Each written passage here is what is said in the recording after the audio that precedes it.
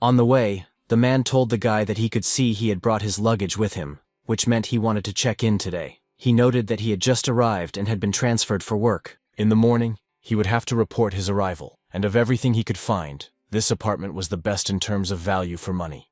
After a while, the man said that they had arrived, and the guy looked and noticed that the building looked quite old. His companion told him not to worry, because the apartment was fully furnished and completely clean, and the monthly rent was only $800.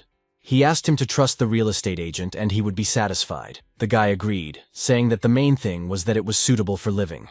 After all, he only needed the apartment for a few months. The man slammed the front door behind him, and judging by his expression, it was clear that things were not so simple. When they arrived at the right floor together, the guy said he could leave the keys and let him go, but the realtor said he was quick and would leave him to rest as soon as possible.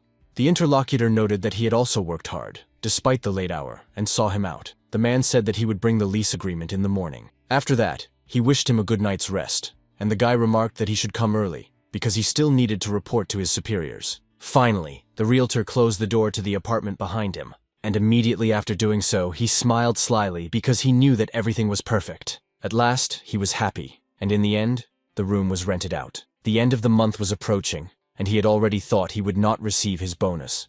It was good that it was already late at night, otherwise those old women could have ruined everything. Probably no one told this guy that this room was haunted. It also turns out that there are a bunch of old lunatics here. The man walked down the road and wondered how such things could exist in their world. And as he descended the stairs, some sinister hands appeared out of nowhere and reached for him. At that moment, the guy who rented this room jumped on the bed to relax. This man was already feeling very tired, and so his eyes began to close. Soon after, it started raining heavily outside, and the window of his room was open. Since his bed was close to the window, rain began to fall on his face. At first, the guy didn't pay any attention to it, but then he felt it, and began to toss and turn on the bed. He moved a little to the other side so that the water would not fall on him. Just as this man was sleeping peacefully in bed, a monster appeared in his room and approached him. After that, the rain began to pour even harder, and a rose appeared, creating a very ominous atmosphere. In the new room right in front of the sleeping man stood a huge monster with hair flying in all directions. The realtor heard someone asking him to wake up, and suddenly a woman approached and told the boy that he couldn't wake the sleeping man, and to watch how it should be done. After that, she hit him on the head with her hand, and the man woke up with a start. In a panic, he looked at the person in front of him, and it was an old woman who looked scary. The man was very frightened by this and began to scream, begging them not to kill him. The old woman noticed that my boy was looking because he was no longer asleep. The man told Mrs. Margaret not to stand so close, or she might scare someone to death. He then said that he was in pain and did not understand who was in front of him. The man also asked what was going on here. The man in the raincoat took notes and said he understood the situation. It turns out that the man was escorting this tenant, and he does not know who knocked him down the stairs. The interlocutor said that unfortunately, there were no video surveillance systems in this old building, otherwise he would have looked at them. Suddenly, his facial expression changed, and he became very frightened. So he asked Mrs. Margaret why she was looking at him like that. The old woman was indeed looking at him maliciously and did not take her eyes off him. She asked if he was being greedy, because she had told him that there were evil spirits in this apartment.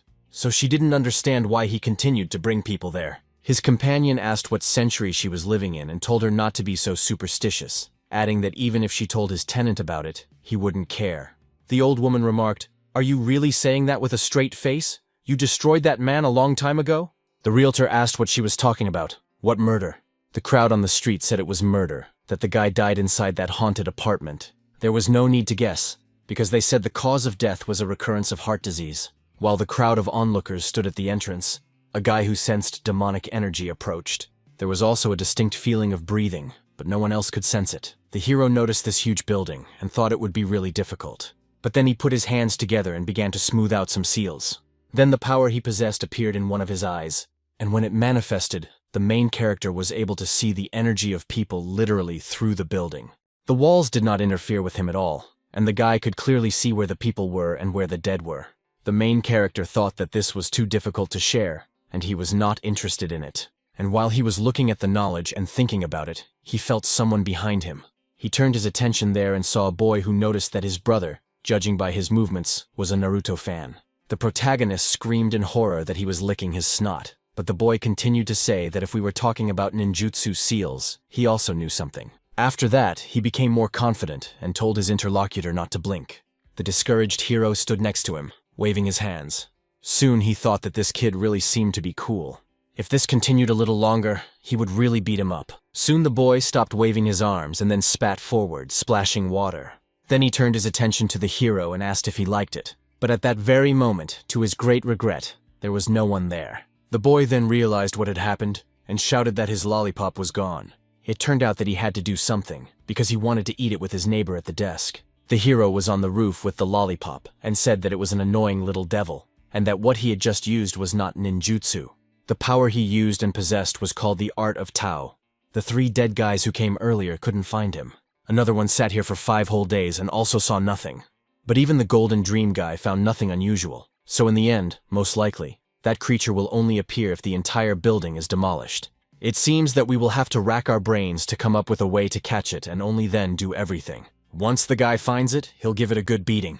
The Taoist technique allows one to see the hidden. It has extremely powerful reconnaissance and additional capabilities. It colors the souls in the observation area. Ordinary people are blue, the dead are white, and those who, like the main character, are red, are evil souls. And here one person was running. As he ran past the river, he saw a box there that was making strange noises. The man looked closely at it and saw that it was sealed, but the sounds continued to come from it. So he became quite alarmed, not understanding what it was. Immediately after that, he picked up his pace to get away from the place as quickly as possible. Soon the man was back in his apartment and went to bed. But during the night, his light sleep was interrupted by strange sounds that he heard, similar to those coming from the box near the river. When the man got up, he saw the box standing right above him on the bed. This frightened him greatly, and his body began to shake. The mysterious box then opened by itself and began to emit a strange green energy. It was the spirit of some creature that had attacked the man.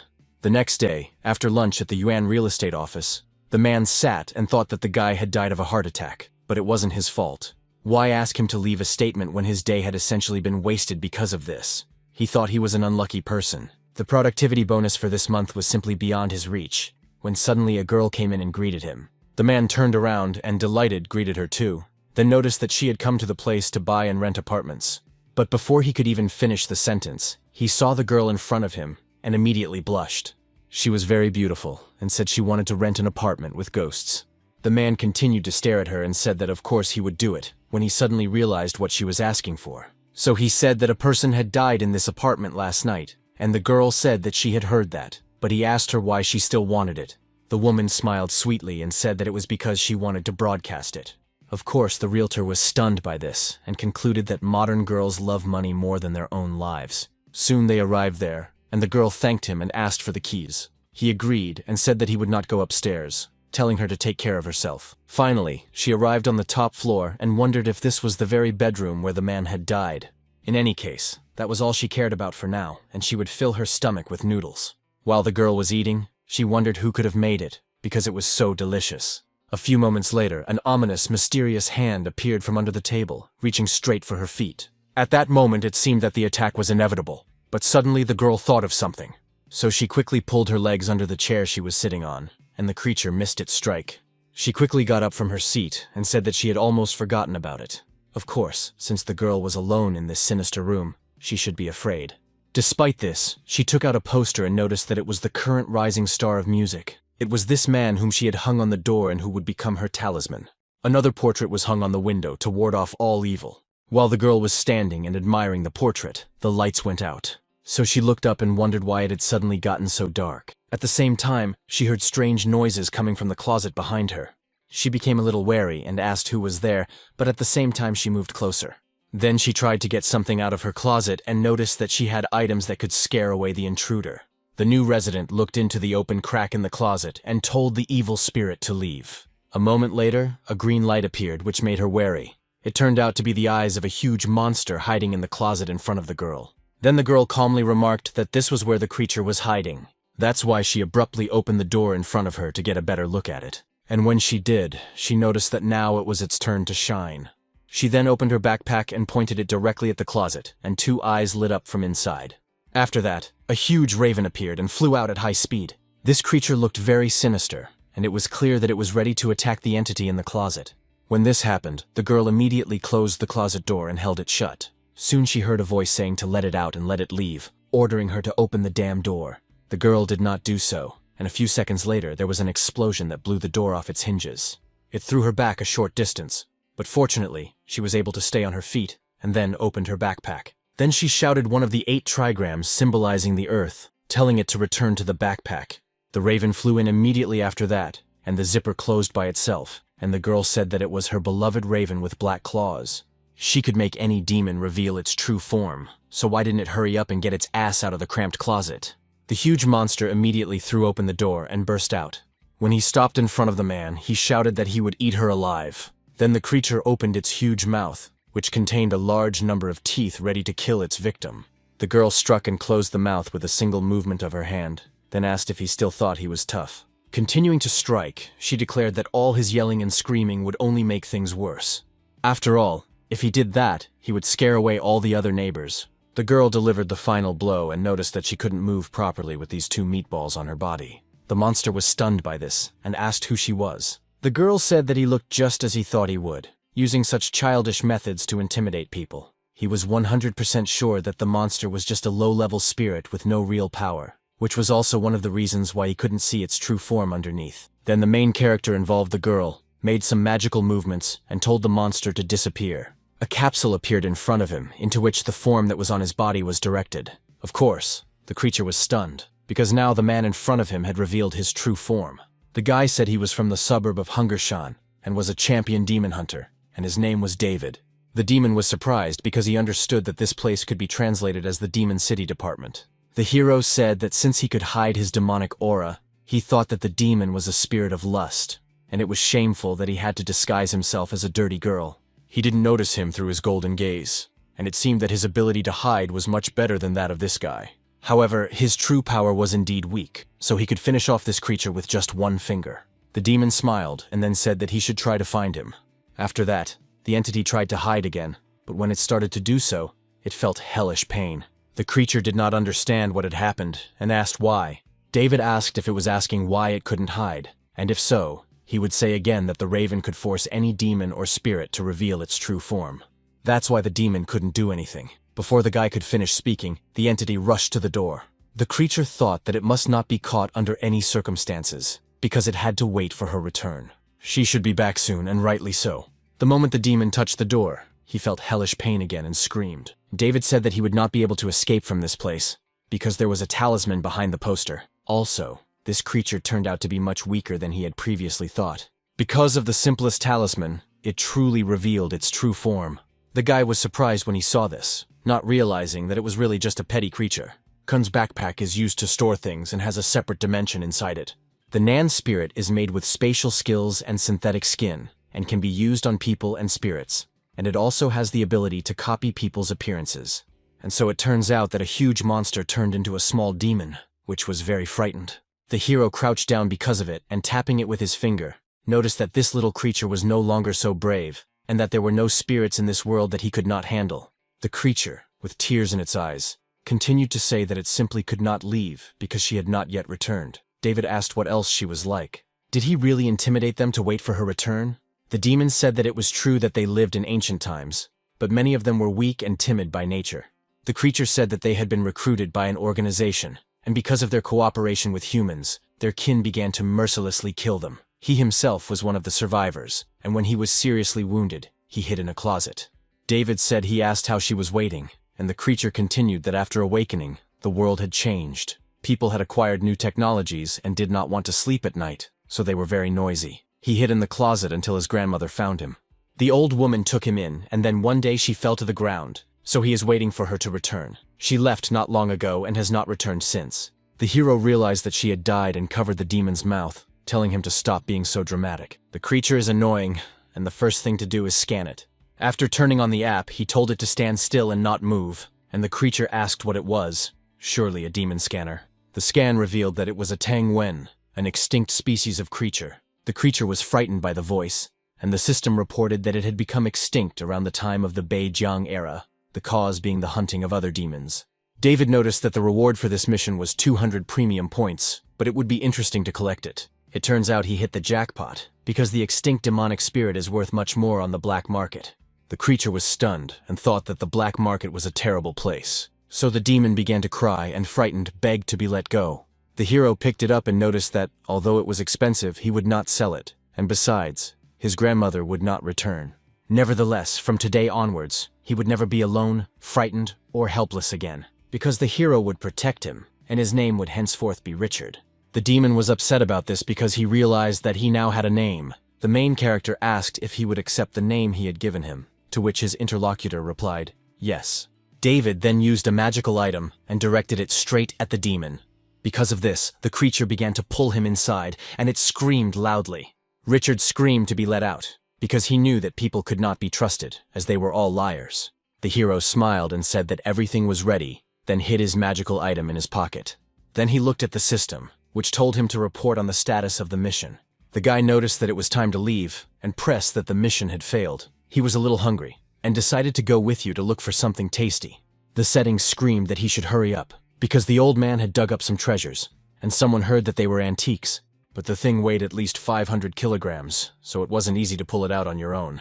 Someone asked what it was because it didn't look like anything valuable, but rather like an old barrel in which he kept cucumbers. A man nearby said that it was probably just an antique, and another added that it was most likely a vessel filled with alcohol. But he knew that they would only know for sure when they opened it, and the worker warned him to be careful, because it gave off an aura.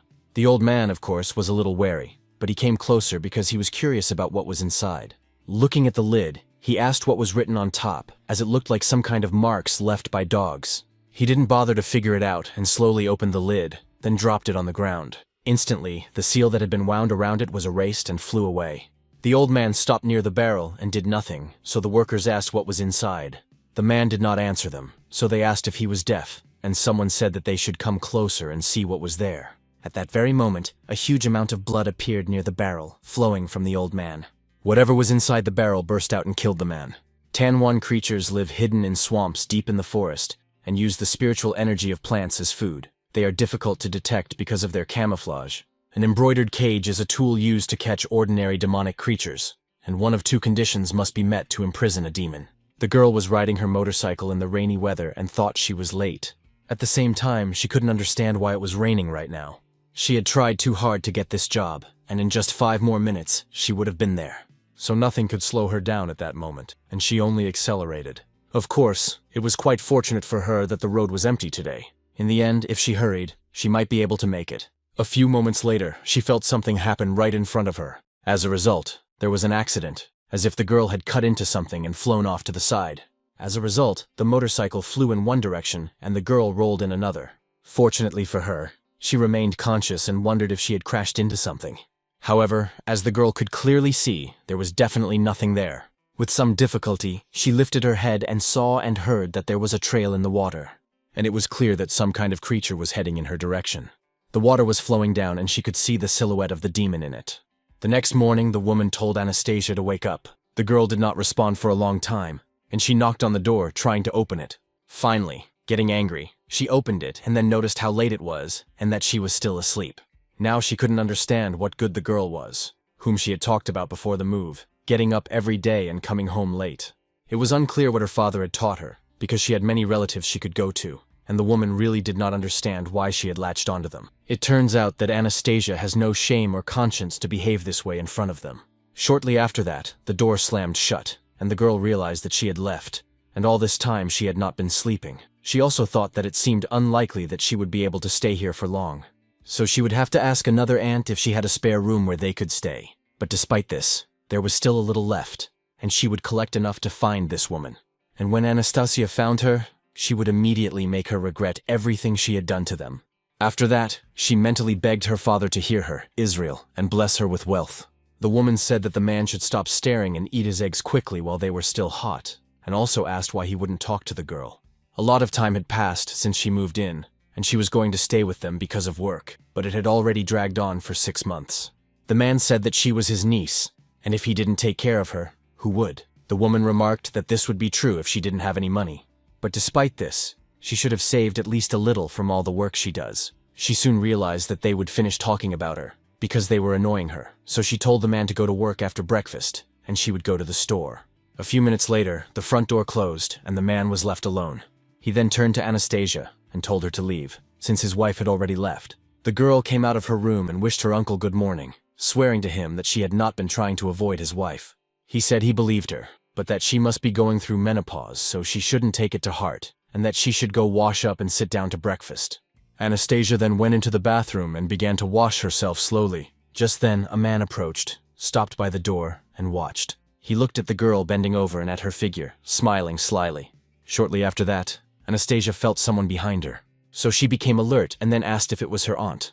The man smiled and apologized, saying that he had knocked on the door but had not heard a response, and that he had come here for dental floss after a meal.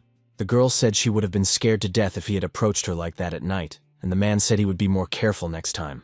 The young girl noticed that he had taken the floss and reached for it to give it to her. But the uncle leaned closer to her and noticed that her hand was still wet, so he would take it himself. He also said that her wet hair smelled quite nice. He also remembered the time when he played with her when she was younger. Then the old man looked at her and noticed that she had grown up so quickly. He accidentally picked up her phone and saw that she had over 500,000 in her account. The young girl comes home late at night and must be involved in all sorts of indecent activities. In the end, if she needs money, he can give it to her, but only if she listens to him. Anastasia was stunned and realized that she had thought he was the best of all her relatives. So she couldn't have imagined that her uncle was a wolf in sheep's clothing, and when she got angry, she hit him with her knee. The old man fell to the ground from the blow, and her interlocutor remarked that he was just trash. As a result, she would have to look for new housing again. Soon, Anastasia was walking through the streets of the town and heard her stomach growling, so she thought she should have breakfast before leaving. There, the girl noticed a family sitting at a table and looking intently at her. The woman told her daughter to eat a bite and be a good girl, but the little girl said she didn't want to, and that her dad should just play with her. This made Anastasia sad, and she thought, to hell with all this, I still have to work hard today to earn money. Her task for today was to earn 1,000 yuan. From 9 in the morning, the girl was on a shoot and took photos as a beginner model, earning 300 yuan.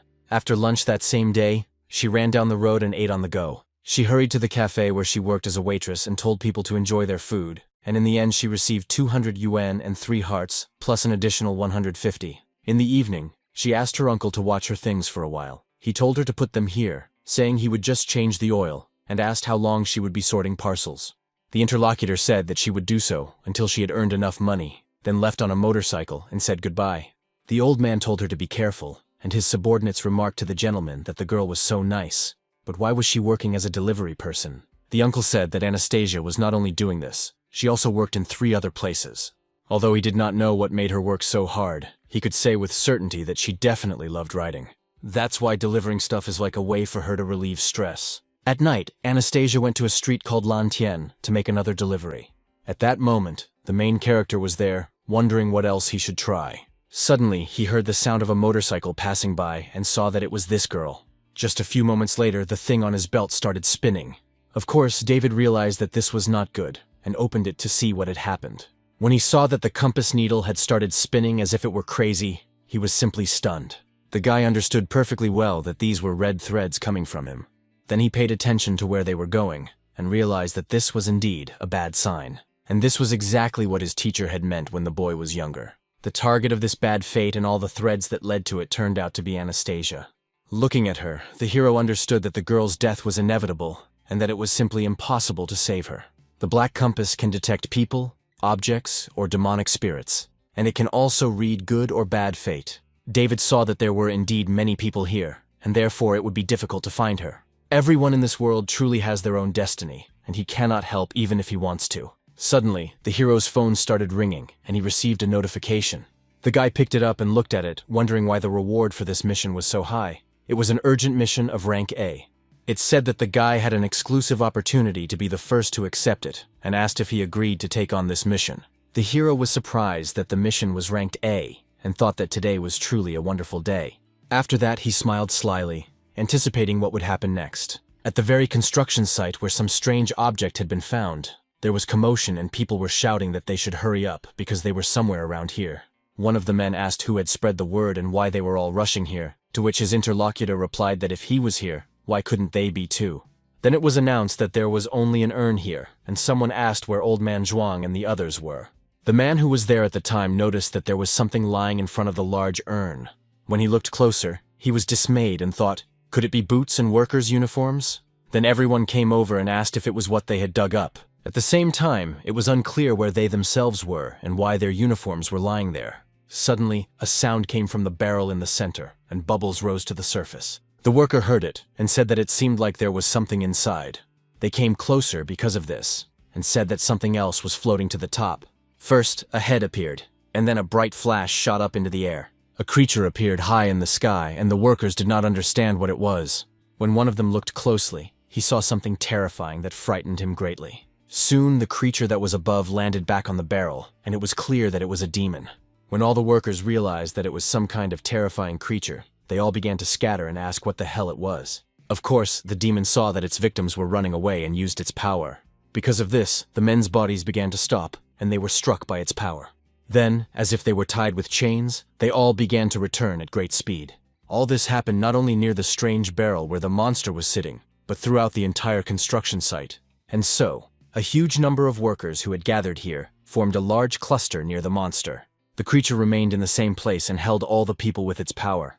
In addition, the demon immediately sucked all the life energy out of its victims. The bodies of the people gradually began to dry out, and soon a dark liquid that resembled blood began to pour out of them. And at the very moment when the pressure in their bodies exceeded the maximum, they literally burst into pieces, while the demon continued to suck out their energy. And when all the people were gone, the creature jumped off its barrel straight down. And with the accumulated strength that this monster had, its body began to evolve. Some kind of tissue that resembled human muscles formed on the monster's thin arms. This tissue began to cover its entire body, and now its skeleton was almost invisible. A large amount of energy was released around it, and soon it grew huge hair and a long bony tail. A large bone mask also appeared, covering its head, and the demon's transformation was complete as it absorbed all the power. The spirit-suppressing stakes are an item used by ancient inhabitants in the past to exorcise spirits, and a demon struck by these stakes is no longer capable of doing evil. The destroyer of the dead is a spirit born of a monstrous amount of hatred and anger that consumes human souls. A mummy, an evolved dead man who has accumulated hatred for several thousand years, has an indestructible body and the ability to detect spiritual power. Soon the creature looked at its body and did not understand who it was and why it had turned into this. Suddenly a drop fell right on his hand, and memories flooded back to him. The last thing he saw in his life was the rain pouring down and two people standing above him. Soon, they grabbed the man by the legs and began to drag him in an unknown direction. Then they used copper stakes and drove them straight into his hands. Then they left the man to die in the rain, and he tried to save himself somehow. In the crowd of all these people was a little girl who smiled maliciously at the situation. Remembering all this, the creature looked at its body again and felt sad. Anger also filled the monster's body, and it screamed very loudly. Soon, these very slow coalies began to glow and cause immense pain. Because of their actions, the demon's blood gushed out, and he began to moan in pain.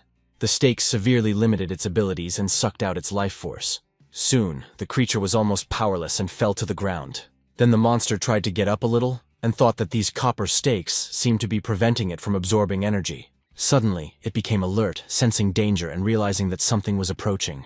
So it decided to use its power and employed its foresight skill.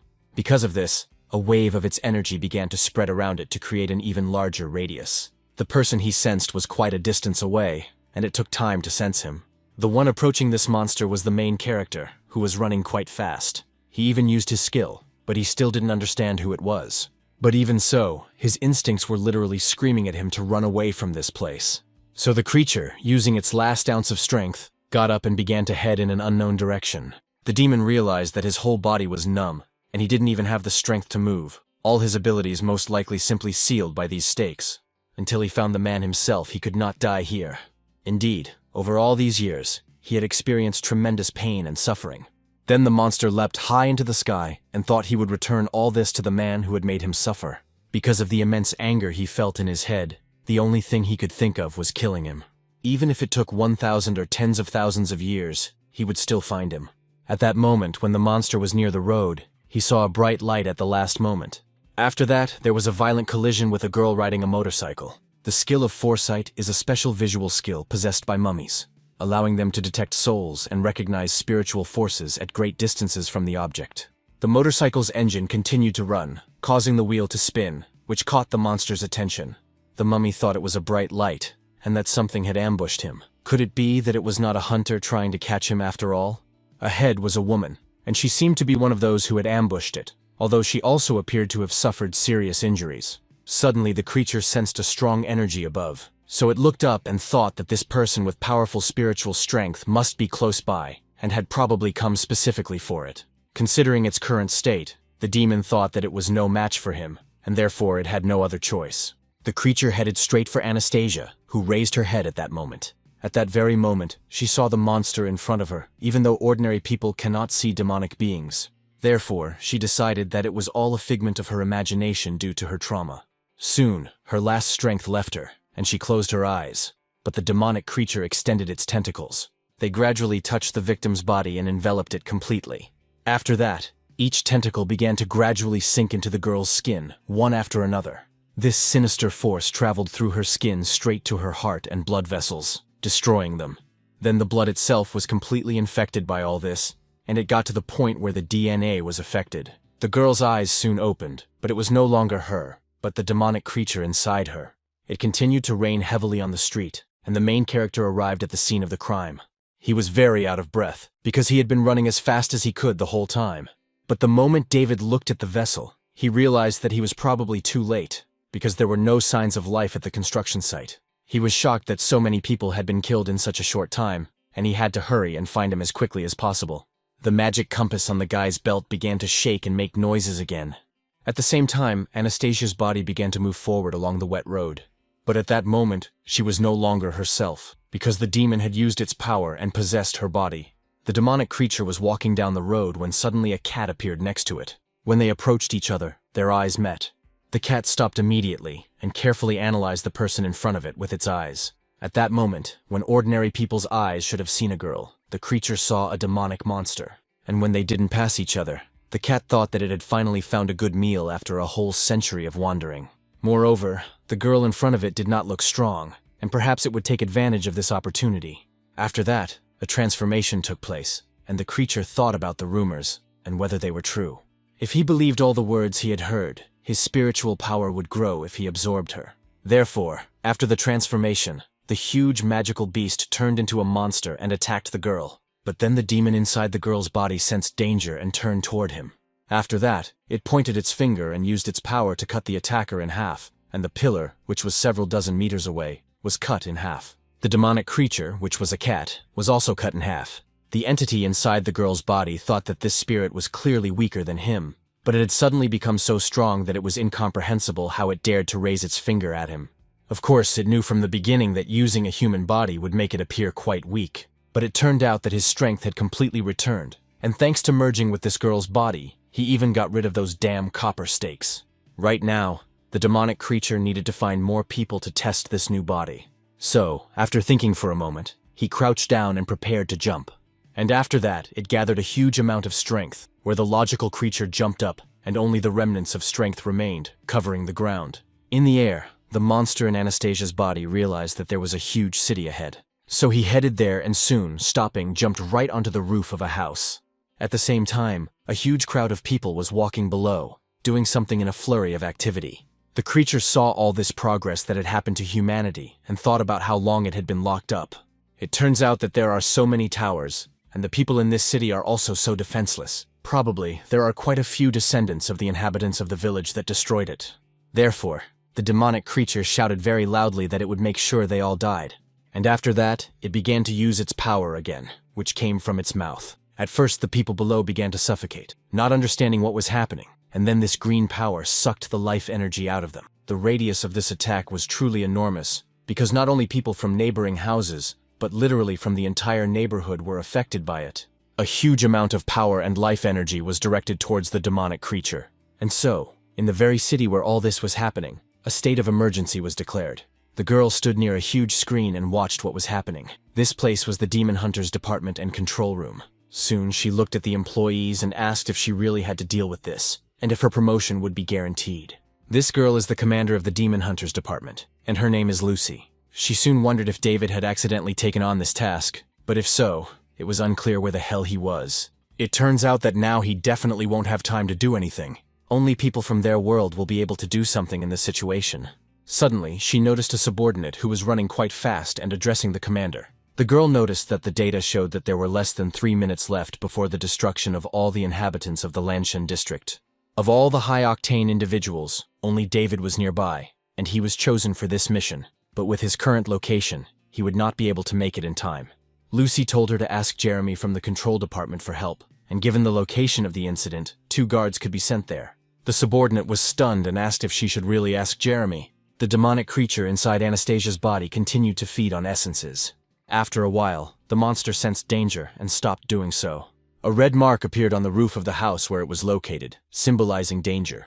A pillar of red energy rose up, and a silhouette began to appear at the bottom of the mark. Soon, 2 creatures appeared there, one of them huge and the other slightly smaller. They noticed the demon on the roof and asked if he was alone here.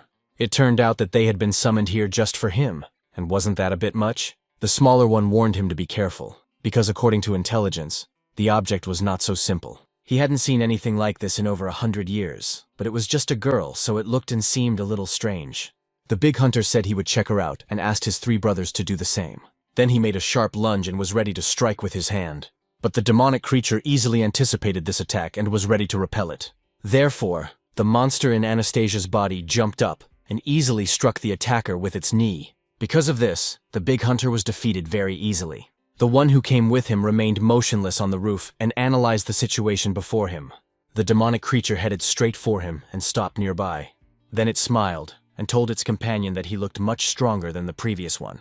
And when the demon raised his head and looked at his opponent, he was frightened and jumped back several dozen meters. Then the creature's mouth opened and the entities it had devoured began to emerge from it. At the same time, Anastasia began to come to her senses and saw a bright light in front of her. She didn't understand why it was so bright. Did someone set off fireworks right in front of her? Her left eye returned to normal, and her pupil also took on its original shape, but she felt as if her body was burning and couldn't understand why she couldn't move. So she realized that something was definitely wrong with her, and the demonic creature thought that this was bad because the girl was still conscious. She wondered why her mind was under someone else's control, and the demon realized that the chances of escape were dwindling, and his powers had only just been restored, so it would not be easy. The one who remained on the roof asked if she had literally released all the souls she had captured. But what was this demon planning? Was that what his brother was thinking about? At that moment, he came to his senses and said that he had taken that knee strike into account, his body analyzing its initial speed and force. Her speed was lower than his brother's, and if the defense went down, he was done for. The 3rd brother didn't listen to all this and said that he would go and check it out. The demonic creature understood that it needed more souls, because it wanted to kill everyone who stood in its way. Therefore, the creature wanted to prevent the woman from interfering and tried to take complete control of her body. When the demon saw that an attack was being prepared against it, it immediately used an ancient attack called Frozen Hell. Because of this power, a huge block of ice appeared right in front of him, protecting him. But after the 3rd brother's attack, the ice began to crack and crumble.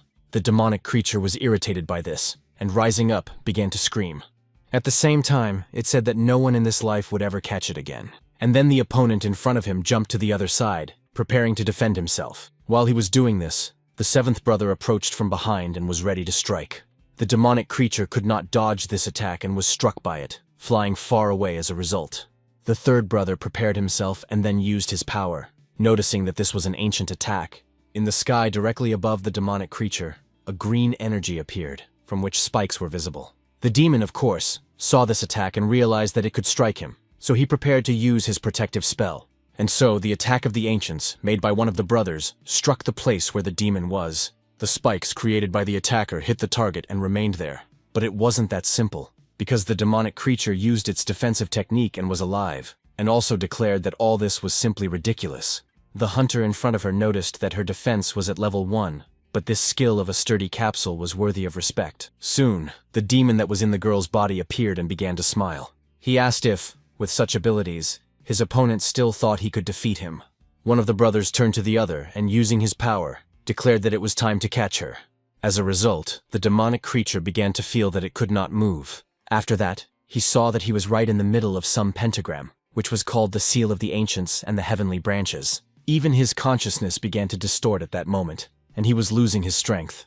That is why this demonic creature soon fell to the ground and lost the ability to move. Big Brother noticed that he could hold it for about 2 minutes. He had heard that only those who had committed terrible crimes or had great grievances could become like this. He was referring to mummies, which can become like this after a couple of 100 years. But what had happened to this demon throughout its life? The interlocutor stated that this demon must have been cultivating for about 2,000 years if the heavenly branches could only restrain it for 2 minutes. But if they stopped holding it back, they would all be in danger, unconsciously of course. But it could enter self-defense mode. Taking action against them in such a short time is commendable, and now there is not the slightest chance of catching her. The strong capsule is a unique skill for protecting humans from demons. After using it, the body becomes very strong, and if one loses consciousness, automatic protection kicks in. Su Wei is a guard from the city responsible for prisons, as well as for major issues concerning both the human world and the spirit world. The guards soon arrived and asked the headquarters to report on the situation. One of them stated that, although it was not their fault, the souls of the people had been released at that moment. The interlocutor asked how it was not their fault, and how long it would take for the souls to return to their bodies.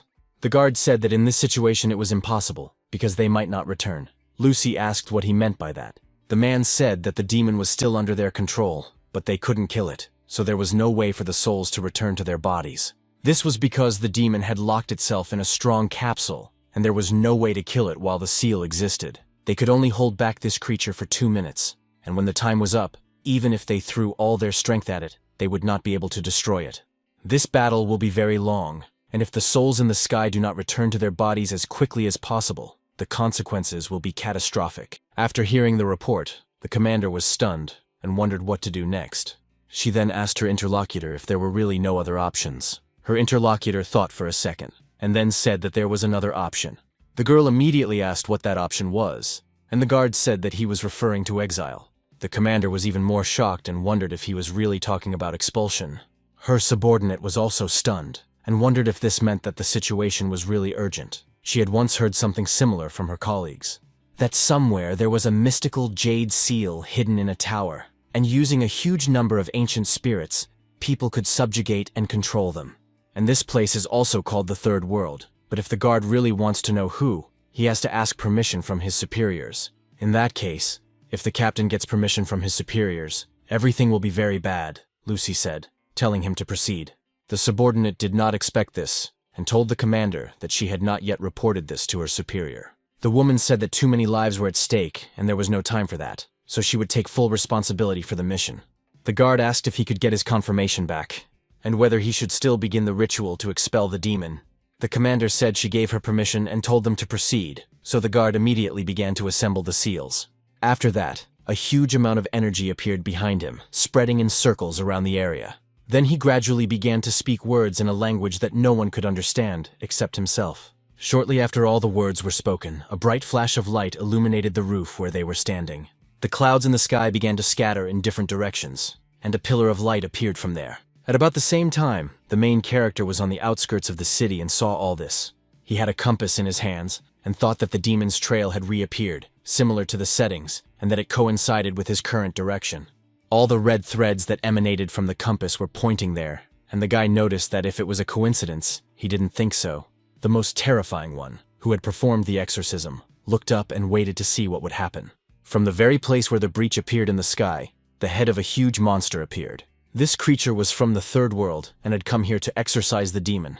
Opening its mouth wide, the huge monster directed a beam of energy toward the demonic creature. Due to the power it directed there, the demon's protective technique began to fall apart. The creature itself was unconscious at that moment, and therefore began to rise without resistance. The main character was already near the spot, and red threads began to stretch toward the demon. David saw this clearly, and wondered how powerful the demon was if it had come to the point of exorcism. Moreover, it was unclear to him why the threads had led him to this particular demon. If all this had happened, it seemed that the guy had already seen this girl before. He began to remember when this had happened, and recalled the moment when he saw the girl and his compass signaled that she was in danger. So the guy was a little discouraged because he realized that he remembered her right away. It turned out that she was the same girl who had been riding a motorcycle on the pedestrian street. David realized that the situation was critical at that moment, and used the power of his golden eye. He scanned the girl's essence and realized that her human soul was mixed with the soul of a demon. In other words, she was half human. The hero rushed towards her, thinking that it was interesting, because such an opportunity does not come along often. So it turns out that he also wants to have fun in this third world. The commander, his subordinate, and the guard saw this and were stunned, thinking, has this idiot completely lost his mind? At the same time, the main character was beaming with happiness and ready to enter that world. The creature continued to pull everything in its path toward itself, including the guy. So soon most of his body was already there at 00 and 42 seconds. When only his leg remained in the present world, it was 1 minute and 28 seconds. After that, it wanted the guy, submerged him completely, and it was already 2 minutes and 9 seconds. Time continued to pass at a normal speed, and when it was 4 minutes and 52 seconds, the guy's hand emerged. The commander's subordinate watched in horror and declared that he had fallen inside. She then asked Lucy if she should ask Jeremy to release David, to which her interlocutor replied that, of course, the third world was under Jeremy's control. But despite this, she could only expel the demonic spirits, and this was not a place that could be visited just like that. No one has ever gotten out of there, and it is unknown what consequences his actions will lead to. The woman said that if this guy got out of there alive, she would personally kill him with her own hands. It turns out that this thick-headed scoundrel David never listened to her. The subordinate was saddened by this situation and wondered if David would be able to return from there. While the commander was practicing how she would beat her subordinate and swearing at him, the girl looked at the screen. She saw something strange, and it caught her attention quite strongly. And then, in the third world, the world of fantasy known as Fanteon, a heavenly door opened. The creatures on Earth saw this and thought, could this door really be open? One of the demons thought that the day had finally come, because he had been waiting for this moment for so long. All these years, he had hunted at least 3 demons a day, and he had trained hard for this day, so he headed straight for the heavenly gate. The creature thought that once it got out of there, it would immediately go in search of prey, and then take revenge on those old farts. When the demon was almost at the gates, he said that this was freedom, and soon he would truly be free. But his dream was not destined to come true, for soon he felt an explosion, in which he was caught. After that, a bright flash of light illuminated everything, and all the creature's flesh was burned to the bone. At the last moment, he thought that freedom was almost within his grasp, but the destructive power of this world is truly great. Fortunately, as long as he has a regenerative organ, he will be able to slowly return to his former form, and if not this time, then the problem will be solved, because he will continue training. He will return, because with his abilities, everything will work out. And one day, he will become the demon who can escape from this world, suddenly touching a human being. And it turned out to be the main character, who closed his eyes, which appeared on his cheek. Soon he landed on some hill and thought, what the hell is this? Some kind of fly. Despite the fact that the landing was quite rapid, he stood on his feet and thought that the girl must be somewhere nearby. David looked around a little and wondered if he should be here. Of course, he should have looked around this place more carefully and found her, but how boring that would have been. While the guy was standing there thinking about everything, a huge boar-like monster appeared right behind him and ran towards him. The creature said it wanted to see what kind of demon had been sent here this time, but it didn't expect to find people here. It turned out that it hadn't eaten in quite a long time, and here it had found such a delicacy. Despite the situation, David was glad to see this creature and asked the girl who had fallen in front of him if she knew where she was. Anastasia landed not where the hero expected. The demonic appearance of the creature that had possessed her began to fade, and the girl came to her senses. When she realized that she was all right, she immediately got up and noticed that she would not be able to deliver the order on time.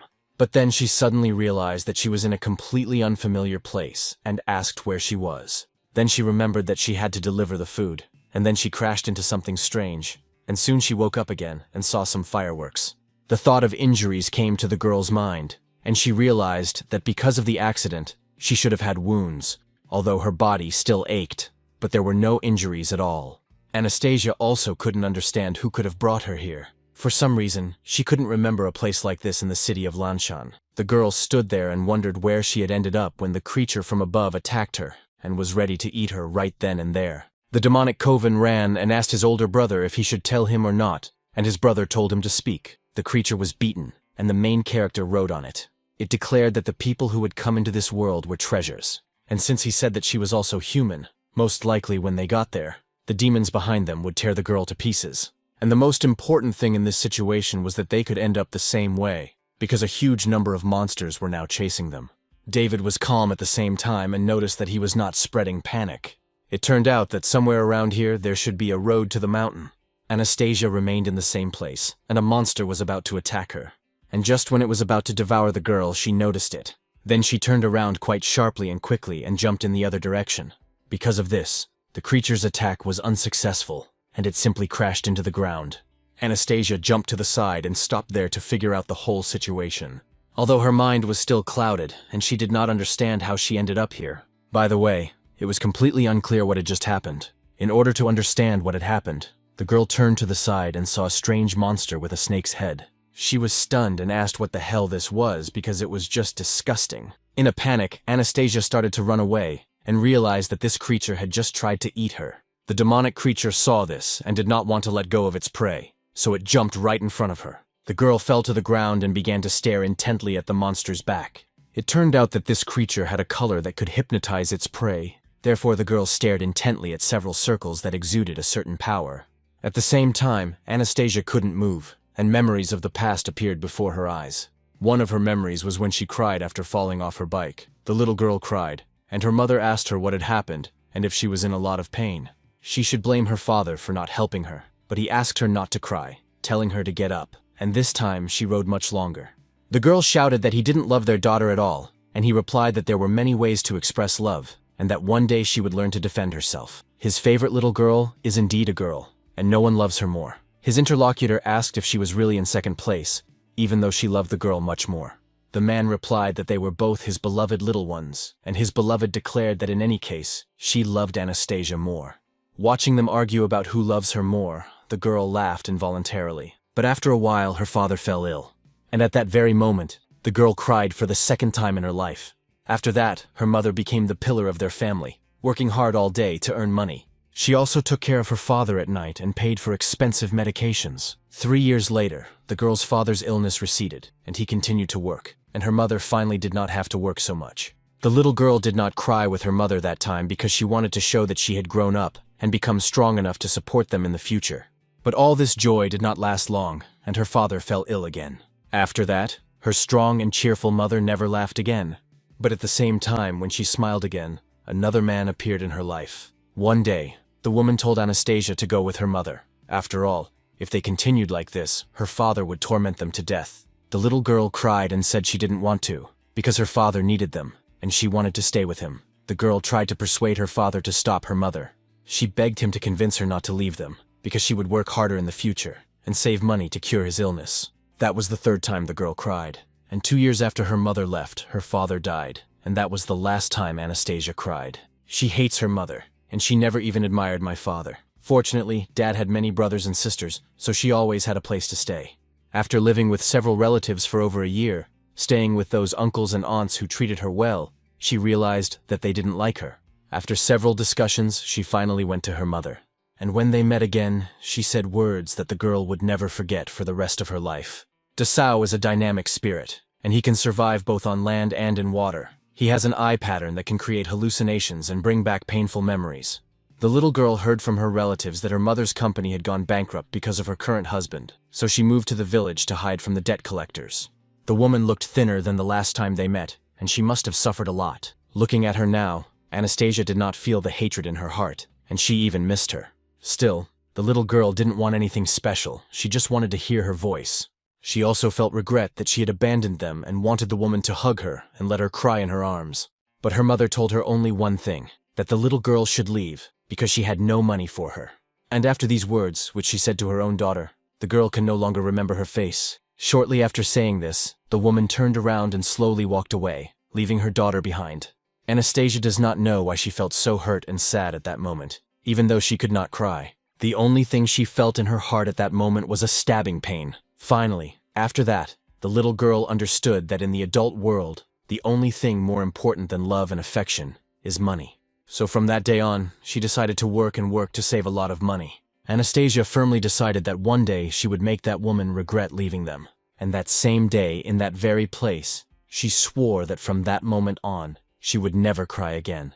She started working when she turned 15 and was strong enough to do so. It was all for the money. Even if her relatives looked at her with contempt, she came to their house with a defiant look. She also learned to defend herself, because quite a few perverts harassed her. She often had to work 10 hours straight, so she ate only 1 loaf of bread a day. Every time she looked at her bank balance, despite her fatigue and suffering, it made her very happy. But one day she remembered her former self and wondered if it was all worth it.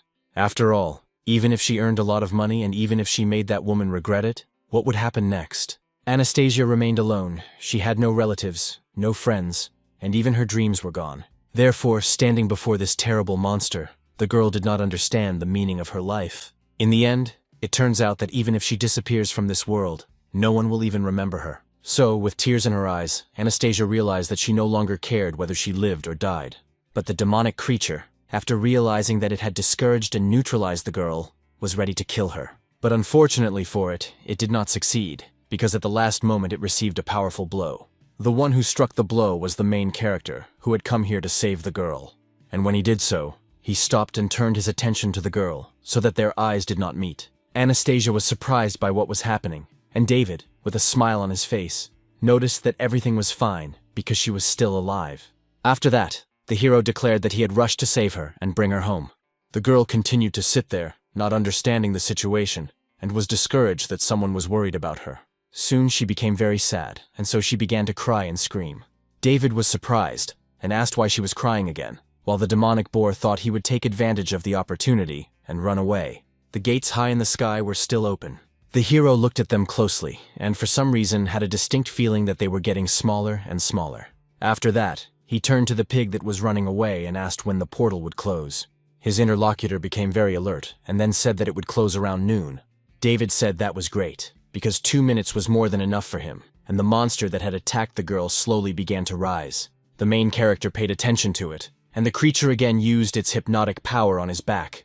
The boar noticed this, and thought that everything was fine, because he had been caught, and the tiger's eye pattern on his back was causing hallucinations. Now he would remember the most painful and frightening moments of his life, and as a result, he would lose the will to fight and simply wait to be eaten alive. When the monster tried to swallow the guy, he hit him hard and asked what he was trying to do. After that, he easily sent him flying and shouted that he shouldn't breathe his stinking breath on anyone's face, because it was disgusting, and it would be better if he died. The demonic boar couldn't believe his eyes, and thought that the old man had even a hint of sad memories or some kind of fears. Soon, a large number of footsteps began to be heard behind the guy, getting closer and closer. The main character paid attention to them and saw that they were all demonic creatures that were chasing him. Soon David noticed the girl standing behind him, not moving. Then he smiled, as if some maniac hadn't noticed that it was time for him to have some fun. The guy cracked his knuckles, and blue energy appeared, covering him. After that, there was an explosion, and a bright autumn flash lit up the sky. David said that this skill was too destructive for the human world, and its use there was limited. But here, in this world, he could do whatever he wanted. The skill of borrowing thunder, one of the 4 thunder seals on David's body, can transform the form of thunder, which gives this seal many possibilities for use. Touching his left hand to his right side, the guy began to create magic balls like this one. He created 3 balls, and soon after aimed them at the monsters and shot them straight at them. The first demonic creature that came under attack didn't even have time to react before the balls were already near it. When they collided with it, there was a huge explosion that struck the monster. But the attack didn't stop there and spread further to the monsters ahead. The range of this attack was truly enormous, spreading several dozen meters forward. And in just a few moments, the entire crowd of demonic creatures was struck down, and they lay on the ground. The main character saw this and stopped his attack, realizing that it was too easy. After that, he smiled sweetly at Anastasia and said that it was time for them to go back. The girl, of course, was amazed because she did not understand what was happening in this place and in this world. David came closer to her and smiling remarked that if you looked closely, she was actually very pretty. Then the guy picked the girl up and she, frightened, asked what he was doing, and the hero said that she should hold on to him tightly. Then he began to prepare for the jump, and the wind rose around him due to his strength. Then the guy jumped up with the girl in his arms, and they began to rush into the sky at great speed. Anastasia was frightened and screamed that it was too high, so she held him tighter, and David asked her not to hold him so tightly. The boar remained on the ground and was stunned, realizing that the guy had simply pushed off from the ground and immediately used the floating step technique. In general, when people use these movements, they can receive spiritual energy through the runes in their bodies, which allows them to apply these techniques. It is already remarkable if a person can use such techniques, but he also used 2 different attributes, the thunder technique and the wind technique. Moreover, it turns out that he was able to use the technique without using runes, so the demonic creature does not understand who he is. At the same time, somewhere in the surrounding world, the creature continued to watch David. But it was not alone. There were several of them there. One of them, who had large horns, asked to be sent to watch him. But the leader of the group said he wouldn't allow it, that no one could leave Darren, even if the process was almost complete. Nearby, several creatures guarded the entrance to one of the huge caves. Inside, there was something important, and a bright golden light shone from deep within. This light came from a creature inside a protective capsule. The head of the huge monster that had appeared from the third world was still in the human world. Lucy, the commander's subordinate, looked at the screen and saw something strange. The main character appeared there with the girl and said that she would strangle him. When Anastasia's body was back in the human world, she felt her consciousness clouded, and the demon began to try to take control of her eyes again. Everyone below, as well as the people from headquarters, saw that the hero and the girl had escaped from the monster's jaws. Moreover, it turned out that when David left that place, the monster's huge mouth closed. The sky began to fill with thick clouds again, and the huge creature disappeared from view. The hero landed on the roof of the building with Anastasia in his arms, where several guards were standing. One of them, upon seeing the demon, immediately grabbed his weapon, preparing for battle. The one who created the seal declared that David was an idiot, because he had not only driven the monster away, so they did not understand why he had brought it back here. The guy got angry and shouted at them, asking how they dared to yell at him after what he had done for them. While he was distracted for a few seconds, he noticed the girl and saw that she had grown horns. Her face had changed quite a bit, and it was clear that her eyes had also changed from their previous appearance.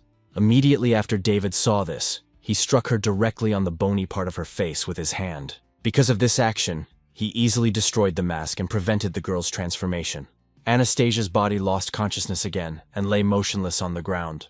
One of the guards saw this and was surprised, because they had put so much effort into restraining this demon, and he had simply knocked him out with one blow. The hero grabbed the girl and noticed that the guard looked at her and saw that she was now human. His companion understood that she really looked like a human and had been one before. The older brother told his brother that they should leave, since this only concerned humans, and they had no right to interfere. The interlocutor approached him and noted that this was indeed not their problem, and now, perhaps, he would ask his brother to treat them to wine. But at the last moment, he was curious to know how this youngster knew that she was human.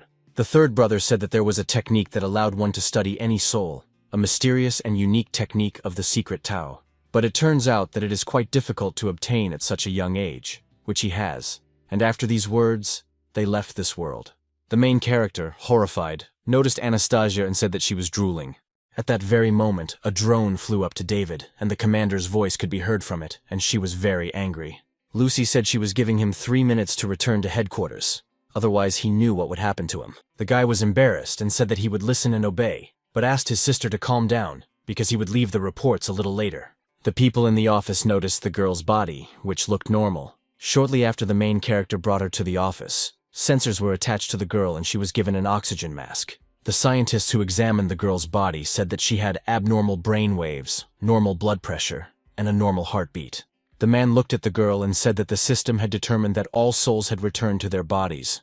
At the same time, they managed to calm the sea in time, and at the moment, there have been no accidents in this region. However, they found out that more than 100 people had died at the construction site before that. After hearing the report, the commander said that she understood everything and told her subordinate that he could leave, to which he replied that he understood.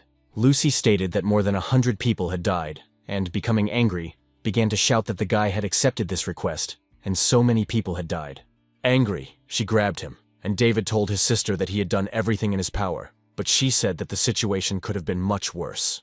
If he hadn't accepted the mission, the consequences would have been unimaginable, but don't think she'll forgive him just like that. The hero said that it was already an A-rank mission. Although it could easily have been a C-rank mission, considering everything that had happened, he rushed to accept the request immediately, but it seemed that the demon sensed his approach. After all, that creature quickly ran away and must have met that girl when she was trying to escape, and also merged with her for some reason. The main characters soon added that there was something else suspicious. It was unclear why those two defenders did not say that half of her soul was human. After all, with their power, they should have had no difficulty telling from her spiritual energy that she was human. Fortunately, the guy has the golden eye of the underworld, and without it, this chick would have already been expelled. He is also truly the champion of demon hunting in this city. The commander was very angry because of his pride, and her subordinate tried to stop her. After that, the main character changed his expression, and becoming a little more serious, noted that she was either a human or a demon. He believes that everything will depend on how scientists define these concepts. One of the researchers used a syringe and wanted to inject it into Anastasia's arm. But at that moment, when he tried to do so, nothing happened because the needle bent. Soon, this man noticed that he had already switched to the largest needle they had, but he still couldn't insert it. Another researcher used a drill and noticed that the one who had given it to him. After obtaining the blood, it was announced that, apart from abnormal brain waves and other data that needed to be analyzed, Everything was within the normal range for an ordinary person. The blood was successfully obtained, and when asked if the commander wanted to check it right away, she said that of course she did. After that, all the information about the person appeared on the main screen near which they were standing. The woman noticed that it was all really strange, because it was no different from the blood of a normal person. But literally a few seconds later, her face changed because she saw something strange. At the same time, the DNA of her blood appeared on the screen, mixed with the DNA of a demon. The research assistant who was checking all this under a microscope also became alert and saw that the blood had started to move. The last image you saw was the main character and the commander, as well as the moving blood. Our woman asked what was going on and asked them to answer if they could hear her. The scientist shouted that the blood they were examining had mutated, probably because it had been away from the body for too long. Lucy demanded that they show her what they were seeing immediately, and the subordinate said he would comply. He then switched the camera from his glasses, and when the commander saw it, she was stunned, because the workplace was completely destroyed. The woman said that just one drop of blood was so powerful, but as the brainwave analysis progressed, the employee asked for just a minute.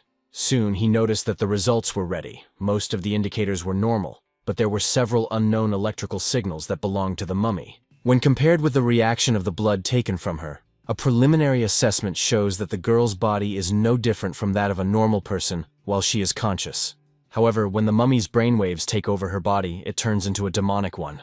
Thus, from all this, it can be concluded that this is a body in which both a human and a demon exist. The woman was stunned, and David noticed that he was curious as to why the two defenders couldn't tell that she was human.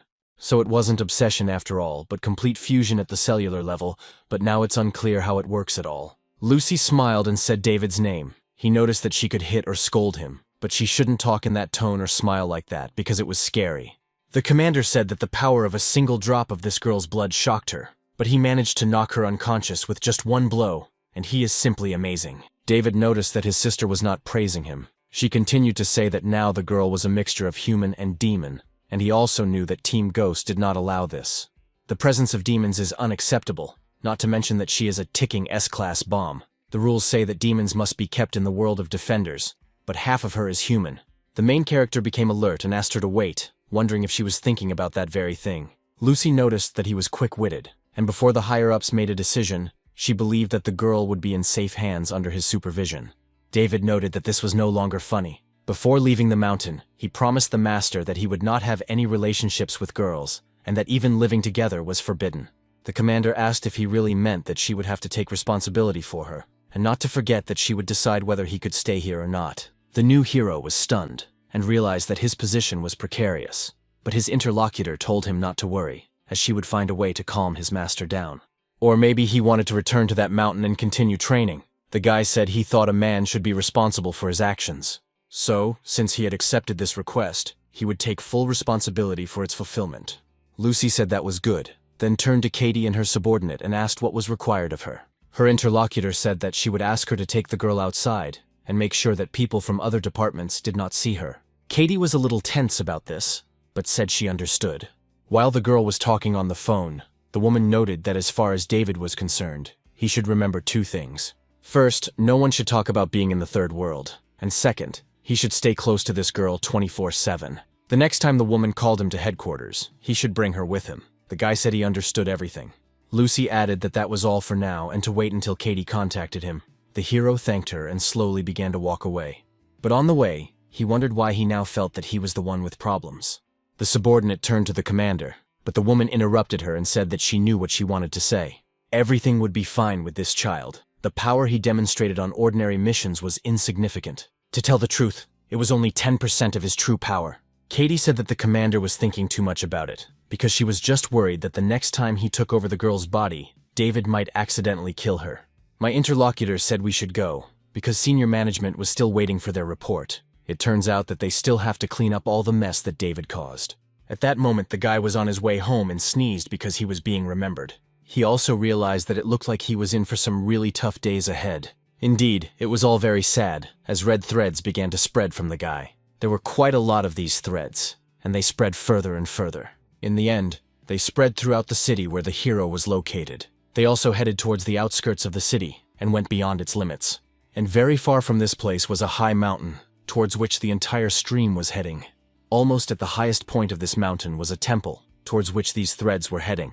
At the same time, there was a circle on the wall with various symbols engraved on it, and almost each of these symbols had its own thread leading to it. A few moments later, one of the threads broke, and the ones following it also began to crack. In the room where this strange circle was located, a man was sitting astride a turtle.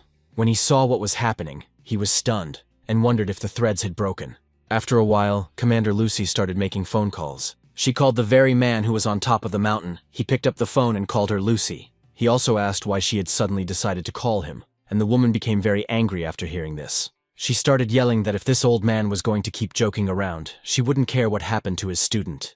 The man asked if she meant to say that David had left and exited the third world, and now he would live with a girl possessed by a mummy. Wasn't that so? The commander was stunned and asked how he found out about it. The man said that if he couldn't even find out about this, he wouldn't let him leave the mountain. After all, he was the leader of the most powerful sect of secret Taoists, and his name was James. His interlocutor was very angry about this and immediately hung up the phone. The man thought that it was really great that her temperament and personality remained the same even after entering the system. The turtle named Sam said that he had been serving the organization for 5 generations, including himself, but wasn't the man afraid that the guy would cause trouble in the future? It is unclear why he does not intervene. James noted that everyone has their own destiny, and no one can control it, so Sam should not worry about it. After all, he is quite happy with what is happening and suggests going for a walk today and admiring the moon. The turtle noticed that several red threads of bad omens had broken, which meant that there was an opportunity to make a prediction. The interlocutor said that it was still too early to talk about it, but at the same time, all this really shows that David has a chance. And now, together with the turtle, they went to the edge of the mountain and looked at the moon. Anastasia was somewhere deep in her consciousness at that moment, and white particles formed her body. After a while, she woke up and did not understand where she was. Rising slightly, she wanted to understand the situation and asked what was going on. But when she touched her head, she saw that her hand looked very strange. At the same time, there was another creature standing behind her. Of course, the girl sensed it and turned around to see who it was. There she saw the mummy creature that had taken over her body. The girl immediately wondered if it was a human being, but she had a feeling that she had seen it somewhere before. Soon, Anastasia began to think about it and realized that it was the same figure from the moment she crashed her motorcycle. The demonic creature, which had not moved until that moment, suddenly began to move its limbs. At that moment, the girl felt as if there had been an explosion in her mind. Immediately after that, she regained consciousness and opened her eyes. At that moment, Anastasia was in the main character's apartment. She was also quite frightened and wondered if it had all been just a terrible dream. After a few moments, the girl began to look around the room she found herself in and was curious about where she was. The most frightening thing she discovered at that moment was that someone had changed her clothes. Now she only felt a sense of freshness and comfort, and that confused her. Then she looked at her chest and realized that someone had taken off her underwear. But what embarrassed Anastasia even more was that even her panties had been removed. So she wondered if she had really crashed into a ghost today, and, in any case, she was in someone's house, so she needed to think about it first. The girl thought that she had been in an accident and crashed into the monster she had seen in her dream, and then she saw fireworks, and after the release, a disgusting monster was chasing her. Then a young man who appeared from the sky defeated it and carried it away to heaven, which also reminded her of some terrible memories. But does he really exist? Or was it all because she was trying too hard to stay strong? But perhaps this time she hoped so much that someone would protect her that her mind invented a person. The guy she saw there was strong and had a pretty warm smile. If someone like him had been there with her, he could have protected her. Suddenly, the front door to her room creaked and caught her attention. Anastasia looked at the door and saw a half-naked guy there who asked if she was awake. The girl was very embarrassed by this and thought that he really existed, but it was he who had taken off her underwear, although she could not imagine that he would turn out to be one of those people.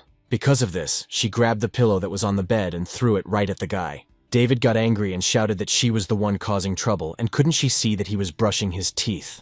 Anastasia didn't miss her chance and blinded her opponent, hitting him and calling him a pervert. At the same time, the girl thought she would cause him severe pain, but the guy didn't even move. She also hit her foot very hard, and the hero asked her what she was doing. After all, he had saved her out of the kindness of his heart, and she dared to attack him. Anastasia yelled that he was a pervert and asked who gave him permission to take off her clothes. At that moment, she wondered if the guy was made of steel, because it hurt a lot. David said that she was completely wet and could catch a cold, so she took a bath at the same time.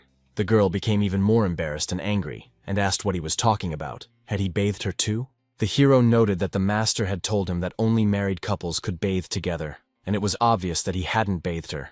After that, the guy turned his attention to the front door and told him to leave. Anastasia turned her attention to the door and was stunned to see a monster come out of it. Pointing to the demonic creature, he noticed that this was who had bathed her and asked if she understood. After seeing this creature, the girl immediately hid behind the bed. Then, with tears in her eyes, she asked if this monster had touched her body. When the demonic creature heard this, tears welled up in its eyes. After that, it literally became disappointed and began to sob, while the girl was stunned and wondered if it was really crying.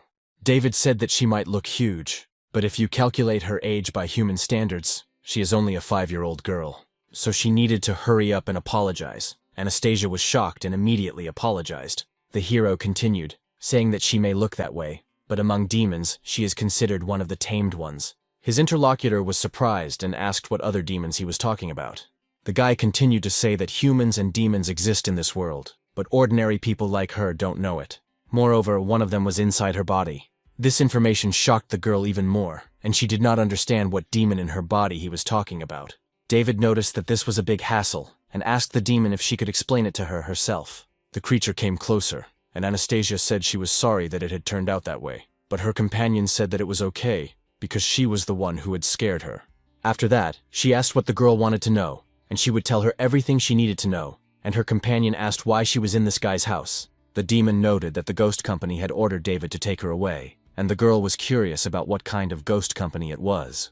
The interlocutor said that the ghost company had a very complicated relationship with demons, and she would tell her everything from the beginning, to which the girl agreed.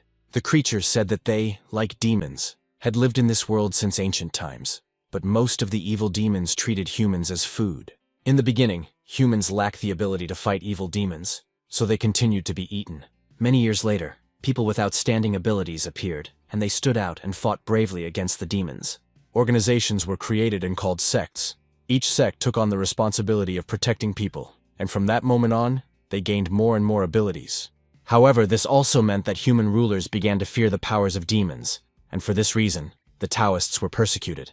After some time, the demons invaded without warning and, through their combined efforts, unleashed a great war. At that moment, the Taoists lacked the strength to fight back. As a last resort, the founder of the secret Taoists sealed most of the demons inside a jade seal. The artifact he used was called the Supreme Seal, and after this incident, the remaining demons signed a treaty called the Truce. They agreed to coexist harmoniously with humans, and later a ghost company was created to manage the demons living in the human world, as well as demons that could harm humans, and that's the end of the story. Anastasia mentioned the demon that, according to her, was inside her, but her interlocutor said she'd better ask David about it. So they both turned their attention to the hero, who was standing next to them. The guy used the power of his eye and noticed that she was just in time, because it was time to do some real work. The girl looked at him in surprise, not understanding what he was talking about, but the main character smiled slyly and told her to lie down on the bed. Anastasia was taken aback by this suggestion and asked what he meant. David said he had no idea how many times the demon had taken over her mind, but there was much more demonic aura in her body than there had been last time. So, to put it simply, if left unattended, her consciousness would be consumed by the demon inside her. Anastasia thought that the demons he was talking about were probably the monster that appeared in her dreams, but she wondered what he would do to her. The girl saw the movement of his hands and asked what the gesture meant and if he was going to cast some kind of spell on her.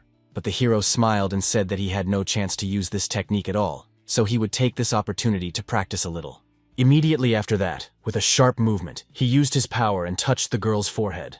This threw her back onto the bed as if a shot had been fired. It was a mental journey called independence. The demonic creature on the bed was surprised by what was happening, so she turned to the owner and wanted to ask what had happened to the girl. But at that very moment, she noticed that the guy's eyes were closed, and he was literally falling forward. After that, he landed on the bed in free fall and stunned his interlocutor with this. The demon thought that she had never seen this technique before, and the guy had fainted, but he should be fine, although with their current situation, maybe not. David was next to Anastasia, and it looked like he was hugging her, so the girl thought they looked like a couple. A few moments after what happened, Anastasia opened her eyes and realized she was somewhere else. She wondered if she had returned to that same dream again, because she felt so weak and couldn't move at all. Suddenly, she heard a voice telling her that it was not a dream at all. The main character was there, and he told her that it was her subconscious. Anastasia was surprised and asked why he was there, and how he knew what she was thinking. The hero said that it was because his consciousness was higher than hers, which is why he knew everything she was thinking and could sense what she was feeling. By the way, there is a reason why she cannot move. It was because her consciousness was gradually beginning to dissipate. Anastasia looked around and wondered if these white streaks of light were her consciousness. After that, she wondered what would happen when her shining form completely disappeared. David said that what she feared would happen, because her consciousness would disappear forever. In other words, she would simply die. But the girl shouldn't worry, because he would be there until he got rid of this guy before she disappeared. Then the main character turned his head in the other direction, where the demon was. The guy said that even the thought of fighting with his consciousness was already thrilling him. The demonic creature remained unconscious the whole time. But the moment David started to get closer, it came to its senses and opened its eyes. Of course, the guy saw this, and noticed that it seemed like he had regained his own consciousness after all. After that, it smiled and said that if that was the case, then it proposed a fight. The creature noted that it could be that he was indeed just a normal consciousness. But even if that was the case, he could still say that the guy had grabbed him. It turned out that his interlocutor had definitely revealed the creature's location and did not want to let him go. David said he'd had enough of talking and asked if he was going to fight or not. The demonic creature became angry and declared that Sean must have sent him there. He should just tell him where he was now, or the creature would eat him. The hero was angry and said that if it continued to say strange things, he would simply hit it. The moment he said that, he saw a blow coming at him. The creature in front of him literally instantly kneed him in the head. The body of his opponent was indeed strong, and the demon felt it with his leg. After that, he decided to attack with his hand and delivered a fairly strong blow right to the head. Because of this, the main character's consciousness was slightly scattered. But his opponent continued to watch him and was ready to deliver another blow. But just before doing so, he sensed something. He then jumped away from the main character quite sharply and felt that his instincts were telling him to run away from there right now. He was quite a distance away and didn't understand what was wrong with this guy. If his instincts were telling him to attack all this time, then was this guy really that strong? David became very angry at that moment and told the creature that he should not hit anyone in the face. The demonic creature understood that the man in front of him looked normal, but it was still unclear why his very existence caused the demon to feel threatened. The hero began to use his technique and noticed that, as expected of an S rank, he really managed to hurt the guy. It turned out that his attacks were indeed strong, but now it was David's turn to attack. His opponent noticed that the man might indeed be strong, but it seemed he had forgotten something. He forgot that this subconscious still belonged to him, so in the blink of an eye, the creature was right behind the guy. The creature then grabbed the guy by the neck and began to strangle him, also stating that this clown was created from his desire for revenge. It turned out that he was completely invulnerable, and the guy would not be able to escape from his grip. The real body said that the guy's consciousness was indeed strong, but he could still harm him. Besides, things are not so simple in his mind, because he can still do something. Namely, he says that he can create a real number of versions of himself, which is why he did all this. Of course, although their speed cannot compare to the main body, they are almost as strong as it is. As a result, it turns out that a blow from any of them is not enough to turn the guy's consciousness to dust. The demonic creature declared that the guy had indeed come to the wrong place and ordered his clones to attack him. It turns out that he is invincible here, and therefore the guy has no chance. The main character was a little stunned by what was happening, and saw a large number of clones heading in his direction. It seemed that the whole crowd was about to pounce on him and tear him apart, so he should have panicked. But David was completely calm and didn't even move a finger. He then stated that his opponent only had clones, which was very old-fashioned and lame. Immediately after saying this, he used his power and broke free from the monster's grip. Then David landed on the ground and was ready to fight the rest of the clones. And the moment he was on the ground, he smiled slyly, and his body began to deform. Soon, his eyes and mouth opened wide, and energy could be seen flowing out of them. There was so much energy that an explosion occurred, illuminating everything around for several dozen meters. After seeing all this, the demonic creature was stunned and wondered if this was the guy's true form of consciousness. David said that he pretended to be weak, hoping that he would use some perfect technique.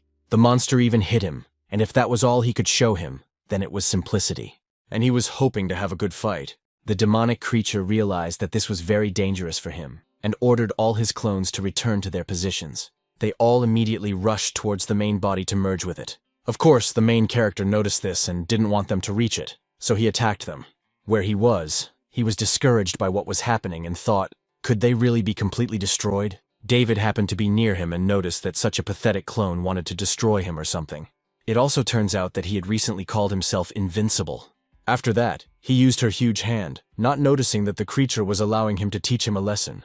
The hero struck him with just one finger, and remarked that he would teach him a lesson about what it really meant to be invincible. The helpless body of his opponent fell down, and David began his transformation again. The guy made his body look like a monster's body in order to approach him.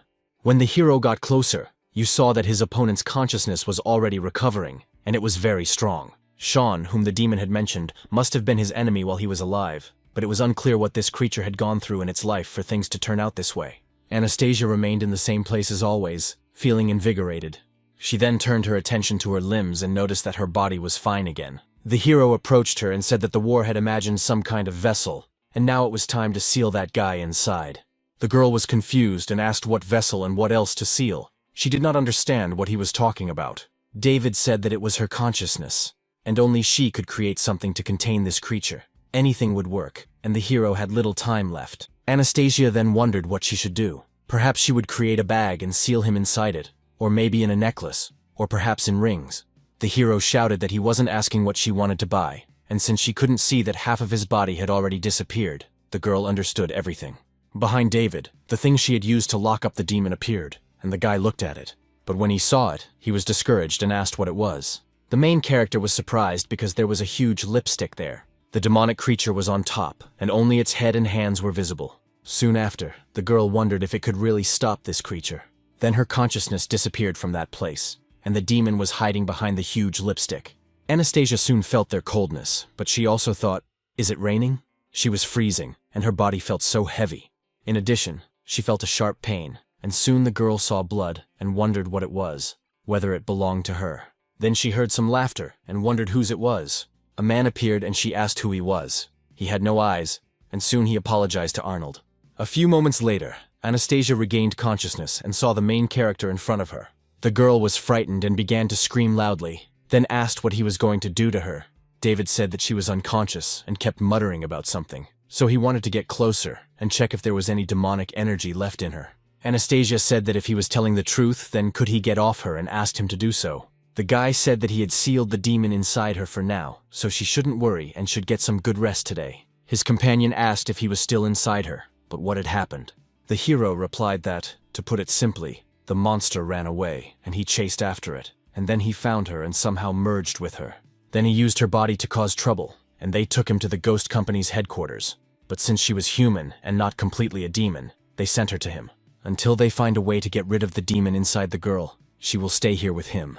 Anastasia was very embarrassed by this, and also indignant, shouting at him for saying such things.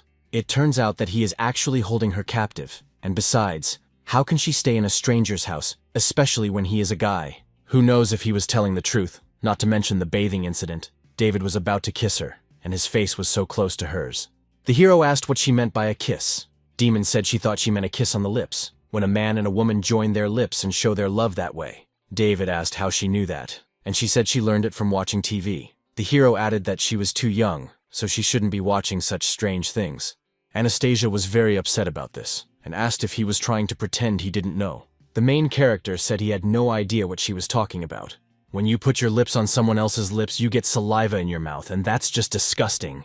The girl looked at him and, judging by the expression on his face, she understood that he was not lying. But now, could it be that this guy is what they call a complete idiot? The hero turned away and said that he was tired today, so they would talk tomorrow, and she could sleep here for now. His master once said something wise, but the girl interrupted him and asked what he would do if she left. David continued to repeat his master's words that a man should never raise his hand to a woman, so if she wanted to leave, he would not stop her. But he cautioned that if she wasn't with him, the guy in her body could show up at any moment. So it turns out that only the main character can guarantee her safety. David also added that she shouldn't wander around, because there are many demons here, but it's not his problem if she gets scared of them. Anastasia understood that there was nothing she could do, because she had nowhere to go, and this guy had saved her life. Still, he didn't seem like a serious person, but he was a good man. The girl thought that maybe it was because she was very tired, but it was easier for her to sleep here than in all those relatives' houses where she had lived before. After that, Anastasia closed her eyes and was ready to fall asleep. Something started moving on her back and making a strange sound. Soon after, a sharp tail appeared from under the blanket, looking up. After a while, Anastasia opened her eyes again and was conscious. The moment she got up, she realized that it was already morning. Still, she felt sad and realized that she still couldn't believe what had happened last night. Did she really have to stay with this guy from now on? And that thing was still inside her body, so she didn't know what to do. Suddenly, something in her room caught her attention.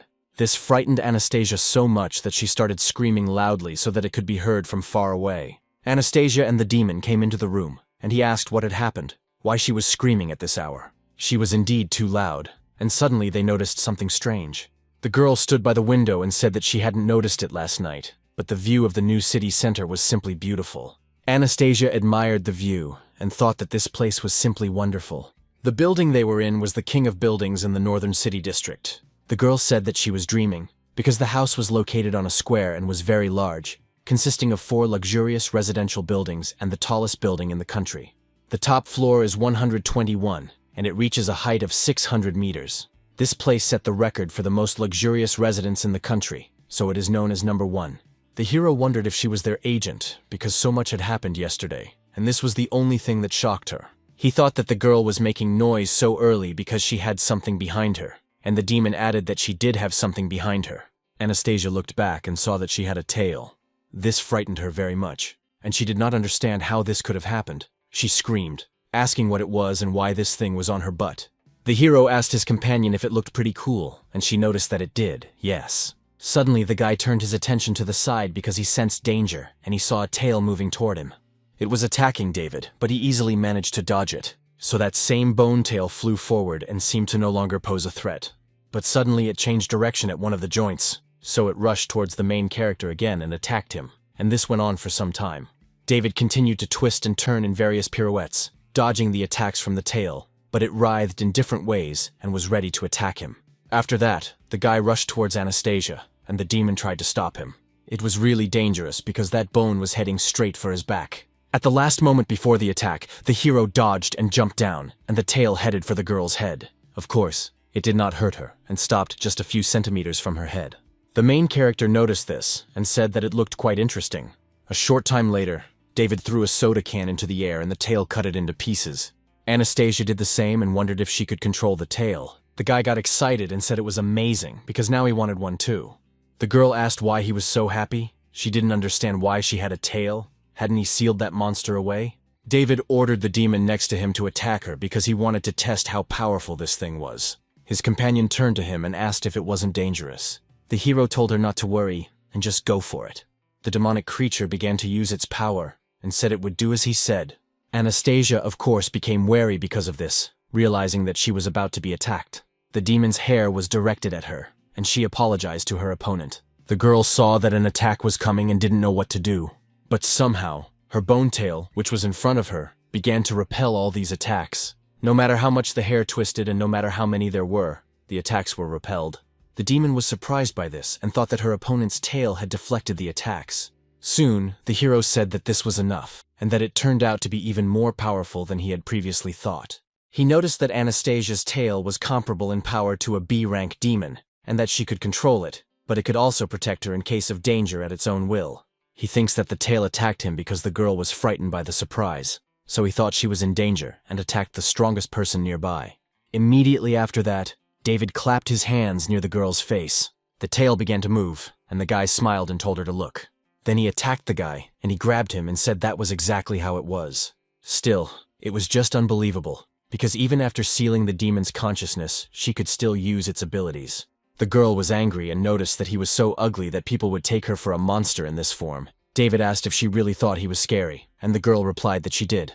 After that, the guy said that he didn't understand her at all because her tail was so cool. And besides, last time she seemed to have a rock that she could hide. He told her to concentrate and try to make her tail smaller, and the girl asked if it would really work, but said that in any case, it wouldn't hurt to try. After that, Anastasia closed her eyes and began to concentrate, saying that the tail should shrink. Soon she opened her eyes and felt that something had happened. She then looked at her tail and declared that it had worked. David congratulated her and said that he had to get back to work, so she should be a good girl and stay there. He had never encountered such a case before. A human and a demon merged together. Now they could only observe the situation, and the girl tried to stop him. The hero asked if he was being unclear, because he had no idea how to extract the demon from her. Anastasia smiled and said that she wasn't talking about that, because she wanted to work with the ghost.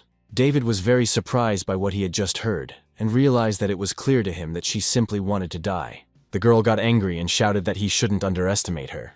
But while she was shouting this, the hero's phone started ringing.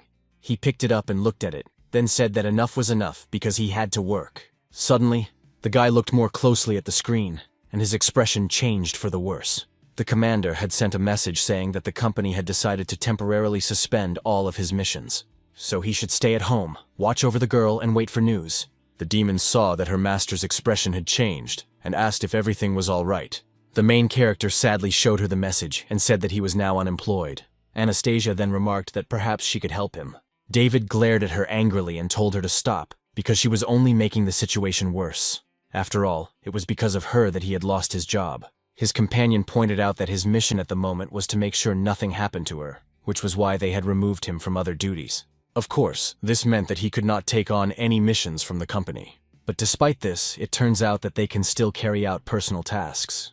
The hero was initially stunned by this, but then, with a crazy smile on his face, he realized that she was right. Then his smirk turned into a serious expression, and he asked what they meant. Anastasia said that she would be responsible for finding jobs, but they would fight demons together and split the profits 70% to him and 30% to her.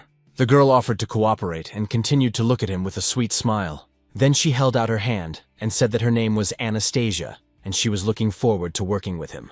The hero looked at her in surprise, but then shook her hand and said that his name was David, and that he was also looking forward to it. The guy hoped that she would not cause him any unnecessary problems. Of course, this was not what Anastasia expected, and she was a little surprised. David turned away and said that for many people, catching demons means putting their lives on the line. So she shouldn't think that, just because she's capable, she'll be competent enough for the ghost company. It turns out that the world is 1,000 times scarier than she could ever imagine. But for him, it's just a game. No wonder he was the best demon hunter in town. The girl was stunned and wondered if he had said all this just to show off in front of her. But he continued, saying that she should know that for people like him and her, staying in one place and waiting for orders is deadly boring. If she had enough skills to handle the job, then so be it. He would cooperate with her. The girl said that was a deal. At night, in one of the huge valleys of the Shlaya, several young men, one of whom said that this was a restricted area on the outskirts of the city. Therefore, perhaps they should not have come here. His companion asked if he was afraid, because this was their secret base. He brought him here only because they were friends, but if he was afraid, he could go home. The boy said he would go with them anyway. Soon they all reached a building, and the boy said that this was their secret base.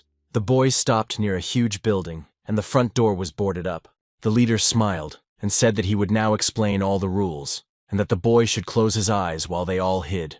After that, he would count to 100 and see if he could find them, and if he could, he would become a member of their group. The boy said he understood everything. After a while, the boy stood near the huge building with his eyes closed and counted from 1 to 100. Soon he finally finished and, looking fearfully at the front door, said he was going in.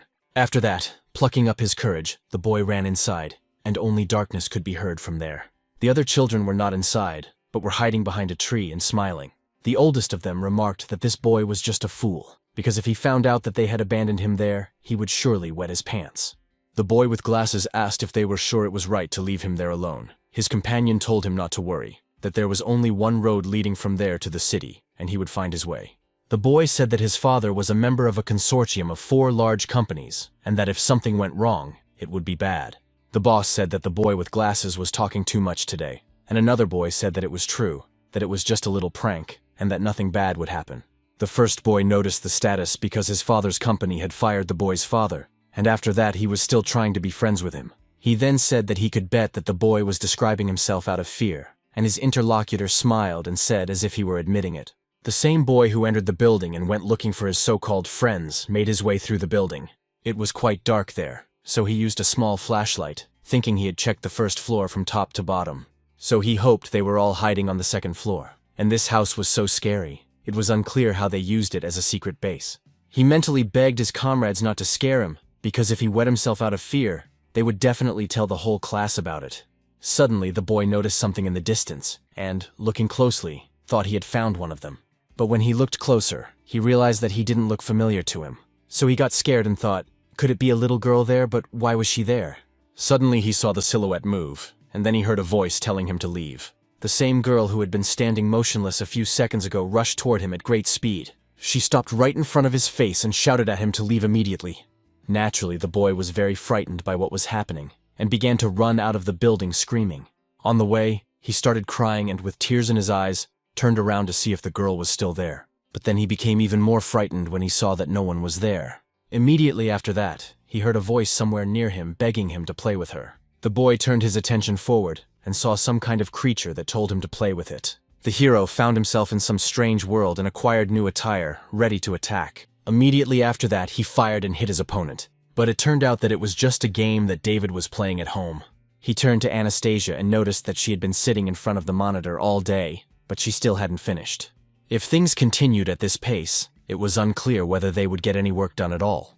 The girl continued to click on the keyboard and soon announced that everything was ready. Suddenly, her attention was drawn to a sound coming from the front door. Anastasia glanced at the guy, and he was still sitting in the same place, so she realized that he hadn't even noticed the doorbell. And now he was acting as if he really lived there. Therefore, the girl had no choice but to go and open the door to see who had arrived. When she opened it, she was surprised to see a girl standing there. Anastasia hesitated for a moment and asked who she was. The girl smiled and said that she had brought her things, but that the motorcycle was now at the repair shop. After what the girl had just heard, she was stunned and couldn't believe her ears. So she asked if she was really that 5-year-old girl. Her interlocutor said that this was indeed the case, and apologized for not introducing herself at the time. She then said that her name was Yatun, but that she could call her Sophia. Anastasia thought that this simply couldn't be true, because it couldn't be true. No way. The girl remembered the huge green monster that had been a girl, and now she saw a beautiful little girl in front of her. Sophia said she was happy because now she could spend more time with her, but the girl thought it must be some kind of dream, because she couldn't be a child. Besides, looking at her chest, she didn't understand if she was really only 5 years old. Soon they went inside, and Anastasia realized that she understood everything, because she said that she wore human skin, although it sounded a bit harsh. The demon said that everything was not as bad as it seemed because she could not wear real human skin. She had a small black ball called a spirit bag, and when she pressed it, it enveloped her body, and she looked like a human. It turns out that it was David who chose this bag with an image for her. My interlocutor was surprised and asked if it was really him. After that, she got angry, threw something at him, and remarked that he was incorrigible, because how could he give such an outfit to a 5-year-old girl? He must be completely insane. David shouted that she was being rude because, after all, she was in his house, but she continued to hit and yell at him. The woman noticed that he had disappeared, dared to say something, and called him a pervert. The girl was only 5 years old, and he had chosen this image and considered it appropriate.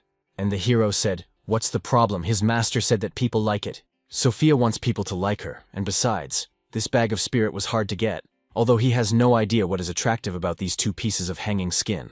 Anastasia looked at him in surprise and thought he was some kind of idiot. Was he really that stupid, or was he just pretending? Then she noticed her little companion and realized that people are not as kind as she thinks. Let her remember that boys will like her, but she can't let them touch her. Sophia looked at her and realized that she understood what she was saying. If she were human, her appearance would be her disadvantage. But she was a demon, and she didn't care what people did to her, as long as they liked her. It turns out that she is a liar, because if they knew what she really looked like, they would find her repulsive. Anastasia realized that all this sounded rather sad, so she approached the girl and touched her with her hands. Then she said that Sophia was a good little girl, and even though they are demons, she deserves to be treated with kindness and respect. After the little girl heard all this, tears appeared in her eyes. The girl saw this and realized that she had probably gone too far, but she didn't scold her and apologized for it. The little girl said that she was just like David, because they were both kind people. This was because they both said the same words to her. In one of the huge villas, the butler came to the boss and told him that the caretaker had notified them, and they had found 3 children who were with the young gentleman.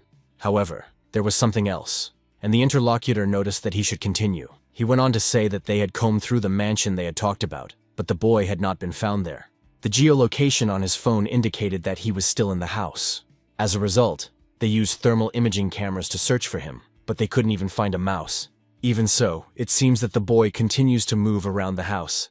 The boss asked if he thought it was the work of demons, and if so, to contact the company. In any case, he should offer a large reward and request the best demon hunter. At that moment, the man cried bitterly and told his subordinate to bring his boy home. Anastasia said she was bored, so she opened a discussion on the internet about paranormal phenomena, where many people write about their experiences with encounters. They encounter mystical events and talk about how much it disturbs them, and some of the stories are more frightening than many books. So it seems that this is where the people who really need their help are. The main character asked if she was saying that she had found them a job. The girl said that she had written down the ones that seemed most plausible, and that it was too late now, so she would check them tomorrow as soon as she woke up.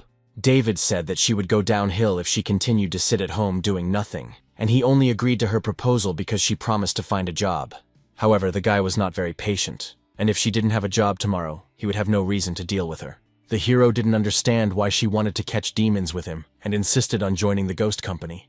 Anastasia said that in her current situation, she couldn't work, and besides, he couldn't sit at home forever and look after her. She would have the opportunity to earn money while he catches demons, and their cooperation would be fruitful for both of them. She thought that the most important thing was that the company would pay good money, judging by the size of the building, and he was really strong, so working together would ensure their financial security. The main character seriously said that catching demons was an unsafe occupation, but was she really ready to risk everything for a few bills? The girl confidently remarked that it didn't even matter to her what happened, because all she needed was money. David was surprised by this, but realized that his master was right. It turned out that all the girls in the city were willing to do anything for money. Anastasia shouted that it didn't matter if there was work tomorrow. He wasn't going anywhere, and neither he nor she could back down. After that, the hero said that he was going to bed and expected good news from her tomorrow. The girl became a little wary after that and thought that everything should go well, probably. In the end, she went to bed, realizing that tomorrow she would have to find a client. Perhaps this was the chance she had been waiting for, and she needed to take advantage of it. Then the girl turned her attention to where the photograph was standing. It showed his wife and family, and Anastasia thought that she would meet her very soon. The girl got out of bed and silently asked her Father in heaven to pray for her, that she would find a client today. After that, she got fully dressed and left the room. But when she opened the door, she was quite surprised to see David standing there. The guy said that she had surprised him because it was still early in the morning and they already had clients. They were downstairs waiting for them, so they should go. After that, they went downstairs together and headed straight for the men who were waiting for them. After the main character saw them, he noticed that it was just wonderful, and that they would probably have fun. Anastasia was wary when she saw these people, because they exuded some kind of terrible demonic energy. The men opened the door and said that their boss wanted to meet them at his residence, so they invited them to come along. They looked quite menacing, but politely asked them to sit down.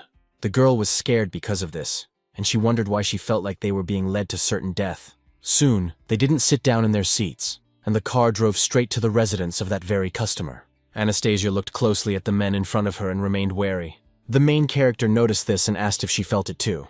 Then he smiled and asked if she felt that they were demons. His companion said that she knew it, because there were two ghostly figures behind them, but she thought it was just an optical illusion. David said that his vision technique allowed him to identify demons based on the color of their spiritual energy, but she said she could see their true essence, and perhaps it was all because of the demon inside her body. So there is a possibility that he will help her get into the ghost company.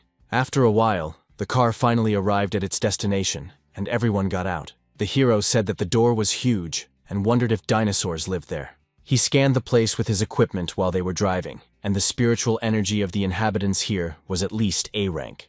Still, it was overkill if the guards had been sent to bring them there. He then asked them when they planned to attack them. But together with the girl, they saw that the guards had started to change clothes and asked what they were doing. The guards apologized and said that they didn't want to damage their clothes, because they were quite expensive, so there was no misunderstanding, they explained. It turns out that the girl and the guy had entered private property, and now they were attacking them. This location had been chosen solely to avoid breaking the law. The girl asked what this was all about, and David said that, except in extreme cases involving legally registered demons, it is a crime to attack a person. But despite this, they found a loophole in the rules in order to fight him. The man said that if they could make their boss admit defeat within 5 minutes, they would allow them to see him. Anastasia was then asked to step aside for her own safety. The girl quickly began to run away, and the creatures transformed into their true form. And soon it turned out that they were huge wolves. After seeing their true form, the main character smiled, and his opponents began to move towards him. One of the demonic creatures rushed towards the hero quite briskly, and he managed to jump out of the way at the last moment. He smiled again and said that he was indeed fast. David began to move upward in order to jump away from his opponent for as long as possible. But another creature was waiting for him in the sky, and so the guy was caught between them. Of course, he saw their attack at the last moment, and the girl watched it all from below. Anastasia was alarmed by the situation and shouted at the guy to take care of himself. When David was in the sky, he said that he had previously thought that his legs alone would be enough to defeat them. But he added that it seemed he had underestimated them, so he should fight. So after that, the guy raised his hands, which had been in his pockets the whole time. And literally a few seconds later, there was a huge explosion in the air, causing rocks to fly in all directions. Anastasia was stunned by what was happening and tried to dodge the debris. After that, she looked up, not understanding what was happening there. The main character, in turn, continued to fight the monsters, striking them in turn. The girl wondered what had happened and didn't know what to do. All she could see in the sky was a huge stream of energy spreading in different directions, and because of this, she couldn't see anything. David, using his tremendous speed, managed to fight off both monsters at the same time. Soon he grabbed both opponents with his hands and declared that he no longer wanted to fight them. Then, at tremendous speed, he slammed the creatures' heads together and told them to calm down. The creatures were terrified by what was happening, as they had not expected such a sudden attack. Finally, Anastasia was able to see something in the sky, but it shocked her. Just a few seconds after the battle subsided, one of the creatures landed right next to her. The demon landed with such tremendous speed that it pierced the ground and stuck into it. The girl wondered what had happened, because she heard an explosion, and then something flew off to the side. While she was distracted by what had happened behind her, another explosion sounded. It was the main character, who had landed another creature at tremendous speed with his hand. Then he climbed onto the monster's chest and asked how they liked the fight, and if they would admit defeat. One of the creatures began to climb with its last ounce of strength. It declared that they were mercury wolves and would never admit defeat as long as there was a chance of victory, so they proposed to continue the battle. The main character declared that he was indeed a brave man, and that it seemed he would have to fight seriously. Just as David was about to attack the mercury wolves, they felt a chill run down their spines. The ordinary blow that the guy was about to deliver filled them with fear. And all this happened because he looked powerful enough. But not just powerful enough to destroy an entire city. The creature had already imagined this scene in its mind and was therefore very frightened. Then the wolf immediately declared that he admitted defeat, and Anastasia realized that the fight had lasted less than 5 seconds. And now this bloodthirsty monster was obediently wagging its tail, so the girl didn't understand what was going on. But damn it, she missed it. The girl saw that the other creature did the same, then declared that if his brother had surrendered, he would also admit defeat. Soon, the guards declared that they had heard about the guy's incredible strength and were willing to risk their lives to keep the battle going for 5 minutes. If they succeeded in this, it would bring honor and respect to their race. But they were naive and did not last longer than 5 seconds. So he apologized to the main character for their recklessness, while Anastasia begged them to put their pants back on.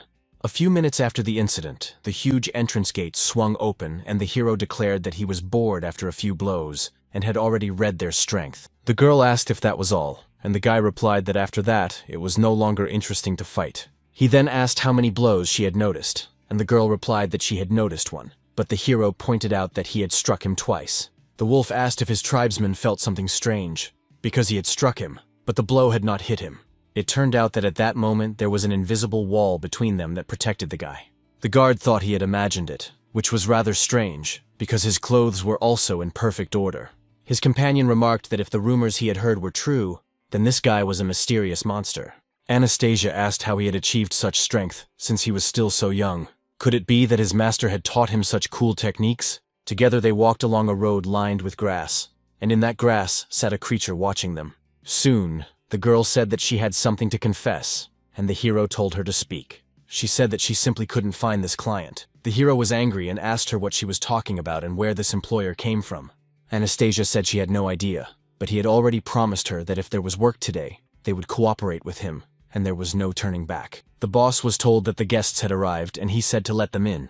There was a guy standing near the table who asked if David had really defeated the mercury wolves in 5 seconds.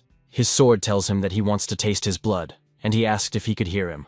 The hero and the girl were discouraged and thought it was stupid. David wondered if it was serious. If his sword could really talk, then let it say something else. The girl thought he was an idiot because he wanted to fight him. The masked man said that the 2 scars on his face and the mercury wolves were his doing. On top of that, it turned out that he had defeated them in 2 seconds. A fly flew over the man's head, and he noticed it. Then, using his weapon, he made a sharp movement and killed it. He did it so well that the insect was cut into pieces. After that, the interlocutor noticed that he was interested, but wondered whether his sword or the guy's fists would be faster. The main character continued to stand still and did not move, and his opponent struck him. After that, he used a skill called Flying Fish Dawn, and because of this, many cuts appeared there. But literally a few moments later, this masked man with a weapon in his hands flew out of the window onto the street. He did it so fast that he couldn't stop right away. When the guy fell to the ground, he thought that the hero didn't even flinch when he rushed towards him, also came out unarmed, and then the blow happened. The man, who was still on the ground, noticed that someone was approaching him. The hero said that he hated rude people like that man, because he had attacked him for no reason. The boss clapped his hands and remarked that the guy was indeed #1 in the ghost company. After all, he was able to defeat their strongest bodyguard in an instant, and the job would definitely be his. The man said that his son had disappeared in an old mansion, and the ghost company had sent people to investigate last night. Of course, it turns out that they found nothing there, but the man is sure that the boy is there, if it is the work of a demon, and even the company could not cope. So he must be incredibly strong. And the man asks the guy to help him find his son, because money is no problem. The hero is excited because he is incredibly strong, and the girl is excited because money is not a problem. David said that it all sounds cool, and he accepts the offer. Anastasia said that they will definitely find his son. Suddenly, the man who was supposed to give them the job changed his expression dramatically. The girl also looked to the side and saw a boy standing there, but she was stunned by this because she saw demonic power in him. The boy moved rather slowly, and his pupils revealed that they were empty. After a while, the old man asked what was wrong with his precious son, because he seemed like a vegetable. David said that he looked frightened, and wondered what he had seen there, and his father begged his dear son to wake up. Anastasia then said that it was as if the boy's soul was above him, and that it seemed to be in great pain. The hero smiled at this and said that the mummy's eyes were no worse than his. The old man got up and asked if his boy was possessed, and if so, he asked to save him. The main character said that the boy had lost his soul, and if they did not find it before midnight, he would die. The man grabbed the boy by the leg and noticed that his mother had died early and that he had no one else but the boy. He would give them anything if they would just help. Anastasia soon noticed something and began to approach the boy. She said that he had something in his right ear, some kind of red thing. The main character immediately ran up and asked the girl to step back. After that, he put seals on his hands and performed a technique called moments to dispel spirits. Literally a few seconds later, some kind of creature began to emerge from his ear. Then the creature jumped out so quickly that the hero barely had time to notice it. After that, he used his tremendous speed, but was unable to catch the creature. David was stunned by this, because he thought he had struck it, but it managed to escape. Still, it was truly amazing to him, and he caught a glimpse of the creature out of the corner of his eye. The hero then jumped out of the room to catch up. He soon declared that this creature was quite nimble, and he already liked it for that reason. So it turns out that he tried to catch up with it for some time, but his attempts were in vain. The guy with the sword in his hand saw this and said that this was his chance to show his abilities, so he used his fishing skill called Moonlight. The main character felt the radius of this attack, which was rapidly spreading around the area.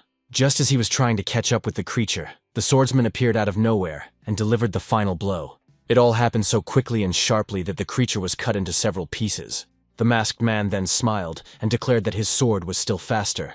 Then a girl and a man ran up and asked if they had caught it and what it was. The guy asked how he thought he lost last time because he was too reckless and should fight again. Besides, wasn't it a cool move? David noticed that the green spiritual energy looked familiar, and his interlocutor continued to say that it didn't matter what the target was, if it was within the radius of damage, it would die. After that, he looked at the hero's hand and asked what the hell was going on, why he had turned him into a black bean. The hero understood that this was a combat retreat technique, but wasn't it the technique used by one of the branches of the secret Taoists? But that couldn't be, because that sect had been exterminated long ago. On one of the roofs of a huge building was a greenhouse with plants, where a man was sitting who noticed that one of his beans was damaged. If they were able to force his combat servant to reveal himself, then one of them must be from the Maoshan sect. So this man is afraid that they will meet soon. The masked man said that a face like his should only be shown to a strong opponent, that he is a freelancer, and that they should be as careful as possible about revealing their identities. But his sword says that heroes are worthy of this, and he is an independent warrior named Ricardo. The man said that he was not obliged to find his son's soul, and Ricardo was angry and said that the guy should have turned around and looked at him before leaving. The girl said that the guy said he was on his own, as if he were a Taoist, and the guy said that people like him had awakened their own spiritual energy. They possessed so-called superpowers like in video games. Each of them had a source of spiritual energy, and perhaps he would tell the girl more someday. She said she would behave herself, and the hero wondered what would happen if it was the work of the Fangxian sect. They are ready to jeopardize the honor of their master with their despicable actions, so they should be taught a lesson. The girl asked why they needed to go there at night, since it was 4 hours until dawn. David said that those who are good at hiding, like the guy, are most noticeable at night. Therefore he said that they should go in, because the sooner they finished, the sooner they could go back to their beds. Anastasia looked closely at the huge building in front of her and became alert. Her eyes began to change shape at that moment, and a demonic power appeared, and at that moment she heard a voice telling her not to go inside. She became wary and did not understand who had said it, but control of her right eye was no longer hers. And from that moment on, all the girl heard were words telling her not to go in. Anastasia clutched her head and did not understand if the demon inside her body had already awakened. Suddenly, she realized that something had happened, and the image before her eyes began to blur. Shortly after that, her right eye changed back to its normal human form. But now she didn't understand where she was, because it was a strange place. Soon the girl saw an urn and wondered if she was back in her subconscious. Literally a few moments later, a hand appeared from that very urn, as well as a creature. Anastasia became very alarmed and saw a dried-up corpse crawl out of it. At that moment, she was very scared and stared intently at the creature in front of her. The copper stakes that had been driven into the creature's body began to dissolve little by little. The girl saw something paranormal and frightening in front of her, so she was scared. The body of the creature in front of her began to be covered with skin, and soon it looked like a boy who was begging not to go there because he didn't want to be locked up again. He had no face, but he kept saying that he didn't want to be locked up. Anastasia saw a picture in her subconscious of him in the barrel, submerged in it. It was the prolonged loneliness of this creature, sitting alone and crying. Soon the girl returned to the real world and did not understand why she was crying now. She was kneeling, and David approached her, asking why she was crying. If she was afraid, he said, she should just not go in there. Anastasia said that wasn't true, because she felt like she had been in her own subconscious just now. It was there that she saw a dried-up body that had turned into a faceless child. She felt that it had been kept in the urn for a long time, and she could sense its fear, pain, and loneliness. Of course, she doesn't know why, but she wants to cry even now. The main character did not understand why he felt uncomfortable when he saw her in such a state. Then he turned around and said that it was most likely the mummy's memory, that they had merged together, so it was natural for memories to manifest themselves. Anastasia shouted for him to wait, because the creature had forbidden her to enter the house. David became alert and asked what she had seen.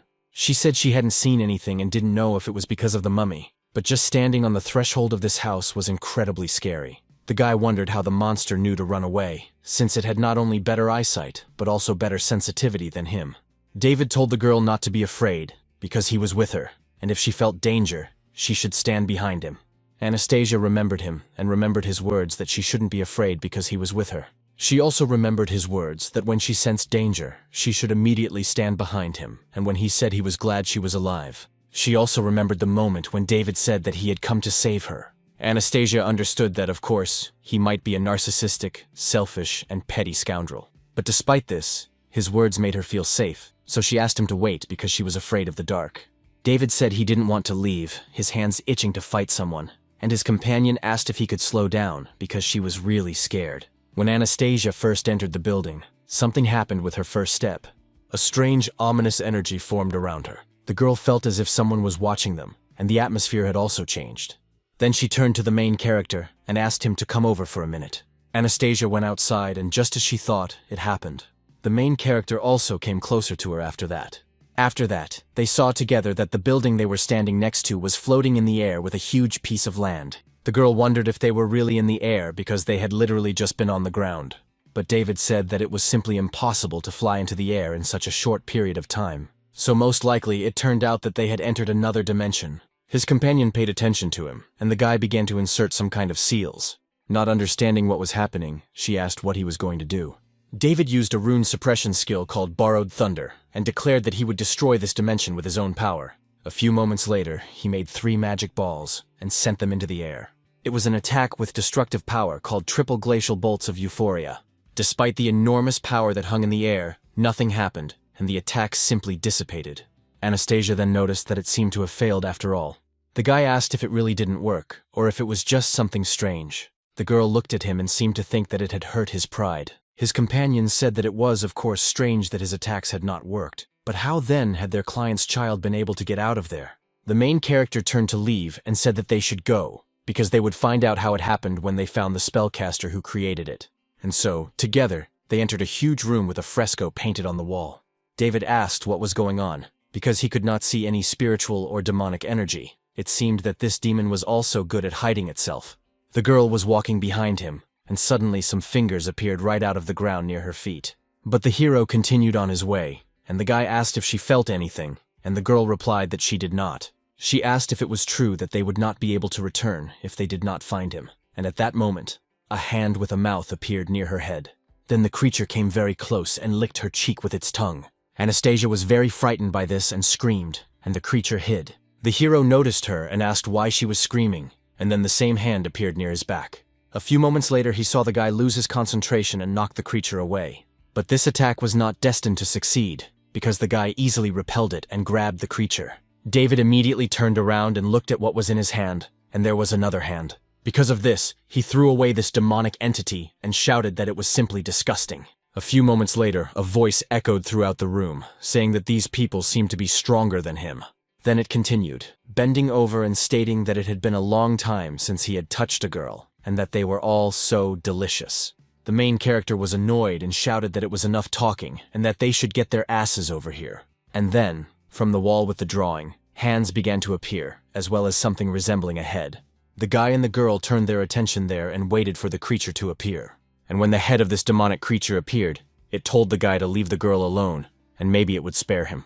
David was already very angry at that moment, and asked Anastasia to step back. It turned out that the demonic energy of this thing in front of them was 5 times stronger than the mummy inside her body. The demonic entity that had been in the wall all along began to attack, pulling its limbs out of the wall. The main character smiled and said that it seemed like this job wasn't a waste of time after all, and that he finally had a worthy opponent. Soon, the head of the huge monster was right in front of the guy, and he stopped without attacking. The demon said that his opponent looked calm. He then added that he assumed it was the ghost company that had sent him here, but the hero said that it was time to stop wasting time, because they were in a hurry, so they should fight quickly. The creature asked why he was in such a hurry, because the boss had finally sent people here, and it would be a shame if it all ended so quickly. Using his hands to negotiate, the demon asked if they wanted to play a little game. David became even more angry and remarked that this chatterbox was starting to annoy him even more.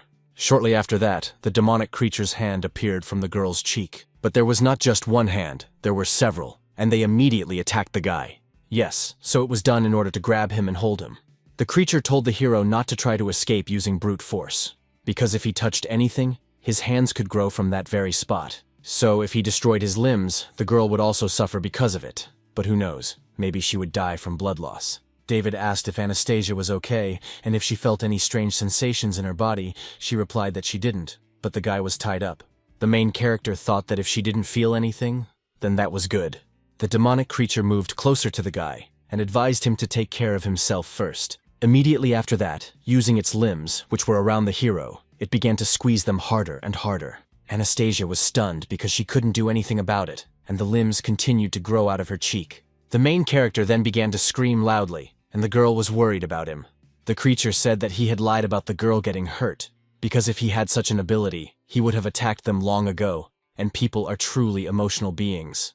He added that he had forgotten to tell the guy that the longer he was enveloped in his body, the stronger the pressure would become. Now that same boy was most likely experiencing incredible pain, and perhaps that would finally shut him up. Anastasia was quite angry about this, and could no longer control herself. The demonic creature reached out his hand to her and said it was time for them to have some fun, but she easily dodged its attack to the side. After that, the limbs that had come out of her cheek began to tear off one after another. When the demon saw this, he was stunned, because he did not expect her to be able to tear them off. Also, the place that had been struck on her cheek began to heal when she used some kind of power. The demonic creature did not understand why her aura had changed so unexpectedly, so thoughts began to creep in that she might be a monster. And at the same time, while it was thinking about all this, the girl did not stop and began to attack it. Using her enormous demonic power, she struck the creature directly on the head. Of course, it was an attack he did not expect, so he easily dodged it. The monster hit the wall from which it had emerged and remained there for some time. Anastasia approached David and noticed that she couldn't believe he would lose consciousness from something like that, although there was nothing wrong with that, as long as he remained unconscious. Now she was using the demonic power hidden within her to protect him. The demonic creature became very angry and, calling her trash, declared that her end was near. Immediately after these words, limbs began to appear from various points in the building, and the demon declared that he was actually quite interested now. At the moment, it wanted to know how long she could hold out against it. Anastasia thought that since she had decided to join the ghost, there was no point in staying behind David. It turned out that her body was no longer what it used to be, and now it could even fight. However, it also meant that the demonic energy of this monster was 5 times stronger than hers, so she would not be able to win in a one-on-one battle. All the girl can do at the moment is circle around him. Of course, there is a chance that she will be able to hold out until David wakes up. After a very short pause, the demonic creature began its attack, using its limbs. Anastasia saw that an attack was coming and thought she could handle it. But after a few moments, she was surprised because she didn't understand why her tail wasn't appearing. The demonic creature had already almost touched her and was ready to attack. But in the end, it failed, because when its limbs approached the girl, a gust of wind appeared and scattered them. Anastasia was surprised and did not understand where these gusts of wind came from. As a result, the demonic creature's arms, which were supposed to attack her, simply flew off in different directions. At that moment, the main character approached the girl and noticed that she was indeed doing quite well. But it turned out that it wasn't his style to be protected by a girl. She looked at the guy and happily announced that he had woken up. David asked if she really thought this weakling could knock him out, since he was just pretending, but she shouted that he was a liar. The guy asked if she wanted to work for a ghost company, and it could be considered a little test from him. Besides, didn't her tail appear on its own in case of danger? The girl hesitated, and the hero continued, asking if she knew why it hadn't appeared. It turns out that when the parental hand grew out of her face, he asked her how she felt, and she replied that she didn't feel anything strange, and then it dawned on him. As it turned out, this thing wasn't that powerful. Emitting false demonic energy to appear more impressive was all it could do. So most likely it was a D-rank demon, the lowest of all. After that, the main character prepared for an attack and used a borrowed wind technique. Using it, he flew up, ready to launch his attack. The demonic creature, which remained in the wall, became a little wary because of this. The hero smiled slyly and asked him if he wanted to see what spiritual energy looked like. After that, the demon was attacked, and he thought that this guy was just a stupid child, but just looking at him made it difficult to breathe. Although, is it really possible for a human to possess such strong spiritual energy? The demon can no longer bear it and is about to vomit. A few moments later, some kind of air appeared from various parts of his body. David watched in amazement as the creature's head fell off and dried up beyond recognition. Anastasia came over to look at it, and the hero said that they had tried so hard, but it turned out to be just a gatekeeper. He wanted to ask it for useful information, but the creature was unconscious. The girl looked at the face that appeared from under the mask and said how ugly it was. It turned out that he wouldn't even be able to run away if he woke up. David said that they should move on, because if he was guarding this door, then his master was most likely upstairs. Suddenly, the demonic creature woke up and asked if he was looking for his boss. But if so, then he was just a stupid child who didn't know his place. The main character became very angry when he heard all this, and asked what he had just said, whether he had been pretending to be dead all this time. He then declared that he suddenly felt a strong desire to kick his ass.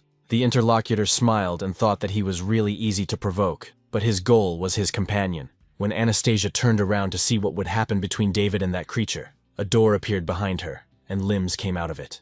The monster tried to grab the girl and thought that it would be easy to take her if the guy wasn't with her.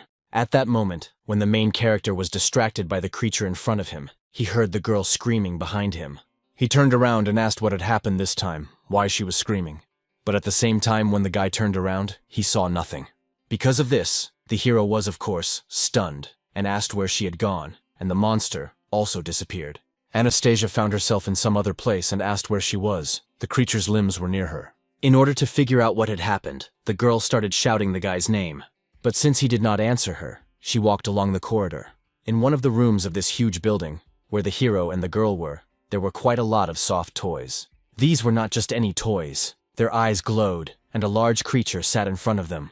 The demon with limbs returned to this room and told the boss that he had caught the girl as he had asked, then asked what he should do with her. The large dark demonic creature sat and ate a large amount of food that was in front of it. And then, after stuffing food into its mouth, it decided to let her walk free for now. After all, she would remain with him forever. At that moment, Anastasia was walking down a dark corridor, thinking that she had parted ways with David. It was a huge building, strange indeed, but it was unclear what all these rooms were for. The very demon they had fought did everything to separate them, but it was unclear for what purpose. While the girl was thinking about this, some kind of creature appeared above her in the corridor. Anastasia noticed it out of the corner of her eye and looked up to get a better look. But there was no one there, so she wondered if she had just imagined that someone was staring at her. Suddenly, she heard children laughing ahead in the hallway, and when she looked up, she saw some children. So she wondered if other children were here too. She immediately ran up to them and tried to stop them to help, but she was stunned when she saw that they simply walked through the wall. This made Anastasia wonder if they were souls. She was very frightened and upset that the souls of children were here. But at the same time, if we're talking about souls, aren't they here to find the soul of that very boy? So there might be various clues behind the door of the hotel where she was staying. Plucking up a little courage, Anastasia approached the door and threw it open. But she saw nothing there, because it was just an empty room with quite a lot of furniture. Of course, the girl was surprised by this and wondered where the children could have gone. At the same time, there was a jar on the table, and Anastasia approached it to see what was there. She asked what it was because it looked like there was something inside. Soon after she got a little closer and looked inside, she saw that there was a dog in there. This frightened the girl very much, so she fell to the floor and started screaming. Anastasia did not understand why there was a stuffed dog there because it was so disgusting. On top of that, a strange smell began to appear in the room, and she noticed it. In the room, which still looked quite normal, she saw various traces of blood. At the same time, David continued to search for his companion and attacked any demons he could find. At the same time, he did not understand where she could have gone, and why there was so much evil here. Anastasia thought that just a second ago, the room had looked extremely clean and tidy. That's why she didn't understand where these strange colored splashes, resembling blood, had come from all over the room. In order to better understand the situation, the girl approached the bed, which had the most splashes. There, in the very center, she noticed a human silhouette. Even though she only took a small breath, she could smell a hint of metal, so maybe it really was blood. Perhaps she could not only see souls, but also long-gone bloodstains. After that, Anastasia looked up and thought that it looked like a family portrait, and that it must be the previous owners of this mansion. Next to that man is most likely his wife and child, but why was the canvas cut? Could it be that the figure on the bed is the child from the painting? This place frightens the girl, and as she suspected, someone was killed here. At the same time, there are traces of blood on the floor, as if the child had been dragged. The trail led somewhere in an unknown direction, so the girl was curious to see where it led. Since she had received such obvious clues, she wondered what awaited her at the other end. Most likely, it was a child's room, but there were practically no fingerprints here. Only on the floor itself is there a small pool of blood. Anastasia wondered if the child had been attacked in this room, and then dragged to the parents' bedroom. Most likely, the child was killed on the bed, given how much blood there was, and it should be assumed that the killer had a weapon such as a knife, which he used to stab the child. It is unclear what enemies this family had, that they would be capable of killing an innocent child so brutally, or perhaps the killer was not human at all. After a moment's thought, the girl noticed a cabinet with a book on it. When Anastasia opened it, she saw quite a few children's drawings. In these drawings, you could see pictures of a man attacking a woman, and some kind of secret about her father. The girl did not understand what made him behave this way, and even kill his own pet, probably the dog whose corpse she had seen earlier in the vessel. But she doubted that her father had killed his own child, and besides, why would he put the key in the dog's mouth? Of course, it was unclear what the secret was, but she needed to figure it out. Anastasia opened one of the cabinets and saw a knife with traces of blood on it, which meant that it was probably the murder weapon. Of course, this was useful information, but was the key really in the dog's stomach? She never thought she would have to do something like this while hunting demons. However, none of that mattered now. If she wanted to work for the ghost company, she had to do it, and she mentally apologized to the dog. After that, the flask containing the animal's corpse was smashed to smithereens, and the girl swore she would never do anything like that again. At the same time, she hoped that this would help her find the child's soul as soon as possible. Soon, Anastasia did so, and decided that when she succeeded, David would be shocked, but it was unclear why this key. Suddenly, she remembered that she had definitely seen a safe in this room. After that, the heroine approached it, and opened it with the key, as she had thought. It fit, so she took out some kind of thing and thought, could the secret be this notebook? The girl looked at the cover, and there were many words written on it about what should be killed. On page 1, the man wrote that it was the worst money of his life. The workers took everything from the workshop, and he wanted the girl to have a secure life, but now it was impossible. The man went on to say that the best things that had happened to him were his wife and the birth of his child, that only his wife could help him, and that they had decided to settle in a mansion outside the city. He followed the advice, and his life got better. The mansion is close to nature, and there are lots of kids there, so it would be nice to live like this for the rest of his life. The next page said that his wife was not like that, because a letter had arrived saying that she and the servant were trying to kill him, but the man did not believe it and wanted to fire the servant. A month passed, and his relationship with his wife got even worse. He was tormented by hallucinations, headaches, and nightmares, and he started thinking that his daughter didn't look like him at all. It went on to say that some black thing kept smiling at him, so he killed the dog, and the child threw a tantrum that almost made his head explode. The next page said that he had killed his wife and child, and made it so that now they couldn't even meet in spirit form. The villain's soul would be locked in this damn mansion forever, and he could finally die in peace. The girl was stunned when she read all this. A few moments later, she threw up right on the floor. Anastasia thought that when she cut up the bodies, the dogs didn't even come close to making her feel this sick.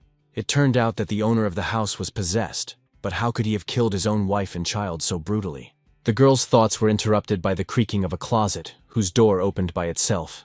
And after that happened, a rather frightening and dark energy began to emanate from it. Anastasia, alarmed, turned toward it, realizing that the wardrobe had opened by itself. It was most likely her father or the vengeful spirit of the child, but whatever it was, she had a bad feeling about it. If the girl's tail did not appear, it meant that she could handle it herself, so there was a high probability that it was the demon who had created this dimension.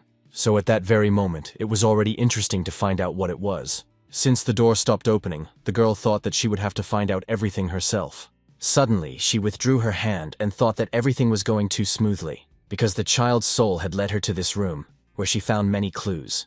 And the closet had unexpectedly opened by itself. No matter how you looked at it, it seemed like someone was leading her by the nose, and on top of that, this demon was able to create fake demonic energy. So perhaps the demons here could hide their presence. And after all, such scenes were often shown in movies. Anastasia is more vulnerable than David. She is still alive only because she is cautious, but she has begun to neglect this quality. So, most likely, it turns out that it is not worth opening, because right now the most important thing is to find David and complete their mission. If she falls for the demon's scheme, she will not only become useless, but also an extra burden, while at the same time, something began to appear from under the ground behind her. Soon, the girl heard a voice asking her to help and save it. The spirit kept saying that the girl was the only one who could help it. Anastasia paid attention to it, and saw that it was a little girl floating in the air. She asked her not to be afraid, because if she wanted to kill her, she would have done so long ago. The heroine was stunned by this, and asked if she was really that child. Her companion said that she had brought her here so that she could learn her story, and perhaps she would believe her if she did her a favor. In gratitude, she could tell the girl the secret of this mansion, because if the girl was not mistaken, they had come for the boy in the cap. Anastasia was surprised and asked if she really knew where the child's soul was. The little girl said that if she could tear that old piece of paper off her body, she would tell her everything she knew. Her interlocutor asked about her body, and the little girl said that it was in the closet. Of course, the heroine was very scared at that moment, but she went to the door to open it. When she opened it, she was stunned and couldn't understand how a man could do such a thing to his own daughter, because it was inhuman. Judging by the diary entries, her mother hardly seemed like the type of person capable of intrigue. Inside the closet was a dried-up corpse with an inscription nailed to its forehead. Anastasia couldn't change it, and it drove the girl's father crazy since he had done such a thing. At that moment, the heroine saw memories of the creature that was inside her, and she could see how it was locked up. The man tried to get out of the barrel they had put him in, but they wouldn't let him, and then they laughed very loudly. Soon after, Anastasia's eyes were taken over by a male creature. At the same time, the girl was already holding the inscription in her hands and tore it off her head. The little girl who had been begging for help was freed from the curse at that moment. The dark silhouette that remained on her face changed to the normal face of a little girl. Then she cried and thanked them for freeing her, saying that now she would be able to meet her parents in paradise. Her companion did not answer her, so the little girl asked what had happened. At the same time, a demon took possession of the body and declared that he was not amiss. After that, he paused for a few seconds and said that his name was Arnold. Then the bone tail reappeared and attacked the girl's body from behind. Then the demonic creature said that he was extremely curious to know who had the courage to lock him up again. David asked why these things were so afraid, but no one could tell him anything useful. There was a barrier on the second floor and he couldn't get there, even though he had basically finished on the first floor. If his sister Lucy found out that he had let the girl out of the apartment and found a job, and also lost her, everything would be bad. Now he was sitting on a huge mountain of demons. It was night outside, and there was a very heavy downpour. A man was running down the road with a small child in his arms who was crying very loudly. He was running towards a huge temple that was right in front of him on the road. The man ran inside the building, and then laid the boy down on the ground. Finally, he glanced at him, and then hurriedly left the room he was in. Slamming the front door behind him, he left the child alone. But in that very room, there was a huge hole, from which a large number of red eyes could be seen. They stared intently at the child lying on the ground, and it turned out that they were large rats. They were all very hungry, so they immediately rushed at the child below. At that moment, a large number of souls were flying around in this huge mansion. Arnold cut open the baby in front of him and declared that she was finally free. The little girl thought, could this be the creature that the rat wanted to keep? He must be a demon inside this girl's body. Arnold looked closely at his interlocutor from the state and felt it. The little girl said fearfully that they were alike because they were both lonely children. The demonic creature was surprised at that moment because it suddenly felt some kind of pressure. His companion said that the rat was angry because he had scattered her soul, so before she disappeared, she asked him to listen to her carefully. It turns out that he can control the space inside the mansion, and all attacks against him are useless, so it is simply impossible to destroy him in this place. In other words, at the moment he is simply invulnerable. But even so, there is a way to defeat him, and suddenly something strange appeared behind the little girl at that moment. The little girl continued to say that once she saw something, and suddenly hands appeared from that space and grabbed her. They covered her mouth so that the girl couldn't say anything.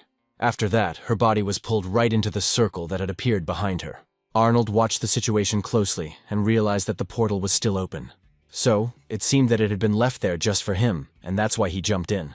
And soon, the demon in the girl's body moved to the space where the boss was. After that, he got angry and asked if this creature really wanted to lock him up here.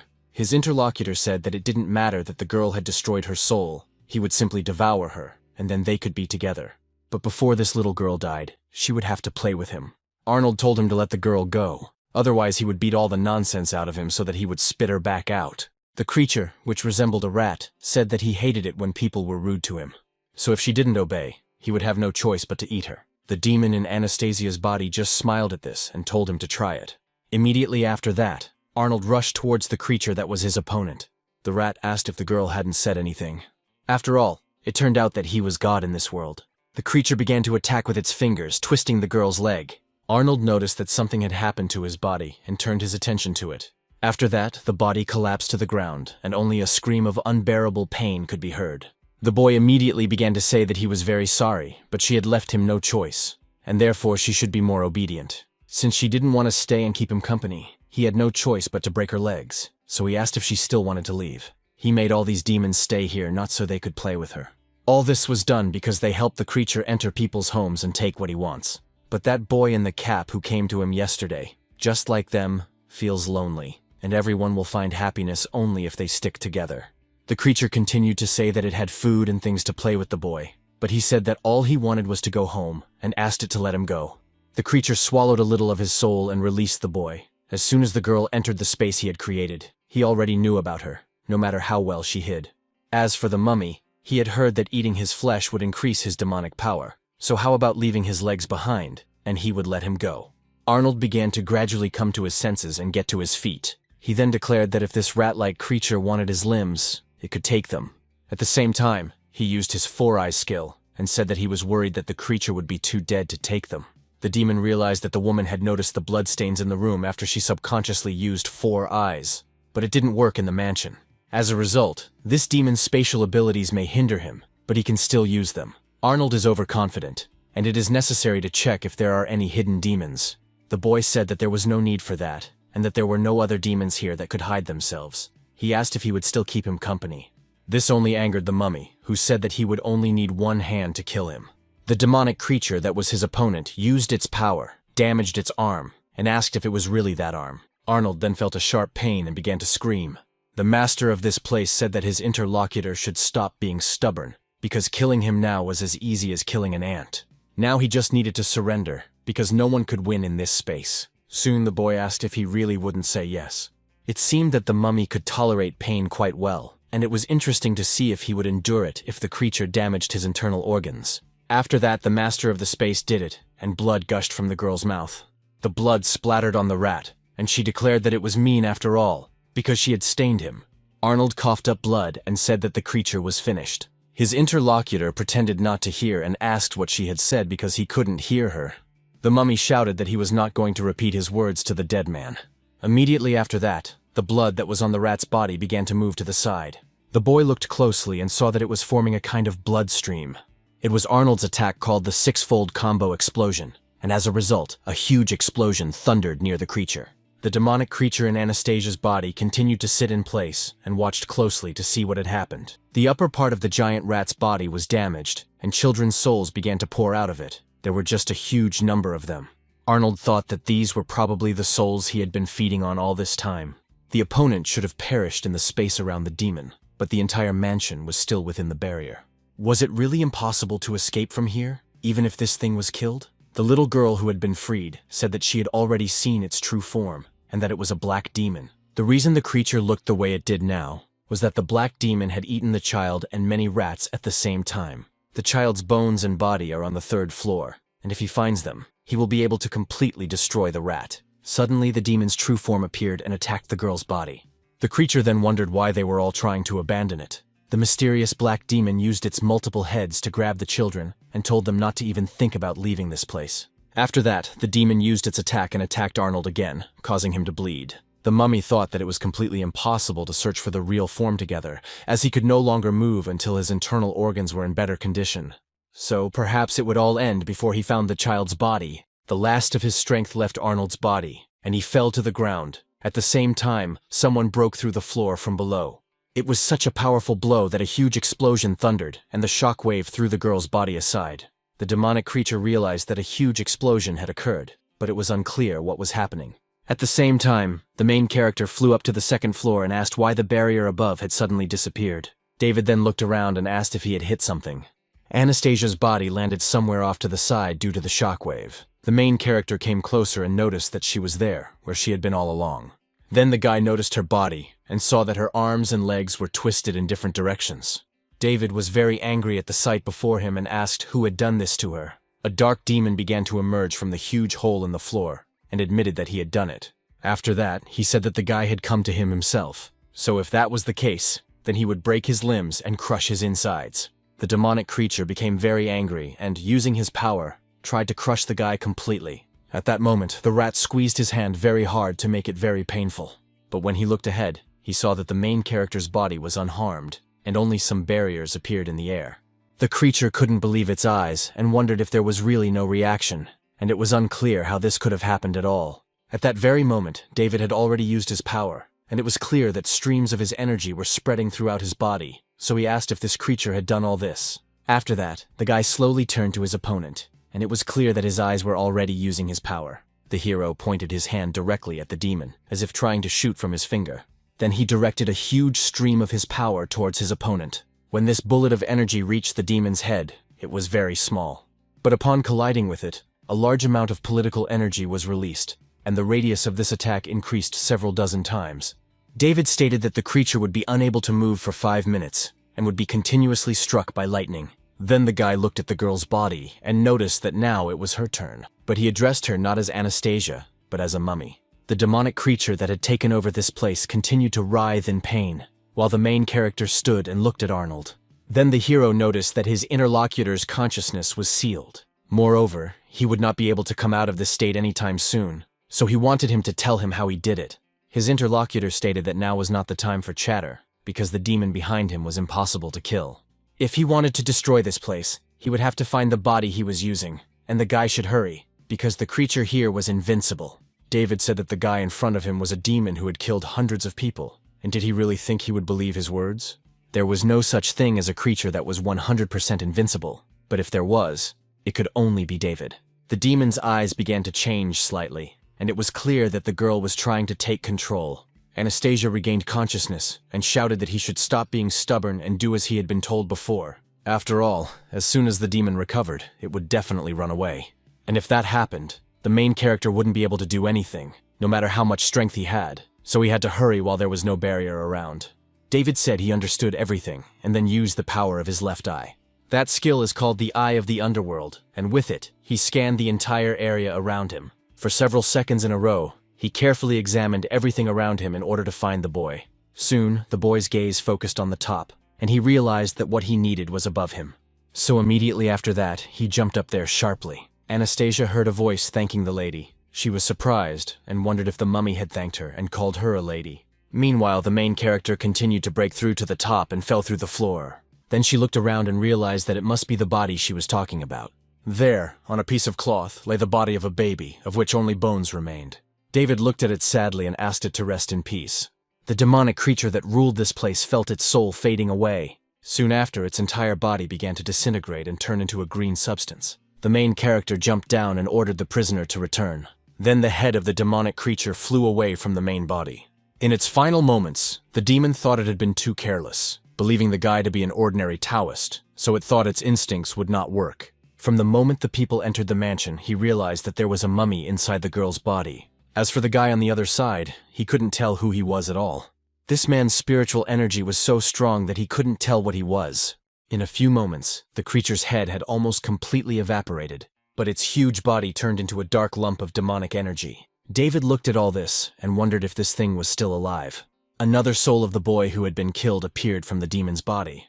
Anastasia looked at him and saw that the child had started to cry. But from the open mouth of this child's soul appeared a girl, and the boy they were looking for. The main character looked at all this and said that the child's soul was with her. Since she had managed to escape from the big demon, she should soon reach heaven. The baby cried and said that he did not want to disappear until he saw his mother. His soul was stuck in the depths of his consciousness, and he could not control the body of this monster. He used the souls and bodies of those rats to become strong, but the baby had no freedom in his body. Now that he had become truly free, he wanted to see his mother, after which he would return the boy's soul, which was next to him, to the guy. David said that everyone has their own path, and he advises them to ascend as quickly as possible. He tries to bargain with them, using these human souls, which means he does not trust them. Even if they agree to his terms, these souls will disappear in a few hours, and it is simply impossible to find his mother in such a short time. Besides, at this point, no one can know for sure if she is still alive. The child was sad and shouted that he didn't care because he wanted to see his mother. Otherwise, no one would be able to leave this place. The guy said that he was really difficult to deal with and that he didn't get along well with children. Anastasia asked if he had destroyed his body, why the child's soul had not disappeared, and how he knew how to use spatial techniques. David said that it was the child's evil soul, and he thought that the boy had been hosting this big thing for so long that he had assimilated with it. So if the guy is not mistaken, then this demon is a parasite, the girl asked. In what sense a parasite? In response, the hero said that he doesn't really know its characteristics, but there is a signal on the phone, so he can check it. The guy showed that it was a much demon that was capable of creating a separate parallel space the size of a mousetrap, devouring souls and strengthening its abilities. It can create large paranormal spaces, and entry into them is possible at will. The demon cannot be killed when it is inside. In addition, it is capable of harming targets within a 10-meter radius. If the creature is wounded and loses consciousness, the space becomes unstable and opens a path to the outside world. David then said that knowing this information does not help them much. In addition, the spatial abilities that the child had just used were much stronger here than outside the room, so there was an idea. The girl said that as long as they were outside his attacks and couldn't destroy this technique, if he didn't agree to his request, they would be stuck here forever. The main character smiled and told her not to panic, because there was definitely a way out. Besides, he hadn't even used his full power when they were outside, his companion asked. But why was that? The guy replied that if he had used his full power, she could have died. Anastasia said that it turned out that during their first job, she not only didn't help, but also dragged him down. David pointed out that this was not the case. If you looked at the details, she had actually helped him by luring out the parasite and destroying the space. Even if she hadn't been there, he still wouldn't have been able to use his full power, and if he hadn't been lucky, he would have destroyed the child's soul. His technique had 7 parts, and she had already seen the euphoria and conclusion, most of these techniques being destructive wide-range attacks. For this reason, before leaving the mountain, he promised his master that he would not use parts 2 through 7, so he still cannot use them in this situation. But he could try a pure physical attack, which is a metal-iron technique, allowing him to see what only his master had seen before. A few seconds later, a huge amount of energy covered the boy's body. The soul of the girl who had recently been saved became very alarmed when she saw this. She told the child that he should let them go, because he himself knew that the man could really be dangerous, and all this fuss would not help him. The interlocutor said that he knew she was as pathetic as he was, but at least her parents were there for her. But his father had abandoned him here to feed the rats, and his soul had been captured by a monster. After his mother saw that the boy was gone, she must have been very worried, and waited for him to return. That's why anyone who prevents her from seeing her son will simply die. The little girl understood that all this was bad, because the malice that was in him turned him into a demon. The girl wanted to stay and talk to him, but the boy told her not to interfere. After all, she couldn't understand how he felt, because she had a good father, and the boy didn't. The child had inherited both memories and demons, and he knew that her father had been a good man because the monster had captured him first. The demon was brought here by the boy's father, and then, after it became attached to her father, he became suspicious of everything and killed the girl. The demon's intention was to turn this place into a haunted house, so that no one would dare to come here, and then he would find a home for himself. The reason the demon forced its host to commit murder was that an adult could control himself and did not obey its control. After that, he chose a baby because the child's mind was not yet fully developed. Over time, the baby gained consciousness, but by that point, the demon had completely taken control of him. The girl thanked her interlocutor for telling her all this. She hugged him and said that she knew there must have been a reason why her father did what he did, and the baby helped her understand the situation. The little girl knew what had happened to the baby's mother, but she couldn't tell him about it. This was because, sometime after her father killed her, she woke up and discovered something. Her body was her soul, so she was terrified, and some mysterious force wrapped around the bedroom prevented her from leaving. No matter what she did, she couldn't get out, and then she found her own body and a strange piece of paper on it. That's why the girl immediately wanted to tear it off, because she was so scared. It seemed to her that the reason she was in this situation was somehow connected with this piece of paper, that it was this piece of paper that was keeping her in this trap. Over time, the little girl realized that, apart from her own consciousness, she had lost all her emotions. She no longer felt fear, did not cry, and almost forgot who she was. At the same time, a feeling different from loneliness became increasingly apparent. And this terrible feeling that overwhelmed her whole body was anger. When the girl's mind was filled with a thirst for blood, her thoughts were interrupted by a child's cry. She thought she was hallucinating, but then there was a loud noise in the street. The girl couldn't hear what was happening, but she saw something terrible before her eyes. The woman asked why the man was hiding their son. Was he trying to blackmail her?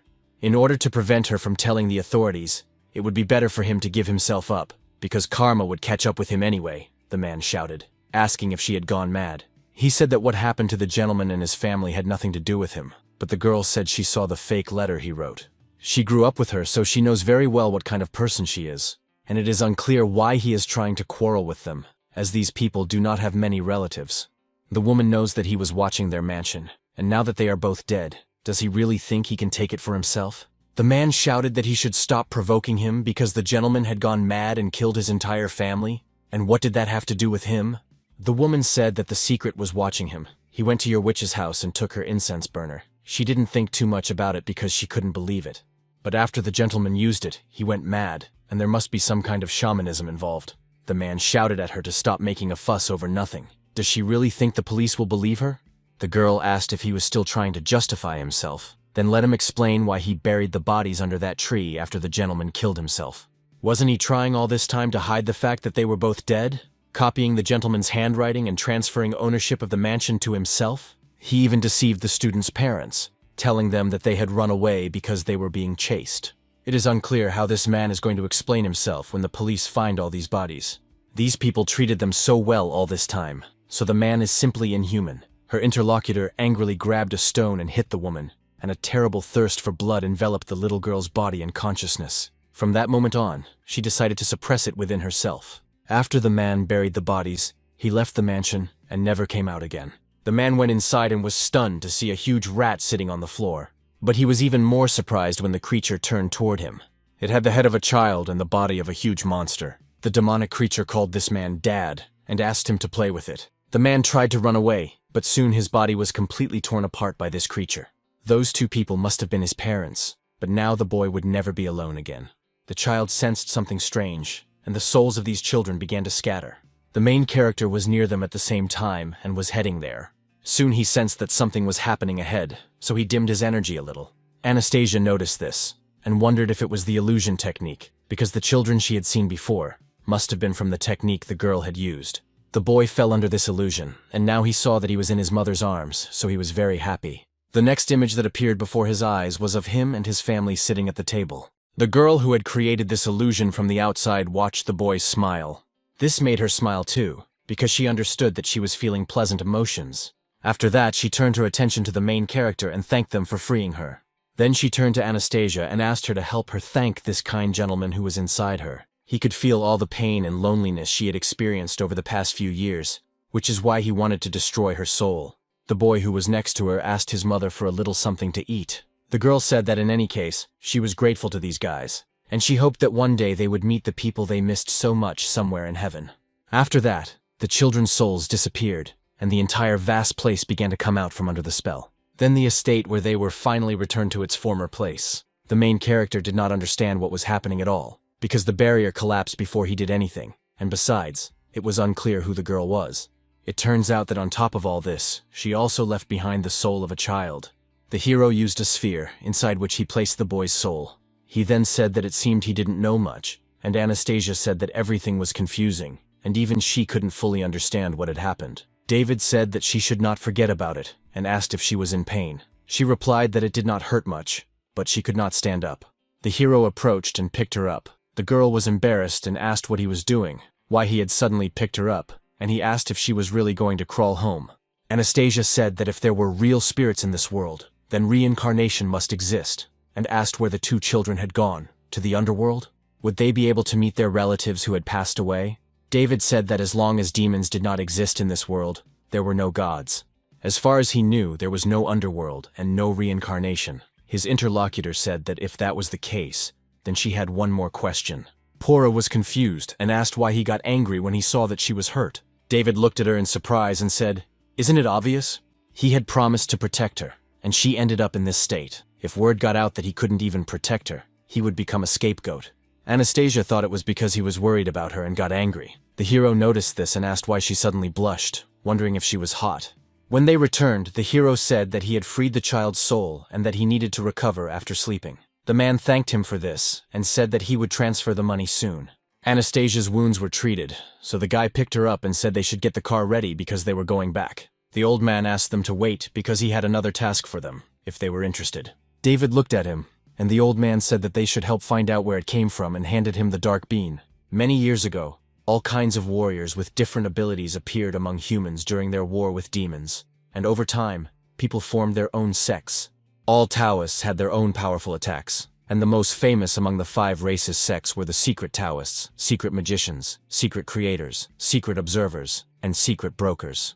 Among the secret Taoists, the most special and powerful sects were divided, namely Maoshan and Fangshan. The former specialized in close combat and loved to use weapons. They were most skilled in the techniques of wind, lightning, fire, and metal that they cultivated. Fangxian focused on divination and cultivated their essence. While thirsting for knowledge, they rarely participated in operations to destroy demons. For some reason, the Fangshan sect did not participate in the destruction of demons and began to engage in politics, becoming strategists for generations of kings. The power and prestige they gained did not last long, as success came with the first large-scale battle between humans and demons, known as the Battle of Zhulu.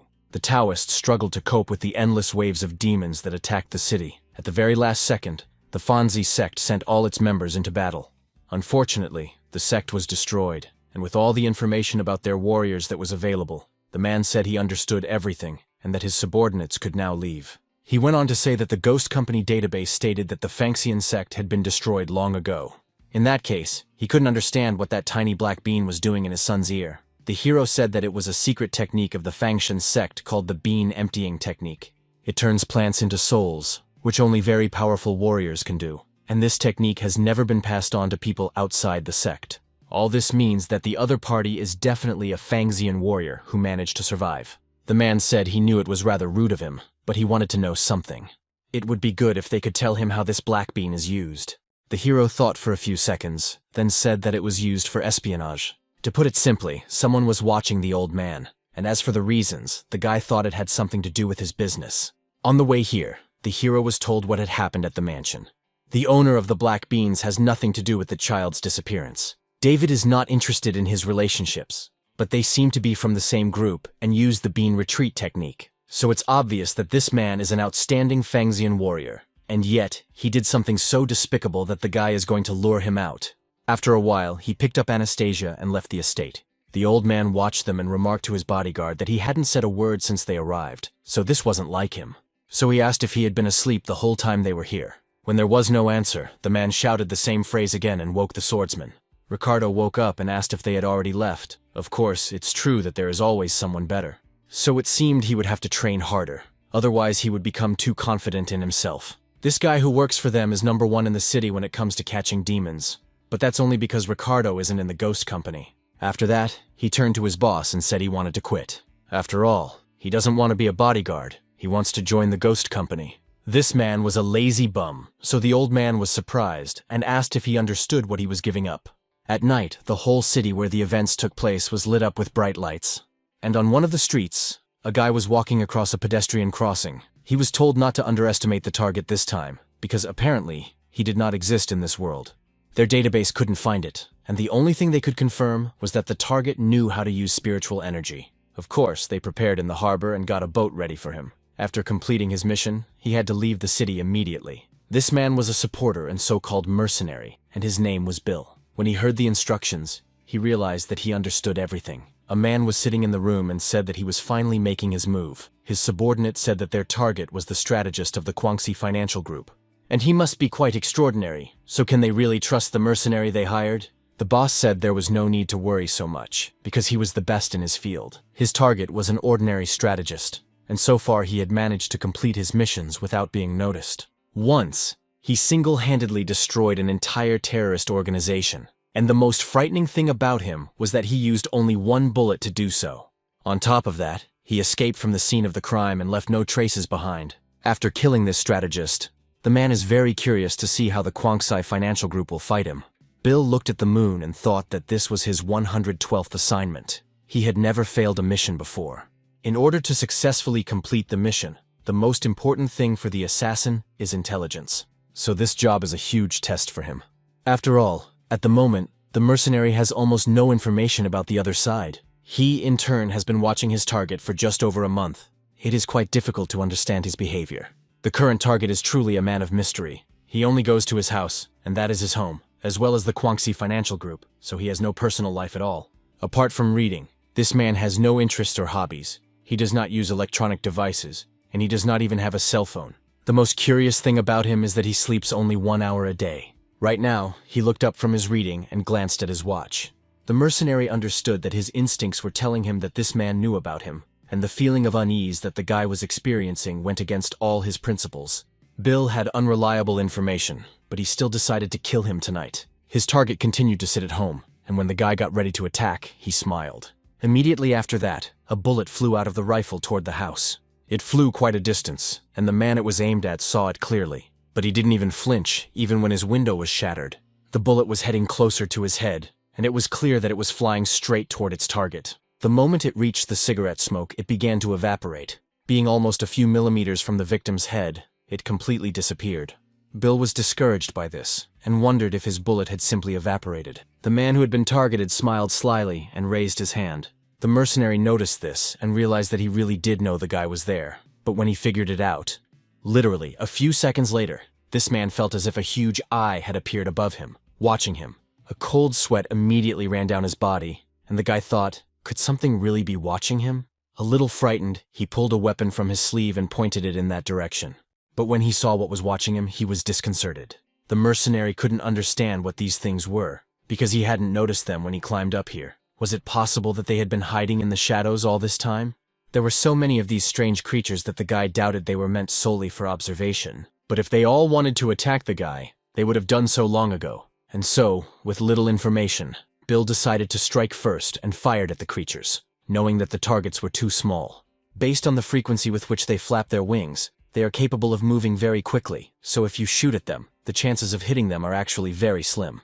First, he needed to limit their movement, so Bill used a bullet technique, and a large net flew straight at the creatures. However, the creatures were so nimble that they avoided the net and headed straight for the main body. Without stopping for a second, each creature attacked him.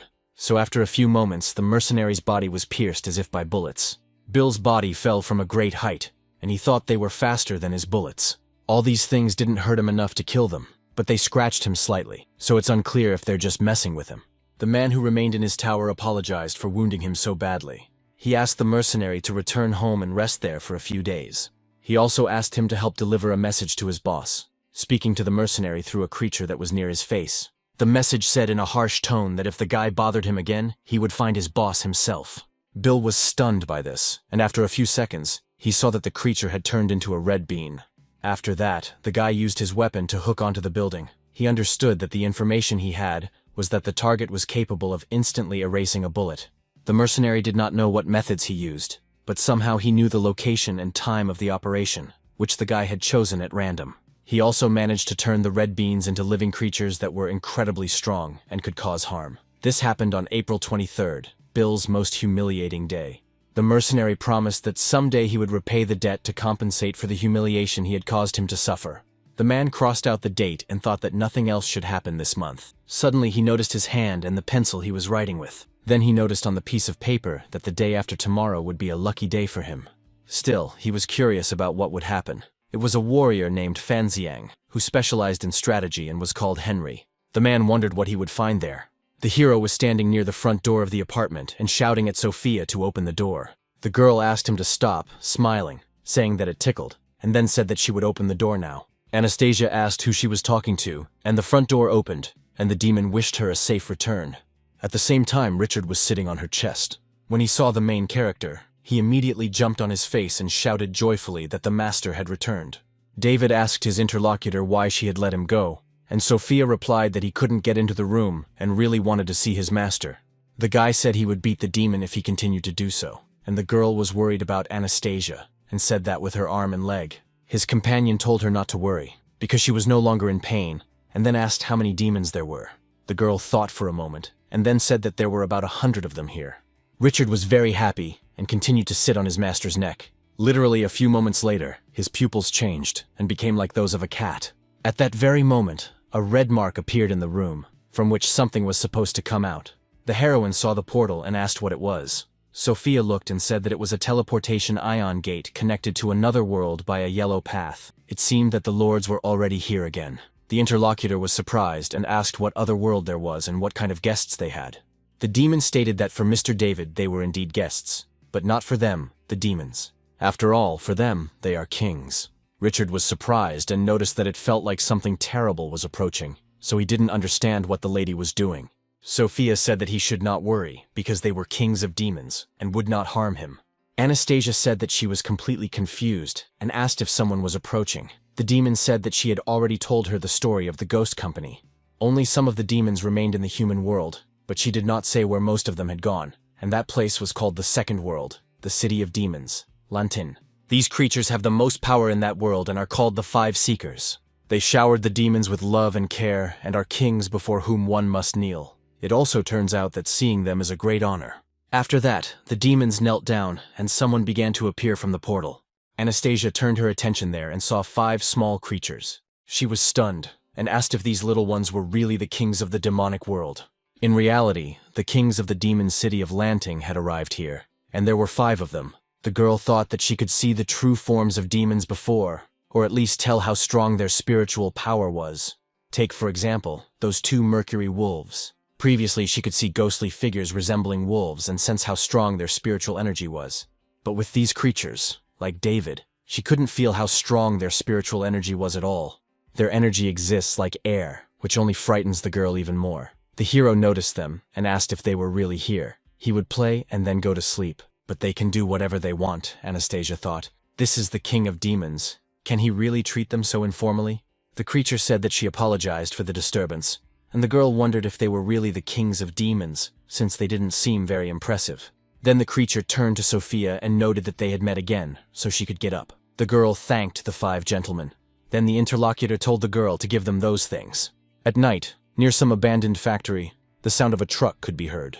The vehicle was heading into a huge hangar, where it was already being awaited. There were several men there, and the leader asked if the cargo had already been checked. The interlocutor said that it had, and that everything was in order. The man then said that in that case he wanted to take a look at it, so they came closer. The subordinate said that she seemed emotionally unstable, so he had to check it. Suddenly, loud footsteps could be heard in the huge cargo bed of the truck.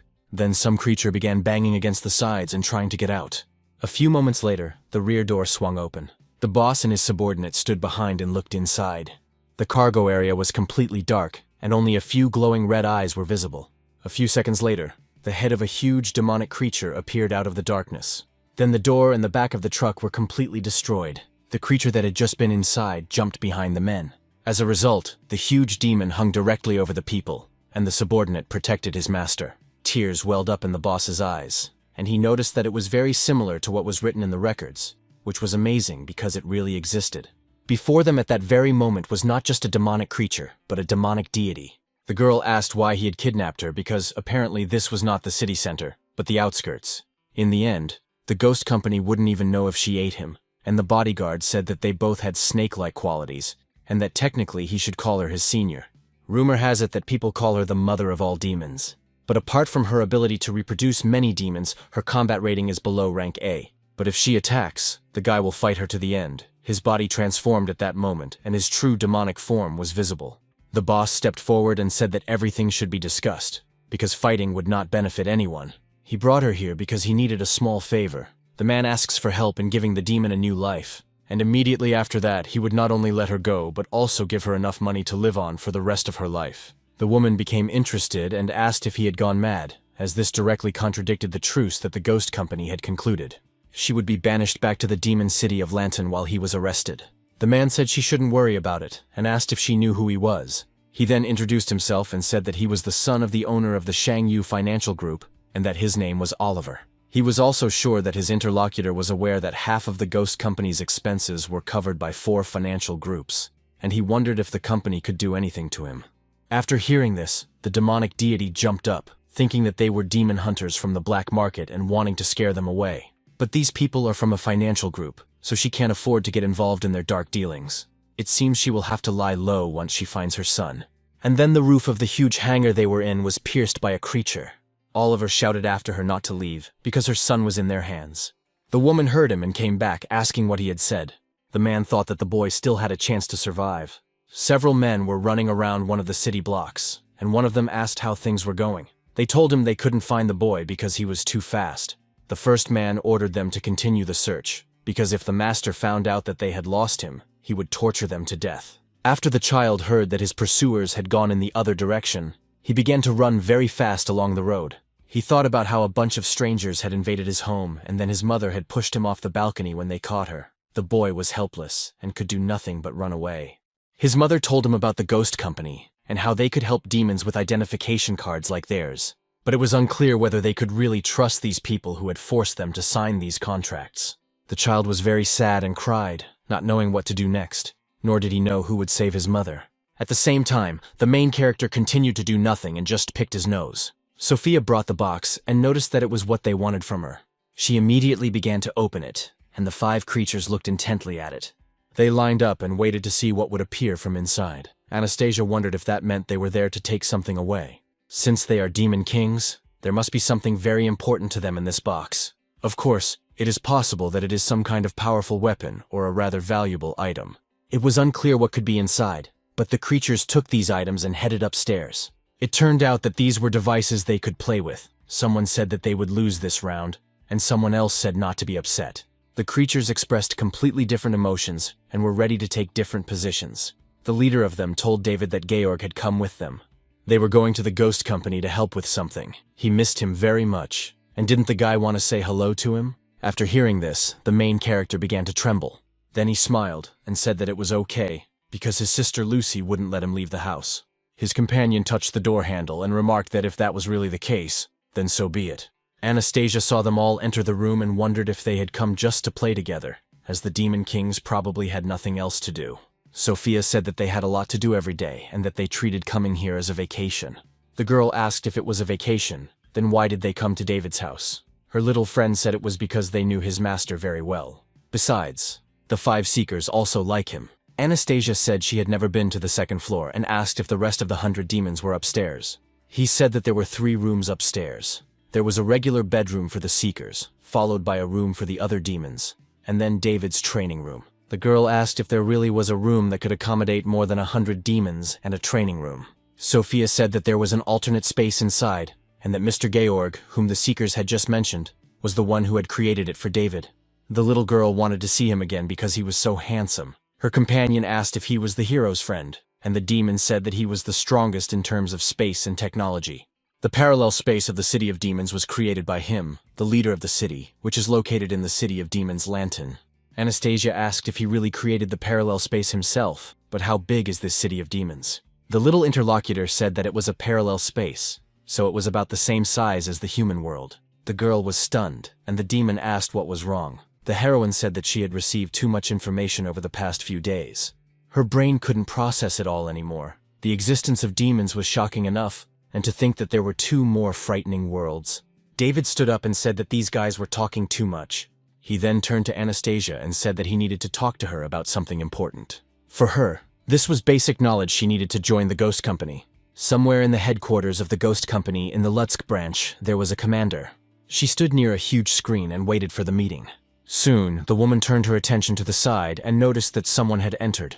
Lucy turned to her interlocutor and asked if he had finally arrived. The guy smiled and moved closer, asking what orders Miss Lucy had for him. This was the leader of the city of Zihui, the city of demons Lanting, Georg. The commander said that the number of accidents was rapidly increasing in various cities. They had to do something about it, because sooner or later the citizens would learn about the existence of demons. Therefore, the woman wanted him to help them create a special demonic tool. Of course, there was something else, because they could go into more detail once the leader of the secret Taoists, James, arrived. The interlocutor noted that if the master had left the mountain, it meant that something grand was about to happen. James looked at the moon and remarked to Sam that they were saving a lot of energy on this trip, but weren't they moving too slowly? The turtle said that he was already old, so he couldn't fly very fast anyway, and believed that the man had been summoned by a ghost because something grand was happening. His companion said that no one knew, and that he hadn't seen Lucy in a long time. Still, it was a pretty good opportunity to see her. Sam asked if he really didn't want to see David at all. Instead, they were on the roof of the plane, and the man said that if it was about his student, he would soon return to the mountain to find him. The boy was in the same neighborhood where he had been before and thought that people couldn't be trusted because his mother had trusted people too often and had been caught. Demons like them, who live with identity cards, cannot attack people, even if their lives are in danger. Since the Ghost Company had signed such a contract, it was obvious that they were indifferent to them, and now the only one who can save his mother at this moment is himself. The boy got angry and thought that if even a hair on her body was harmed, he would kill them all. After that, he looked ahead and his facial expression changed. There he saw a girl walking between the pier and eating ice cream. She also noticed the boy and immediately turned her attention away. There was one of many surveillance cameras hanging there, watching this neighborhood. When the girl noticed that the camera had turned toward them, she immediately dropped her purchases on the ground. Then she grabbed the boy, who looked like a demon, and claimed that he was running after her. The moment the camera turned back to where he had been, only a bag remained. The stranger said that it would be bad if the surveillance cameras spotted the boy, and he was surprised and asked who she was. His companion said, "Didn't his parents tell him that there are over 1 million cameras installed throughout the city of Ghost Company? That he is a demon and could be discovered?" The moment the system realized that he had revealed himself as a demon, he would be sent back to the demon city of Lanting. The boy asked if she was a demon too. The girl did not answer, and said that he was lucky that she had stumbled upon him. She then revealed that she was from the Ghost Company, stunning the boy. He immediately became wary and jumped far away. Then he got angry and said that if she was a ghost, she shouldn't pretend to be here to help him, because the boy didn't care anymore. Katie said that he must be mistaken about the company, and asked him to take her to his parents. The little boy said that he only had his mother, but that she had also been taken away by people. The girl asked what he was talking about, whether she had really been captured by people. She told him to tell her the time and place, and she would report it to headquarters right away. The boy shouted that she should stop pretending to be a good person. She must have come here to catch him, and he wasn't as stupid as his mother to believe everything some person said. Let the girl not think that she had become afraid of her just because she was from the Ghost Company, but she was just a human being and should not underestimate the demon. His companion asked if he really didn't trust the Ghost Company. If that was the case, then she wouldn't ask for backup. Then she swears to Katie on her position as deputy commander of the Ghost Company. She swears that she will definitely save this boy's mother. She then said that they should go, because first they would go to his home. The boy asked her to wait and asked why she was helping him. She said she didn't understand why he had misconceptions about the Ghost Company.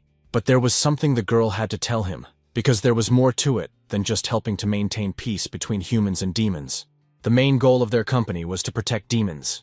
The boy was surprised and thought that her gaze told him she was not lying. After that, he lowered his gaze and returned to his human form. Suddenly, he sensed a strange energy ahead and asked the girl what she was doing. She materialized a vehicle and asked him to get in. The boy was stunned and asked where the motorcycle came from. Soon after, they were speeding down the road together. The boy sat in the back and enjoyed the ride. Katya asked why he hated the ghost company. The boy was a little embarrassed, but then said it was because many of the terms of the truce were unfair to demons. The girl believed that his mother did not resist when she was captured. She was a good mother because if she had resisted, she would have gotten into trouble too. The boy may think this is unfair, but has he ever considered that there are not only many bad people in this world, but also a lot of bad demons? Without this trait, many demons would try to find a loophole and take advantage of it, and it is these creatures that pose a huge threat to people who cannot fight back. It makes it difficult to keep the secret about demons when humanity starts to panic about this discovery, and the girl thinks that most people will not want to coexist with them. Meanwhile, what happened to his mother sometimes happens to others as well. Boys should not forget that half the reason for their existence is to protect demons. That is precisely why Katie loves this job, so she asks him to trust her, because she will definitely save his mother.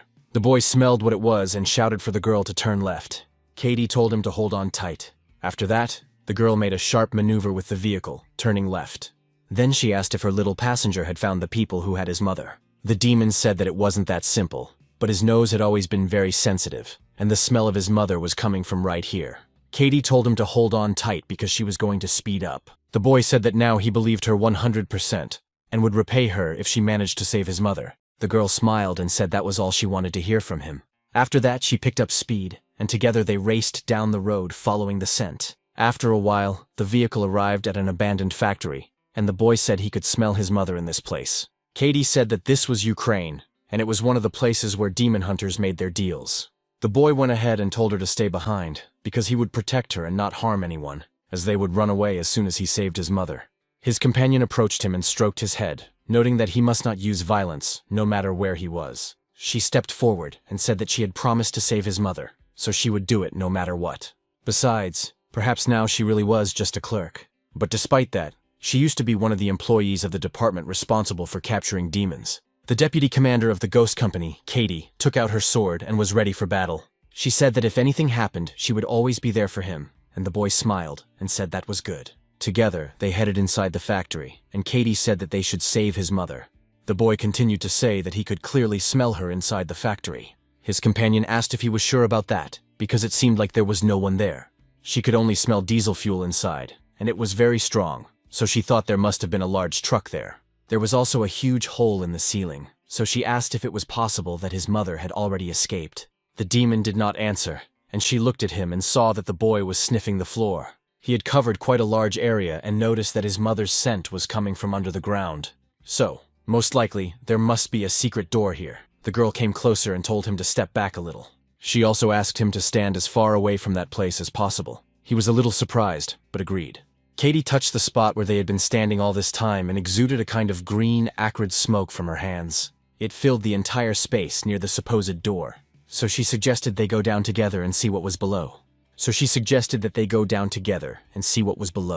After a while, they headed for the elevator car, and soon the elevator arrived, emitting the appropriate signal. Katie said it was quite a long descent, so she asked if the boy was okay. He looked ahead and said there was something there. There was a man in front of him who noticed that he was already bored, and he no longer thought that anyone alive would get there so quickly.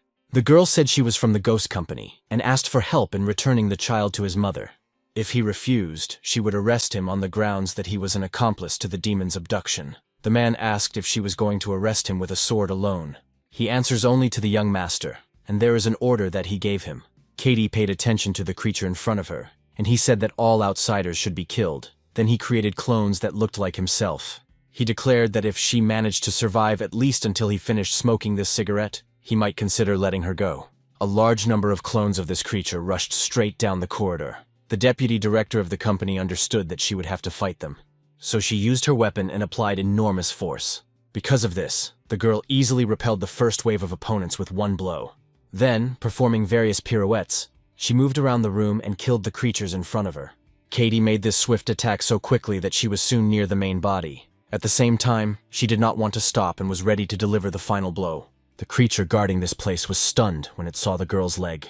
The deputy commander of the ghost company struck it with tremendous force and drove it into the door behind it.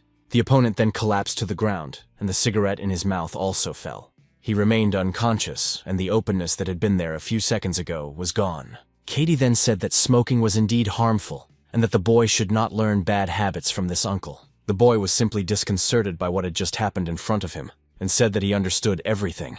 Soon they were walking down the hallway together, and the girl asked him his name. The demon said she could call him Damien. At the same time, Oliver's bodyguard was standing near the screen and saw them walking. The girl and her little partner made their way through the huge room, which contained various installations. Damien tried to sharpen his sense of smell even more and catch a whiff of his mother. Then he sensed something and said he could smell his mother.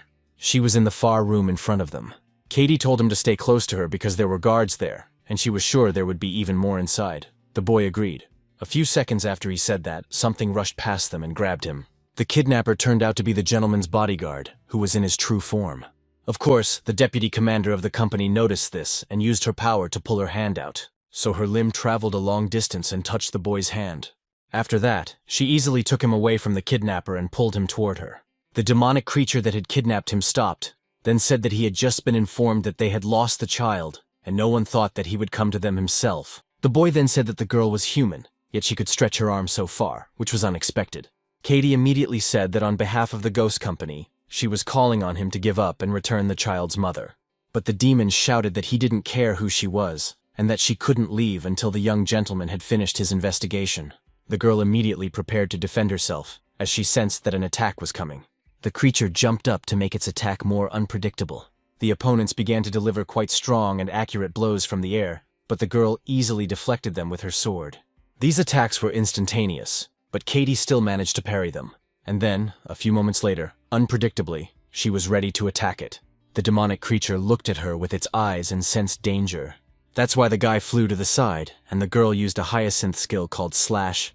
The bodyguard couldn't believe that she attacked him the moment he landed. This girl's reaction was faster than that of a normal person. The energy of the sword, which we formed with our own spiritual energy, could have struck him while he was in the air. But despite this, she deliberately missed this opportunity and instead struck the ground. The demon stated that he must say he was slightly annoyed that he was being underestimated. Katie touched the weapon and noticed that this sword was known as the Black Iris, made of black meteorite iron, and no matter what armor her opponent wore, it would not help. The girl did not want to cause him pain or take his life, and suggested that he stop resisting. The demon said he had heard something about black and white meteorite iron, and did not expect to see it here. Nevertheless, his armor is considered one of the strongest among all demons. He is even curious to know whether the girl's sword is sharper or his armor is stronger. Katie, after looking at him, became embarrassed and immediately turned her head away. After that, she said that this was a battle after all, so she didn't understand why he had undressed and asked him to get dressed again. The demonic creature told her to stay out of his way and show him her blade. Her companion remarked that he believed he would not give up until she defeated him, but in that case, she could only pray that it wouldn't kill him.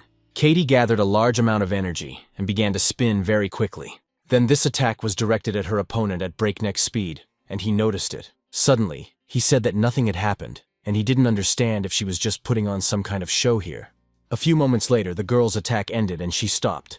Then she said that she had used a devilish trap technique called a flower cut. The demonic creature saw green slashes flying towards it. A few seconds after the incident, the attack reached its target and smoke rose from it. The deputy commander of the ghost company tied her hair back and said she hoped he wasn't badly hurt. After that, she turned to Damien and said that they should go, because it should be safe inside. The boy was shocked by what was happening, but still agreed with her, realizing that the girl was really good, having made a motorcycle appear out of nowhere.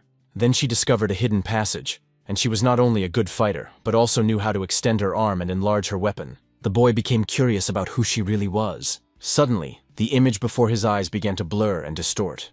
Damien was surprised by this and wondered why his vision had deteriorated. He turned to his companion and wanted to say something, but didn't have time because he fell unconscious. The girl noticed that something had happened to the boy and asked what was wrong. But the answer to this question was given by her opponent, who appeared out of the smoke and noticed that the boy had been poisoned. He did not know how sharp the girl's blade was, but its energy, created by her spiritual energy, could not harm him. Katie was discouraged by what was happening and wondered how this was possible, how he could have remained unharmed. Suddenly, she felt her pupils shrink sharply. The image before her eyes began to blur, and her interlocutor told her not to be surprised, because she had also been poisoned. Now her vision was blurred, and soon it would weaken and she would feel tightness in her chest. Then her body would go numb until she lost all her fighting ability. The swordsman didn't even feel anything when his poisonous sting pierced her. The moment he grabbed the child, he had enough time to inject the toxin into their bodies. The girl realized that this situation looked very bad for her, and noticed that it was despicable. The demonic creature continued to say that the poison he used was the least deadly and slowest acting. Of course, she would not die from it. Its job was simply to keep anyone from entering the laboratory. Once the experiment was over, it would release her. Now he would inject another toxin that would make her forget everything that had happened that evening. Katie noticed that her opponent had approached her and was already ready to take her away in this taxi. So she used her power to retreat, and a huge cloud of smoke appeared right in front of the demon. A few moments after the smoke cleared, the bodyguard was in shock because he realized that they had disappeared. He realized that, for the first time ever, his prey had slipped away from him, but he didn't understand who she was. The demon remained in the same place, not knowing what to do. But something was moving near one of his limbs, and it was the girl who had used her power to grab the boy. She realized that she was losing consciousness and needed to get to that place before she fell, and that this man was the only one who could save this child's mother. Anastasia asked if he was talking about her intuition, and David said that was right. She had done well in the old house, and if it weren't for her, the mission would not have been completed. It was all because the guy in her body could see things that the hero couldn't detect. For example, the spirit of the bean. If it weren't for her, the guy wouldn't have known that warriors of the Fancy sect still exist in this world. David sealed the mummy's consciousness for tonight. She reappeared, and it seems that it's not so simple, but it's okay because the girl is safe with him. Then he smiled and said that they had to come up with a plan for this mummy. If the girl wanted to join the ghost company, she had to have at least some intuition. Just like with different demonic categories, there are 4 main demonic categories in the world: spirits, fairies, monsters, and gods. Most spirits are born from obsession and resentment when people die. Ordinary people cannot see them, and they only move around at night or in dark places. Fairies are born when plants and inanimate beings absorb the spiritual energy of other living organisms over a long period of time. They move around day and night. Monsters are born when animals independently cultivate spiritual energy, and they move around day and night. Divine beings appeared even before humans. They possess enormous destructive power and also move around day and night. Anastasia noticed that there are actually different types of demons, which is good, but what is spiritual energy? Today, he said that girls have it too. The guy said that all living beings have this energy, and she can think of it as some kind of mysterious force. For humans, it is spiritual energy, and for demons, it is demonic. Literally everyone in the world is born with spiritual energy, but it is not active, as if locked inside a chest at that moment. But then one fine day, the chest suddenly opens. And that is when a person becomes endowed with superhuman abilities. However, the spiritual energy of most people is not activated unless they practice cultivation. Of course, a very small percentage of people are born with active energy. They are the ones who have superpowers, just like in the movies. At the same time, the hero said that they are called wanderers. Anastasia noticed that she really remembers how that red-haired scoundrel called himself a wanderer. David said that they don't usually join the ghost company. Some prefer to be bodyguards for rich people. In order to avoid being labeled as outcasts, most of them hide their superpowers. Capturing spirits is important and secretive work, and headquarters will not allow just anyone to join their ranks. So, if a person is not a Taoist and wants to join the ghost company, they must be recommended by another Taoist. But girls shouldn't worry because his master can recommend her. He then wanted to proudly talk about his master, but felt something on his shoulder. Anastasia, who had been listening to him all this time, fell asleep and lay down on him. The guy was a little surprised by this and didn't know what to do. Then he noticed someone in the far corner of the room. Sophia took a picture of them, and David yelled that he would do it. The happy girl ran away from there and laughed, saying what a great couple they were, but it was time for her to go to sleep. The hero was a little discouraged by this and wondered why he suddenly had this strange feeling. It was like the feeling he had when he saw her crying in the old house tonight. He had never felt this way before, and it was no wonder that the master wanted David to stay away from women. But it was all really strange. The guy used his eye to look at his heart, and there he saw that it wasn't working as usual. He realized that his heart was beating differently than usual, and that was strange. After that, the hero pushed the girl who was lying on his shoulder away, and she fell onto the sofa. So he was a little embarrassed, and wondered if he was suffering from a deficiency of chi. But that couldn't be, because he always practiced internal alchemy, and he was definitely completely healthy. Suddenly, someone knocked on the front door of the apartment, and the guy asked who it was in the middle of the night. But he immediately went to the door to see who it was. When the hero opened the door, he was surprised to see a familiar face in front of him. It was the deputy commander. The girl was not in the best condition, so David asked Katie what had happened to her. She only managed to say the guy's name before her eyes rolled back. She fell unconscious, and the guy asked what had happened. wondering if his sister Lucy had made her drink again. But when the main character looked ahead, he was surprised and didn't understand what else was going on. Right in front of him in the hallway, he saw a boy who was also lying unconscious on the floor. The guard told the gentleman that the intruder was from the company and a ghost, and that she had managed to escape. So at the moment they couldn't stay here because it was dangerous. He informed the second experimental base and said they should leave immediately. At the same time, they were standing together near some kind of device that had two tanks, one of which contained a deity and the other a girl. A few minutes later, a notification appeared on the monitor screen stating that it was a successful gene match. After Oliver saw this, he broke into a crazy smile and laughed for a long time. The bodyguard looked at this and was a little surprised because it all looked strange. But the guy kept laughing and stood near one of the tanks with the deity. After that, he smiled and noticed that he had found a way to bring the person in the upper tank back to life. There was a girl there who was connected to various devices, and her name was Jennifer. 2 days after the incident, Anastasia said that she had been unconscious for 2 days and asked if they could take her to the hospital. The guy said that her pulse was normal, but she was unconscious. The girl said that she was part of the group and that he should inform the team. The hero asked if she didn't understand that Katie had come here because she didn't want them to know. The deputy commander finally opened her eyes, and Anastasia announced that she had woken up. Katie said that she understood everything, that 2 days had passed, and the kidnapper had already escaped. David noted that she was brave to go there without telling her sister Lucy. Her companion said that at that time, the boy did not trust the company, so she promised him that she would save him herself and that it was an emergency. The hero said that he would help, and there was no question about that, but it would take some time to find his mother. Damien said that he had a really good sense of smell so he could try. David asked if he could really find his mother just by smell, and the woman replied that it was possible since that was how he had found the base. The boy climbed onto the windowsill, and the girl asked him to be careful. The demon began to use his keen sense of smell to recognize the smells in the area. The demonic deity, who was his mother, was still in the laboratory where experiments were being conducted on her. The smell emanated from that laboratory and spread through the ventilation shaft. Further on, rather massive fans blew air from the street into the room, and then smaller fans drew various smells out into the street. This air system was at the top of the mountain, so the smells spread throughout the city. Even the huge house where the main character lived could smell it all. Damien tried for a long time to catch the smell of his mother. Soon he smelled a familiar scent and immediately shouted that he had found his mother. The hero then turned to the boy and told the little fox cub to come down. He told him to go and have dinner, and that the guy would be back soon, while already using a rune suppression skill called Borrowed Wind. Oliver remained in the laboratory and watched Jennifer's condition closely.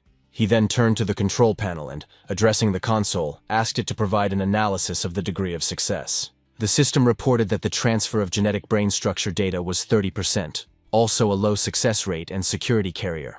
After that, it was announced that the transfer of genetic brain structure data was 65% successful, and the carrier was in danger. And soon it was said that the transfer of genetic brain structure data was 100% successful, with a 99.9% success rate and an extremely low chance of survival for the carrier.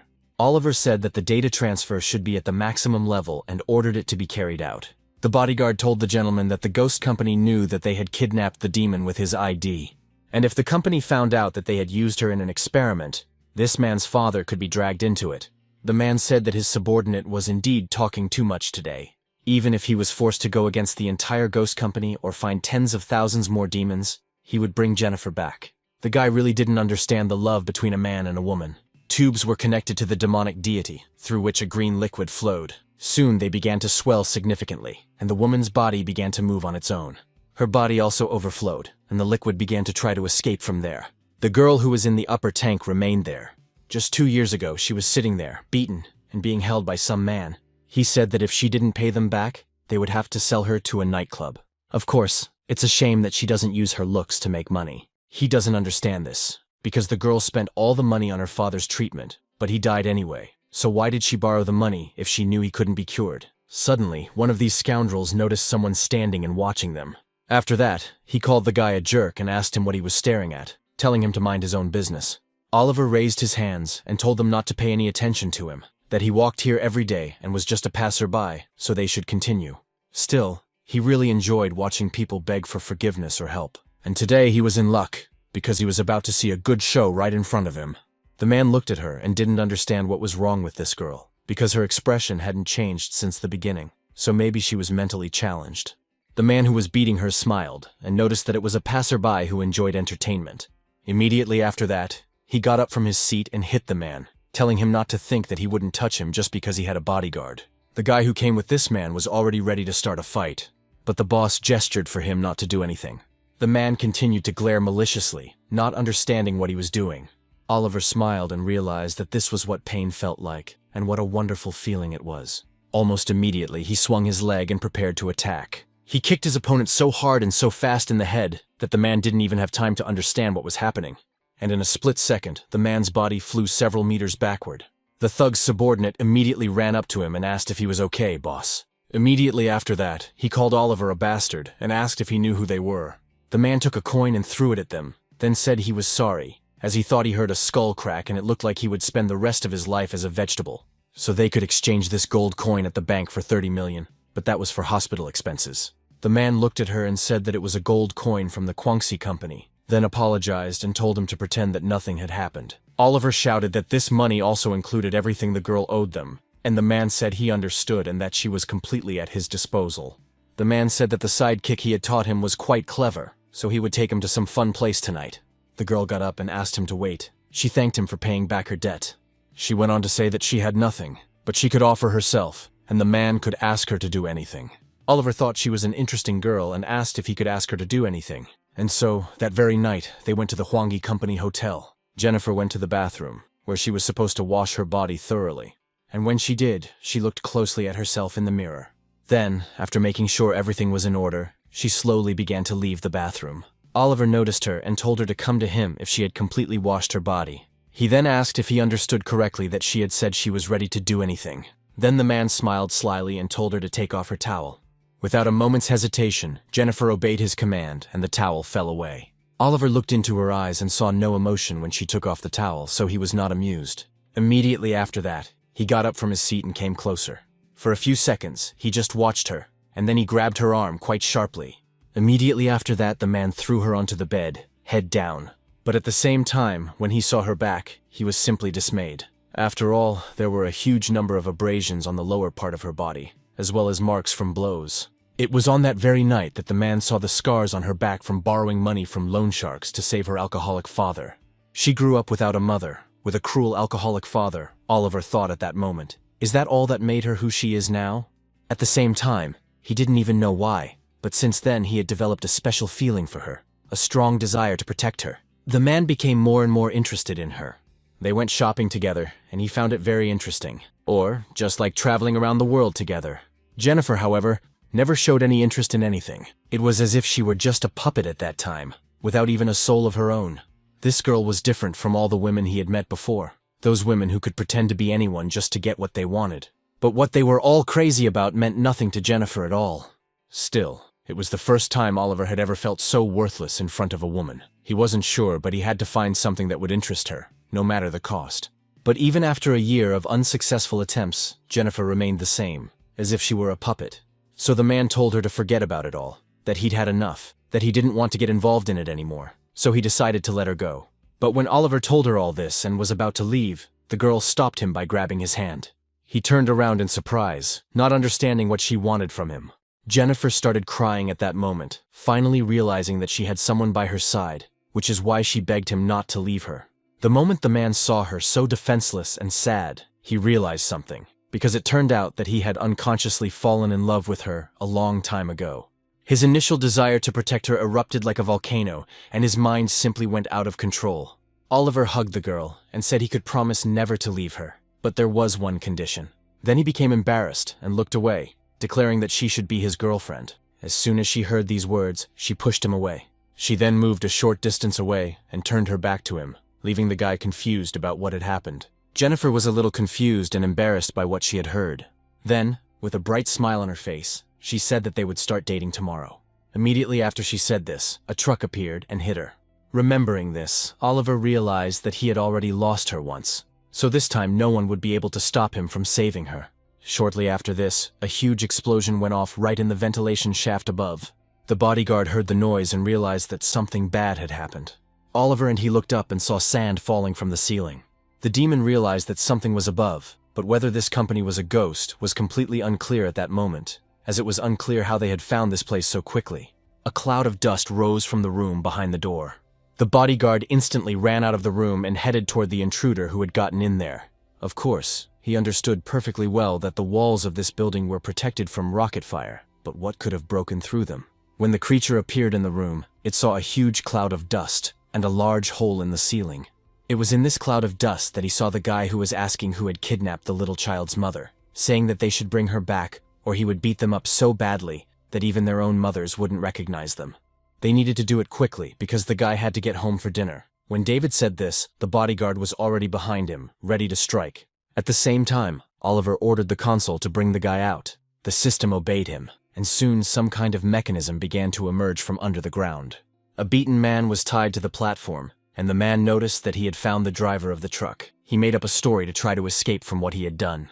Soon the girl would be reborn, and she would need human blood to stabilize her newborn body. That's why he told Jennifer to enjoy it after her birth. The man stood and looked ahead, while the body of the demonic deity contained a greater number of female specimens.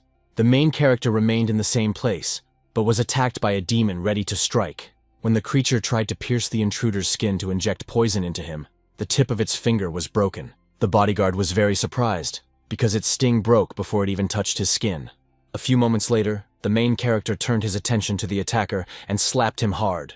The blow was so strong that the creature fell straight to the ground, and David wondered what the hell it had just tried to do. The demon thought he wanted to knock him out with his stinger, but who would have thought that he would be hit in the face before he could do anything? In truth, he was a first-class demon, and this kid had easily hit him. On top of that, it turned out that he was frighteningly strong, and the hero noticed this creature and asked if he was the one who had kidnapped the child's mother. The bodyguard thought that he probably wouldn't be able to face this man head-on, so he would have to drain his energy. Because of this, he began to emit some kind of smell, and the hero asked what it was, wondering if he had farted.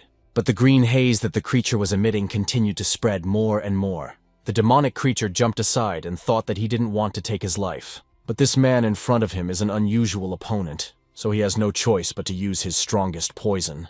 Upon contact with this poisonous gas, the skin will swell and the body will become stiff and paralyzed.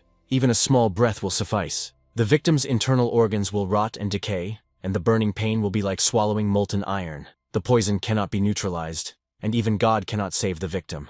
The gas will fill the room in a few seconds, and his opponent will not be able to escape. Shortly after he loses his ability to fight, the demon will extract the poison from his body, and then find a way to lock him up. While the creature was thinking about this, you suddenly noticed something strange ahead. The huge cloud of poison that filled the room seemed to be rising straight up like a tornado. The demon remained in the room and watched to see what was happening. At that moment, he couldn't understand why the gas had suddenly started to be sucked out. The hero used a seal suppression skill called Borrowed Wind, and said that if he wanted to fight, he should fight properly and stop showing off. David practices internal alchemy, and this poison cannot harm him in any way. But no sooner had he said this than he suddenly felt that something was wrong. Immediately after that, a large stream of food that was in his body came out. And in the end, it turned out that it did have a slight effect, and the guy shouted that he was a scoundrel, that this gas was some kind of laxative. If he really wants to fight, you have to do it face to face, because if he has to run to the toilet, he'll use your face as toilet paper. The demon was surprised because his poisonous storm only caused this man to have an upset stomach. It turned out that his opponent could control the wind, so he must be one of the secret Taoists, which meant that he would have to use all his power. The demonic creature began to transform its body in order to reveal its true form. After that, several limbs with mouths appeared from its back, ready to attack. The bodyguard, at the moment when it did all this, immediately rushed into the attack. The main character remained in the same place, and saw that this attack was indeed swift. The demonic creature jumped up a few meters in front of the guy. Then one of the protruding limbs opened its mouth, and strange green needles appeared from it. The second limb also joined in the attack, so there were a huge number of these needles. The main characters continued to stand calmly, not even moving their eyes. One of the huge number of needles heading towards him was already a few millimeters from his eye. But when it moved further, it collided with something and deformed its shape. The barrage of these projectiles continued to strike, but the guy's body was unharmed, as it was protected by some invisible force. His opponent was surprised, because he knew that these needles could even destroy armored vehicles, but they didn't even scratch this man. And while he was thinking about all this, the main character did not hesitate and was already next to him.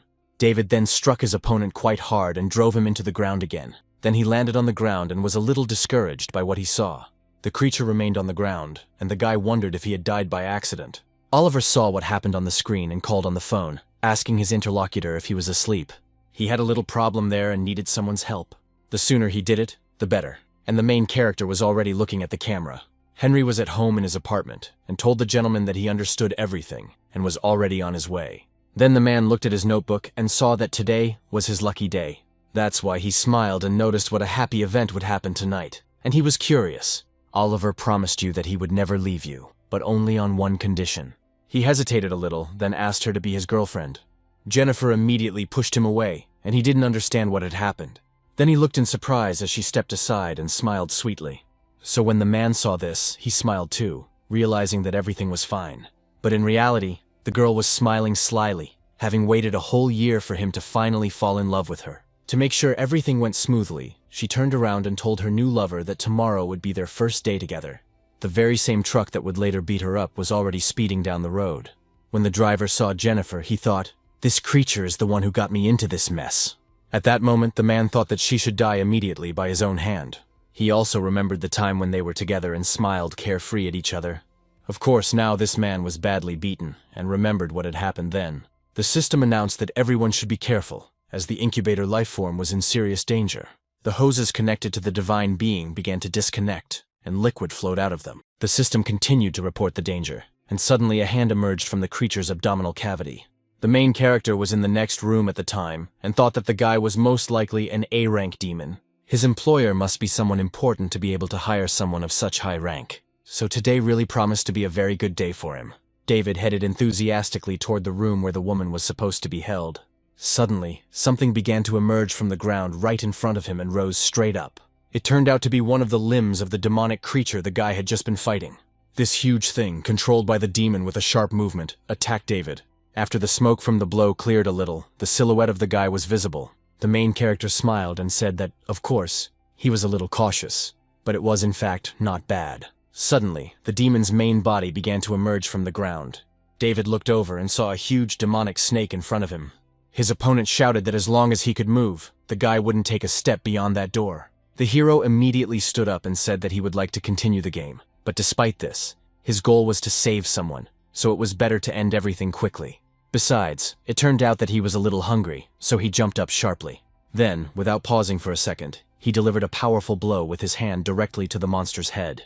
The head of the huge snake flew to the side, and then he looked closely at the guy. Seeing him, he thought, surely he doesn't have a scratch on him after my powerful blow. The guard did not want to stop his attacks either, and using his tail, struck the hero directly in the stomach.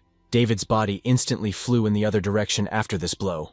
As he flew towards the wall, he couldn't do anything about the direction of his fall, so his opponent decided to finish him off. So the demonic creature aimed its tail at the guy and pinned him right to the wall. Soon, the attacks continued, but there was one place where the main character was, and his yellow power appeared.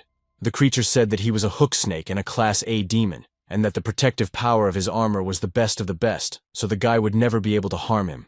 The main characters said that his defense was quite interesting, but his vision was, of course, mediocre. A few days ago, he encountered 2 Class A Mercury Wolves, and if they were lower Class A, then he was at least middle Class A. David used a seal suppression skill called Borrowed Gold, and said that it would be rude not to fight him seriously. Therefore, immediately after saying those words, he used the Borrowed Gold skill called Mystified Form. The hero raised his leg and kicked off the slippers he was wearing. Mystified Form in spirit is the alchemy of secret Taoists. Gold created with spiritual energy, which sticks to any living or inanimate form. All this is done only to turn it into a destructive force. The hero applied this attack to the slipper and grabbed it. Immediately after that, he instantly pushed off from the air and headed towards his opponent. The demonic creature was annoyed and asked if he was really using the slipper as a weapon, since he had already looked down on it enough. David did not answer him and delivered a powerful blow with the same slipper. As soon as the slipper touched the hook snake, it felt as if a giant meteorite had hit it on the head. The attack was so swift that the huge snake-like creature was immediately pinned to the ground. Moments before the attack, the room they were in looked quite normal. But when the demonic creature landed on the ground after the attack, the entire floor was destroyed. The huge snake was lying near the debris, and the hero landed right on top of it. The guy then said that he wasn't looking down on the creature from above using his slippers, but that he would have died if the hero had stuck gold to his fist. Shortly after that, David headed for that wall, and it flew out at tremendous speed. When he entered the room, he asked who had kidnapped the little child's mother, telling them to get their ass over there. The hero looked inside the room and noticed that he was in big trouble. Somewhere in the city, the system reported that the bike was locked and asked him to pick up his personal belongings. Henry was sitting on this bike near the park, looked at the time, and realized he was late. At the same time, the man hoped that the person who had called him was okay. He was also eagerly awaiting that wonderful meeting that was to take place in the future. The girls looked at the table and asked if Anastasia had really prepared all this. She said it was nothing special, because they could learn to cook if they did it often. She used to live with relatives, so she did everything herself. Katie said the food was as delicious as it looked, and asked the boy why he wasn't eating. Sophia said it was delicious and that she could eat 20 bowls of rice in the evening. The boy sat sadly and asked if his older brother could really save his mother, because he thought there were quite a lot of people among the kidnappers. The girls told him not to worry, that the hunters in our company were divided into 4 ranks from strongest to weakest, from rank A to rank D. The demons said that for each rank there are 3 more categories, for example, the highest rank A, the middle rank A, and the lowest rank A. It turns out that there are only 10 rank A officers in the entire state of Lucian, and of all these people, only 3 are of the highest rank. To defeat a Class C demon, at least 5 Class A officers are required, but 1 officer of the highest rank can handle it alone. Of those 3 highest-ranking officers, David is the strongest and has the most demons captured under his belt. He is truly the best, and at least the girl does not think that there are demons in this world that can defeat him. Damien was excited and said that it was cool and that his older brother was so good. If that's the case, then his mother will definitely come back soon. Anastasia understood that David was indeed very strong, but he was too easily provoked, and since he was strong, he probably didn't like to use his head when doing his tasks. So the girl hoped that this time everything would go smoothly and he would save the child's mother. Although for some reason she had a bad feeling about it.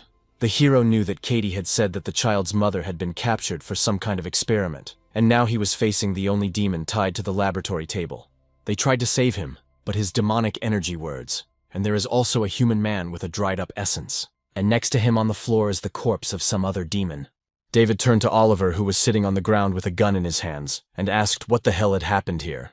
Was that thing on the lab table the mother of the child he had kidnapped? The hero noticed the man in front of him and was a little shocked. After all, he was smiling and crying at the same time, so the guy wondered if he was crazy. Literally 5 minutes ago, a demon's hand emerged from the belly of the demonic deity. The man who was standing there was thrown back by the blast wave. As a result, he hit the glass flask near which Jennifer was standing. The man looked ahead and saw a large number of demonic creatures falling to the ground. There were quite a few of them, but it seemed that none of them were moving. In the end, the system reported that the incubation was successful. The test subject's vital signs were at 99%, but the brain was still unconscious. 1% of the subject's vital signs and consciousness were complete. The incubation object was in danger, so the system asked Oliver if he wanted to save her. He smiled and replied that they should save her. Therefore, the system immediately began to perform surgery on the demonic deity in order to save her. The man watched intently as the demons appeared there, and one of them began to rise. He smiled and turned to Jennifer, but suddenly the joyful expression on his face changed to a sad one. The demonic creature smiled back at him and remarked that she didn't know he was so fond of her. The driver of the vehicle, who had been in the laboratory all this time, watched in horror at what was happening. The creature, which had only recently come into being, began to move toward him. She reached out her hand to the man and asked him what he was doing there, then asked if he was the one who had hit her with his truck. Jennifer used her power and literally touched his head with her fingertip. The man immediately lost consciousness, and it was clear that his soul had left his body. The demon tasted it and asked if this was what was called a human soul. Her facial expression changed to a more frightening one, and she remarked that it was incredibly delicious. Despite everything, she smiled and said she wanted to try more human souls.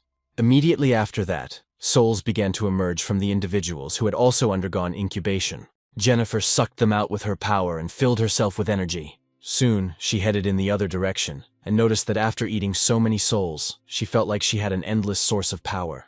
This male body was also not bad, because the girl feels that she is now very strong. In reality, only she and the man were the masters of this place. Jennifer walked straight up to Oliver and looked at him intently. Her companion was a little surprised by the situation, and noticed that she had just been born, so he didn't understand how she knew who he was and who she was. The demonic creature said that she was Jennifer, and also thought that it would be much more fun if she told the truth about how they would dry him up. In fact, it was she who hired those 2 thugs during their first meeting, and she had been watching him for a long time, because he was the son of a tycoon and had everything. But probably he had everything except love, as she understood, which was funny because his mother died when he was little, or perhaps because his brothers had achieved more than he had, causing his father to neglect him as a child. The girl studied everything about him, but her research never revealed anything. She couldn't understand that he lacked love, because he was actually a stranger, and she had the ability to read minds. Jennifer is a con artist who cheats idiots like him out of their money. She then asked if he really thought he had found true love. The person behind him thought so too, and as a result, he ended up driving a truck. In real life, the man is calm and carefree, so it is quite easy to deceive him. And now that he knows the reason and the whole truth about the situation, he might die. At the same time, Oliver was simply discouraged and did not understand what to do, and the demon tried to touch his head. But when she tried to kill this man, nothing happened, because she heard a voice in her head saying that he was the master. Soon the creature began to scream loudly because her head hurt. Her companion began to take something out of his pocket and shouted that she was just mocking him. In desperation, tears welled up in his eyes, and the man shouted that this girl was not Jennifer. Immediately after that, he took out his revolver and fired several shots. This pierced the stomach of the creature in front of him. The attack was so sudden that the demon didn't even have time to react. So the body of this creature, which called itself Jennifer, fell to the ground. Oliver saw all this clearly, and looking closely, noticed that the girl was still moving. This surprised him greatly, so he slowly began to approach her. The man did this cautiously because he did not understand what had actually happened. But he was disconcerted when he saw that Jennifer was still conscious and saying that he was the master. Oliver panicked and shouted that it must be some kind of witchcraft. After all, he had just killed a monster that was babbling nonsense to him. The demonic creature turned to him and told her master that she didn't have much time left. But she begged him to listen to her, apologizing for lying, but that wasn't her goal. And this whole situation happened only because she had a split personality. At first, that personality appeared in order to protect her. The girl remembered how the man hit her and yelled that she had been outside all day and that this was all the money she had. It turned out that it wasn't even enough to buy him snacks, so he grabbed a belt and yelled at the girl to lie still. Jennifer rolled over onto her stomach and did not resist at all when she was beaten. As a result, she had huge abrasions on her back, as well as bloody marks from the belt. After that, her father said that she would not get any food that evening, and if she did not find the money by the next day, he swore he would beat her half to death. The little girl looked on sadly, and as she grew up, she did some research and learned that split personality arises from childhood trauma.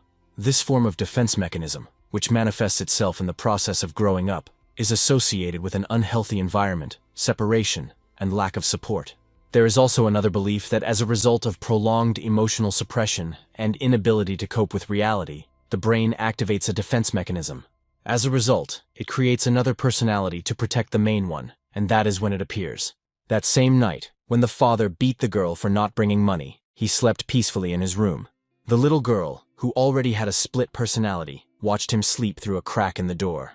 By the time she came to her senses, she realized that she had already left her father, and at that moment she was already living 100 times better than before. After Jennifer learned about the other personality, she said she would protect her and not let anyone hurt her, and also said she would make them the richest woman in the world. But the girl herself did not know that when she talked about wealth, she meant divorcing people for money. She can read people's minds, so she can easily make a man fall in love with her. She was also extremely intelligent. She became a new person after deceiving someone, because her personality was so strong that the girl became just a puppet. She didn't like it when men touched her, and she hated it even more. But the real Jennifer didn't have the strength to fight the other me.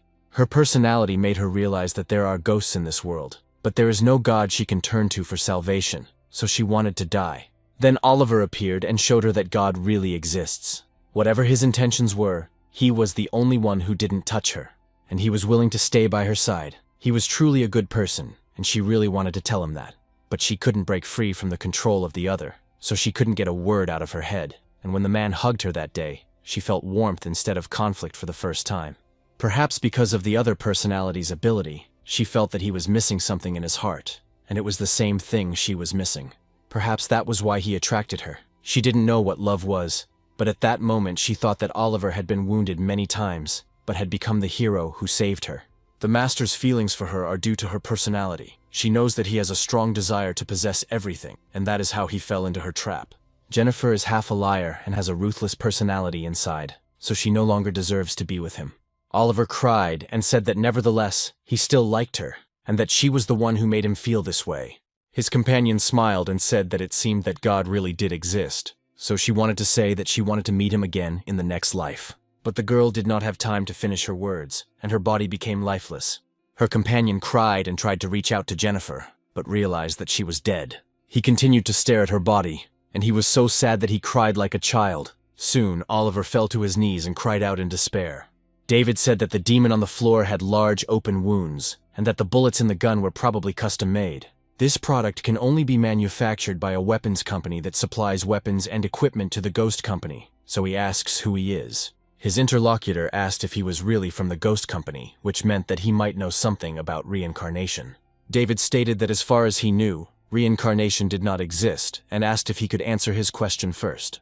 Oliver was simply dismayed when he heard that reincarnation does not exist. In despair, he began to say that he had failed to protect Jennifer, and had even killed her. After that, he began to laugh like a madman because he no longer understood what was happening. The main character looked at him and was surprised by what was happening. Then he turned to run away and said that this guy was crazy, and that he'd better just ask the Ghost Company to deal with this mess. In theory, the demon in the middle of the operation is the mother of this child, but that doesn't matter, and he will take her back first. Suddenly, the system reported that the rescue operation had failed, and there were no signs of life from the victim. When the hero heard this, he looked at the woman and realized that he was completely screwed. Then he thought for a second, and realized that he could do something. Immediately after that, he made several seals and used his superior eye skill. Then he smiled, realizing that this action should help. Now he had to report this to the Ghost Company. Oliver grabbed his weapon and held it to his chest. A few moments later, the main characters heard a loud shot. He was surprised and turned around to see what the hell was going on. But there he saw that the guy who had been sitting in despair all this time had shot himself in the heart and killed himself. Soon, Oliver felt the image before his eyes begin to blur, and he was dying. The next place he saw was an endless beach and the ocean, near which he was standing. He didn't understand what was happening, and suddenly he heard a girl addressing the owner. Looking ahead, the man saw Jennifer, who was wearing a white beach dress. She was smiling and saying that God really exists. So after a while, they took each other's hands and began to walk carefree along the beach into the sunset. The lovers smiled at each other, and the atmosphere was truly peaceful. In the real world, Jennifer and Oliver were lying on the ground without any vital signs, smiling. Here, their bodies were far apart, but in another world, they were walking carefree along the beach. At that very moment, there was a spiral on the man's arm that ran through his veins. It was this very weapon that the bodyguard who appeared in the room used, not thinking that his master would kill himself for the sake of a woman. The sting of this demonic creature is capable of creating illusions, and at least he will die in a beautiful dream. The main character noticed him and said that his master was dead, but did he still want to fight? The demon offered his move and did not answer, so David said that he was talking to him. The interlocutor picked up his master and noticed that he was dead, so now he could not find him guilty and asked to be allowed to take the body home. Suddenly, the guy turned his attention to the side because he noticed someone there. It was Henry, who turned to Fred and said he was sorry for being late.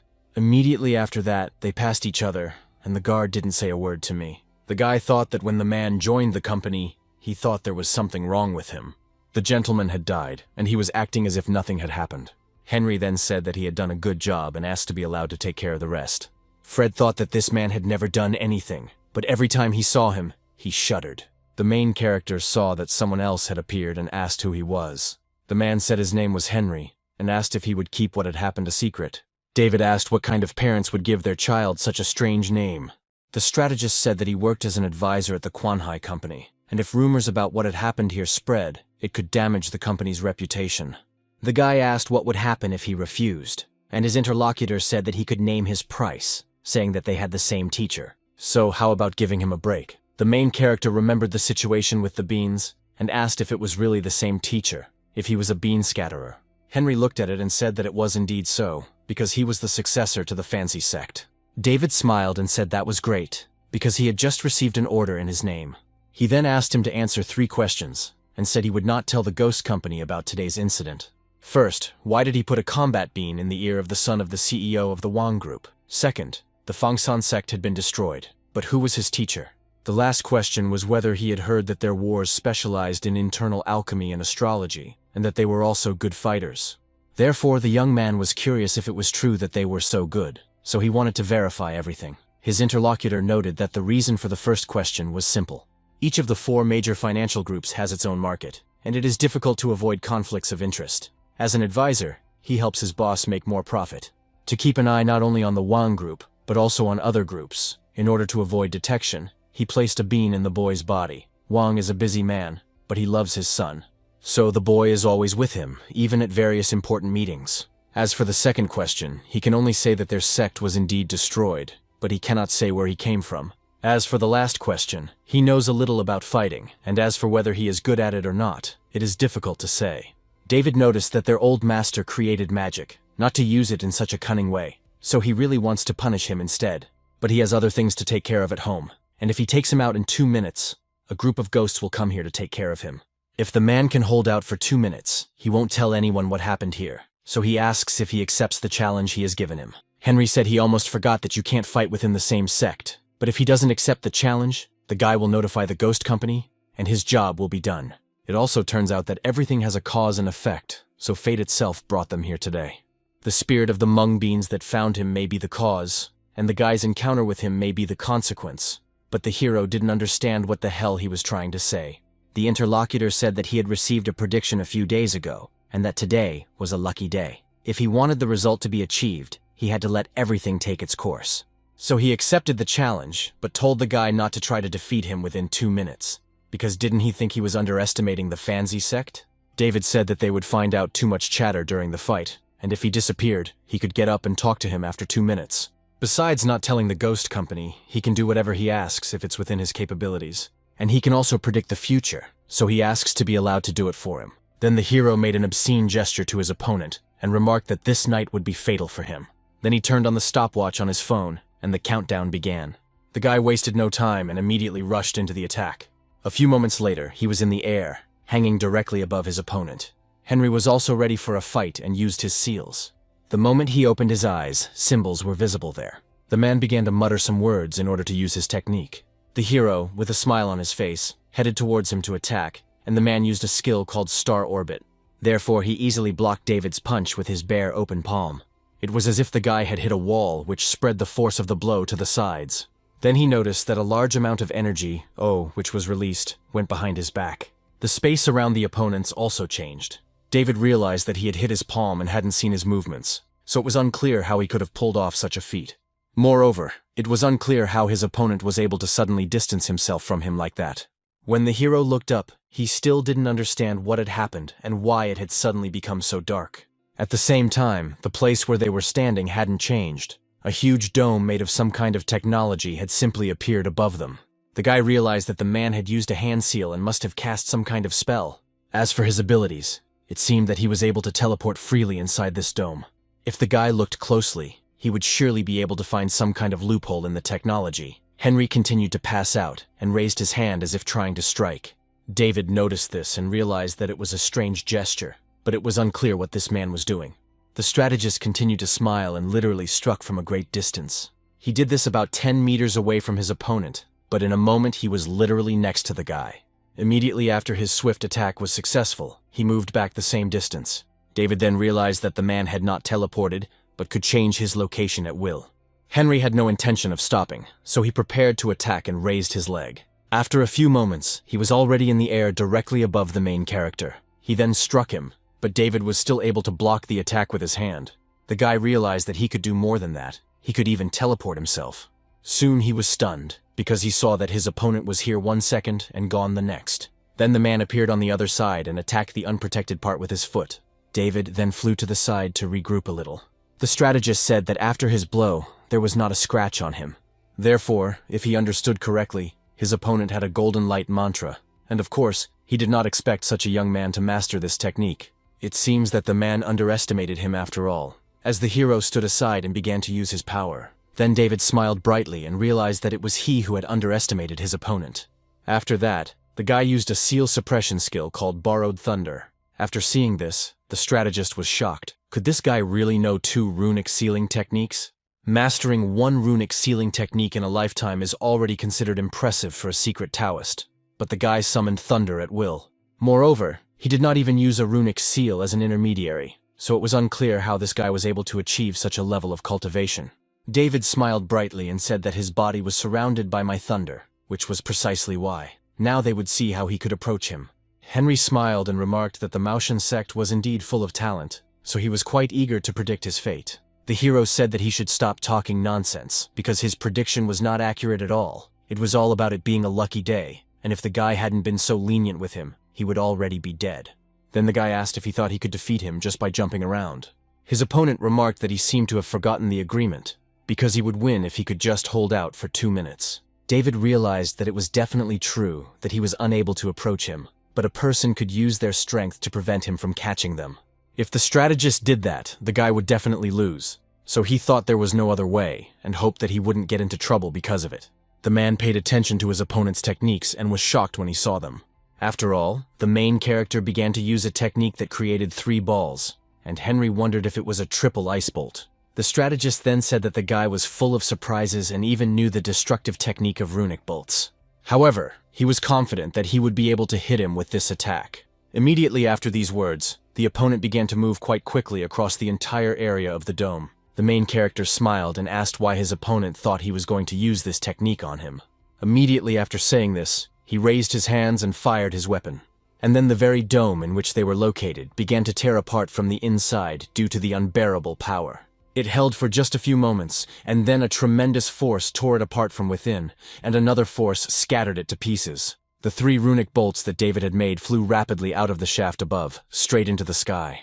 The boy sat in the room and told his opponents that they were finished if they dared to go against him, then said that it was bad, because there were 4 healthy guys in the bushes. Then he asked if they were trying to play dirty. But it turns out that they underestimate the junior who is playing with them. After that, the boy began to use the abilities of a deadly wave, carnage, unstoppability, complete destruction, and incomparability. But while he was doing this and concentrating on the game, he heard a strange noise. The boy immediately went out onto the balcony to see what had happened. When he saw it, he turned to his mother and asked her to come over because there was some kind of super lightning in the sky, shooting up from the ground. The woman came over and said that it was just lightning. What was so strange about it? But her son said that it had disappeared, and that was amazing. The electronic device he was holding informed her that he had been killed. His mother realized that he had been playing games all this time and became angry. She then began to discipline the boy and pointed out that she had told him to do his homework, but he was playing with toys instead. Henry looked up and saw that the roof of the building had been destroyed. He said it was a beautiful sight, but if the attack had been aimed at him, he would have died or been seriously injured. David said he shouldn't worry, because he wasn't that ruthless. He had simply destroyed his opponent's dome. Now, they would see how he would dodge his attacks without his power. The main character wasn't going to waste any time, and immediately launched an attack. The man noticed this and folded his seals again, muttering some kind of spell. David was within the range of this attack, and it was aimed specifically at him. After what happened, the guy felt that something was wrong with his body, and threads began to emanate from him. This attack was called the form of rebirth. The hero noticed what was coming out of his limbs and body, and saw that it was white threads. Immediately after that, he looked up to see where they were coming from. Above him was a strange magic circle that held the guy in place, making him look like a puppet on strings. David understood that whatever technique his opponent used, he had the golden light mantra to protect him, so they would see what his opponent could do. The hero then began to attack the man quite sharply, but the man constantly dodged his attacks with ease. The guy thought that he was definitely faster than his opponent, but it was unclear why he couldn't hit him. Most likely, it had something to do with that thing above the guy's head. Henry continued to smile and watched to see what David would do next. With the power of his eyes and the technique he used, he knew what would happen in the next second. The image that appeared before his eyes suggested that the guy would use his technique with the help of seals. At the same time, the strategist was quite curious as to what technique he would use at this moment. However, he should not lose his concentration or vigilance at this moment. The stopwatch on the phone continued to run, and it was 1 minute and 0 seconds. Henry then used his smoking pipe for his next attack. The man created a large amount of smoke, which he used to envelop the guy. The main character covered his face so as not to inhale the smoke and wondered if it was poisonous. He didn't have time to move, because he saw that his opponent was above him. The guy then realized that this was just a ploy to escape. The strategist really wasn't going to attack him, but simply moved further away. The hero said that all he could do was run and hide, so he asked to be attacked head-on, but the man said he wouldn't even consider it. David, after hearing this, became very angry, because he understood that it was all a trick. After that, Henry looked at his opponent with his eyes to see what he would do. Then he actually attacked the guy with his hand. The main character noticed that a red bean was flying towards him at great speed. To repel this attack, he used a skill called Ice Bolt. The bean, which was approaching at a fairly high speed, began its transformation. That's why the strategist used his bean retreat technique, which was called the soul of the red bean. The hero let it come closer so that he could easily repel it with his technique. When the excited bean almost reached his body, he used thunder and attacked it. The residual electrical energy flew into the sky, and the bean flew in the other direction. David realized that this was the bean retreat technique. The man fighting him was cunning and knew that it had no effect on him, so he used it to redirect his counterattack. But it was unclear where this confidence in using the ice bolt came from. Henry mentioned this technique and noted that it would be problematic if he were his nephew. Most likely, his plan was to use the ice bolt, which would form a seal and increase it to the limit. And when he was inside, her boyfriend would reduce the seal, forcing him to fight him. The hero noticed that he knew he was using the bolt after all. This means that the thing above his head can predict his actions, but it seems that he is unable to foresee the trajectory of the attack. The man was surprised by these words and realized that things were not so simple. Indeed, the small ice bolt that the main character used from the sky was heading downwards. Henry noticed it and realized he had made a mistake. David, however, continued to smile and, using his seal, applied the split bolt technique. Then the ball that was formed from the technique began to spin along its trajectory. It literally turned into some kind of dragon, and this technique was called the double glacial bolt. It was a variation called the shadow eel arrow, and it was this technique, created with the help of gram power, that was directed at the man. As Henry watched the attack flying rapidly toward him from above, he lost his concentration. The hero noticed all this, and decided to take advantage of the situation, so he rushed at him with his fists, and declared that he had been caught. Immediately after this swift attack, only a few drops of blood were visible. The blood splattered on the phone screen, which was on the ground, and continued to run the stopwatch. Of the 2 minutes that the main character had declared for this fight, 27 seconds remained. At the same time, the main character was stunned by what was happening, because it was he who had been wounded. Henry stated that he was not particularly talented and was only able to learn one rune technique. Gold appeared on his hands and body, forming claws, and the man said that this was the golden rune technique. The main character's attack with the help of dragons formed from the thunder technique was also defeated. The strategist said that his double ice bolt was not difficult to break. But at the same time, he is not as good as the guy, because he cannot do it without using a medium or applying a seal. These gloves he uses are his medium for the golden rune technique, and there are also seals on their inner side. The hero touched his wound and noticed that he had scratched him, and he had been giving in to him all this time because they were from the same sect. But most likely, it turns out that there is no need for that at the moment. A considerable amount of energy was released at that moment, and Henry felt it on his own skin. When he looked ahead, he literally saw with his own eyes a huge, ferocious monster staring at him. The man was a little panicked and thought that he had probably awakened the monster. Since he was a very cautious person, he immediately backed away to keep his distance. Henry had always thought that the triple bolt was his opponent's limit, but he didn't expect him to know this technique as well. At the same time, David used a quadruple ice bolt, a technique called the God of Shadow Roses. A huge amount of dark energy was released around him, and the man couldn't understand how the guy had achieved such power at his age, because it was beyond human comprehension. Perhaps it was worth reading his blood while it was still fresh. So Henry stuck his finger in his mouth and tasted the blood, and also used the technique of blood divination. Blood divination is a secret technique of the secret racists of the fancy sect. Divination is done by tasting blood, and it can predict a person's life path. By showing his future, as well as fragments of his past, the strategist learned his opponent's life path and realized that he was the one who could help him. At the same time, Henry continued to retreat from the main character in order to keep his distance. Soon, David caught up with him and found himself behind him, preparing for a swift attack. Using his skill, the man understood that his opponent was now attacking him from the right. But then a surprise awaited him, because he realized that there were now two directions. Of course, a triple bolt is a fast technique, but he would probably be able to hold out. Suddenly, Henry looked back and thought, could there be another one behind him? It turned out that this man had changed 3 different directions of attack in a matter of seconds. In the end, it was really bad for him, because there were 6 directions of attack in total. With the God of Thunder, David is very fast, so there is no point in even trying to predict all his actions. After a few seconds, the main character still managed to strike his opponent. 6 attacks reached the man in literally the blink of an eye. Of course, David did not stop there, and soon struck his opponent directly on the chin with his left hand. Due to the enormous force he exerted, a large stream of thunder headed straight for the sky, while the floor on which they were fighting immediately collapsed and turned into rubble. The man's body flew into the sky at tremendous speed from this swift and destructive attack. From the outside, it looked like a comet heading not from the sky to the ground, but from the ground to the sky. The force of the blow that Henry experienced was so strong that he pierced the clouds with his body. Only drops of blood and the residual energy of the thunder god followed him. Finally, after a few moments, the body hung in the air and began to gradually fall down. The strategist smiled brightly and thought that his opponent's frightening power and life force were wonderful, so his lifelong dream could finally come true.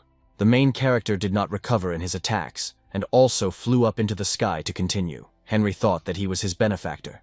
David spun around very quickly in the sky, and it was as if a stormy tornado had appeared there. After that, he struck his opponent again with his enormous strength, and the opponent flew rapidly downward. Now it looked as if a comet or some kind of meteorite was falling straight to the ground from space. Henry instantly landed and destroyed a huge amount of soil beneath him.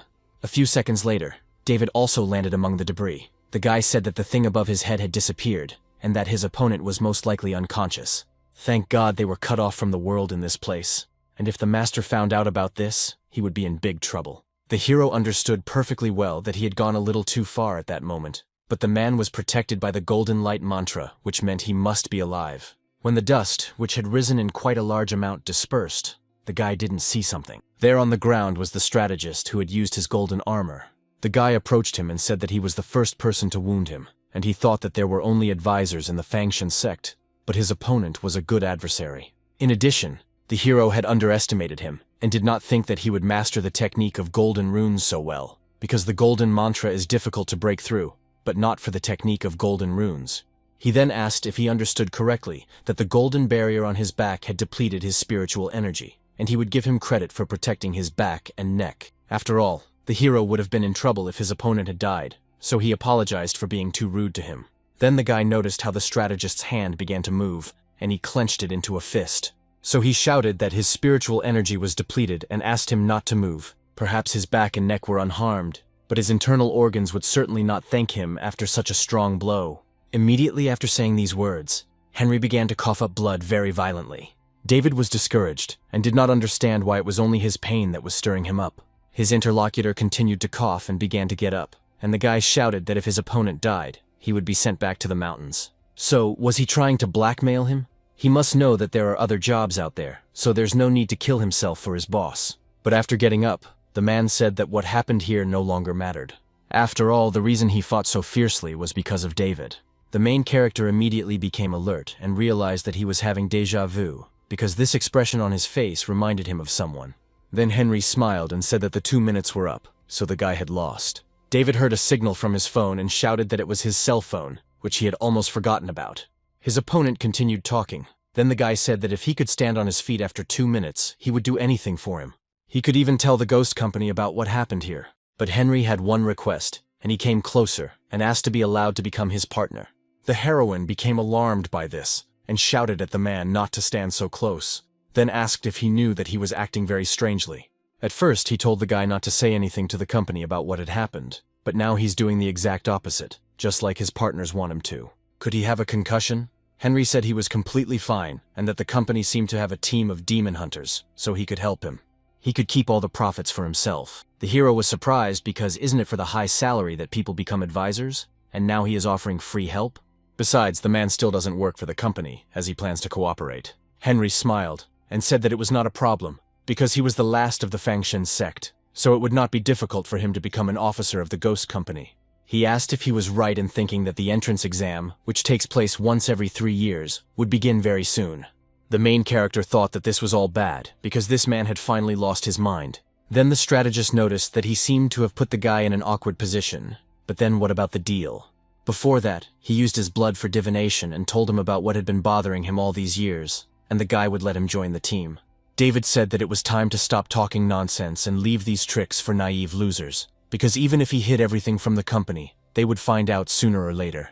So the strategist had better worry about how he was going to report to his boss, because the guy wasn't going to waste his time, as he had a child waiting for him at home. The interlocutor smiled and asked if he really didn't believe in the power of the Fanzi sect's divination. He went on to say that the guys were turning 20 this year, and that he had been living in Lujian for 2 years. He had previously lived in Kunwei, which is about 200 kilometers away, and was also an heir to the Maoshan sect, hoping that he had correctly divided Kunwei into 200 kilometers. He then continued that the guy had lived on Mount Fengzhou until he turned 18, and recently he had let a girl doomed to a difficult fate into his house, but was able to solve her problem. The hero was surprised and thought, could he really see himself? Are the Fangshan warriors really as good as his master said? Henry asked if he had no doubts over the years about the possibility of mastering 2 rune techniques and having such a high level of cultivation. And most importantly, had he ever thought about his birth? When the heroine heard these words, she immediately looked at him intently, because she understood that this was disturbing.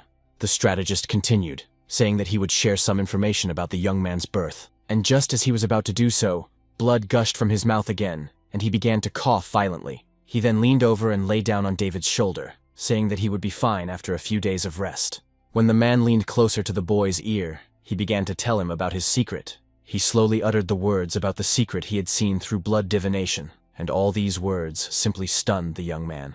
Then the strategist said that they were truly meant to meet. With his last ounce of strength, he said that he lived on the top floor of the building where the young man lived. The main character immediately used the borrowed wind technique and rushed into the sky. At the same time, his thoughts were vague, and he wondered if what this man had said was true.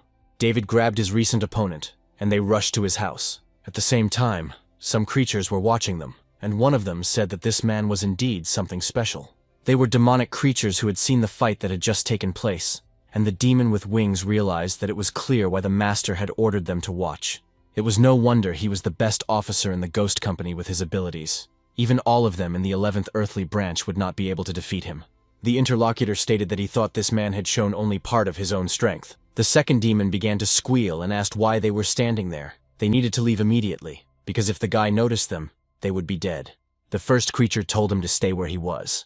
At that moment, his instincts told him something else was going on. Something was beginning to emerge from under the rubble of the laboratory, which was hidden deep underground. It was a creature that had broken through the concrete walls with its tentacles. In the end, it turned out to be only the serpentine form of a demonic creature, and it was Jennifer. The demon was completely healthy at that moment, and smiled because it could continue to exist. Its strength was gradually returning, and it was clear that there were no wounds left on its body. The creature began to speak, speaking on behalf of the man, because it was the one Jennifer had talked about. He said that he did not know that there was a way to be reborn. Moreover, it now seemed that its power had increased significantly, and it thought that being shot immediately after returning to life was a hidden blessing.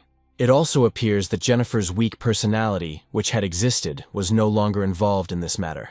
We should thank that guy, because before he was just a sub-personality inside Jennifer, but now he is the only one who controls this body. So she will always seal this girl's personality inside herself. The demon thought that he was also a woman, like her main personality, but in the end, he turned into a male monster. In fact, it was quite a pleasant feeling, because he liked being a man. Suddenly, the creature became alert, noticing something behind him. It so happened that behind him appeared the 2 creatures who had been watching the fight between the main character and Henry all this time. The demon that had taken possession of Jennifer's body asked who they were. The interlocutor said that he was a demon created from the demon of a mother and a human being, which was the same thing. Although he currently only has a B rank, he has quite high potential for personal growth, and it also turns out that he has 9 lives. His abilities increase with each rebirth, and looking at his potential for development in his final life, he can reach great heights. So it turns out that in the end, he will be able to reach the rank of an S-rank demon. The creature was surprised by this, and asked who they were. One of the demons asked to introduce himself. He is a goat-eyed demon of rank C, and next to him is a rat-eared demon of rank B. His main skill is reconnaissance, and he can see all living organisms within a radius of 100 kilometers, while his companion's skills are good for eavesdropping and analyzing demonic energy. As a result, he not only hears voices from afar, but can also determine the strengths and weaknesses of organisms near him. Their target was supposed to be a human, but they accidentally discovered this demon. It just so happened that their earthly branch was short-handed, so they want to recruit him. They told him all this in order to gain his trust. The creature had just been reborn as a demon and needed a place to stay. The snake asked if they really wanted to win his trust with just a few words. What a stupid joke that was. So, with a sly smile, he asked what would happen if he refused their offer. The beautiful ear said that his interlocutor knew about their abilities, so he would therefore be considered their enemy. Jennifer's second personality started laughing and said that it was hilarious. If what these guys said was true, then with their B and C ranks, they were just minor scouts in their organization. So do they really think they can defeat him after that? At the moment, it seems that the demon is quite eager to test his new power. The winged creature that had just been there suddenly disappeared. Zmei didn't understand what had happened and was surprised by it. For some reason, at that very moment, his head began to tilt to the side, and the image began to blur. Rat Ear used his claws and attacked the victim in front of him. He then said that the scout was enough to kill this creature, but the head of the demon, who was Jennifer's second personality, fell off and lay on the ground. After that, the soul of the demonic creature that was in his head emerged. When it rose slightly, it exploded and scattered into pieces, and then the pupil of the head lying on the ground began to move, and life appeared in it. Rat Ear came closer and noticed that the speed of this creature's rebirth was much faster than last time. If he agreed to join them, they would put his head back in place. But if he resisted, the creature would throw his head into the ocean.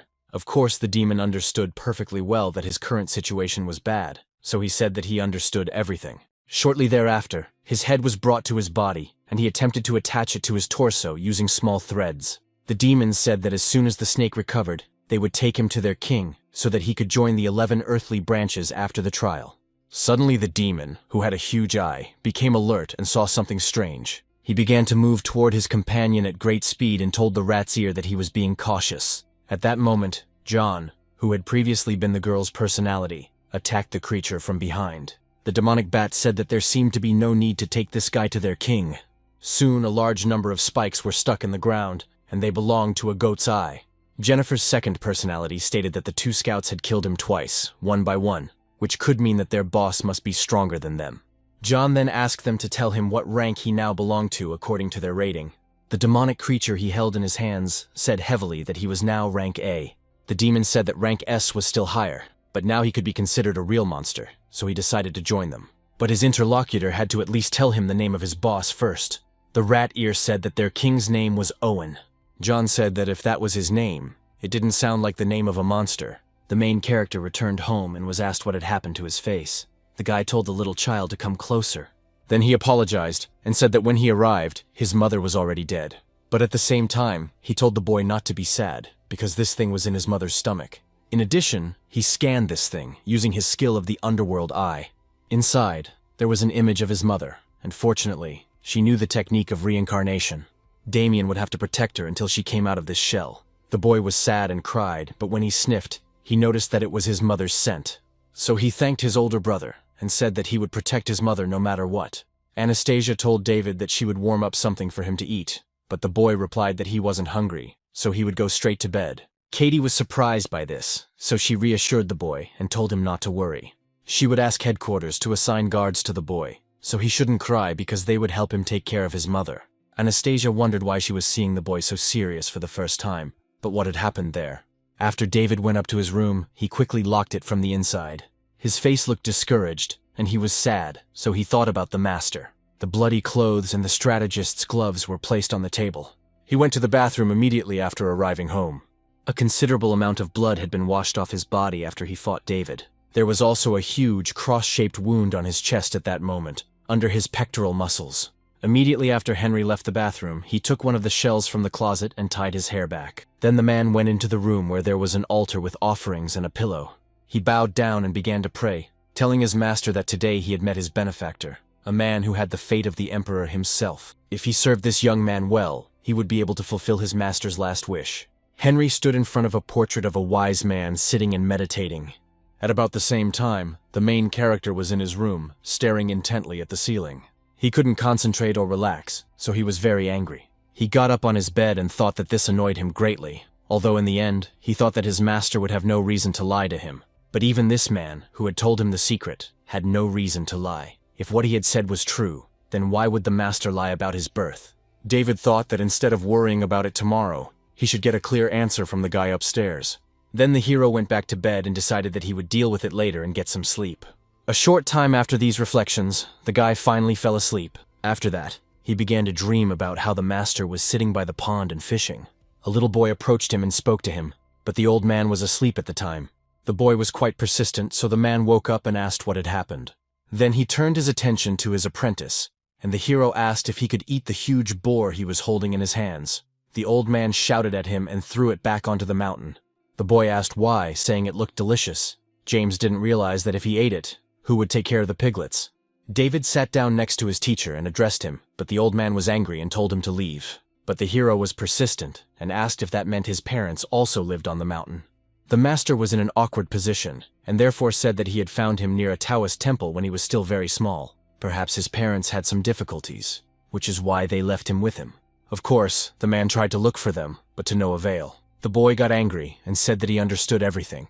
James told him not to be upset, and that life there was more complicated than he thought, so perhaps they had been forced to give him away. Besides, wasn't he happy with him? David then broke into a bright smile and said that since he had been given to the master, he was now his father. The old man looked at him in surprise at first, then smiled because he was pleased. So he called him a silly boy and remarked that he had raised him, so of course he was his father. So the hero declared that from now on he would call him Dad, but the man said that it was nonsense and that he should just call him Master. Georg said that the project plan had finally come together, and that he would do everything in his power to help, but asked if he was allowed to participate in the research and development of demonic weapons. Lucy told him not to worry about the higher-ups, that she would take care of it, and that he should just do what he had to do. He was now the best at manipulating space in the demon world, and his interlocutor said that he understood everything and was flattered by it. The commander said that he should head to the weapons company a little later, as they were responsible for researching and developing demonic tools. The company specializes in developing weapons for hunting demons and maintains an online system for coordinating hunters. Georg said he had always wanted to meet them. Lucy noted that they would be happy to accept his team and the name of the project, Spiritual Reality. Suddenly, a man's voice came from the entrance, remarking that Spiritual Reality was indeed a good name. Those present turned their attention there, and there was James. He noticed how many years, how many winters they had not seen his little busty dragon. And the ninth master was also here, so it seemed that this time the ghost company had gotten itself into a big mess. George bowed before him and declared that he was paying his respects to the nobleman, but the leader of the 4 Taoist sects said that there was no one else here, so he should leave the formalities behind. But his interlocutor noted that there was no caste and no order, although James didn't care. He approached the woman and called her a little busty dragon again, asking if she had missed him. The commander was very angry about this and said that she had told him not to call her that. Immediately after that, she used the pistols in her hands and demanded that he show at least a little decency. Then she fired several dozen shots, emptying her magazines. The bullets flew quite fast, but soon began to slow down and almost stopped completely. James used his power to stop them and told her to behave more quietly. Then he asked if the situation had really gotten out of control. Lucy said at that moment that this incident was a threat not only to the company and the ghost. After all, it could threaten the entire human world. George was alarmed, because he understood that this would mean the collapse of everything. The master threw the bullets he was holding in his hands onto the ground, and they scattered. He then asked his interlocutor to tell him what was so dangerous that it threatened the human world.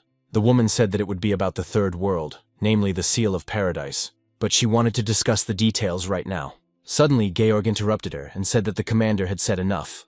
Lucy and James looked at him in surprise, not understanding what had happened. The demon said he didn't have the authority to be part of the conversation about the Heavenly Seal, so he asked them to stop there. The arms company needed his help, so he was heading there. Lucy told him not to worry about the rules, but who knows, maybe he would be able to help them. The interlocutor said that this was not the case at all, because rules are extremely important for demons living in the human world.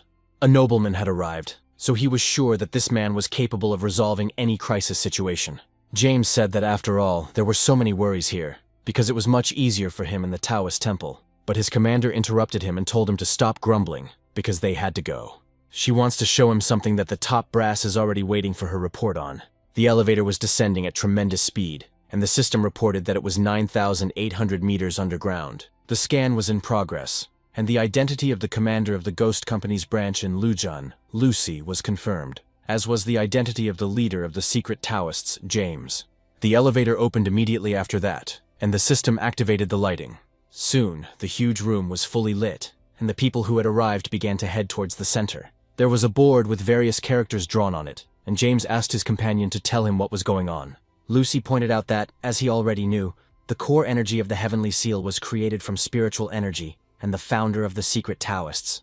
Real-time monitoring showed that the energy level had always remained unchanged, but 3 days after David's intrusion, something happened. After he visited the heavenly upside-down world, the energy level dropped by 0.001, but quickly returned to its original value. The man is the only one who has the right to check the Heavenly Seal, so the top leadership instructed her to bring him here. James noticed that something still seemed strange. The The power of their founding master was infinite, and the basic energy should not change over time. But this case had nothing to do with little David. The heavenly seal was used to seal demons, and the little boy was able to get out because he was identified as a human. At that moment, this girl was also identified as a human, so we had to leave with him. In any case, such a powerful tool as the Paradise Seal would not change because of them. In the end, the master won't know what caused the changes until he sees for himself. He went to the center and told Lucy to stay where she was, because she was human, but the power of the seal still had some effect on her. Soon, the old man stopped right next to a large number of hieroglyphs and looked at them. Then he began to put various things into it so that he could use its power. And then a huge amount of energy began to emanate from his body and spread throughout the area. James began to use this power and moved his fingers in a circle, using it. Finally, after he had done all the manipulations, he ordered them to rise up. Some of the cells with hieroglyphs on them began to move slightly. After that, some of them began to rise one after another, one above the other. Literally, after a short time, huge columns appeared, stretching almost to the ceiling. One of them continued to grow until it hit the top. Then, using force, a square-shaped piece began to move downward. The cell then descended a little lower, and a very bright light shone at its tip. Lucy remained at a considerable distance, but she still felt the energy. The woman thought about how monstrous spiritual energy was, because it was difficult for her to even breathe, even though it was very far away. And then, right before her eyes, it pulled her out, and she saw the legendary heavenly seal that had appeared from the cell. James began to slowly climb the columns, which extended one after another directly toward the heavenly seal. Soon he had climbed to the top and stopped to prepare himself. Then the master served several seals and used his eyes of the underworld. What the man saw there excited him a little. Immediately after that, he turned to Lucy and said that it was time for her to inform the royal leader, that is, the commander-in-chief of all demon hunters. Of course, the girl was very alarmed and asked what had happened. James said that someone was trying to break through the seal in the heavenly upside-down world, that he had already created a small crack, and that, fortunately, the seal had restored itself. The commander was stunned and wondered if a demon could really make a crack in the defense created by the heavenly seal. The old man told the woman to tell the royal leader that the company in all 12 states needed to be notified to be on alert, and that he would stay behind to reinforce the seal. Demons gathered near one of the huge mountains in an unknown upside-down world. All these events took place in a huge cave that stretched far into the interior. There, some kind of orange protection had been destroyed to resemble a crystal. A creature that had been sitting inside all this time emerged from it. It had no head, but it approached as if it were the edge, and declared that the target had swallowed the bait, so his friends were already outside. Finally, the time for interesting events had come, and this creature would pull the other demons out of here within 2 days. It promised that it would definitely do so, and there were quite a few creatures downstairs that were very strong. The weather outside was quite sunny, and Henry continued to stay on the top floor of his room. As always, he sat on a chair in his greenhouse, but there was already a chair prepared for another person. Using his powers, the man sensed that someone had entered his apartment, and therefore announced that he was there. He didn't even turn around, but asked the guy to sit down, and the main character came up to him and asked if he had left the door open for him. David noticed that he wanted to get to the point quickly, and wanted to say why he was there, but he was interrupted. Henry asked us to wait because his phone was ringing and he needed to answer it. The caller called him a Fangsian warrior and said that he had finally turned on his phone, so the director had been looking for him everywhere. The man interrupted him and said he was sorry, but from now on, he would no longer be working for the Kwangzi group, so they should not try to contact him anymore. He then threw his phone up in the air and ordered one of his subordinates to throw it away. The farther the better, as red beans began to carry his device away. The strategist noticed that he basically didn't use any devices except mobile phones, and his boss only contacted him in emergencies, with only 2 numbers saved in his phone. One belonged to his boss and the other to his son, but either way he wouldn't need it now. All this was because from now on, he and David were partners. The hero did not engage in pleasantries and asked why he was needed. His interlocutor noted that it was all because of something that some people chase their whole lives. There was a chance that the man would be able to get close to it with the help of his partner's tax. Of course, he knows perfectly well that he came because of what Henry said yesterday. His ability to foresee allows him to obtain only fragments of information. So he apologizes, because he won't be able to give the guy a complete description of his past, but perhaps he will learn more in his next foresight. The hero asked when the next foresight would be, when he would give him a drop of blood, and asked him to do it right now, right here. The interlocutor smiled and said that he couldn't do that, repeating the word partner from last night. After all, if he wanted more information, he needed something first. By this, he meant that he needed to gain David's trust. So they had to become real partners. The guy was outraged and remarked that this was stupid and predictable, and he thought that the Fancy sect was really cool. The injuries from yesterday's attacks won't heal for a couple of days, so the man should rest, and if things get really bad, he should go to the hospital. But when Henry recovers, the guy will contact him if there is a task. The strategist smiled after hearing these words, because he understood that they would meet again soon. The main character thought that since the master had hidden his past from him, he would have no choice but to trust this guy and do as much as he could himself. A man approached one of the abandoned factories located on the outskirts of the city. At the same time, he asked himself what he was doing here, because he was tired as a dog and would have to spend the night here. After that, he drank the alcoholic beverage he had in his hands. Then something strange in front of him caught his attention. There were two strange objects floating in the air and rotating around their axis. The man who noticed this said that he had mixed something with alcohol this time. Immediately after that, these strange objects rose into the air and spun around. In the end, they turned out to be huge, and the old man approached them. He noticed that it was interesting because they looked real, and he could even see a girl now. A few moments after the man found himself armed with destruction, blood began to flow from his eyes. The bottle of alcohol fell to the ground, and the man's head was crushed, as were his limbs. At the last moment, he screamed very loudly because he was in terrible pain from his limbs being twisted and his bones being broken. It turned out that these were some objects that resembled speakers, and with their power, they squeezed the victim inside them, and he became very thin. And then, in the final stage of this rapid attack, the two objects collided with each other. These strange objects were controlled by a demonic creature that stood to the side. The demon was pleased with this situation, and noticed that even in such an isolated area, there were people living there, so it seemed that they would have to continue their search for a new place. Soon, the creature turned its attention upward, because it saw something strange. Then it heard a voice saying that this creature liked how they solved problems here. The monster first looked closely to see who they were, and then blushed, because he was terrified. John hung from the bat's leg and told the creature not to be so upset, because he was just a new member of their team. The demon told the rat's ear that they had really disgraced themselves, because he couldn't believe that a newcomer had beaten him up. It was just a cat spirit, and he had indeed informed His Majesty about it.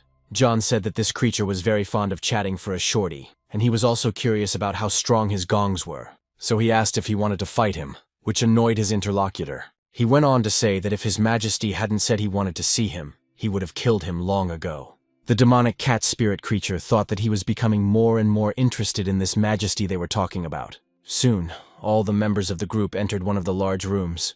The short demon declared that this was the newcomer he had been waiting to meet. In this huge room, 3 demonic creatures were sitting on several containers, and then the first of them declared that His Majesty was expecting the arrival of this demon. The entity, which resembled Anubis, asked if this was really a cat spirit, as it looked weak, and if it was really of rank A. The girl was delighted and noted that at last there was at least one decent spirit present. John continued to stay on guard and counted the monsters from 1 to 6. Immediately after that, he smiled and noticed that there were only 7 of them. Then he turned to the creature above and remarked that he could sense its murderous intent from where he stood, so there was no reason for it to hide there. The creature, which was a demonic grasshopper, noticed that he was thinking too much, and that there was a reason why he was there. It was that there was a good view of the situation from there, and if the demon failed the test, it would immediately finish it off. The cat food slammed down and declared that he was really starting to like this place more and more. The monster in the pink suit told the rat ear not to keep His Majesty waiting, and the other guy said he got it. The girl was delighted and said how lucky they were to have rat ear. Otherwise they would rarely get to hear His Majesty's enchanting voice. The demonic bat declared that it could not hear any electronic devices within a kilometer, except for rats, and that there was no spiritual energy present. And then the yellow demon turned to His Majesty and declared that he could speak. Immediately after that, he threw off the cloth that had been covering the tray he had been holding all this time. John thought that these monsters were behaving so mysteriously, and now their boss would finally appear, and he was dying of anticipation. Finally, the cloth flew away in the other direction, and the creature noticed what was there and thought, "Is this some kind of joke?" But there sat a little green frog, from which the creature was speaking, and it noticed that it was nice to meet him. He apologized for his special status, which prevented him from being present in person. His name was Owen, and he hoped the guy would join them. John said that at first he was angry because the creature he was so interested in didn't even show up and was talking to him through a children's transmitter. But now he is satisfied. The whole situation shows that his interlocutor is very cautious. The demon needs a place to live, and he also really likes how they work. His Majesty asked if it was true that he wanted to join their team. The cat spirit asked to be told what he needed to do to prove his worth. Owen asked him to allow him to introduce the director of their team, who is the creature to his right. His name is Dave, and by Polish standards, he falls into the highest rank, A. The interlocutor noted that if he understood correctly, the highest rank A was very strong, so he was interested in whether the boss wanted him to fight him. His Majesty stated that he understood correctly, and if he could kill the director, the place in the team would belong to him. But if he died, they would guarantee him a good funeral. The director of this team immediately rushed towards his opponent after hearing these words. He then remarked that they should start the battle, since His Majesty had already said everything. The demon said that he had heard that the creature before him had risen to rank A after reincarnation, so he was looking forward to their battle. The cat spirit made a very surprised expression and continued to look somewhere. Then he said that they should wait a second, as there were only 7 of them, and his interlocutor agreed, but said that something was bothering him. The boy pointed and remarked that in that case, what was that red thing right behind the yellow boy in the center?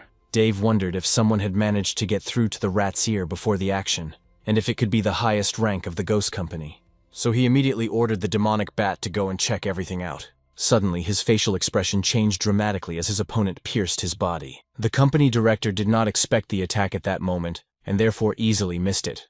The girl said that slightly naive guys are cute, but their director is too trusting. The creature, which looked very much like Anubis, shouted at the cat spirit that he was a scoundrel. John said that you have to use your brain in a fight, and that he was just a dumb dog. The guy aimed for his heart so he could play with him longer. Suddenly, he became alert because he felt that something had happened, so he thought, could my hand be stuck? Dave then said that it seemed that calling it a fight was really flattery. You see, it can only happen if both opponents are equal in strength, but his opponent was definitely not worthy of fighting him. Then the creature touched his limb with its right hand, and began to use its power. The demon said that this cat spirit was definitely food. John's limb began to rot, and the flesh fell off it. The girl said that everything the director touched rotted and was sucked into him, and she thought they would have a new member on the team. What a pity.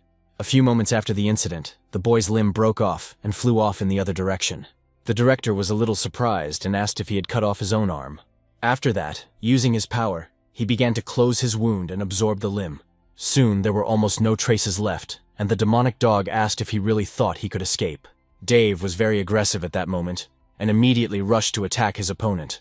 The cat spirit was a little confused, and therefore retreated, allowing his opponent to grab his leg. John realized that he was in a really bad situation, while his opponent told him to turn into a pile of bones and become his food. The guy thought he could defeat his opponent because they were of the same rank. However, he did not know that there was also a higher rank, and it turned out that he was somewhere in the lower category. But the demon also couldn't believe that the difference between them was so great. At that moment, John's consciousness clouded over in the fight against Dave, and only one word broke through the tangle of thoughts, and that word was run. The demonic dog declared that it had heard he had 9 lives, but then it would simply crush his body, and then it would simply consume him completely. The cat spirit had only recently become a demon, and therefore lacked combat experience. But it was precisely on the brink of life and death that his instinct helped him remember something. The team captain struck his opponent very hard with his left hand, right in the head. The limb of the guy who was holding the monster at that moment was torn off, and he asked what it was, whether he had torn it off before swallowing it. John then said that the monster's imposing presence had frightened him, and even made him forget something, and to forget that he himself had acquired a couple of new abilities, so that if he played the situation right at that moment, his opponent would not be able to touch him. And immediately after these words, the body of the cat spirit flew apart in different directions. Small particles of the body instantly began to move away from the demonic creature. The demonic dog was surprised and asked if that was all he could do. If that was true, then he was very naive, because if they tried to escape at that moment, the game would have been over long ago. The demon, who had been sitting on the top floor all this time, told the minister that this job was just right for him. And just when the demon was ready to attack his opponent, he suddenly stopped and noticed something strange. John, using his new skills, turned his body into a tornado and asked who said he was going to run away. Then his torso began to take on the correct shape, and the cat spirit declared that he had never had so much fun. Jennifer's second personality wondered why he hadn't realized this before. After all, it was at the very moment when he was resurrected after being shot that he tried to crawl out from under the rubble, and that was when he was liquefied. The second time, the rat's ear cut off his head, and the guy wanted to reattach it, so he gained regeneration, and after the battle with these creatures, he died again. When he came back to life, he began to think about how to improve his effectiveness in battle, learned to turn his limbs into any weapon, but was struck by the possibility of liquefaction. The girl asked the rat ear if that was really how it was, and if so, it was indeed a cool ability. At first, the demon thought that they could use his potential and make him a second attacking force, but he underestimated the situation. This demonic creature was too cunning and competitive. If they accepted him, he would later become a threat. John said that as a result, every time he resurrects, he can acquire a new ability as long as it's not too tiring. And right now, he can test them on a strong opponent like a demonic dog, and that's great. His opponent immediately declared that there had been enough chatter, and asked what all this had to do with the battle. The demon smiled wildly, and remarked that it was particularly relevant, because didn't he think their fight would be more exciting? The director of their team was a little surprised by this, and just stared at the guy. The creature now looked more confident, and constructed a sharp weapon from its limb. John said that at the moment his strength was no match for his opponent, and his interlocutor asked if this was the weapon he had mentioned, and if he hoped to defeat him with it. The cat spirit smiled brightly again, and remarked that he was wondering what ability he would acquire next time he crossed paths with the cult. And a few moments after saying this, he used his limb to pierce his own head. His body immediately fell lifeless to the ground, for he was killed. The demonic dog was stunned by what was happening and shouted that this guy was crazy. The short guy shouted that he was pompous, and he wanted to flatten him with his hooves. Turning to the minister, he said that moral values and ethics should be forgotten, and that they should just eat him while he was still dead. The director said that such a low and desperate act was not his style at all. A few seconds after the creature's death, its soul began to escape through its open mouth. And soon, as it had been in the past, the soul that flew into the sky scattered in different directions. Dave was a little surprised by what was happening, and continued to stare intently at what would happen next. A few seconds after the incident, nothing happened, and everyone remained in their places. But literally, a moment later, the creature's body burst into flames and flew toward the demonic dog. The director said that the guy knew that if he touched it, the demon would be embodied, so his new ability was obvious. And it definitely belonged to Dave, only it had been slightly altered. Immediately after that, the creature began to gather its strength, and it was clear that its body had grown with the accumulation of muscles. Horns also grew, and the director said that the guy was still a Slovak, so he would show him how huge the gap between their ranks was. Shortly after that, a clearly enormous power appeared at the site of the battle. The director's body turned into a huge demonic dog that exuded the power of its body. After the transformation, Dave declared that his opponent was still no match for him. The liquefied body of the demonic creature continued to rush toward the dog in a huge wave. Then there was a collision of two enormous forces, and John seemed to twist his body into a tornado. Then a rather large lump appeared where the principal had been standing. Dave's body was then completely covered with the liquefied flesh of the demonic cat. Soon, a huge explosion occurred at the site of the battle, and a wall of dust rose up. The ball that formed there resembled fire, and pink cuts flew around it. Due to the considerable amount of force released as a result of the battle, gusts of wind hit the other demons. A toy in the form of a small frog, with which he communicated with his subordinates. His Majesty almost fell over, and Owen then turned to the rat's ear. The subordinate said that he had gained the ability to absorb, and was now trying to use it against the minister, while the minister was trying to absorb him. So the clash of spiritual energies created an energy dome. These very forces are too intertwined, and the demon cannot determine who is winning. The short man watched closely what was happening and was on guard at that moment. Therefore, he turned to his Majesty and wanted to say that the minister might lose. The man remarked to Christopher that he was too worried. Dave was his trusted subordinate, and how could he sacrifice his life? He should be given a little time, because after all, it was this creature that had exterminated millions of people. A few moments later, the power emitted by the opponents became even greater, causing the room to begin to collapse. The demonic grasshopper remained on the roof, fending off debris and watching what was happening. The dome of demonic energy finally disappeared, leaving a hole in its place. Then some force began to seep upward again, and it was clear that this force belonged to the minister.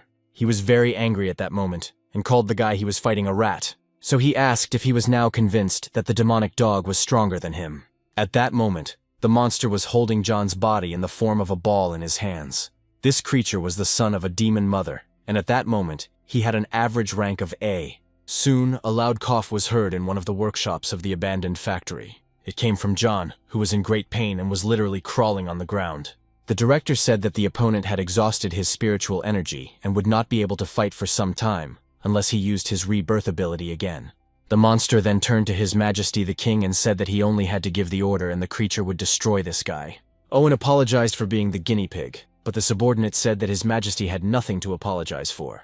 The king then said that he had finally seen the young man's potential and ability to regenerate, which would be useful to him in the future, so he was worthy of joining them. The man guarantees that here he will be able to gain combat experience, and will also provide him with shelter. The demonic dog told the cat to get moving and thanked His Majesty for allowing him to join. Immediately after that, John reluctantly told His Majesty that he understood everything. At the same time, he was actually very angry and thought that on the day he gained enough strength, he would kill every one of them here. At the same time, it was clear that he had only 4 lives left, and he would become the strongest in this world. The main character continued to stay at home and pick his nose carefree. Then he turned to Anastasia, who was sitting in front of him, and realized that he needed to say something. So he asked if he was right in thinking that her wounds had almost healed. The girl replied that this was true, and that she was ready to go on any mission right now. But the hero noticed that she should forget about missions for a while, because they first needed to take care of one rather important matter. She still wants to join the ghost company, so she should go to bed early, because tomorrow he will teach her how to use spiritual energy. Sophia was delighted and said that she was lucky, because David had never taught anyone before, and her interlocutor asked if this was true. The hero was surprised and asked if he had ever lied to her at all. Then he turned away and said that he was going to bed, and that they should also go to bed after this round. He thought that if the master or sister found out what he had done yesterday, there would be nothing left of him, so it was better to lie low for now. If Anastasia could become a demon hunter, he would have a little less to worry about, hoping that no powerful demons would appear in the next few days. Otherwise, there would be problems, but that probably wouldn't happen. Henry was also at home on the top floor at that time, meditating. Shortly after his practice, he exhaled and cleansed his energy. Then he thought that David was truly amazing. His ability to perform alchemy had returned, but his internal organs would need another week to recover. The man hoped that no one would disturb him, because in any case, it was worth trying to use that very prediction. After doing so, he realized that he had received a prophecy called the Tiger in the Pit. This meant that in 5 days, it would be dangerous to be in the city, which was, of course, a very bad omen. However, it no longer matters, because he is in the city after all, so there should be no problems. 5 days starting from today, and so the man was already looking forward to it. John was told to bow down because now His Majesty would give an order. The demons knelt, and His Majesty said that their leader, the secret Taoist James, had been cornered, so they were moving on to the next phase. Now their new target would be his favorite subordinate, David, the highest-ranking officer in the ghost company. The king told the girl Jessica that today would be her turn. The demon was delighted and asked if she had finally been blessed with a mission, saying she was very happy. Then His Excellency told her to take this thing and open the mouth of the frog through which he had been speaking all this time. Some kind of magical thing began to glow from inside, which looked like a ball with large patterns. Everyone looked closely at this thing, which radiated energy from within. The spirit of the demonic cat looked at it and did not understand what it was. But the girl took the ball and, without thinking, put it in her mouth. After that, she smiled sweetly and told the king that she would guard it like the apple of her eye. Owen said that was good and told her to deliver it to the designated coordinates, and he was grateful to her for her work. He told Christopher to find a new place for them to meet, and the rest to be on standby. That was all for today, and he was grateful for the work they had done. John stood up and asked them to wait, since he was now part of the team. Didn't he have a right to know what it was all about? His interlocutor remarked that he would like the director to tell him, but since he was so impatient, he would enlighten him himself. And so, the main reason they were doing all this was to exterminate all of humanity. The king asked Dave to take care of their new comrade and answer any questions he might have. Then the man said that was all, and all that could be heard was the sound of him passing out. Jessica happily shouted that they could finally move on to the next phase. She was happy and wanted to shout about their perfect world.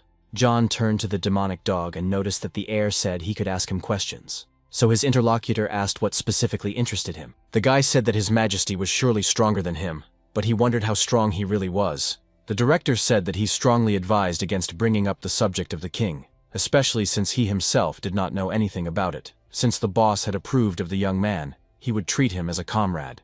But as long as he behaved himself, and he could promise that no one would cause him any trouble, John said that he really did have the abilities of a general. So it turns out he can see the whole picture, and the creature smiled slyly, already having a plan in mind. The demon then turned to the girl and asked if he understood correctly that her name was Jessica, and then said he had a couple of questions for her. He wondered what the ball in her stomach was for. Since they were on the same team, he thought he deserved to know about this next phase. Christopher shouted that he was just a newbie, so he shouldn't be told important information, but the girl said it was okay. After all, the king himself chose him as their comrade. The short guy remarked that he didn't want to be friends with a demon like him. She told the guy not to take it to heart. This demon is sharp-tongued, but he means no harm. John said he wouldn't take the short guy seriously, which made his conversation partner angry. Jessica noted that if they were to talk about what he had asked, the ball in her stomach was very valuable, and it was called the Songhu Bell. Their other branch, the first earthly one, took a long time to find it. The ball is designed to awaken an ancient demon that sleeps beneath the Earth's crust. John said that if it was an ancient demon, then it was probably rank S. His interlocutor said that to be more precise, it was the highest rank S, which meant it was very powerful. The spirit of the demon cat asked if it was really that strong, but would it even listen to the boss when it awoke? Jessica said that they wanted to sow chaos in order to weaken the enemy's defenses or completely destroy them. The guy wondered if all this was for one person, but was he really that strong? She hesitated and remarked that, according to the rat's ear, it seemed that they would not be able to defeat him even if they combined all their forces. The demonic bat couldn't analyze his true potential, but he wasn't as good as His Majesty. The guy said he understood everything. The girl then said that in any case, she needed to tell him something important. The demonic creature in front of her immediately became alert, because he was already expecting some secret information that would help him. John sensed something was wrong, so he didn't understand what had happened. His consciousness, like the situation in general, had changed, and he was in some strange place. The place where he was seemed to be like water, under which some huge, terrifying monster lived. Jennifer touched the boy's torso with her hand. The spirit of the demonic cat came to its senses after a while and was stunned, while the girl apologized to him for the bad memories. She also noticed that she had released her demonic energy without even realizing it, but what she told him was secret information. It cannot be disclosed under any circumstances, as His Majesty's ambitions are far more important than their lives. If anyone dared to stand in his way, the girl would devour that insolent person without a second thought. She definitely likes the fact that the guy is on their team, and she also hopes that he will not become that very insolent person. Well, now it's time to hit the road, because they definitely need to have some fun in the city. The king has given her a mission, and it must be accomplished. John realized that his appearance was unknown, his diet was unknown, and he even used a voice-changing program. The king's identity was too well hidden. Even if he knows that his name is Owen, it doesn't matter. All the powerful demons are definitely following him, and their plan is to exterminate the entire human race. The guy hadn't been this excited in a very long time. That's why, if he is now a demon, he swears to become the strongest of them all. John will step over their corpses and become the king of this world. The man in front of him said that the guy's demonic energy was weak, but he could sense a little of that energy along with a strong thirst for blood. He strongly advised him not to do anything stupid, because the king sees everything, and he is only keeping him here because he is more useful alive, so he should not get burned. The creature was very frightened, and he asked where this man came from and who he was. Jennifer said that it was a rat's ear, and that they were now disguised as humans, so that it would be much easier to move around the city. The demon noticed that they looked real, and it turned out that the others had also transformed. He looked at them, and the people asked the newcomer if he was coming or not, because it was unclear why he was taking so long. The first creature to be introduced in human form was Minister Dave. Next was the guy from the roof, but they were not formally acquainted with him, and his name was Luke. Next in line was Christopher, who had transformed into the form of a boy. After that stood a big man, and it was the guy with the tank on his back, and his name was Woldemar. The girls said that they had another form in reserve just in case, so he could take it. A human weapons company had made it. Demons needed to legally stay in the human world, and it took a lot of effort for the king to get it. It's called a spirit bag. If you put this thing on your chest, it will envelop your body, and then any demon who does so will look like a human. Only the spirit bag is female, but that's probably not a problem. The demonic cat transformed into the form of a woman, and he looked at himself carefully. He then declared that this was not a problem at all, as it was easier to get things as a woman. Jennifer said that was great, and now they should head to the city, where she would eat barbecue until she burst. The 8 demons of the 11th earthly branch set off, and Rat and Ear wondered what it was that felt like something was missing. They all walked together to get out of the large room, and the girl shouted about the barbecue. One of the creatures, which had been with them all this time but was unconscious, began to come to. It was a demon with a huge eye, who asked what it was and how long he had been asleep. It was unclear where everyone had gone. Had His Majesty already ended their meeting? This creature is the weakest here, and of course they forgot about him, even though he is still a member of the team. David yelled at Anastasia to hurry up, because what's the point of taking a shower in the morning anyway? She said she was on her way, and Sophia and the little demon wished them luck. The girl thought that the guy had finally allowed her to go upstairs for the first time. and she would finally see with her own eyes where he trained. And so, together they went up to the second floor, and the hero opened the door. She looked surprised and wondered if there really was a training ground behind that door. A strange essence was visible from the room, as if the matter there was distorted. The guy went inside and asked his companion to go in too.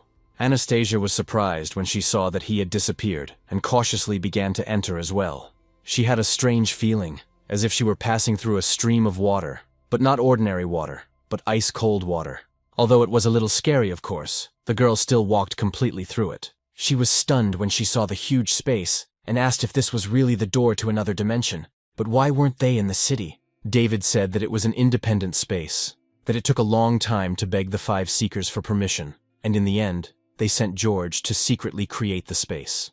He was indebted to them, so to repay his debt, he had prepared a house for them in the human world, which they could use at any time. The interlocutor noticed the door they came out of, and it began to disappear.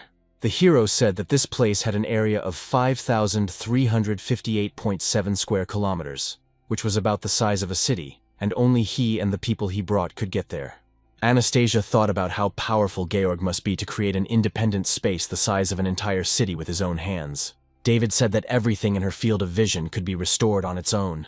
So he took off his slipper and said he would show her. Then he used the borrowed gold and a skill called Scattered Body and Spirit. That's why he covered his kidney stage with golden power and threw it straight into the ground. Because of this, the object literally flew into the ground instantly and began to split it. At the same time, it was such a powerful blow that the soil within a radius of several tens of meters flew apart. The girl was surprised at the effect of throwing a regular slipper. But this was David, and she had already accepted the fact that his abilities were limitless. And then the boulders that had broken off from the ground began to fly in the other direction. But Anastasia was stunned when she looked at them again. After all, she had just seen with her own eyes how the boulders that were flying in one direction had abruptly changed their trajectory. As the day began to come together and the ground was restored, the hero noticed that it was not bad because the sight was good, and asked what the girl thought. He then declared that right now he would teach her how to awaken her own spiritual energy. His companion was inspired and said that she was ready. Let him tell her where to start. David noted that first, they needed to come up with a teaching method, and Anastasia wondered why she had such a bad feeling about it. An hour later, the girl was lying on the ground, thinking that quite a lot of time had passed. Being so strong for the guy, because it's not a problem to teach her children to become an officer as soon as possible. She is in no way connected to David, and lives at his expense. She couldn't take it anymore, and said that until she became an officer of the company, the ghost would not take money for assignments, and would treat the finances as payment for lessons. She always gets in the way of our mission, and doesn't think she's good enough to complete her own mission, so by refusing money, she can't pay for clothes and food. No matter what, she has to become an officer so she can earn money and give it to her boyfriend, because she doesn't want to be indebted to him. And the woman she thinks about will regret leaving her and her father all this time. While Anastasia lay there thinking about the situation, the hero shouted that he understood everything. She got up and asked if he was going to start teaching her, and the guy replied that he wasn't, but he had figured out who could teach her. The interlocutor was stunned and thought, did he not even try to think about how he would teach? The hero said that he suddenly remembered that his master had not taught him as a child. In this, David learned to use spiritual energy himself after going to the bathroom. So he had no idea how to practice channeling energy, and the girl thought that this was definitely his style, but who knows what this man was thinking. Soon, the main character brought a new teacher for her, and the man came with a flower, held it out, and said his name was Henry, David's friend. He also heard that the girl wanted to learn how to use spiritual energy, so he was there to teach her. Anastasia thought that if he was a friend, he must be a good person too, so she told him her name, and thanked him for taking on the task. To her, this man looked like a gentleman. He was cultured and polite. However, it was completely unclear why the girl got goosebumps when she looked at him. The main character shouted that they had had enough of cooling off, that they should hurry up and start practicing. He also tells them to train while he plays a few rounds, adding that he is still counting on Henry. The girl got angry and thought that he had promised to teach her, but he was going to play games instead.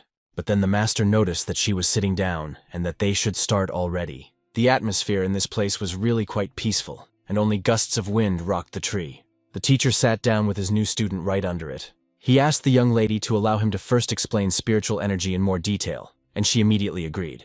The man said that, in short, it was a form of energy that flowed inside like blood, and was closely connected to the lives and health of ordinary people. Anastasia noted that David said that every person has spiritual energy, but it is sealed and can only be obtained through natural activation or training. Henry said he was right, but even if it was sealed, it wouldn't flow through the body in large quantities anyway, as energy is useless on its own and has no function. Of course, apart from sustaining life and health, it can be called useless spiritual energy, or, as it is commonly called, the soul. In the 18th century, a philosopher mentioned a theory called animism, which states that everything on Earth has a spiritual essence. Even a stone or a splinter has it, and this is a philosophical conjecture, but it can be applied to useless spiritual energy. He then asked the young lady to hand him a flower. She was surprised, but did so immediately. But when she did, you saw and felt something strange. Henry said that they would take this flower as an example, and that it could grow in the ground for a long time, but if its useless spiritual energy was absorbed, it would immediately wither. However, this only works on flowers and other plants. People cannot absorb each other's spiritual energy. The girl already knows that people can activate useful energy on their own without training, and all things on Earth work the same way. Even plants can activate it and eventually turn into spirits. Anastasia said that she already knows this, because David explained the different types of spirits, plants, and inanimate matter that become fairies. The strategist told the young lady that she was living up to his expectations because she was quick to grasp things, but the student noticed that he was making her feel uncomfortable. Henry noted that before teaching her how to activate useful energy, he would explain all the stages, which consisted of only 4 words. The girl was surprised and wondered what the stages were, but the man continued to say that they were activation, control, improvement, and creation. Activation is responsible for activating a person's useful spiritual energy. Control is the ability to control energy and cultivate it within oneself. The term improvement means the development of unique abilities through the cultivation of that same energy.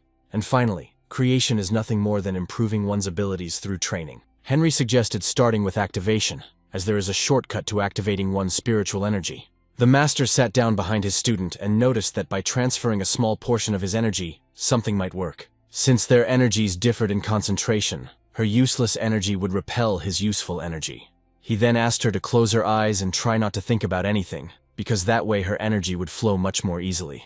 The girl felt like she was in a martial arts movie and didn't understand if it would really work. Henry told her to remember that she needed to try to clear her mind and feel the flow of spiritual energy, and she said she would try. The master continued, saying that he would now pass his energy through her body, and began to do so. A few seconds later, he was surprised because he felt something strange in his hand.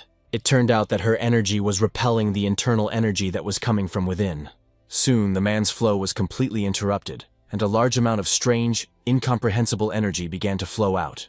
This flow was so strong and enormous that it pushed Henry back several dozen meters. Anastasia sensed that something had happened and became alert. She looked back and was shocked, so she asked what he was doing there. The strategist thought that if he was not mistaken, it was her demonic energy, but she was just an ordinary person. So why was there such a strong demon inside her? His wounds had not yet fully healed, but her demonic energy had seriously affected him, so he should not take it lightly. The girl ran closer and asked why he was bleeding, if she had done it. Henry noticed that the young lady was not very concerned. Still, these were old wounds he had received in battle with David. She said that the guy was careless with his power, and that he shouldn't hold a grudge against him.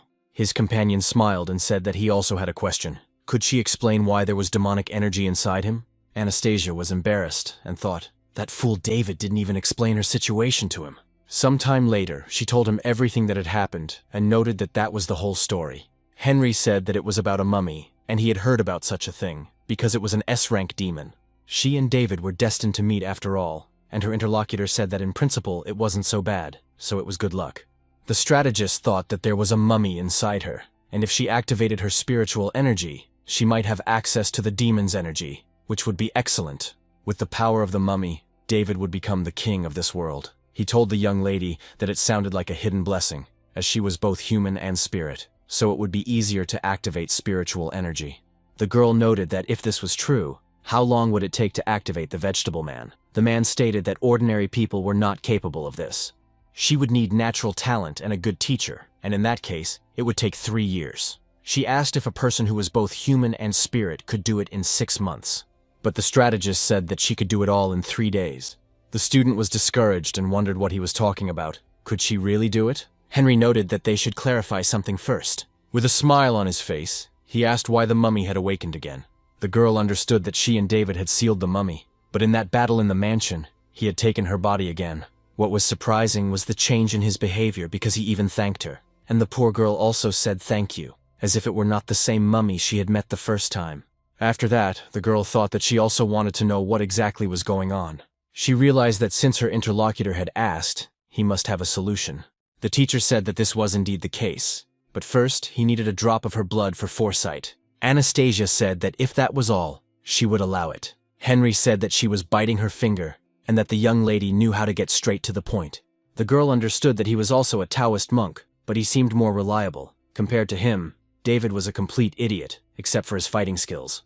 After the man got a drop of blood, he immediately put it in his mouth and used his blood divination skill. After a while, Anastasia saw his face and asked what had happened. She didn't understand why he was crying, but tears welled up in the man's eyes. Henry soon noticed her and observed that there were 2 demons inside her. The student was disconcerted and asked if there were really several demons inside her. The master said that it seemed to be true, that he and David had sealed only 1, and 2 were still at large. To be more precise, they had only replaced the mummy's consciousness, but the child's original consciousness was still inside her. The girl thought that he was probably referring to the faceless boy who had appeared in her subconscious when they were on a mission in the mansion. The strategist said that through blood divination, he could see fragments of a person's memory, and that was how he learned of the child's presence. His name was Arnold, and he became a mummy after being betrayed by a close friend. Of course, the man was not entirely sure about what had happened, but his friend's name was Owen. The girl became sad because the child inside her body had been betrayed by a close friend. The interlocutor continued to say that in any case, what they really sealed was the guy's indignation, that is, the mummy. Somehow, they were able to separate his original consciousness from his second subconscious. This happened in that old mansion, which prompted him to take possession of the girl's body. The man apologizes for his unexpected reaction. He can feel flashes of human emotions, and when using the skill of bloody divination, his tears were involuntary. Anastasia asked if this meant that he would regain control of her body. Henry told her not to worry, because if he wanted that, she would have been possessed long ago.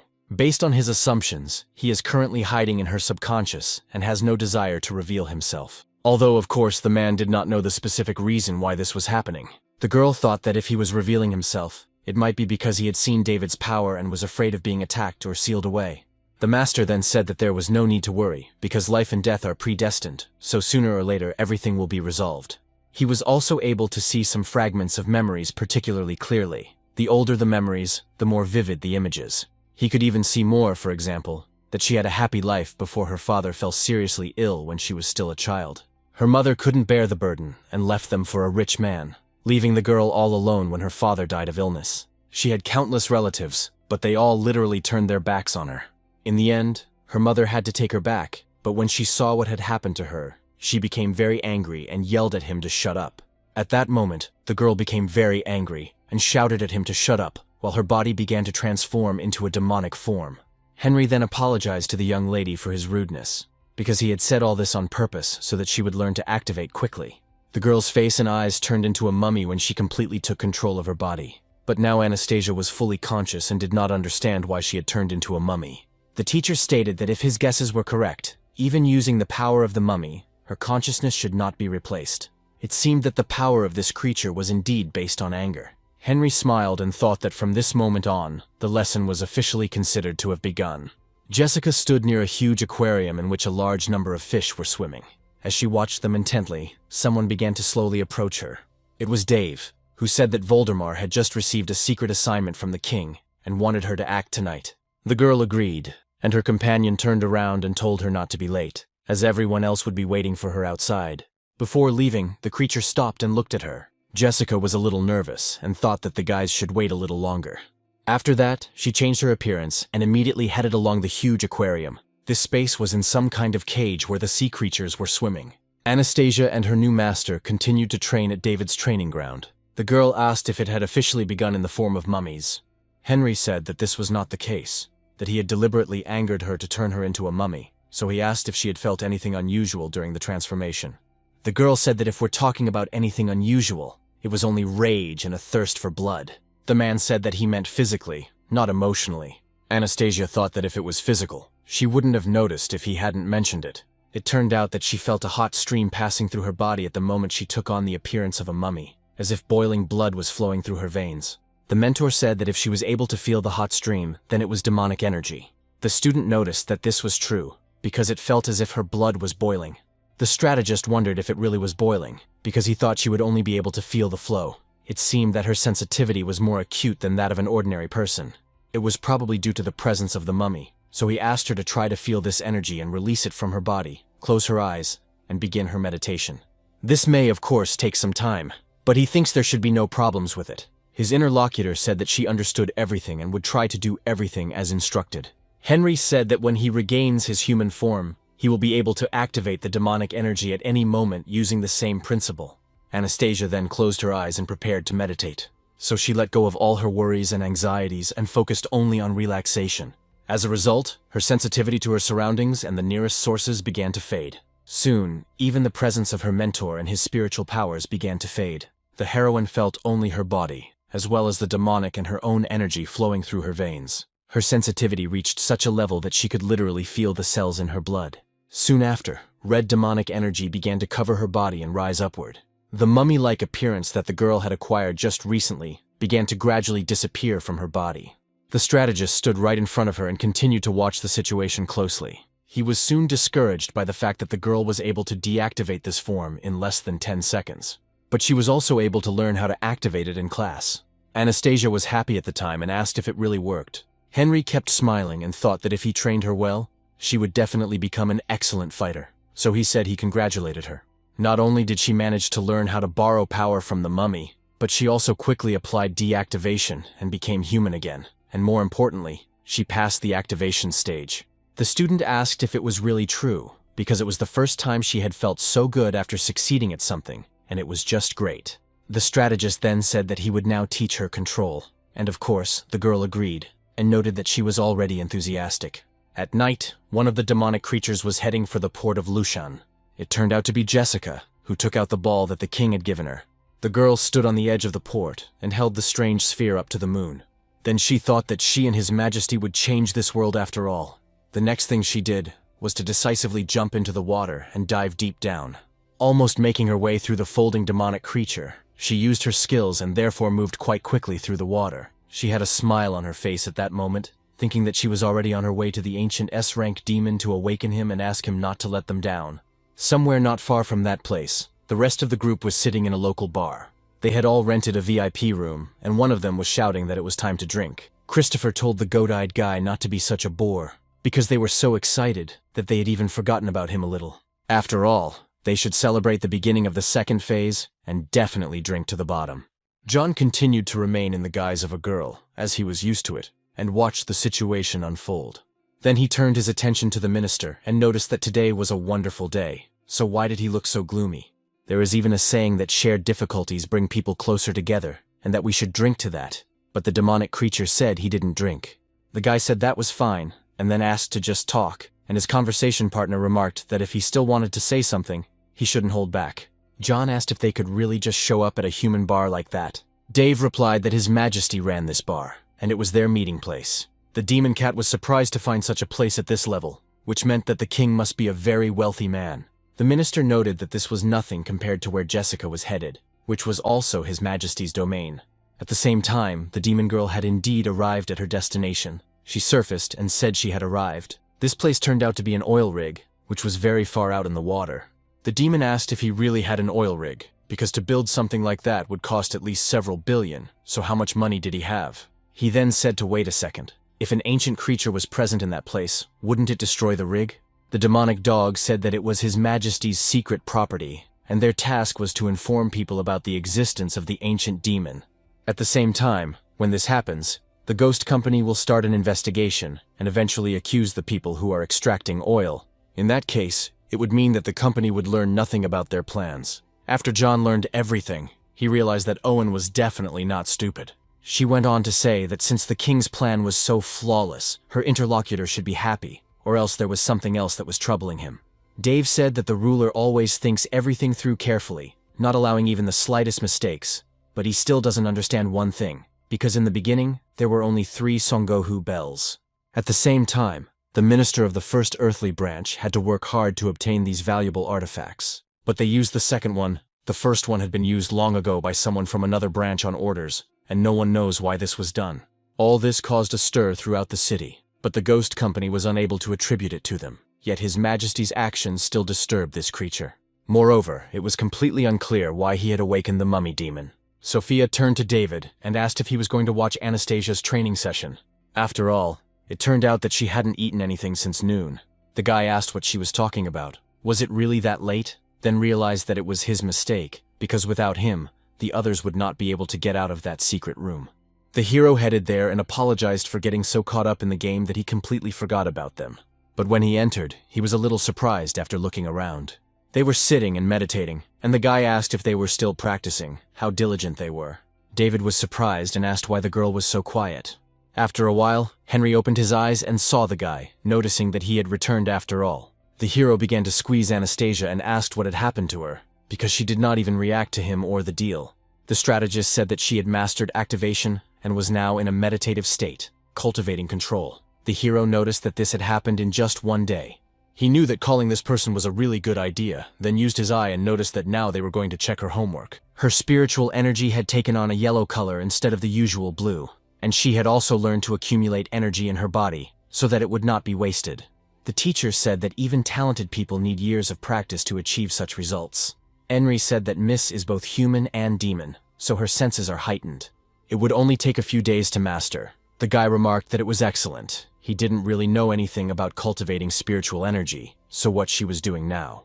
The man said that she had learned the breathing technique and was now in a meditative state. Breathing by counting was the shortest path to cultivating energy in their cult. In this state, she had no sense of smell, touch, or taste. In short, she was in a void and nothing outside could affect her. The hero was a little surprised and said that he should just tell him when the girl was using her abilities. The strategist smiled and said that it would happen in 3 days. David said that it was still much faster than he had expected, and therefore his partner was definitely quite good. Henry said that with the window counting breathing technique, she could easily go days without food or water, so it was better not to bother her now. The guy then said that it turned out there was nothing to do at the moment, and that was just great. Then he hugged his companion and said that he had really helped him out, that he was glad to have met this person, and that they should go, and he would treat him to dinner. The strategist was a little surprised by this, and immediately sank into his thoughts. He then asked if, judging by the guy's mood, he could assume that they had become much closer.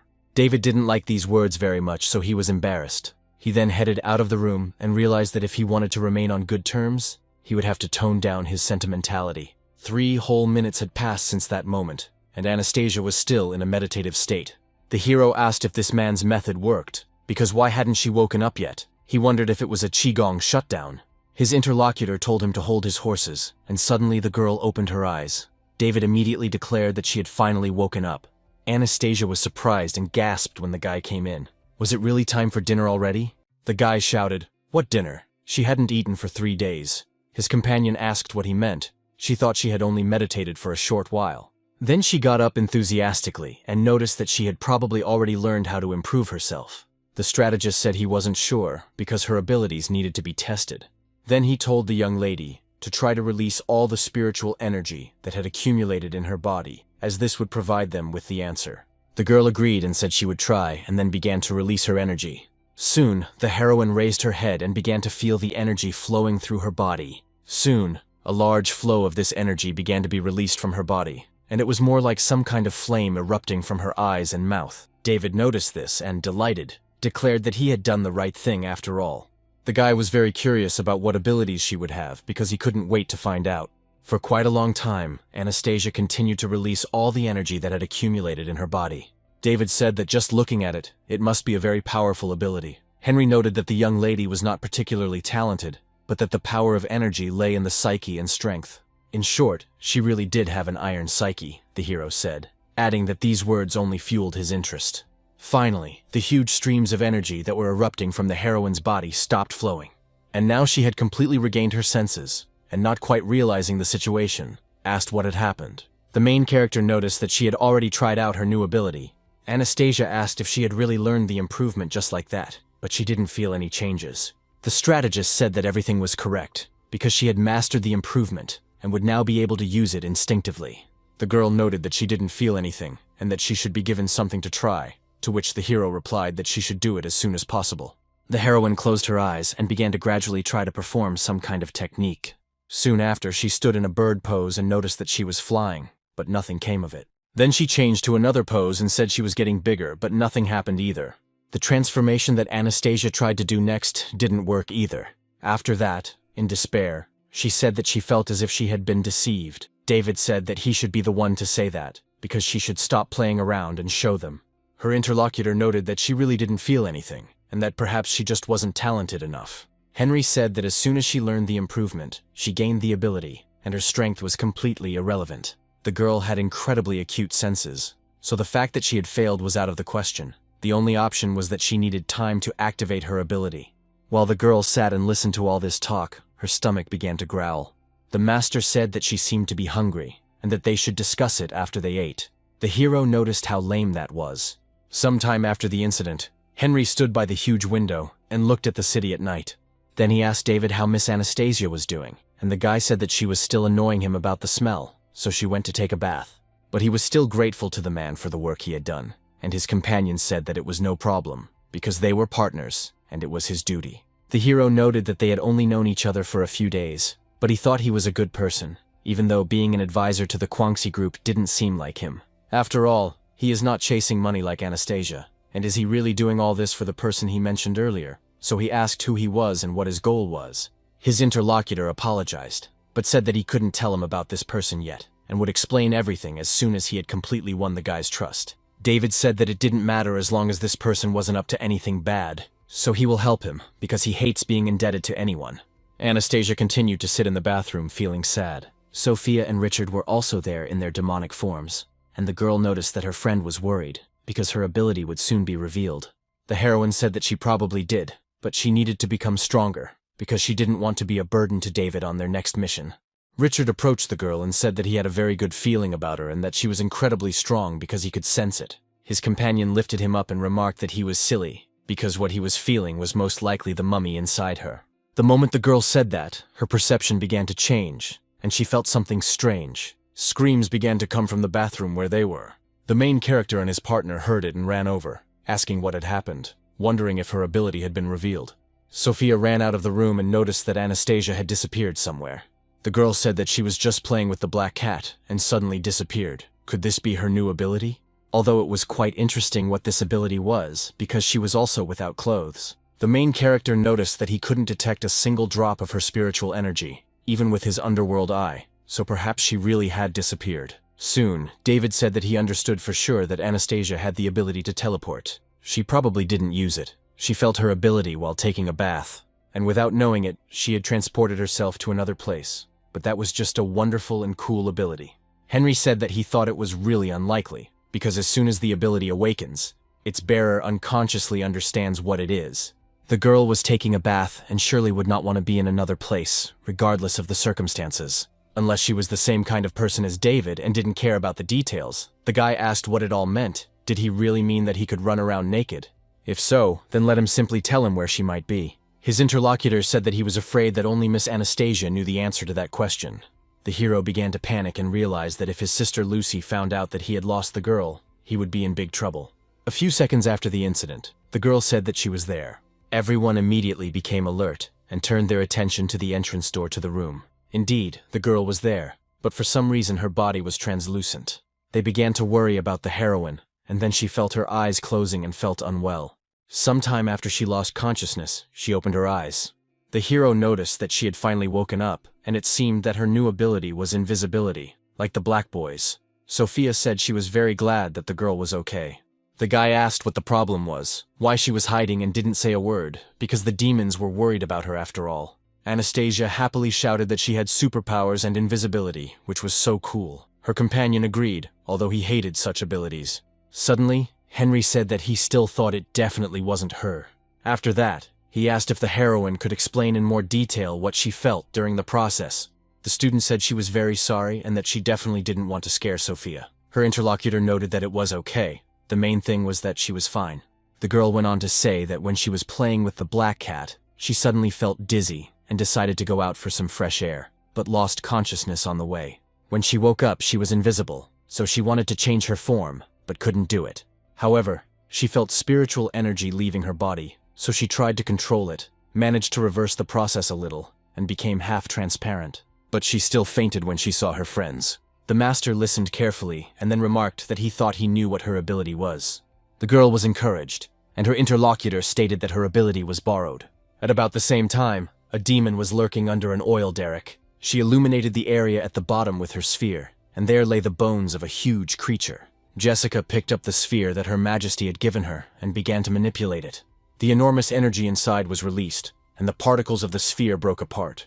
The girl looked at the creature beneath her and noticed that it was waking up. At the same time, nothing happened to the huge skeleton of the creature, which resembled a dragon. But at the same time, the stones around them were consecrated and cracked. Anastasia was a little surprised by the words she heard, and asked what else was borrowed. David said that this was why he couldn't see her presence even with his underworld eye, the same as with the black man, and said that the ability was transferred through touch. The demon said it was cool and that it amazed them, and the girl asked if she could really borrow other people's abilities. Henry asked David to give her his hand, and he wondered if she could borrow his ability too. After that, he touched the girl's hand, and she became quite embarrassed. The guy smiled and asked if she could feel anything. Anastasia was very embarrassed at that moment and said she didn't feel anything. David was surprised and asked what she meant, wondering if her borrowing was selective and if he had rejoiced too soon. The man then turned to Sophia and asked her to give her hand to the girl. The little girl was surprised and asked if she really had to do that, then touched her and asked if that was the case. Suddenly something strange began to happen to the heroine, and so the demon looked at her in surprise. She said that the girl could control her hair, just like her. The main character noticed that this ability only worked with demons. At the same time, Anastasia's hair began to twist in the same way as the ability of the little girl standing opposite her. Suddenly, the girl's face changed dramatically, and she began to lose consciousness. Her pupils dilated. The demon shouted that she had fainted again, but her companion said not to worry, as she was simply lacking spiritual energy. Soon Anastasia woke up and asked what had happened because her head was spinning. Henry said that he was right, because she could only take on the demon's ability, not just one, because she could borrow several abilities at once. It was transferred through touch, and the duration of use most likely depended on how much spiritual energy the girl had in reserve. The hero said that she only needed to touch it. The man said that she had lost consciousness due to exhaustion, but by practicing shallow breathing, she would be able to expand her reserves. To find out how many abilities she can use at once and how long it will take, she will need to train non-stop. He realized that the ability was based on the fact that at first, when using the technique, she would not fully master it, but over time, the ability would develop for attacks. Henry understood why it was necessary to cultivate the form, and the hero shouted that he had had enough and that not everyone understood that there was no need for long speeches. Richard said that he was really smart. While the strategist continued his long speech about this ability and how he came to this conclusion, the girl felt something strange. She didn't understand what was happening and asked herself what this strange feeling was. Soon she got up from the bed and started running quickly to the window. The main characters noticed this and asked Anastasia what had happened. She stopped at the window and looked out intently, then said that she felt something frightening. David's partner also became alert at the same time, because he felt something too. The heroine continued to say that she could sense a rather powerful demon that had appeared there from afar. The main character was simply stunned by what he had just heard, then shouted that this was really bad and why now. It turns out that he really wants to fight the powerful demon, but at the moment, he cannot do so. Because if he did, his sister Lucy would definitely find out, and his partner told him not to worry, because someone would surely neutralize it. She had just woken up, so she should rest. The man would go home, and they would see each other tomorrow. The student agreed to this and thanked him, wishing him a good rest. Henry remembered the prediction that the tiger had fallen right into the trap. There was a hexagram of great misfortune, so would it really happen today? Now he was eagerly awaiting to see what David would do in this situation. On the oil rig, they said that the waterproof doors and windows should be closed, as well as the communication valves, and that the crane should be lowered and everything on board secured. One of the workers wondered where the waves were coming from, as they weren't in the forecast for today. Suddenly, this man looked up and saw something terrifying that frightened him. That's why he suddenly backed away, because he felt that it would be very dangerous. A lump formed in the man's throat and he began to scream in fear. At about the same time, directly opposite the oil tanker tower, a huge boulder appeared from under the water. It turned out to be a huge creature that was conscious, and two glowing eyes were visible in front of it. The monster was turned away from the oil rig and was making strange noises. Soon, Jessica surfaced with it and awakened this ferocious creature. The demon looked at what was happening and said that she didn't even have to provoke it to direct it towards the city of Lushang. Of course, all this looks rather strange, but it is possible that it is just a coincidence. At the company's headquarters, messages about an imminent danger in the city appeared on the screen.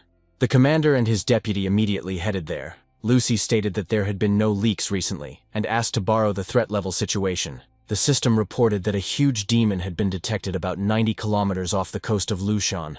According to preliminary estimates, drilling on the trail had awakened the object at the bottom of the ocean. It was impossible to assess the threat, as it exceeded the highest level of rank S. Katie said that if it was higher, then it was at least a medium-level S demon. The woman said to warn all commanders in coastal areas and regions, telling them that this was a warning of an approaching tsunami and to evacuate civilians immediately.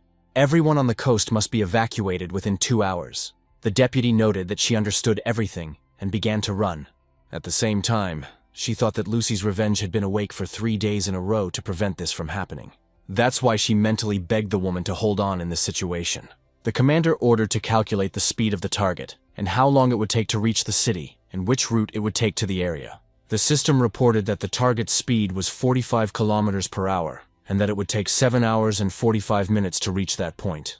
Leichter knew that even if they used A-rank officers who were not capable of fighting on water, it would take 2 hours to reach the shore, but even 3 hours would not be enough to evacuate the residents. In short, it seemed they had no choice but to fight or neutralize it, so they would have to ask for help. The commander said to notify the Judicial Department of Hellish Punishment and have them contact the Hall of Defenders. Also, pass on the traces to all of them. Let them go there immediately. The enormous demonic creature continued its path toward the city when suddenly a portal appeared high in the sky. It was located directly above the enormous creature, and the guards were ready to attack it. The defenders belong to one of the 4 halls of the demon city of Lanting, and they are responsible for protecting the city prison and dealing with emergencies involving demons in the human world. Most importantly, they possess a secret method of moving the heavenly seal. Each state has 12 boxes, which are divided into pairs, resulting in 6 teams. The teams are selected and named personally by the ruler of the state. Those who bear the title of Defender have a unique status that is maintained when moving around the city. The Defenders are required to wear a bronze mask, which is a symbol of their identity. In addition to their position in the state as advisors to the ruler, the Defenders are known for something else. Namely, that they possess more power than anyone else in the city of Lantin. And then the teleportation mark that appeared high in the sky began to glow more dimly. Gradually, creatures began to emerge from it, and they were the Defenders. There were many of them, and each had their own abilities and personal weapons. The leader of this team looked down and assessed the situation. The giant demonic creature also noticed them at the same time. The Guardian said that he wondered why they had been gathered together, and that it was all because of this big guy, who was probably an ancient demon that had been asleep for a long time. He wondered if it was worth testing its strength, but his companion said it was not worth angering it, as this could complicate the task. Number 9 was ordered to test him, but to be gentle. The guard immediately replied that he would do so and agreed. He was one of the defenders of the city of Lantin named Simon, and he rushed to carry out his mission. The defender flew at tremendous speed straight to the place where the monster was looking. Immediately after that, using his boundless strength, he stretched his children's bodies to enormous sizes. As a result, the man landed right in the water, and his size was enough to throw the whale up. Simon was the same size as the stone creature and said he didn't know who woke him up, but could he go back to sleep? The defender could promise that no one would disturb him again, but the demonic creature continued on its way and did not react to him in any way. The guard noticed that the creature seemed to lack self-awareness. He then used his defensive weapon, a shield, and noticing that, asked for forgiveness in advance. And then the huge stone demonic creature collided with its new opponent. Because of what was happening, the water around them began to scatter in different directions, creating huge waves. After the guard used his weapon, the creature also began to use its power. Because of this, the demonic creature slowed down and then, not understanding what was happening, made a strange sound. Simon noticed this, and literally a few seconds later, he felt a huge stone block hit him. The body of this huge guy flew straight into the sky at a fairly high speed. Therefore, one of the guards noticed that even the shield of number 9 could not hold him back, and the rest of the restraining attacks were simply useless. Another asked how long they would have to restrain him in order to seal him with the earthly branch of the divine stems, given his size. The one he asked said that if someone helped him, then in a minute, people would order them to calm him down or expel him. But at the same time, judging by the situation, the latter, that is knowledge, remains their only option. After number 9 flew far into the sky, it began to shrink in size until it was in its normal state. The girl flew up to him and asked how he was, and he replied that it could have been worse. Then she said that number 3 was going to assign tasks to them. That's why Simon went to the rest of the squad, which had gathered together. Guard number 3 asked to be allowed to explain their plan of action again. Number 11 should use her ability on the creature to buy them time, while number 10 should help and cover her. Number 5 was ordered to immobilize the creature's left arm, and number 4 was ordered to immobilize its right arm. Number 9 was told that as soon as number 11 finished her attack, he should immediately use his shield to keep the creature in place. Guardian 0 told his brother that he would need to redirect some of his demonic energy to him, as it would help, rather than strengthen the restraint. Ron, number 6, number 8, and number 12 were ordered to support number 7. They should also complete the seal of the 12 earthly branches together, and it will be the final step in their attack. They should hold the seal for at least a minute, and that way they would be able to expel it. Immediately after the plan was explained, the chief declared that they should go forward with the attack. That is why all the guards rushed forward, accumulating their demonic energy and enveloping their bodies. Only green silhouettes were visible in the airspace near the huge monster. The girl with the number 11 headed straight for the front of the monster and was right next to its eyes. Then she used her Su attack skill called Mist Veil. Number 11 is the defender of the demon city of Valentine, and her name is Katie. After using her power, the guard aimed a diamond-shaped technique at the monster, which was directed straight at the creature's head. The huge demonic creature, although it did not have its own intelligent consciousness, still defended itself and directed its hand straight at the girl. But soon his limbs stopped, because number 5 was standing on it and shouted at the monster not to touch the girl with its dirty paws. So the guard rushed over at great speed and tied her up with his huge green demonic thread. Of course, the huge lump with consciousness saw this attack, but since he was big, he couldn't react to it quickly. The number 5 defender of the demon city of Lantern was named Jonathan, and he used the Su attack skill. Shortly after that, a huge metal ball appeared there, which spoke and was tied to the thread that enveloped the monster. This was one of Jonathan's attacks called Falling Stream. One of the defenders noticed that this monster was surprisingly strong, and that number 11 must be almost finished. The giant demonic monster used his right hand to get rid of these creatures' attacks. One of his comrades told number 4 to start neutralizing the right hand.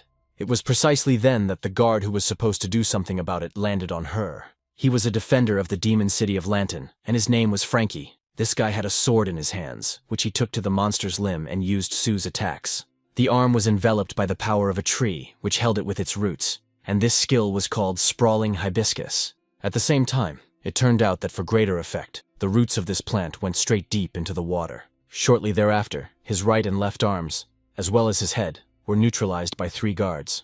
One of the attackers shouted to number 4 and number 5 to hold on a little longer. Katie said that this demonic creature was too big, and she needed a little more time, but she had almost put it to sleep. At the same time, the girl noticed the strange behavior of the monster, which looked at her.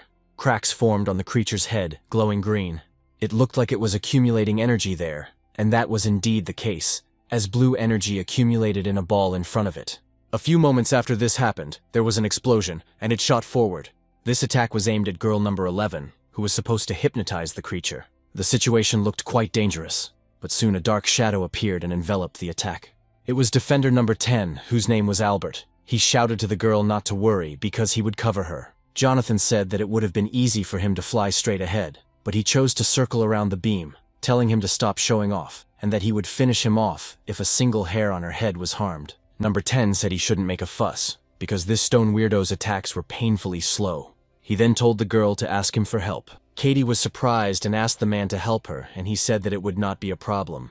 This man was finally proud of himself, so he used his mace weapon and directed energy at him. It was Su's defensive attack called Escape of the Misty Shadow, and the girl's body was enveloped in energy that was supposed to protect her. A few seconds after the incident, the monster's beam finally reached its target and pierced through it. Katie remained under the protection of her partner, so she was unharmed and thanked number 10. The seal was applied, and the demon would be unconscious for 10 seconds, he said. No problem. She did the dirty work. The huge stone demonic creature continued to stare ahead for a while longer. Then its huge mouth, from which several eyes were visible, closed and lowered. And then it was said that it was finally number 9's turn to attack. At the same time, Simon was already directly above the monster and ready to take part in the fight. He used his defensive weapon in the form of a shield, and told it that it was time to wake up. The man called his shield the Blue Ghost Tripod, and after these words, the object he was holding in his hands broke into many pieces.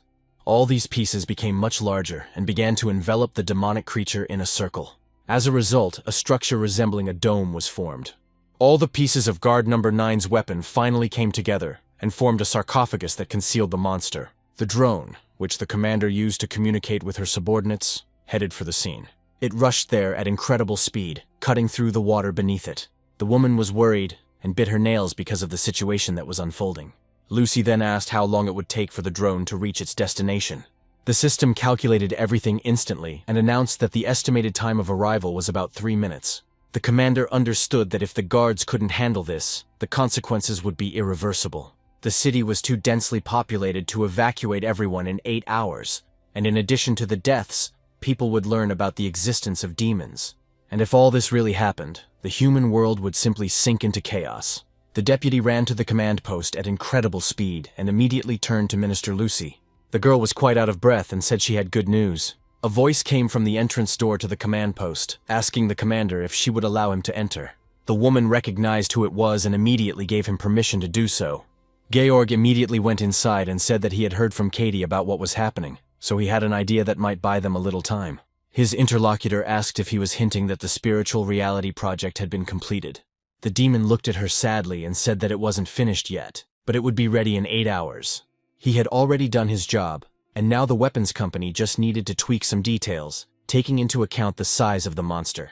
Even if the project was completed, it was close enough to the city to be noticed. He asked if Katie had said there was someone in the company who could create thick fog.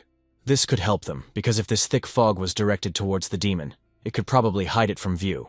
The commander noticed that this could actually work, and therefore thanked Master George. She told Katie that it was a high-ranking officer named Adam. She told him to contact him immediately, and tell him to drop everything and head to his position in Logwan. The deputy said she would do so, but she had one question. Why didn't she order the defenders to destroy this demon if he was such a big threat? The woman asked. Didn't she notice anything strange?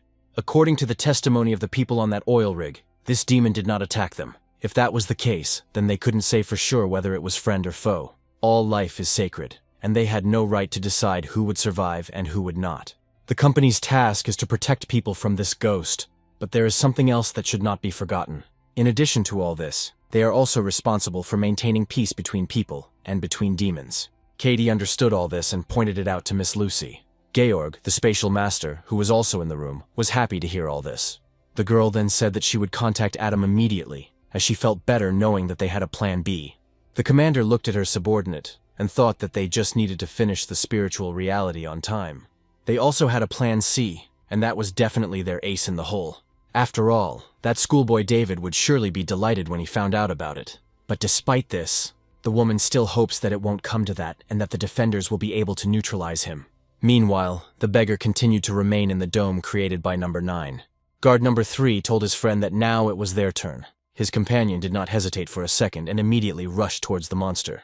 He also drew his sword, which had strange, ornate patterns on it and emanated demonic energy. After drawing his weapon, the guard pointed it downward, and a huge amount of energy enveloped his body. Then he ordered his creature named Yahello to appear here. A few moments later, a creature with several tentacles did indeed appear in the sky. With one of its dozens of tentacles, the monster touched the guard standing in front. After that, the body of number 3 began to fill with demonic energy transmitted by his brother. Next, the defender who had used this technique sheathed his sword and told Yahello to return. After that, the demonic creature in the sky disappeared, but a huge flow of energy continued to envelop the bodies. Guard number 3 thanked his brother Ben and noticed that he could already feel his demonic energy increasing. It was not a simple increase, but an increase of several dozen times. Therefore, the man immediately used Sue's attack skill after that. Katie noticed this and said that Benjamin was about to perform that cool move. He was really cool, and Albert was jealous, and said that if he were recharged, he would also perform all kinds of cool tricks. The 2 guards remained in the sky for a long time. Soon after, the sky began to glow green, and demonic energy emanated from it. Suddenly, something huge appeared that looked like either an asteroid or even a meteorite. And this stone block was heading straight for the demonic creature hidden in the sarcophagus. The swift attack reached its target in a few moments, causing a huge impact that sent waves several dozen meters high. Number 11 declared that number 3 was simply incredible, while her partner said that he was not joking, because he could also do the same thing if he had enough energy. The skill that was used on the demonic creature Black All was called Jade Tower. The leader of the support team, as well as all the other members, flew over and said that now it was their turn. They put their hands together to make a seal and performed a skill called the Seal of Earthly Branches, Heavenly Rods. Immediately after that, a huge dark ball appeared in the sky. which consisted of demonic energy and was completely saturated with it. But this sphere was not alone, as each member of the squad created a large sphere. Near the Jade Tower held by the demonic creature, a circle with various patterns appeared, which was to become the seal. The guard told number 3 to hurry up and get rid of this thing, because he couldn't wait to drink something strong. He went on to say that he doubted that after the triple protection had been used on it, the demonic creature would be able to move for the next 10 minutes. The huge demon was already conscious and opened its mouth, and as a result, its eyes also appeared. Benjamin sensed this and was stunned by what was happening. Then he shouted fearfully at number 7 to be more careful. The demonic creature, which had been sealed with several seals, used its power and directed a beam at the guard. The man noticed the attack only at the last moment, and still managed to react to it slightly. As a result, Bruce lost his right leg and part of his torso. After that, he began to fall like a stone because he could no longer stay in the air. These rays began to appear from the Jade Tower, which was supposed to hold the giant demonic creature. The guards realized that the situation was getting out of control and tried to dodge them. Benjamin then wondered if the monster had stopped attacking, then turned to number 9 and noticed that he was closest to number 7, so he asked him to catch him. Simon heard this order and, agreeing with it, began to fly rapidly. The leader of the group watched the events below closely and couldn't believe that their triple seal had failed. It seemed that their mission would most likely fail. The tower that held the monster remained in place, but cracks began to form and grow larger. Soon after, the building could no longer hold and began to fall apart. It was from there that the stone monster that had been hidden inside appeared. It also easily destroyed the shield skill of guard number 9. After seeing this, Benjamin assumed that as long as they did not attack him, he would not touch them either. However, it was unclear what was motivating him to go in that direction, and soon a general meeting was announced among all the members of the team. Everyone immediately headed to one point, while Simon carried Bruce, who was wounded, in his arms. The leader told number 7 that he should hold on a little longer, because number 6 would patch him up, but his companions said not to worry, because he had stopped the bleeding. So he was definitely not going to die. Wilson looked in his direction and immediately aimed his weapon. Threads of demonic energy began to stretch out of it, heading straight for his wounded comrade. Immediately after that, the limbs and torso that had been torn off began to regenerate with the help of technology. The guys noticed this and covered the girl's eyes, realizing that he was a pervert and telling him to cover himself up, adding that, by the way, number 11 was still there. The man stood naked and spoke, which they did not see, because they grew up together, and number 9 told him to cover up his revenge with his cloak, because he was also uncomfortable. The interlocutor went aside and did so, and then asked if they were satisfied, because this was some kind of childishness. After a while, the guards lined up and turned their attention to the side. A drone flew up to them, and the commander spoke from it, asking them to report on the situation. Benjamin said that they couldn't get him to surrender, and that the expulsion had already turned into a failure. His interlocutor noted that everything was clear, and the man continued to say that they were not sure they could neutralize him. But despite this, they could continue to attack him to buy some time for the people. Bruce told number 3 that he had realized something after his attack. The monster's defense and striking power clearly exceeded the highest rank A. If they kept fighting there for a long time, it wouldn't slow him down, because he was much stronger than they had imagined, so he was afraid that a master would be needed to even the odds. The commander thanked them for their work and said that they would come up with something so the guards could return. They said goodbye, and then a teleport appeared, through which he sent her back. Immediately after Lucy noticed all this and talked to them, she turned to the deputy and asked what was required of her. The boss said that it looked like they would have to use their ace after all. The main system screen showed that there were 7 hours, 13 minutes, and 27 seconds left before the monsters arrived. Lucy saw this and told Katie that the defenders had managed to delay them for a while, so she asked how the evacuation was going. The deputy said that she had just been informed that everything was going smoothly and the operation would be completed in about 2 hours. Fortunately, there are practically no people on the coast, mainly just docks and factories, so it was not difficult to evacuate them, but it is strange that they are not evacuating the urban areas. The commander said that the mummy incident had caused mass panic, and on top of that, hundreds of construction workers were missing, and half the population was in a state of shock for no apparent reason.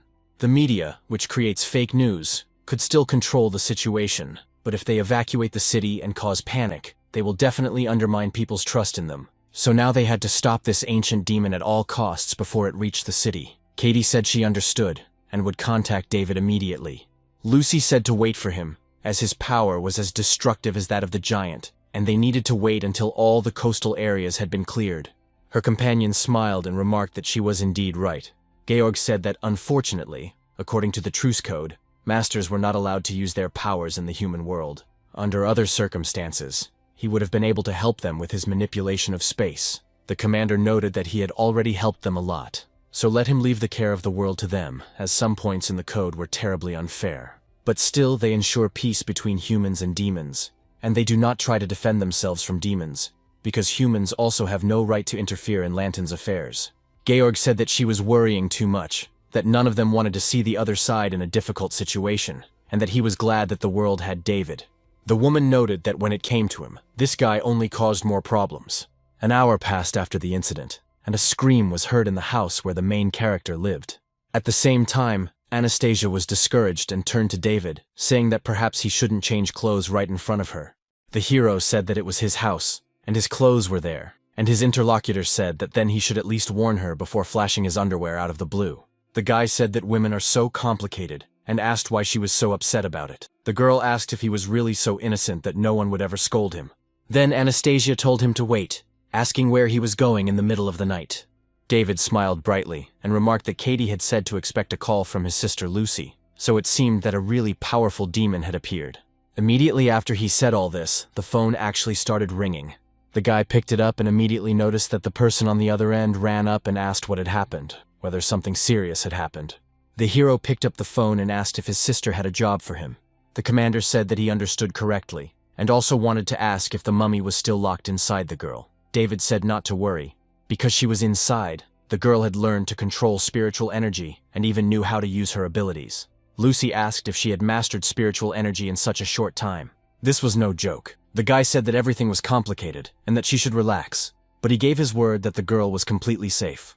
After all, he knows how risky it would be if the mummy escaped while he was on a mission. Last time, they almost lost half the population of Lushang, and he wouldn't joke about something like that. Anastasia thought she hadn't done anything wrong, but so many people were in danger because of her, and yet she was still a threat in the eyes of the ghost company. While the main character continued talking to his interlocutor, he noticed the girl. He saw that she was standing there looking sad, and understood that it was all because of the previous situation. So he asked his sister to wait, because he would do everything, but on one condition. He asked that Anastasia be allowed to participate in the state championship this year.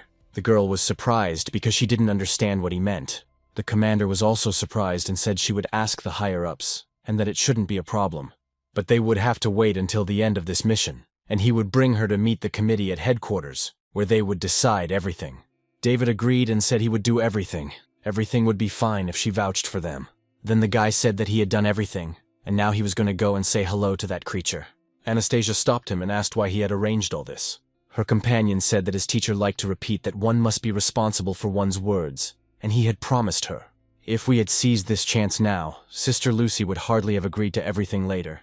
The girl was amazed and thought he was a fool, but by keeping his promise, he showed that he could be relied upon. The huge stone demonic creature continued on its path straight to the city and was already on the ocean shore. Several deer grazing peacefully on the grass noticed the creature, and when it stepped onto the ground, it shook and threw the deer several meters into the air. The monster continued on its way, stopping for nothing, not even looking at its feet. Suddenly the creature stopped, because it saw the danger in front of it. So the monster stretched out its left hand and began to create a ball with demonic energy. And from this ball, a beam of energy flew out, rapidly heading towards the period. Despite the fact that the distance to the main character was really far, the monster noticed him. David was surprised when he saw this attack, and noticed that this creature was not standing on ceremony, but if that was the case, then he would not hold back either. The guy used the borrowed gold and his skill, the mystical form and soul, and enveloped his hand with this technique, which was supposed to strike very hard. And without stopping in the face of danger, the main character rushed at the beam that was supposed to hit him. As a result, the demonic creature's attack was interrupted, and the beam was split into pieces. The hand of the stone boulder also began to crumble into small pieces.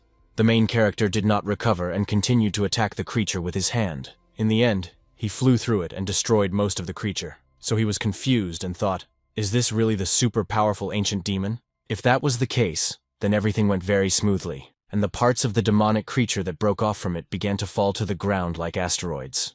The rest of the huge monster's body also began to fall to the ground, as it could not hold itself up. The hero was high in the sky and, looking at this creature, thought that he had been too hasty. At the same time, a drone appeared behind David, from which Lucy spoke and shouted his name very loudly. The woman was very annoyed, and asked if she hadn't told him to wait for her orders. The guy said that the creature had attacked first and he had instinctively repelled its attack, so he hadn't hit it first. Lucy asked how they would explain this mess to people when they returned, and David suggested saying it was a meteorite. The commander noted that at this point, she even regretted calling him. And at that very moment, when the guy was distracted by the conversation, he sensed something strange coming from the monster. The creature, which had just been destroyed and was lying on the ground, got up and began to recover. The guy said he knew it because an ancient demon couldn't be that weak. The commander added that he should follow it and not attack it without orders. Suddenly, the system reported that the information had been updated, the target had accelerated, and the object was currently moving at a speed of 300 kilometers per hour.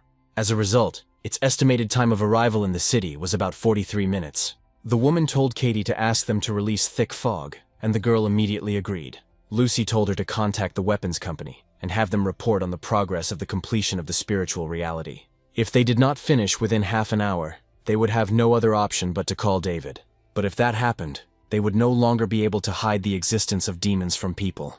After hearing this information, George became alarmed, because he understood that then everything would be bad. He stood there for a while, thinking about what could be done, and then he realized something. Then the demon ran off and said that he should be given only 10 minutes, and that he would be back soon. Lucy told the girl to keep an eye on him so that he wouldn't do anything stupid. If a master uses his power in the human world, he will be punished by heaven. Katie obeyed the order and said she would do everything. The commander thought that if Master Georg really used manipulation and space to deal with the demon, he would surely anger the heavens and perish. The wrath of heaven was the second defense that Alexander, the founder of the secret Taoists, had left as a legacy to the people. He had two types of transportation, the all-consuming flying reptile and the all-seeing Seiji. The flying reptile turned into a heavenly seal and sealed most of the demons inside itself. The Seiji, on the other hand, was reincarnated into the sphere of heavenly wrath and continues to protect all of humanity to this day. The sphere of wrath was created to watch over the 11 masters of the city of Lanting. They swore not to use spiritual energy in the Russian world, and in case of violation of the oath, to be punished by the wrath of heaven. Regardless of location, a master who breaks the oath will be immediately executed, and only the master will suffer, and only him alone. Katie continued to run after Master George and asked where he was going. The demon apologized to his interlocutor and noted that now was not the time for explanations. The girl understood that this direction led to only one room, and wondered if that was where he was going. Soon they ran to the armory. The master turned to his subordinates and told them to open the door, and Katie said she was right. The door swung open, and one of the subordinates began to run toward George. She rushed into his arms and said that she and her teacher had managed to cut the time of spiritual reality in half, so they asked him to praise her. Then she noticed the deputy commander and greeted her too, and Katie greeted Emma in response. The man said that the girl had indeed done an excellent job, but that the plans had changed slightly. After all, they needed to speed things up tenfold at this point. The little girl was inspired and said that since he was here, he surely knew how to do it, so she was sure that he would succeed, as she was the head of the supply department. After that, the girl turned to the teacher and he heard it. The demon told Quentin that they had an emergency and needed to reduce the time of reality by 10 times, and the commander's subordinate also greeted the master. Georg said that they had originally planned for reality to last up to an hour, but David had been assigned to this mission. They could try to reduce the spiritual reality to 5 minutes, and then the guy would be able to handle it without restriction. The old Minister of Armaments listened attentively to all this. He said that, however, at the moment, the spiritual reality was very unstable, and they were not sure they could control it. But if he was in charge, there should be no problems. His interlocutor said not to worry. He would be able to control it without using demonic energy. Although he was not sufficiently familiar with human technology, so he needed help. He would monitor changes in spiritual reality, and all they needed to do was calibrate the settings. If the energy was stable, then let them change them. And in case of instability, reduce the energy level. The old man said it should work. Emma would adjust the supply, and he would take care of stabilization. Then he started talking about energy, and after that, he suddenly fell asleep. The girl came up and said that the old man had fallen asleep again. She then asked the master to wait a minute. Katie noticed that he was over 150 years old, and his condition was certainly understandable. After a while, the girl went to the control panel and gave commands to the system. Soon she announced that the energy flow was normal, and all levels were fine. Quentin told Master George that the temporary settings were ready, and his interlocutor replied that this was good, and that they should proceed. Then they began to add energy to the system, and the flows spread throughout the room.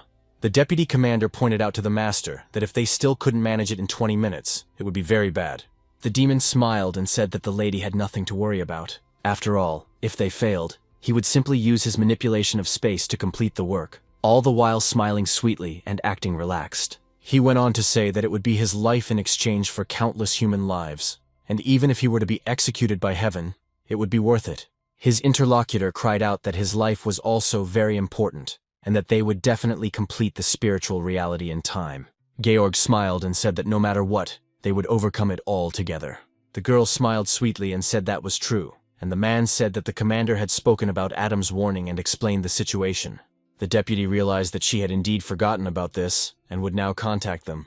Almost on the outskirts of the city was one of the Ghost Company hunters. He returned to the girl and asked if they should start already. She immediately explained everything to him, and he said that he understood everything, as it was Adam, that is, a Ghost Company officer of rank B. After this man heard the instructions, he unbuttoned his jacket, revealing the drawings on his body. Then he began to use his powers and asked what was really going on here. And soon, because of his power, most of the city was covered in thick fog, through which almost nothing could be seen. At the same time, the huge demonic creature continued on its way, stopping at no obstacle. The main character did not waste any time and sat on its head, while the monster did not even pay attention to him. Of course, at that time, David was very upset and wondered what they were waiting for, because he was very bored. Our guy wondered if this monster even had a brain. If not, then it couldn't defeat the guy, which is why it ran away from him. If that's the case, then let it just go back to where it came from. It's unclear why it's heading for the city. If the hero does nothing, then it won't act either. But where is this huge creature heading anyway? While the main character was thinking about this, some time passed, and he turned his attention forward. At the same time, a city appeared on the horizon, almost completely hidden by fog. David said, "Sister Lucy, the city is already on the horizon, so he is waiting for her command." The woman immediately replied that he should wait a little longer. She then turned to her deputy and asked how much longer it would take. Her companion did not answer, so she repeated her request for Katie to respond. The girl was impressed by what she saw in front of her, and couldn't take her eyes off it. So he told his boss that they had succeeded. The commander said that was great, and then he sent the drone with the project to David. Katie turned to the master and asked why he hadn't done this before, but the man replied that it was because it was incredibly dangerous. In the end, if something had gone wrong, the entire Ghost Company would most likely have been destroyed. The girl noted that he was always so cautious, and probably had a backup plan in case of failure. He said he would have used a spatial technique to redirect the energy elsewhere. Katie shouted that she had told him that his life was also very important. After hearing her advice, David sat for a while, waiting for the object. At the same time, the drone was carrying the cube with spiritual reality at tremendous speed. Finally, it brought it to the main character and immediately dropped it into his hand. The guy caught it and asked what it was. He was told that it was spiritual reality. It was a demonic device that had just been created by a weapons company. It created a parallel space with an area of up to 4,000 kilometers. But to speed up the construction process, the space-time was reduced to 5 minutes, and the guy's task was to eliminate the object after that time had elapsed. This object can be activated by pressing a large button located there. The main character was excited and said that it was cool, like a portable training room. So, without thinking about anything else, he pressed the button and was ready to act. After that, the cube gradually began to expand, and the monster's head was already immersed in it. Soon the space expanded even more, and the monster was completely submerged. But that wasn't all, because the parallel space continued to expand, even submerging the city. So some people were already affected by it, but they didn't feel it at all. After one of the guys slowly began to walk around it, his body became covered with cubes. Then, as if in a matrix, parts of his face began to disintegrate and be transported to another space. All this, of course, affected not only the people who came under its influence, but also the animals and other creatures that were there. That is why people continued to stay in their places, but at the same time, a parallel universe intersected with them. This space was even visible from space. That's how huge this cube was. After the expansion was complete, the hero lowered his guard and shouted that now there were only 2 of them. He immediately used his thunder technique and noticed that he was curious to see if he could destroy it with a single strike of 5-fold glacial lightning. But soon after, the giant demonic creature became still. Then the monster raised its head and looked up intently. At first, it made a rather quiet sound, which signaled something, but after that, it made a very loud sound. The main character, using his strength, jumped off its head and headed straight for its face. Then he shouted angrily that the creature was trapped, and therefore it was pointless to ask for help no matter how loud it was. Then the guy made a few seals and told it not to worry, because he would give it some corvalol for its sore heart. After David used his technique, A large ball of thunder energy covered him and began to emit powerful energy. Of course, the demonic creature sensed the danger from this energy and turned its attention there. But it was too late, because this ball, inside which there were countless lightning bolts, had already attacked it and destroyed its body. The range of the attack was enormous, stretching for several tens of kilometers in each direction. It was a 5-fold glacial lightning storm heart pill. When the attack was over, David began to gradually reduce his power. Soon he smiled and said that now that he had crushed him into sand, let them see how he could restore his former form.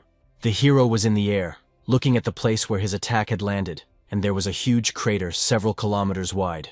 Then the guy felt something strange and turned his attention forward, wondering what it was. His attention was drawn to a red ball that was literally burning and floating in the air. It was clear that it contained a large amount of energy, and that energy was demonic. Dark matter began to gather from the huge pit left by the hero's attack. It was heading straight for the glowing object and forming a new sphere around it. David rushed over and said that the glowing sphere was most likely a core, but if that was the case, it was very interesting. There were no scratches, even after being struck by his 5-fold lightning, and the remains of the body began to surround the core. Perhaps the demon was still capable of regeneration. Dark matter was connecting into a ball, and it looked like some kind of snake. Soon after, a rather bright light began to emanate from it, and it already looked like neurons and electrons moving near an atom. David was outraged and said, like a show-off, "Is this some kind of magic trick?" A dark figure appeared inside the ball, and it was a creature sitting in the shape of an embryo. Its body soon began to fill with energy, and blue stripes could be seen spreading across its body. Flesh and particles of energy were already inherent in this creature, and it also had large horns. After a few seconds, movement began inside the sphere, and the monster's eyes lit up. It stretched to the side and began to emit an even greater stream of light around it. A considerable amount of energy was also released, causing the wind around it to swell. Because of this, some trees were uprooted, and all of this flew after the hero. David remained in place and noticed that he was simply transforming. But didn't he think that this was already too much? Soon, a creature named Nicholas, surpassing the highest rank of S, appeared in the light. At the moment when the demon appeared, his eyes were completely empty and his consciousness was not yet in his body. Then several fools appeared, running chaotically around the entire orbit. But soon after that, consciousness appeared, and eventually the eyes became normal. The demonic creature in the air turned its attention to the main character. The guy also looked at it with a smile on his face, and noticed that he liked to stall for time, but at least he didn't look like a complete weakling. The high-class demon said nothing and simply stretched out his hand, making a strange gesture. Immediately after his manipulation, a huge boulder that was in the ground began to move. Then the rather large stone block headed straight up. David noticed this, and realized that an attack was being prepared against him. He smiled and said that it was cool because he could control the earth, but the creature didn't stop for a second and attacked the guy. Nicholas took advantage of his opponent's distraction and attacked him with a direct punch to the stomach. Precisely because David did not expect this swift attack, he missed it and crashed into the boulder that the creature had summoned earlier. As it turned out, the attack was so swift that the guy's body broke through the huge stone block and crashed back into the ground. Shortly after that, only stone debris began to land at the crash site. The hero remained in a huge crater below in an angelic pose. At the same time, he was fully conscious and already smiling madly, using the 4-fold ice bolt, a technique called the Shadow God of Thunder. Then David began to rise and said that he had waited so long, and finally had a worthy opponent.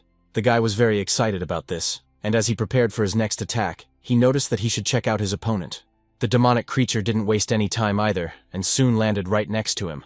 The hero paid attention to it and noticed that it seemed to be very excited about everything that had happened. The monster did not answer him, but only stared intently into his eyes. David, using his dark lightning, noticed that it was on the alert, waiting to see if he could chase after it. Literally a few seconds later, the guy moved from his place, and only a wall of dust rose from there. Nicholas, in turn, remained calm and continued to stand coolly in place, waiting for the attack. A few meters away from his opponent, the main character continued to fly in one direction. But a few moments later, he was already attacking his opponent from 6 positions, making it quite difficult to escape this attack. Despite this, the monster's eyes also changed shape, and he now had 8 pupils in each eye. So the crazy demonic creature managed to fend off all the guys that he had just made. David was stunned and asked if he had really blocked all the blows, which meant that next time he would hit him even harder. Using his next attack, the hero headed straight for the demon's face and was ready to strike. Although the creature noticed his attack at the last moment, it was so swift that it didn't have time to dodge, and so the guy hit it. The blow was so powerful and swift that it seemed as if the monster's head, which was in front, literally shattered into pieces. Of course, the hero was alarmed and asked if he had gone too far. Although right behind him, a mass that resembled the body of a creature appeared from their land. Then the entire body of the creature emerged from it and hung directly behind him. Nicholas, without stopping his attacks, aimed a blow at his opponent's back and struck him. The attack was so powerful that the main character flew very far away, and a cloud of dust rose from the impact. David cut through the rocky ground with his body, leaving a trench behind. Due to the attack he had missed, the guy continued to fly for quite a long distance. Many magical creatures did not want to stop their attacks, and therefore continued to move rapidly after him. David said that it was an impressive transformation, his speed keeping up with his fourfold bolt, and he could also transform underground. But his understanding of combat surpassed all knowledge about this guy, who pushed himself off the tree and said that he was stronger than all his previous opponents. So the main character will still get to enjoy these moments of struggle. The creature was a little surprised that the guy was conscious and used his technique. So after that, the stone fist that appeared from the ground went to attack the guy from behind. David noticed this sneaky attack and said that it was trying to sneak up on him again. Then he used his 4 ice bolts technique and easily destroyed that arm. The demonic creature used the same technique of attraction and then attacked with its main body. Therefore, it caught David with this trick again and attacked him quite strongly with its leg. Then the demon landed on the ground and began to use his power, releasing a large flow of energy. So huge tentacles appeared from the ground, and they were stone like octopus tentacles. David was in the sky and noticed this attack, so he asked when it would finally calm down, because he didn't want it to happen again. All the tentacles were moving upward and had already reached him, so the guy noticed them. He was a little surprised by what was happening and wondered what would happen next. This energy gathered together into a rather large ball and enveloped the boy's body. The energy that had previously emanated from the main character's body stopped doing so, and the creature flew back the greatest distance and stared intently at the ball. Nicholas continued to control the rock with his hand and clenched it into a fist, telling it to clench as well. The same ball that David was in then exploded, and a pointed polygonal star appeared. Soon, the hero asked if this was all to make their battle more intense, and asked him to warn him. It turns out that he now has a golden mantra, so his attacks are like tickling, which is why the main character asks him to show him some more serious moves. The demonic creature was a little surprised at first, but then began to prepare a blow with his hand, accumulating a considerable amount of energy there. Then Nicholas's body began to return to its axis, accelerating the pace of the radical energy. The main character used a triple ice bolt to get out of the pointed star. Because of this, the rock that enveloped his body shattered into small particles. The guy smiled and said that there was no way that was all he was capable of, so he should stop holding back and attack him seriously. After he said that, you looked ahead and were a little surprised. But then he smiled again, because he saw a powerful attack coming at him and realized that it was much cooler than that cobblestone. The tornado, which consists of fire and wind, is quite creative, and they will see what this attack is good for. So, without even dodging this attack, the hero literally embraced it when it reached him. The guy's body soon began to burn because of the fire that was there. But the worst thing about this situation was that his golden mantra began to crack. And shortly after the onslaught of this unimaginable force, it completely collapsed. David realized that he was in a difficult situation, and it seemed that the golden mantra had broken. Also, because of this attack, he not only lost his protection, but also his clothes, so he was completely naked. Soon the tornado changed its direction and hit the ground with tremendous force. But when this attack hit the ground, it did not cease to exist, and literally pierced through mountains, water, and all the rest of the soil. Sometime after that, the natural disaster, along with the guy at its end, reached the city, and when it transformed, the hero flew onto the roof of one of the buildings at tremendous speed. The demonic creature did not stop pursuing him and therefore hung over the city. But when it discovered that the guy was still moving, it was stunned. David got up and said that the attack was not bad, and now there was no golden mantra on him. But despite this, the golden mantra was only a shell. His skin and bones were made of golden runes, so it was a pity that the creature had not managed to harm him. By the way, these runes are 3 times stronger than the golden mantra, and he has no idea how it can recognize human speech. However, if that's all he has in his arsenal, then the guys will have to wrap things up now. Nicholas became quite angry when he heard all these words. That's why he was preparing for his next attack, and a large amount of energy was forming on his chest, where his core was located. It accumulated into dark demonic energy that seemed ready to erupt. And indeed, behind all this was a massive attack, a beam that looked like fire. The main character noticed the massive nature of this attack, and realized that it looked quite powerful. At the same time, he did not even intend to dodge it, and the attack reached its target, then destroyed half the city as if it were a nuclear explosion. There was even a bright flash, and there were several circles in the sky that resembled mushrooms. The buildings really did start to collapse instantly, and it was like a nuclear bombing. The soil that was subjected to this attack literally turned to dust, being erased to atoms. After a few moments, it was all over, and a huge crater formed in that spot. The creature remained in the same place in the sky, and it was clear that steam was coming from it. Nicholas also began to breathe heavily, which was not characteristic of him before he attacked. The main character emerged from the crater and said that the creature had used up almost all of its demonic energy, so he had gotten what he wanted and would put an end to it.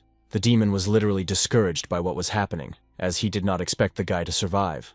David said that he couldn't destroy it with a quadruple bolt, but he would destroy this unfinished building if he swung a 6-fold or 7-fold bolt. When the creature shrank, it became stronger and more cunning, able to cope with a 4-fold bolt, and he wasn't even sure if he could defeat it in 5 minutes. But soon he had the idea to pretend that he was on equal footing with it, forcing the monster to use up all its demonic energy. All this was done so that it would be easier than ever to eliminate it in the end. Even though fighting him naked is pretty weird, he's worried that the monster has a trick up his sleeve, so he decides to transform too. Then the guy stretched his arms out in different directions and literally snapped them, uttering the name of a spell borrowed from gold. Huge streams of spiritual energy, stretching from different directions, headed straight for the guy's body. The creature felt this power, which even passed through it. It also became alert and surprised by what was happening right in front of it. Nicholas understood perfectly well that he should not let the guy complete his transformation, because then he would definitely be in danger. That is why he immediately began to accumulate the remaining demonic energy and prepare for an attack. David noticed it and said how rude it was, because he had waited patiently during his transformation. First, gold appeared on his fingers, and now they looked like claws. So the main character clenched his fist and aimed it at the demon's limb. Because of this, their limbs clashed in a duel with each other, but the monster's hand was blown to pieces as a result. The demonic creature was shocked by this, for it saw that its hand had been torn into small pieces of flesh. Of course, David's body did not stop its transformation at the same time, and he was covered with golden armor. The transformation began to accelerate over time, and by the time it reached his neck, his body had been completely transformed. Finally, his head completed its transformation, and the perfect form was ready. It was a technique called seal suppression, borrowed from the gold in the form of the golden rune armor, the guy said, as he waited with a sigh of admiration. Nicholas remained in the same place and watched what was happening with surprise. At the same time, his expression showed that he was discouraged, and perhaps a little frightened. So, realizing the danger posed by the main character, he rushed to flee the battlefield. The hero noticed this with surprise and stated that, apparently in human form, his body parts do not regenerate as quickly as in stone form. Earth is his safe zone, so it's a very smart decision for this creature. Yes, but they don't have much time for these games, so it's time to end all this carnage. The demonic creature began to run away from him at tremendous speed, and the hero was catching up with him. Nicholas tried to reach the ground as quickly as possible in order to replenish his strength. And soon after that, the creature flew over the ground and touched it with just the tips of its fingers. David noticed this and asked what it had just drawn on the ground. The creature's severed limb began to heal. Shortly after that, regeneration actually occurred and the limb reappeared on its own. The hero was surprised and thought that his arm was back in place, but was it really just from touching the ground? If so, then this was actually a huge problem. At the traffic light on the road, the sign lit up, indicating that pedestrians could cross the road, but the demon and the guy, who were blatant lawbreakers, rushed across. Soon, Nicholas pushed himself off the ground and turned his back to face the guy. David noticed him and asked why he had stopped. The body of the demonic creature began to glow differently than before, and he also began to transform. His pupils, as well as the rest of his flesh, were also transformed, and he seemed to have turned to stone. The moment the creature touched the ground, it accumulated energy and was ready to attack. The hero knew that he was using the accumulated energy of the core in his body, and it was clear that this was his final form. So at that moment, the creature goes all out and attacks its opponent with incredible force. He easily dodged the head-on attack that the demon guy offered. Then he saw his opponent fly down and asked what the hell was going on. Was he running away after missing? Nicholas, meanwhile, was heading straight for his attack and literally dove into the ground as if into water. David was surprised when he saw this and asked if he was burrowing into the ground. However, the creature simply emerged from the building on the right. The monster then decided to take advantage of the element of surprise and rushed into the attack. The main character used his turn, managing to dodge it at the last moment. The creature disappeared again, and the hero became angry and asked if it wasn't enough for it yet. Shortly after that, the demon appeared from below and again tried to take advantage of the element of surprise in its attack. David dodged the attack but received a fairly strong blow to the head. The two enormous forces emanating from both opponents soon clashed in the sky above the city. The hero said that the demon had already used up most of its demonic energy and was therefore not as fast. Using his abilities to pass through buildings and the ground to make it difficult to determine his location was a very clever idea. But it seemed that he had overestimated his final form, and his attacks were useless, and his actions were so easy to predict that David then used the Eye of the Underworld. There he saw the creature moving along the walls in a strange trajectory. The next attack was sure to be from the right, so the hero recognized it. The moment the demon got closer, the hero reached out his hand to attack. After that, there was a collision between them, and the creature felt a pretty strong blow. Because of this, part of the monster flew off, and its body shot upward. All this was done because the hero understood that the demon could not be allowed to touch the ground, or it would recover. The creature flew in the sky for a long time and suddenly noticed that the guy had suddenly appeared near him. David wasted no time because he had limited time, so he rushed towards the creature and attacked it. Nicholas put up a block in hopes of defending himself from this swift attack. But his body couldn't withstand the pressure and flew down at a fairly high speed. The main characters said that he put all his strength into that blow, but only broke one rib, and he, in turn, took it very well. Apparently the monster's final form is really quite good, but unfortunately the guy doesn't have time to continue their fight. Immediately after that, David began to fold seals or use the skill borrowed gold, which he wrapped around his body. This skill was called the Fists of Initial Armor, and two huge fists appeared in the sky. David told the demon that he was good, because it was the first time he had had so much fun since leaving the mountains. But despite this, the clock was ticking, and whether the creatures would live or die depended solely on fate. Nicholas noticed one of the huge limbs moving towards him at great speed. Immediately after that, the attack quickly pinned the creature's body to the ground, and a huge explosion occurred. But despite everything, they stopped, and its fists simply began to continue striking the ground. The attack was quite massive and prolonged, and the creature's chances of survival were dwindling. The ground within a radius of several kilometers began to collapse due to the constant blows. As time passed, the dome created by the spatial technology began to gradually disappear. The commander noticed this on the screen and said that the time of spiritual reality had come to an end, so David's coordinates should be determined. The company's drone immediately set out to search for this man. The main characters approached their opponent and noticed that he was still breathing. Could he have used the remnants of demonic energy to stay alive? But even if he used the earth, he would not be able to return to his original form. The demonic creature's hand continued to tremble, and it crawled forward, but soon it dropped down. The creature fell to the ground and lay there for a few seconds, but soon began to move again. David noticed this strange behavior, and asked if it was crawling toward the city despite its condition. But why was it rushing there? After a while, the company's drone reported that a suspicious life form had been detected. The commander shouted for David to answer where he got the armor and why he had long hair, and whether he was the ancient demon. If so, then let him keep an eye on him until he disappeared, and she would immediately call the defenders, and he would be banished to the third world. The guy didn't answer, so the woman yelled at him and asked if he could hear her. The monster continued moving and making a strange sound.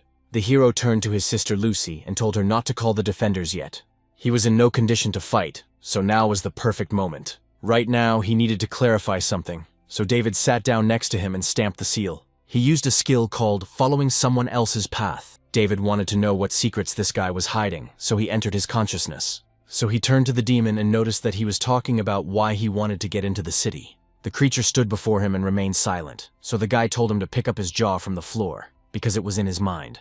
Even if he didn't know how to talk, he could communicate with him through his thoughts. If it wasn't something bad, it was possible that he could help him. But if it had evil intentions or didn't want to talk to him, then he would have to apologize, because the guy couldn't do anything about it. Very soon the creature will be transported to another world, and he will never be able to return. After that, Nicholas immersed himself in memories of ancient times when a group of people migrated in search of a good place to settle. They all crossed mountains and swam across rivers again and again. All this happened until they unexpectedly stumbled upon something interesting.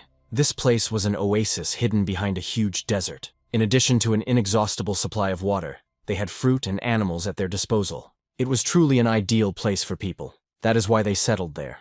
After some time, they realized that the closer they were to the high mountains in the middle of the oasis, the juicier the fruits and vegetables were. A little later, they discovered something even more extraordinary. One ordinary night, the mountains suddenly began to glow with a reddish light. So the people believed that the harvest was so fruitful because of the mountains and their protection. Named Nicholas, these mountains became an object of worship for all these people. It is still unknown whether it was due to worship or their own transformation that the mountains shrank and shrank. It also turned out that their shape changed quite significantly, and they became thin like the body of a monster. And then one day, thunder rumbled across the sky, and the earth began to shake, so the frightened people ran for cover. Amidst all the commotion that ensued, the clan chief remembered Nicholas. Understanding the situation, he immediately directed everyone toward the mountains to pray for protection. However, he was simply shocked by what he saw at the foot of the mountains.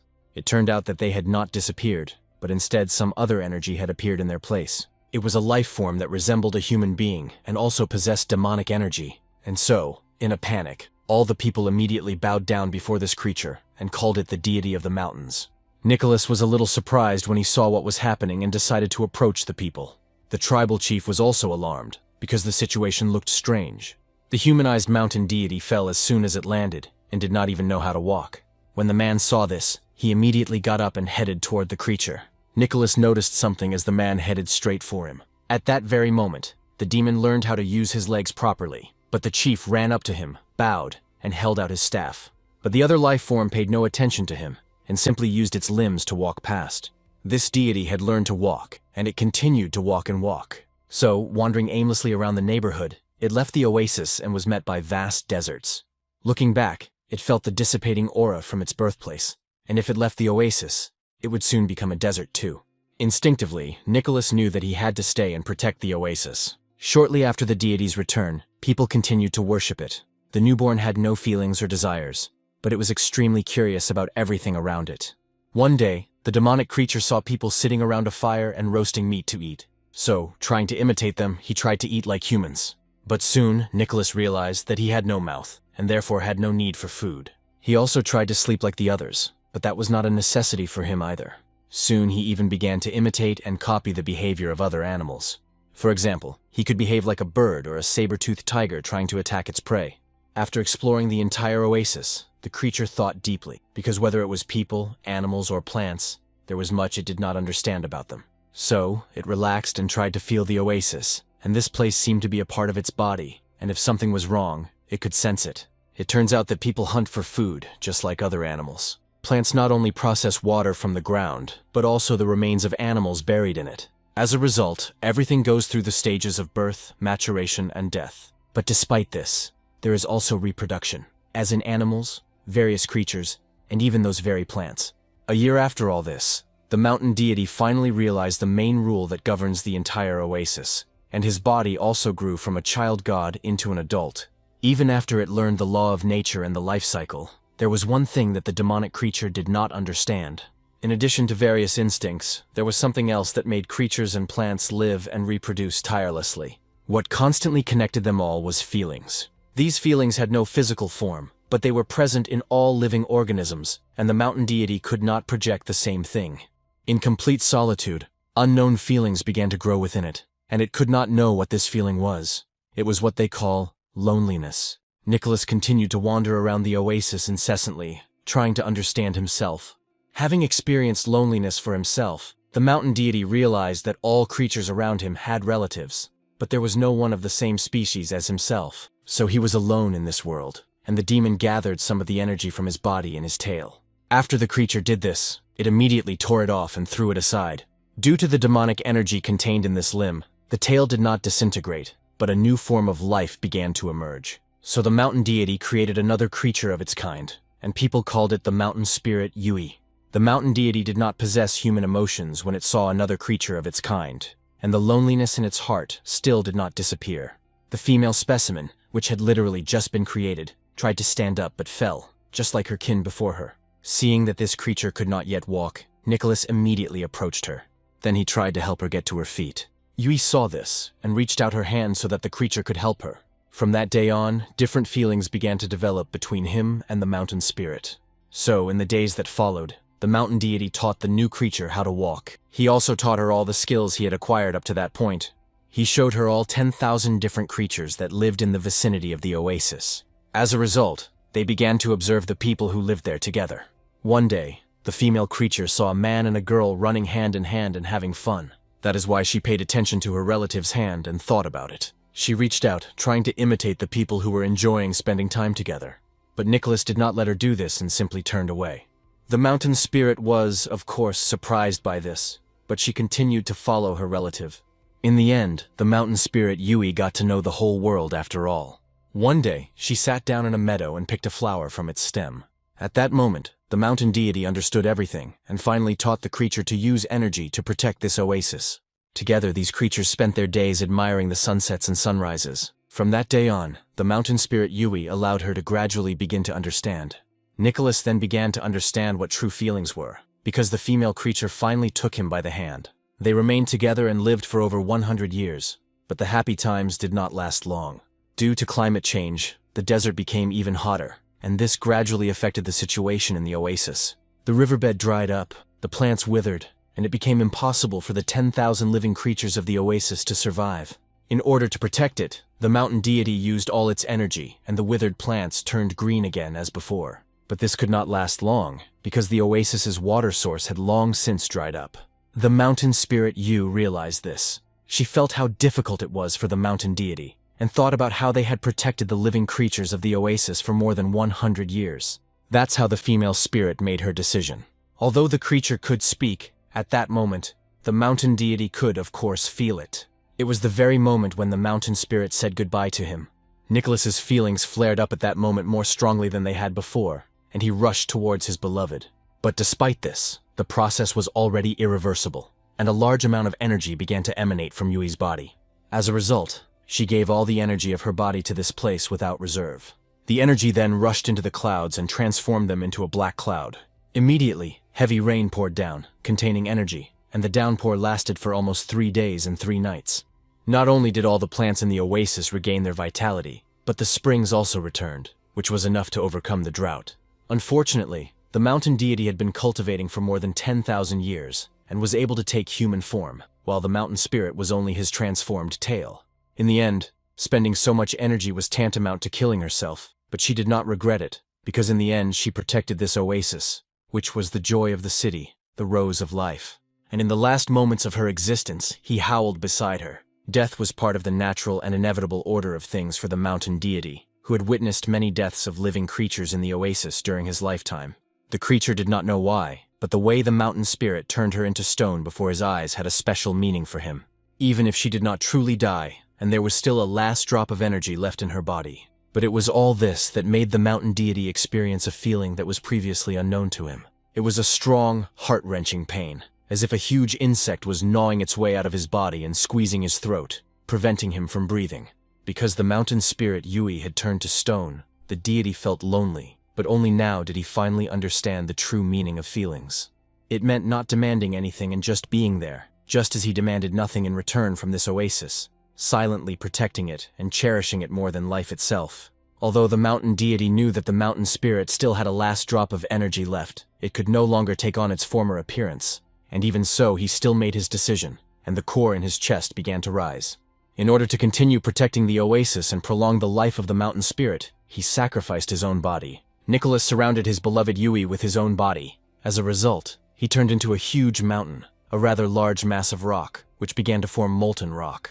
The result was a rather large demonic creature, which David saw when he fought it. The demon adhered to the rule that he protects the oasis, and also protects the mountain spirit. As a result, 2 large mountains were formed, which were joined together. The people living in the oasis recorded this story and passed it down from generation to generation. Their descendants invented writing, and to immortalize their memory, they erected a stele at the foot of the mountain and wrote Mount Nicholas on it. Times changed, humanity began to develop very quickly, and now their contemporaries have long forgotten about them. People discovered that there were deposits of minerals in the Nicholas dialects and began industrial mining. And the heart of the mountain deity, mistaken for a useless stone, was thrown deep into the sea.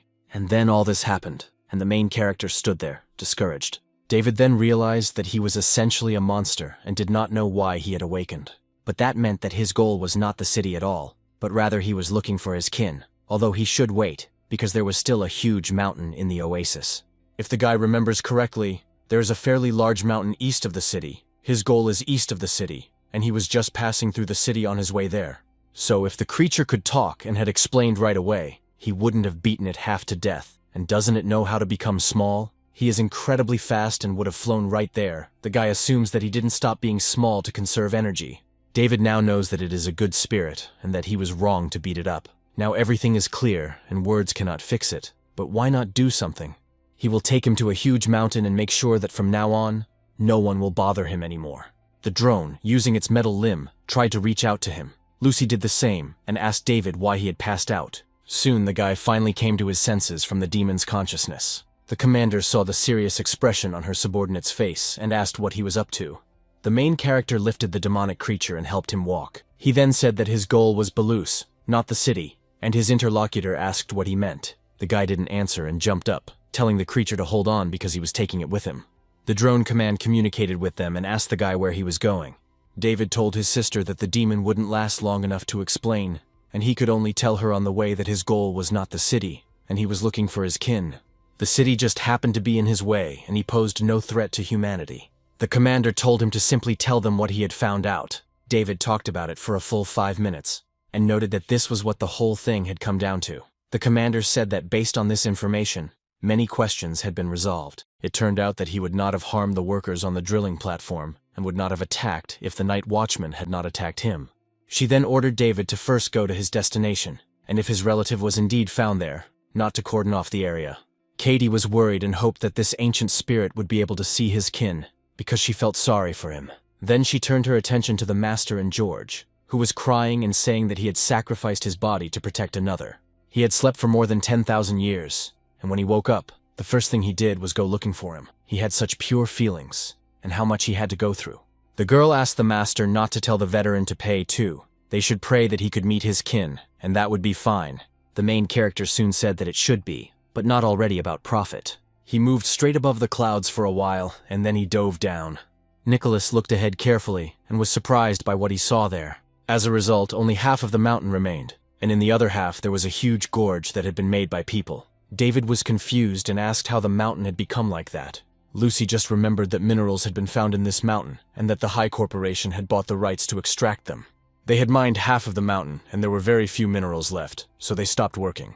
The girl hoped that when the ancient spirit saw how it looked now, he would not be angry and decide to take revenge on people. Together with the demonic creature, the main character found himself in such a state. He went on to say that although they had dug up half the mountain, he could surely feel whether his kin was still alive. The guy noticed the demon, looked down, and then, sensing something, raised his hand and began to use his power. Because of this, a rather large rock began to rise straight out of the ground. From the crack that appeared there, the silhouette of a female figure could be seen. After a while, her body was completely freed from the stone. However, despite this, the structure had already been destroyed, and so small pieces of stone began to crumble. The commander noticed this and realized that everything was bad, and she thought that the spirit was already dead. The deputy was saddened and thought about how difficult it had been for them to be together again. David and Nicholas also noticed her and were amazed. The core inside the demon emerged, and the body fell apart. The main character was stunned when he saw what had happened, and did not understand what would happen next.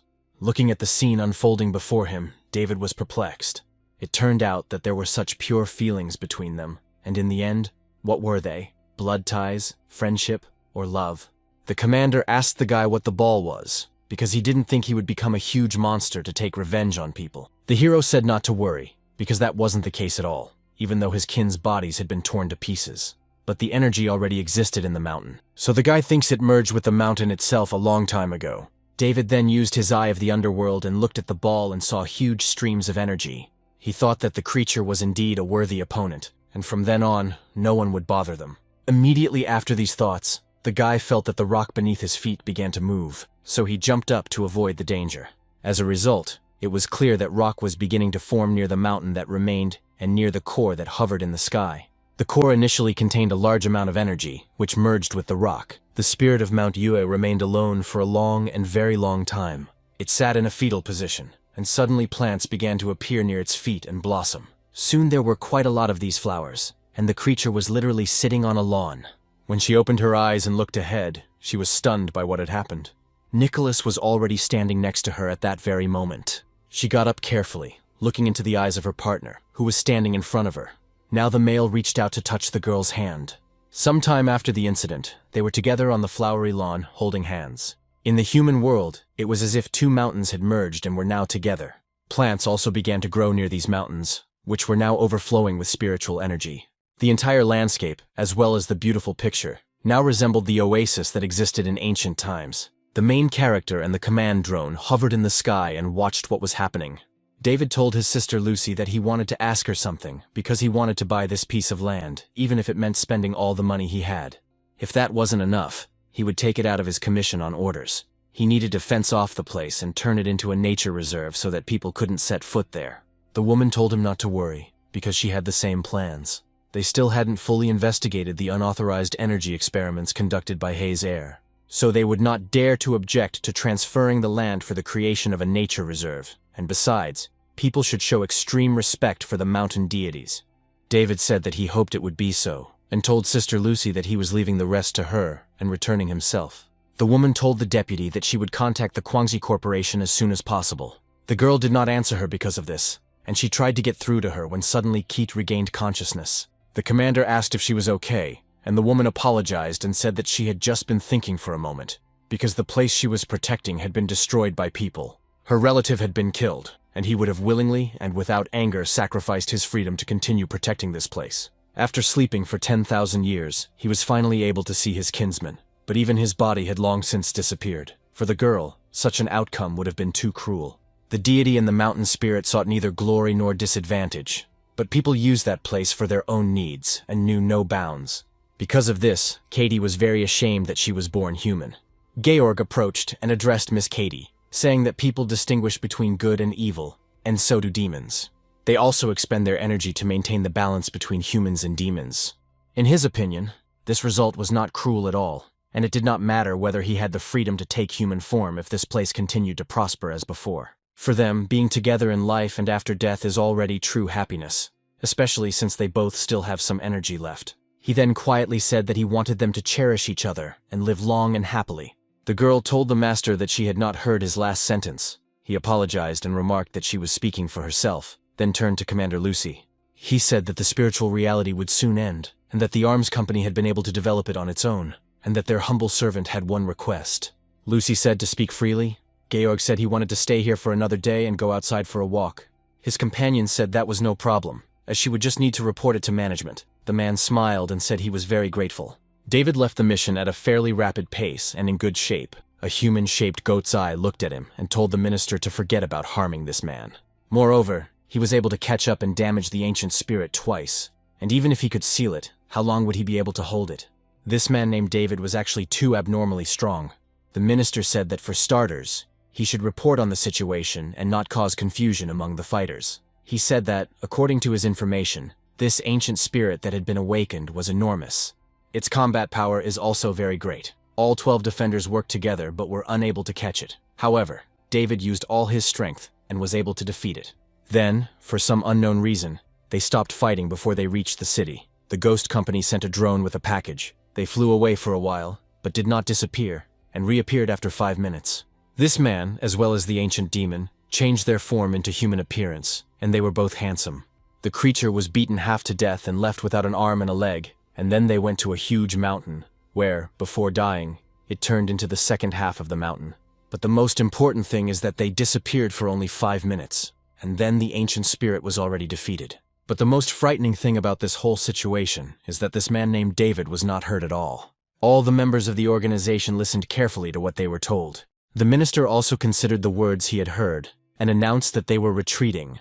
It seemed that they needed to report to His Majesty that they were moving on to Plan B. Quite a large number of people gathered near one of the hotels and cafeterias nearby. One guy remarked to another that the girl in the white coat was cute, and his companion asked why he thought she was a guy. They were talking about George, who noticed how wonderful it was there, because the world of people becomes more diverse and brighter the further you go. Although he was sad and sulky, he didn't know if anyone else could see this picture. As he thought, people now do not appreciate such old-fashioned, simple places in the backwoods. Although, of course, this is even better, because it is much calmer and quieter there. The surrounding buildings had changed, but whenever he came here, everything seemed familiar and close to him. After all, it was here that he met someone, got to know each other, and became friends. But something happened after those happy days together. After that, Georg cried and said that they had to part ways after all. The trees near this place began to shed their petals, and this man smelled a light, pleasant aroma. They were pink plum blossoms, just like when they were together. Because of this image and memories of times past, George began to reminisce. He remembered how, on one such day in spring, the person he was thinking about ran up to him and said that he deserved to die because he was late again. He had just been reading a collection of poems and had completely forgotten about the time, which is why he was late. His companion did not answer him, so he asked if he was angry with him. But the man smiled and said, how could he be angry when the time when the plum blossoms fall is so short that he simply cannot take his eyes off this process. At that moment, they were standing together on a bridge connecting the two banks across the river. Georg said that if he had stayed any longer he was afraid he would have missed this beautiful sight, but his companion said that it was not a problem, because what could be more beautiful than this? The guy was embarrassed and said that he shouldn't say such embarrassing words in a crowded place, but the man said that he shouldn't care too much about other people's opinions. It turns out that flowers bloom not to be picked and admired. By the way, today he read a poem and really wants to share it. Georg asked what the poem was about, and he said that he wanted them to know and cherish each other. They lived happily ever after, because only when the mountains are leveled with the sea, the rivers dry up, thunderstorms occur in winter, snow falls in summer, and the sky falls to the ground will they be separated. Then he asked if his companion really didn't understand anything. After all, these words clearly describe them, because in this life they will always be together and share each other's feelings. After a while, the man said that he was leaving now, but would be at the old place in the evening. The master watched him leave and smiled faintly at that moment. Now, he was standing on the same bridge in the same place, remembering the whole situation that had happened in the past. He felt very sad, because the old days could never return to them. So he gathered his willpower and began to look far into the sky. Almost on one of the slopes, but only in the inverted world, stood a man in a demon's uniform. One of the demonic creatures approached him and noticed that the leader of the squad was here. This creature's name was Ronald, and he was the leader of the Ujian squad, which was the personal guard of His Majesty Owen. The man said that if there was any business, they should report it. In the end, the demon said that they had recently received a message. It turns out that the plan to secretly block David's fighting power with pills has failed completely, so now they will have to resort to their backup plan. The leader listened carefully to this report and said that he understood everything. The creature continued, saying that he had started working in the unit quite late, and when something happens, he prefers to double-check, because it makes him feel more at ease. He understood the difference in the passage of time between the third world and the human world. Ronald said that for them as demons, time in the human world flows 120 times slower than here. Simply put, one day here is equal to about 120 days in the human world. His interlocutor noted that he understood everything, and the gentleman said to leave in 3 days, which means that a whole year will have passed in the human world. The short man said that a year was enough time to get the legendary Paradise Seal, the most powerful secret treasure of the secret workshop. He hoped that the servants outside would not make any more mistakes in their actions. Otherwise, His Majesty the King's plan could go awry. The squad leader was very angry about this and, looking at him maliciously, shouted at him to open his mouth. Then he used the power of his eyes, and they took on a strange sword-like shape. Next, the demonic creature used the fox's pupil and a skill called blade creation. And then this creature, with whom he had just been communicating, felt something strange, and his head was soon cut in half. But soon it turned out that he was not cut in half, but into several dozen pieces that fell to the ground. Ronald did all this with his immense strength and the power of his eyes. At the same time, he was very angry and declared that no one could question His Majesty's plan. And the creature he struck with his attack must simply obey his will, and if it did not, it would be destroyed. After a while, a strange energy appeared in the same place where the monster had been killed. That demon, Adrian, was reborn, and realized that he was already old, and did not understand what a rash idea it was. So he asked the leader of the squad to calm his anger. Ronald said that there was still something on him that could be used for magic, but not with His Majesty. The old man said he understood and immediately announced that he was leaving. Anastasia saw that a strange man had gone into their apartment and wondered who he was and what he was doing there. But suddenly she took a closer look at the man in front of her. He had white hair, just like David's, and a mole near his eye. The guy said he was innocent, a star of misfortune who had been drawn into evil deeds. The girl said that this was definitely the same impenetrable naivety that David had when he first started working with spirits. Although at that moment he was so handsome that the girl was embarrassed, and thought that in this form he was a real macho. After that, she said that Sophia and Richard went to bed so early. Immediately after that, the guy shed his appearance and found himself completely naked. also stating that he would also wash up and go to sleep. Anastasia was discouraged. She went on to say that even though it was his house, while she was there, he could at least not flash his naked butt. Her companion asked what the problem was, saying that he had simply forgotten that he was naked from the waist down and would be more careful next time. Although the girl was very embarrassed at that moment, she thought that it was good that he was all right, because last time, when he saved the fox cub, he had scratches on his face. But this time, he had dealt with such a powerful demon and had not been hurt at all, so it seemed that she had worried about him for nothing. She decided that now she could go and sleep peacefully. Suddenly, a notification from the deputy of the ghost company popped up on her phone. It said that she couldn't get in touch with David, and that Miss Lucy was inviting them both to come to her office tomorrow because she had something to discuss. The next day was beautiful and sunny, and Sophia finally woke up. She turned to her brother and asked when he had managed to return and where they were going so early in the morning. But Anastasia answered the question, happily announcing that they were going to the ghost company. The little girl said that was great, and since she wanted to work there, maybe they would agree. Her friend said she hoped so. Sophia said that since her brother was nearby, she was sure to return victorious. After that, the characters left the apartment together, and the girl said goodbye to her friend. The main character looked to the side and was surprised when he saw something there. Henry was standing there with a sign that said luck. The guy asked him how he got there, whether he had been waiting for them at the door the whole time, and his partner said that today it was easy to set off on a journey. First, he wanted to congratulate David on yesterday's victory over the ancient spirit, and Ms. Anastasia also had good news waiting for her today. The guy noticed that he knew all this about them and wondered if he had hidden some cameras near the house. The man smiled and said that he had simply guessed. And if the lady was accepted into the company by the ghost, he would remind her that it would be possible to form a team of 3 people. The hero did not understand why he wanted to assemble a team so badly, and if he wanted him to help him, he should just say so. The girl asked about assembling a team. David noticed her and grabbed her hand, starting to run away, realizing that they should hurry up because if they talked to him for too long, he would eat all their brains. Henry said goodbye to them. Soon, they were both near the main office building of the ghost company. The girl said that it seemed to her that the company was located on a mountain, or in an even more pretentious place. The headquarters was located in such a luxurious place right in the center of the city, and so she asked if it wasn't too ostentatious. The guy said that she would soon understand everything herself. Then they went inside, and the girl said she had heard that you couldn't enter this bank if you had less than 10 million in your account. There were quite a lot of people inside, and the guy told the girl to keep quiet and follow him. Soon they approached the terminal, and the system asked them to select the transaction they wanted to perform. They had to leave their ID and receive a number, which the heroes did. Then the person with the number 0013 was told to proceed to VIP room number 15 for the operation. David said that every time he came here, it was always a pain in the ass. But the system reported that the iris authentication was successful.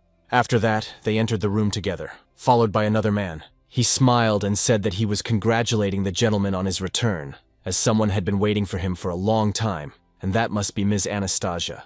He then asked the girl to hand over her phone, saying he would return it later, as it was forbidden to carry phones inside the headquarters, and he thanked her for her understanding. The girl agreed, and the gentleman asked her to sit there and not wander around aimlessly. Immediately after that, they sat down together on the sofa and waited. Meanwhile, the man who had been talking to them took his cane and headed for the designated place. He inserted it directly into a hole in the floor, which was there on purpose, and turned the head of the cane. Anastasia became alert when she saw that something was happening to their room. The room began to move to some other area. Then the man who had accompanied them turned to the young lady and, with a smile on his face, wished her a pleasant time in the company of the ghost. It turned out that this room was an elevator that was supposed to transport them. The girl approached the transparent window and looked closely at the creatures below. There were quite a few different demons, ranging from small to impressive in size. At the checkpoint, one of the girls handed the demon his belongings and said that this was his sole storage and ID card. Someone asked the creature not to eat their equipment. She could see that he had registered to resolve the issue of changing jobs and should proceed to counter 5. A man told the gentleman that he had not paid his taxes for the previous year, and that he should pay as soon as possible so that he could return to his previous job. The interlocutor asked what a tax was, and the man said that everything was written in detail in the tax return in his hands. The demon picked up the document to look at it, but did not understand anything. All this made him very angry, and he threw the papers aside, saying that pretending to be human was quite tiresome. He had to work hard and earn money all the time. Only then would there be food on the table, and if he did a bad job, people would scold him and stay up all night. But even after work, he has to pretend to be cheerful in order to get along well with his colleagues. He has a lot of debts and no money for taxes. After that, the creature began to cry, because he had once dreamed of leaving this world behind. Then it got angry and shouted that it wanted to be a monster, that it wanted world domination for itself. So all these despicable little humans would simply become his food.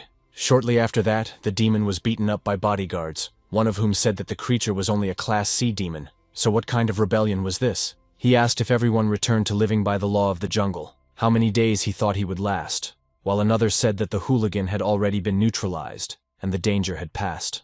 The creature stated that the boss was indeed right, and he decided to reject his old freedoms and become a new demon. The man asked the lady if it amused her.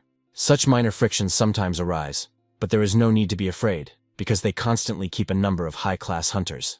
Anastasia asked why all these demons had gathered. The interlocutor said that this floor was the reception office for demon affairs, and they did roughly the same thing here as they did in the reception office for humans. If a demon wants to do something in the human world, it must pretend to be human and live by the laws.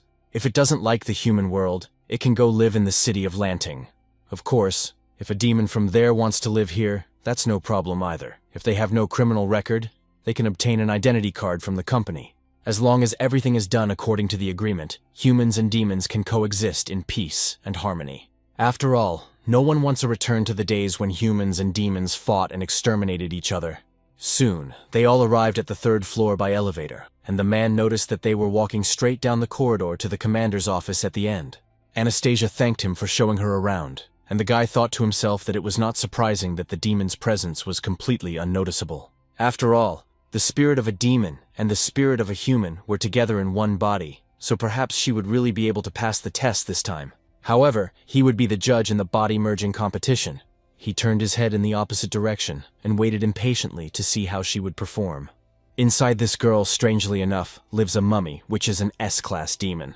Anastasia noticed that it was interesting to be in the company of a ghost, and her companion said that this was how they lived. Soon they came to the commander, and David told his sister that he had brought a girl here. So he asked what the instructions would be. His companion thought that this fool, who feared neither God nor the devil, seemed to be afraid of his sister. Lucy said that because of the ghost company's mistake, the girl had to end up in the world behind Fantian's seal, and she apologized. She would not beat around the bush any longer, and she called them for 2 reasons. The girl said she understood everything. The commander said that the first reason was the matter with the Fantian seal, and she asked how long they had spent inside, at least approximately. The girl said that she couldn't tell for sure because she had been unconscious for some time inside, but the boy said that he knew, and it was about 10 minutes. The interlocutor was shocked when she heard this figure. To make sure, she asked if he was certain that only 10 minutes had passed, and he said he was absolutely sure. After all, he was having fun, fitting in exactly on time, although he didn't push Anastasia away at the last minute, and inside the pig's head, he said something. The demon said that the passage through Fontien's seal usually closes in 10 minutes, but Lucy thought that this did not match the previous intelligence. After that, she immediately thought about the master, as well as the leader of all the secret Taoists.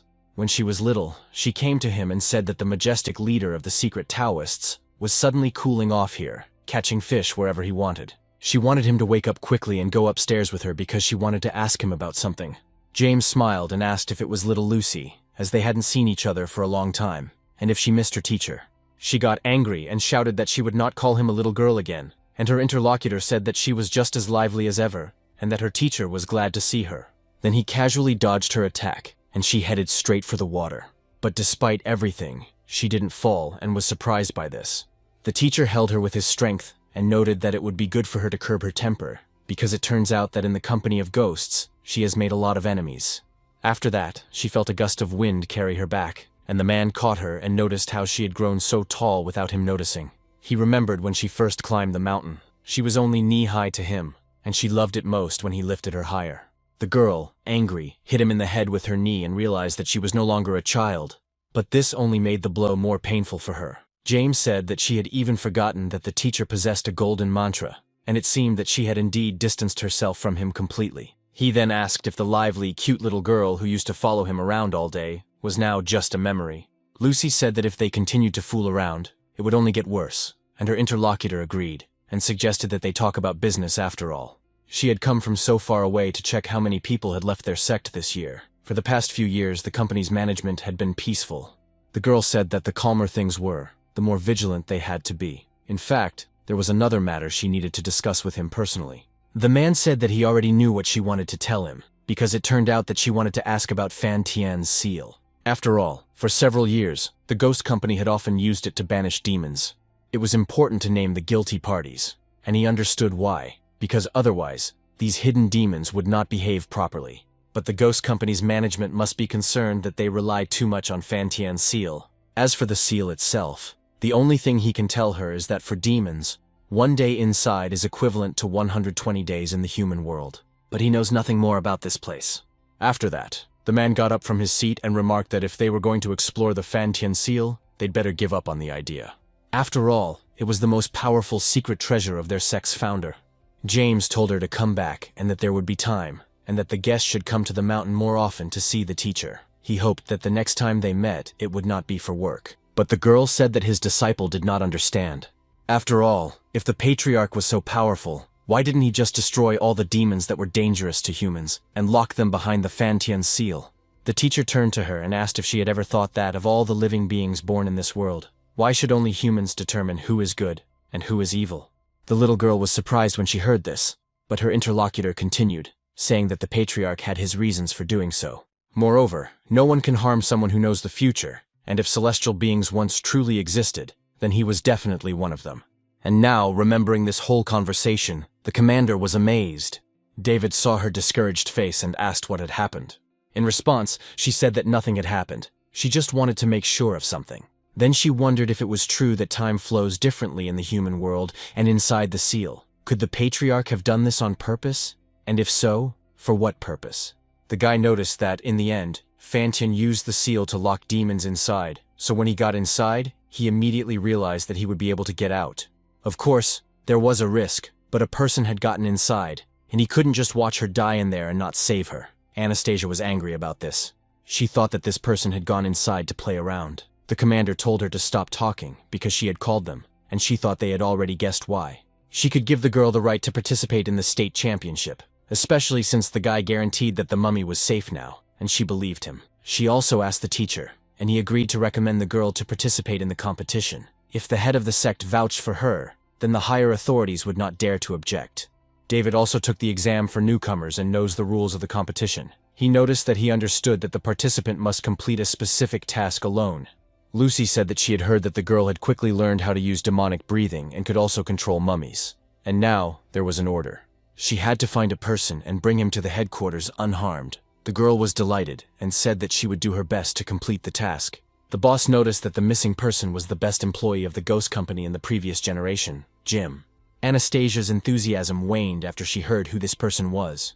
After that, she asked Lucy if she had heard correctly, because she needed to find and bring here the best employee of the previous generation of ghosts. He was probably as powerful as David, and if this man had run away of his own accord, how could she possibly bring him to the headquarters apartment? Therefore, could the woman tell her why he had disappeared after all? The commander said that he had disappeared from the nursing home, and the people there had concluded that he had run away on his own. Everyone had already decided that he was dead, but then the body disappeared. I need to panic, even though he was once the best in the ghost company, but now he's just an old man with Alzheimer's. Anastasia was not happy with this prospect in any case, because she understood that he had run away anyway. So it turns out that, unlike in movies and anime, the older you are, the stronger you are. After that, the woman noticed that she wanted to add something else to this. She was given 3 days to complete the task, and during that time she was not to live at David's house, but had to find her own accommodation. She also cannot ask anyone for help, not even demons, but she can ask Katie for information about the object of her search. If the girl violates any of these conditions, the task will be considered a failure for her. She is prompt and confident in her words, stating that she understands everything. The commander said that she could then leave the same way they had come. Kyle escorted her, and she asked David to stay because they had something to discuss. The girl soon left the apartment and thought that, although the sister looked stern, she gave the impression of being a straightforward and responsible person. She could definitely be relied upon, and would certainly not deliberately complicate her life. Anastasia felt encouraged and thought that everything was fine, because this time she would definitely manage. But right now, where should she start? Although, come to think of it, she would first ask Katie to fill her in on the situation. 2 days earlier, a certain situation had occurred at the Jobu nursing home. At that time, the elderly residents had gathered in the dining room, as it was lunchtime. An old man with the number 12 on his neck was sitting alone at one of the tables. He tried to eat the food on his plate, but his hand was shaking quite badly. Unable to hold it, he dropped it, and the food fell onto the table. This old man was once the best in the company, a ghostly man named Jim. One of the girls who looked after the elderly noticed the gentleman and said that it would be better if she fed him. The man asked who she was, and the girl said her name was Monica, but he forgot her name again. He had his favorite grapes there, and when he finished eating, she would give them to him. The man then said that he didn't want food, he wanted grapes. But despite this, the worker continued to say that when he had eaten everything, he would get the grapes. Then, with a smile on her face, she tried to feed the patient and noted that they would eat quickly, and then there would be dessert. This made the old man quite angry, and he shouted that he wanted his treat right now. And even though he was already very weak, he hit her quite hard. Monica turned to the gentleman in surprise, and he shouted angrily that he wanted his reward right now.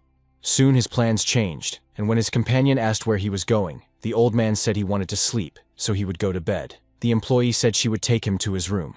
They walked down the hallway together, and Jim asked who she was and why he had not seen her before, and the girl replied that she was Monica. She then thought that it seemed that the gentleman's Alzheimer's disease was progressing. Who would have thought that the once best person in the company would now reach such a state? Without a wife or children, he devoted his entire life to people. Without a doubt, this man is a hero. But why is heaven so unfair to him? And so, together, they walked down the corridor past the open door of one of the old men who was watching television. The screen showed a war movie, and soldiers were shooting at their opponents. The footage was quite gruesome, and explosions and people's screams could be heard. When Jim heard all this, he froze, and memories subconsciously came to mind.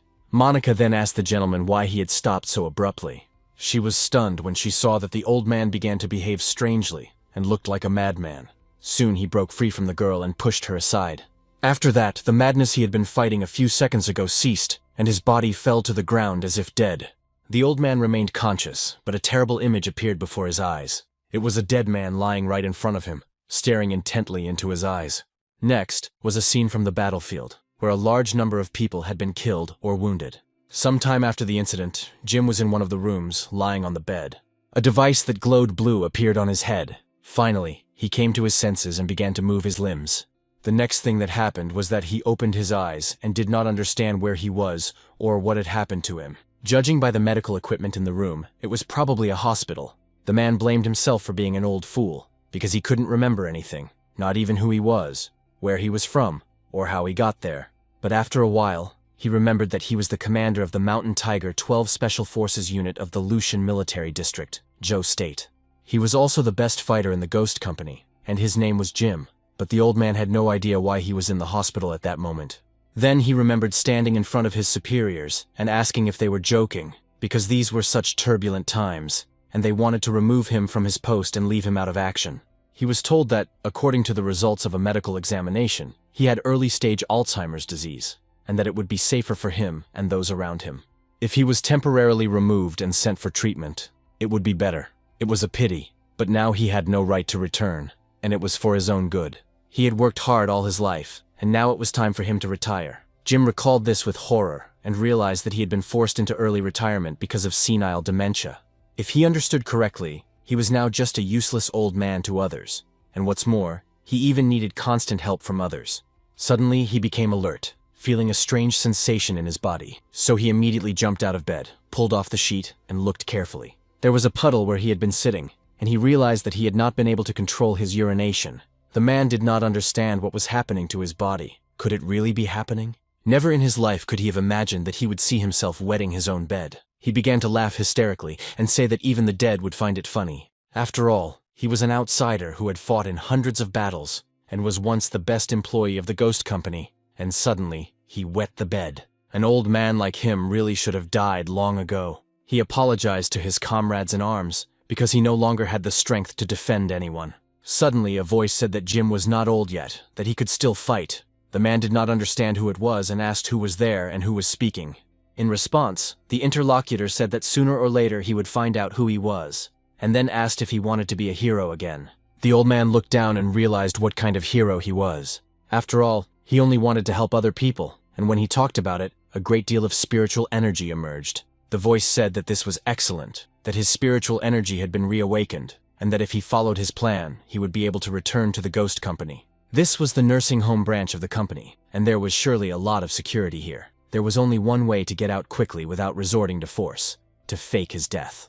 The old man said he knew there was a huge safe door in the morgue, and it was not far from the back slope of the mountain, so there was probably no security there. He went on to say that whoever he was now, he was an old man, but his mind had cleared a little, and if he tried to trick anyone, it would end badly. But his interlocutor said that when he came out, they would meet, and he didn't need to explain anything further, because he must know what to do himself. Using his power, Jim applied it to the lamp in the room, then exhaled iron into his body, and it wrapped around him. There were many layers of the heart. Even with the help of resuscitation equipment, they would not be able to detect a heartbeat, as some of the metal had spread through the blood vessels. This was done so that the pulse could not be felt, so they would never find it, and then something else needed to be done. So the old man applied his conducting power to the life support equipment and made it send a signal. The sound from the device began to signal that the patient was dying, or had already died. An alarm went off, and they said that the man in room 23 showed no signs of life, so they had to quickly tell the doctor to prepare for resuscitation. The man's body was taken to the emergency room, where they reported that all data indicated that there were no signs of life. Mr. Jim can control any electrical device, even if they use old methods. Using a stethoscope and checking his pulse, there were still no signs of life, and Monica begged the man to hold on to life. A very knowledgeable person began to perform indirect heart massage in order to save the old man. Soon, the employee told the manager to stop, because he had done everything he could, as it turned out that there were no signs of life in the room. He was over 90 years old at the time and died peacefully. The doctor took off his hat and said sadly that the hero of an entire generation had passed away. Then they bowed before him and said that he should rest in peace in heaven as a hero. Near the morgue, the girls said that these were the remains of Mr. Jim, once the best fighter in the ghost company. The interlocutor heard that he had no relatives, which was a pity. By the way, the ghost company should be informed, and they think they will arrange an impressive funeral for him. At that moment, the huge safe door was locked and no one could get out from the inside. But now it swung open and someone began to enter. It was Anastasia, who had come on assignment. She asked if the man's body had been kept here initially, and the doctor said yes. He had been here for only one night. She had been here for 2 days, and in the morning a man from the company had arrived, but he was not there. In the end, they left the body on this metal table in front of her. The man from the company, a ghost, had already examined everything here. The initial conclusion was that Mr. Jim had not died, but had simply run away, but as for the reason for his escape, no one knew. After all, there is a safe door here, but the gentleman managed to open it, and all the surveillance camera recordings from that day have also disappeared without a trace. The doctor advises the girl not to even try to look for clues here, because in his youth, the man was an elite military man, and although he is now old, he still has the skills of a counterintelligence agent. Moreover, everything indicates that he is no longer an old man who has forgotten how to use spiritual energy and poses no threat to those around him.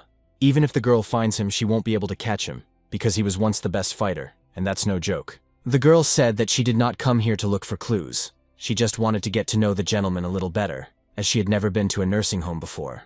On this mission, she first needed to find a motive for running away, and she managed to figure that out a little. She reviewed his personal file and then examined the house, so she understood something. The interlocutor asked if this was really true, and Anastasia replied that she had found out from personal experience that he was a very proud man. He used to be so strong, defending the country, saving the lives of countless people, and he has outstanding military merits. But now he has grown old and can no longer take care of himself. He also needs constant help. If he has indeed regained his mental clarity, she thinks that the nursing home has become simply unbearable for him. The girls remembered their past, when their father was also unable to take care of himself and needed help, and their mother left them. At that time, her father did not shed a tear or beg his ex-wife to stay with them. So Anastasia said that sometimes male pride is stronger than even the desire to live. She then thanked them for their help and said she would go and look for clues elsewhere.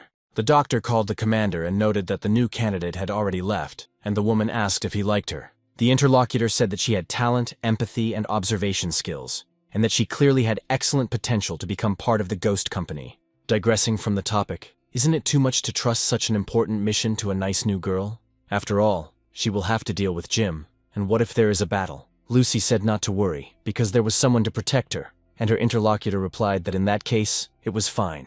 Anastasia went outside and thought that before disappearing, he had taken a shower and taken all his personal belongings, his ability to control metal and electrical devices. Katie sent her new materials again, and it was a detailed story of this man's life, which was great. At about the same time, the main character was in the hall, watching the girl closely. When David stayed with the commander, he noticed that the girl had been given an assignment, and she asked him to stay so that he could be given a job too, probably. The commander said that she was still holding him on Anastasia's case, and besides, there were no missions at the moment that would interest him.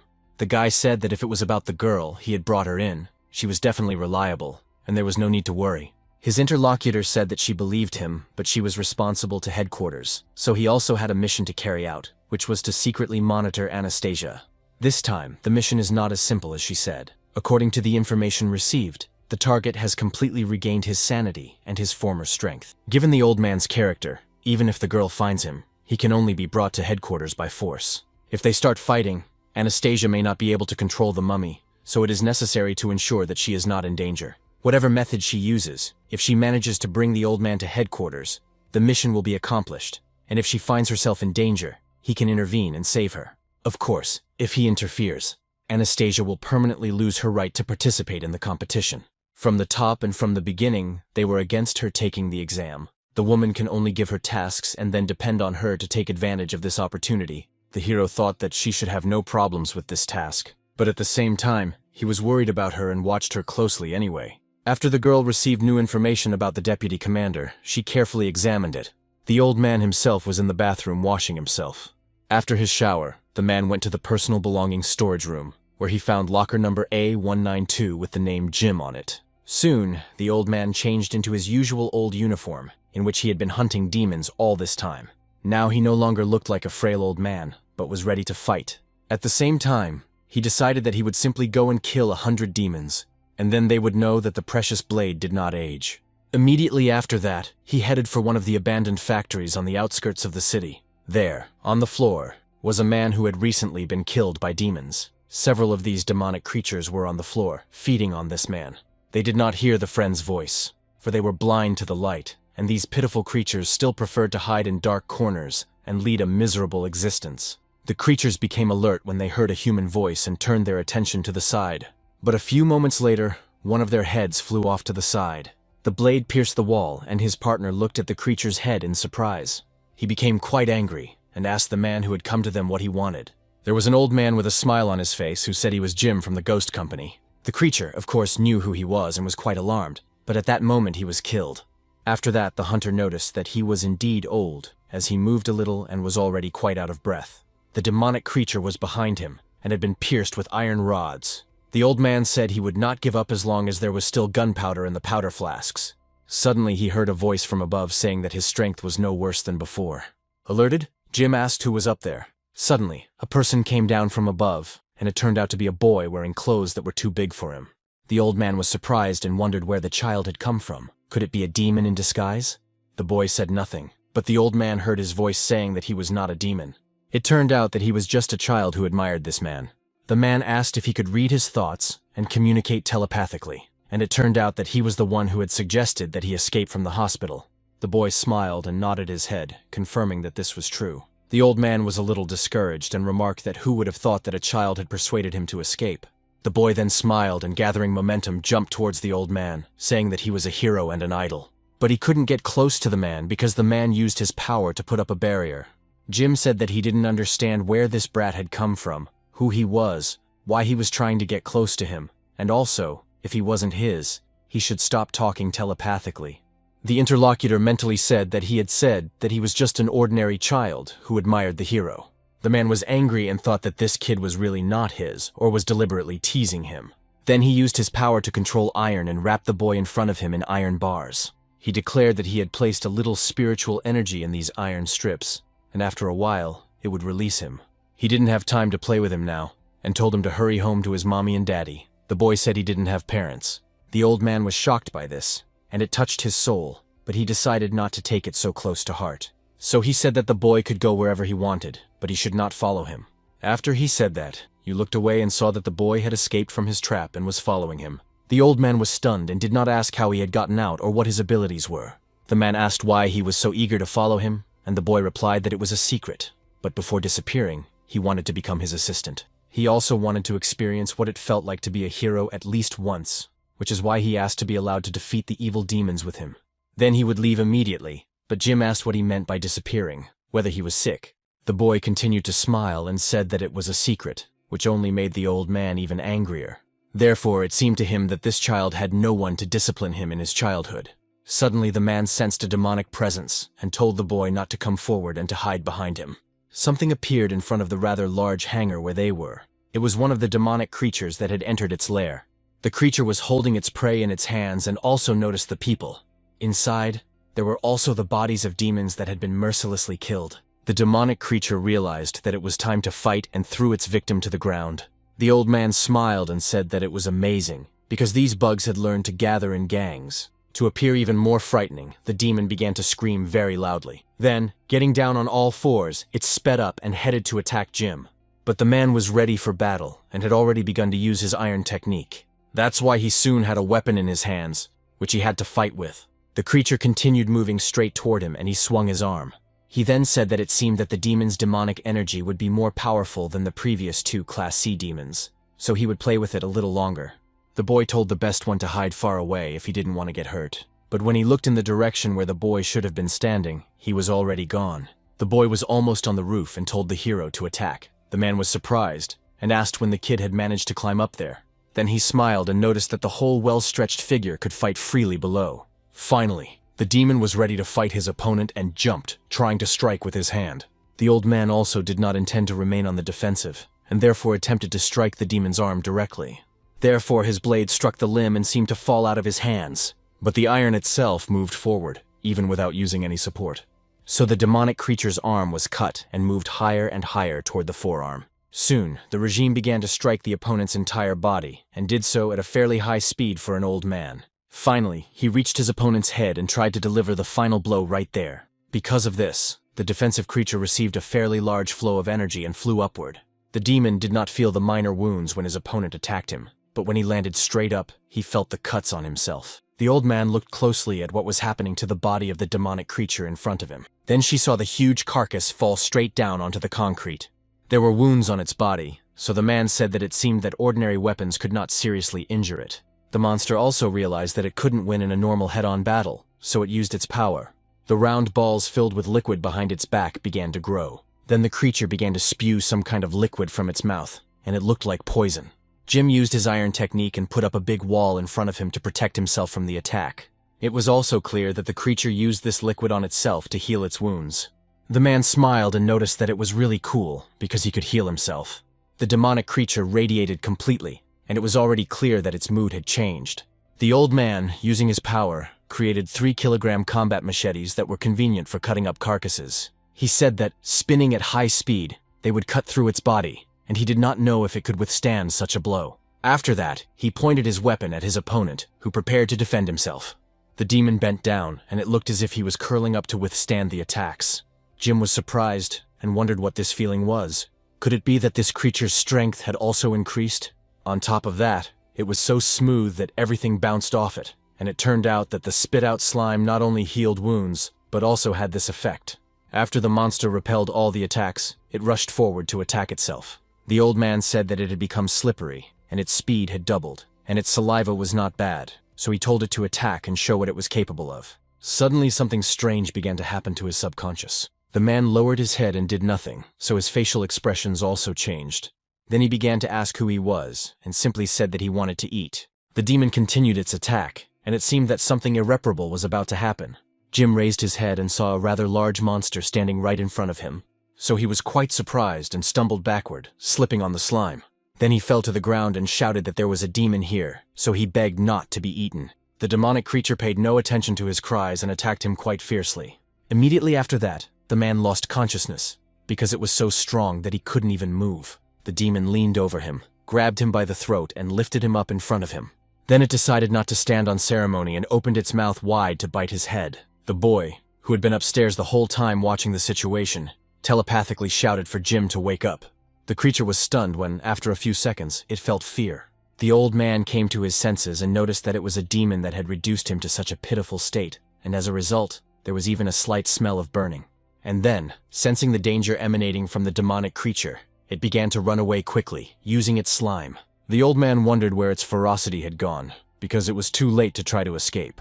Then the belt, which was not a monopoly, split into two parts. Since it was made of iron, the old man could control it and directed it forward. The pieces of metal increased several times in size and caught up with the demonic creature that was trying to escape. Then, quite abruptly, the man tried to grab the demon. Soon after, he succeeded and trapped the creature in a metal ball. This attack was called the Meteorite Iron Prison, and the creature used its only strength to try to escape. The old man saw this and asked if it really wanted to get out of there, but if so, it would be better to simply save its strength. It turns out that his buckle is made of meteorite iron, and only an S-rank demon can break it.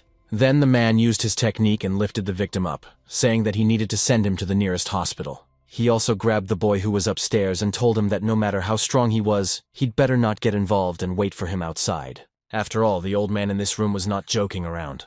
After saying this, the man used his energy and technique to create a dark ball right in front of his hand. The boy smiled, knowing what it was. Forming balls of meteorite iron using high frequencies and accelerating them to the speed of sound, then sending them at the enemy, was his most deadly technique. This ferocious technique is called a supersonic meteorite iron bullet. The man finally finished making it, and using his enormous strength, aimed it directly at his opponent. Because of this, the ball, which was formed from meteorite iron, shot forward and created a beam of fire. The demonic creature was freed from the iron prison. She looked back and saw something terrible rushing towards him.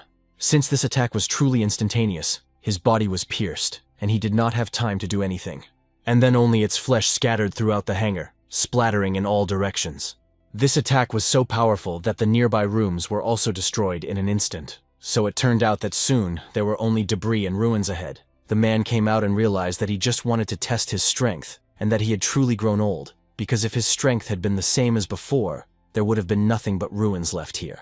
Immediately after that, he turned his attention to the side to see if the boy had survived.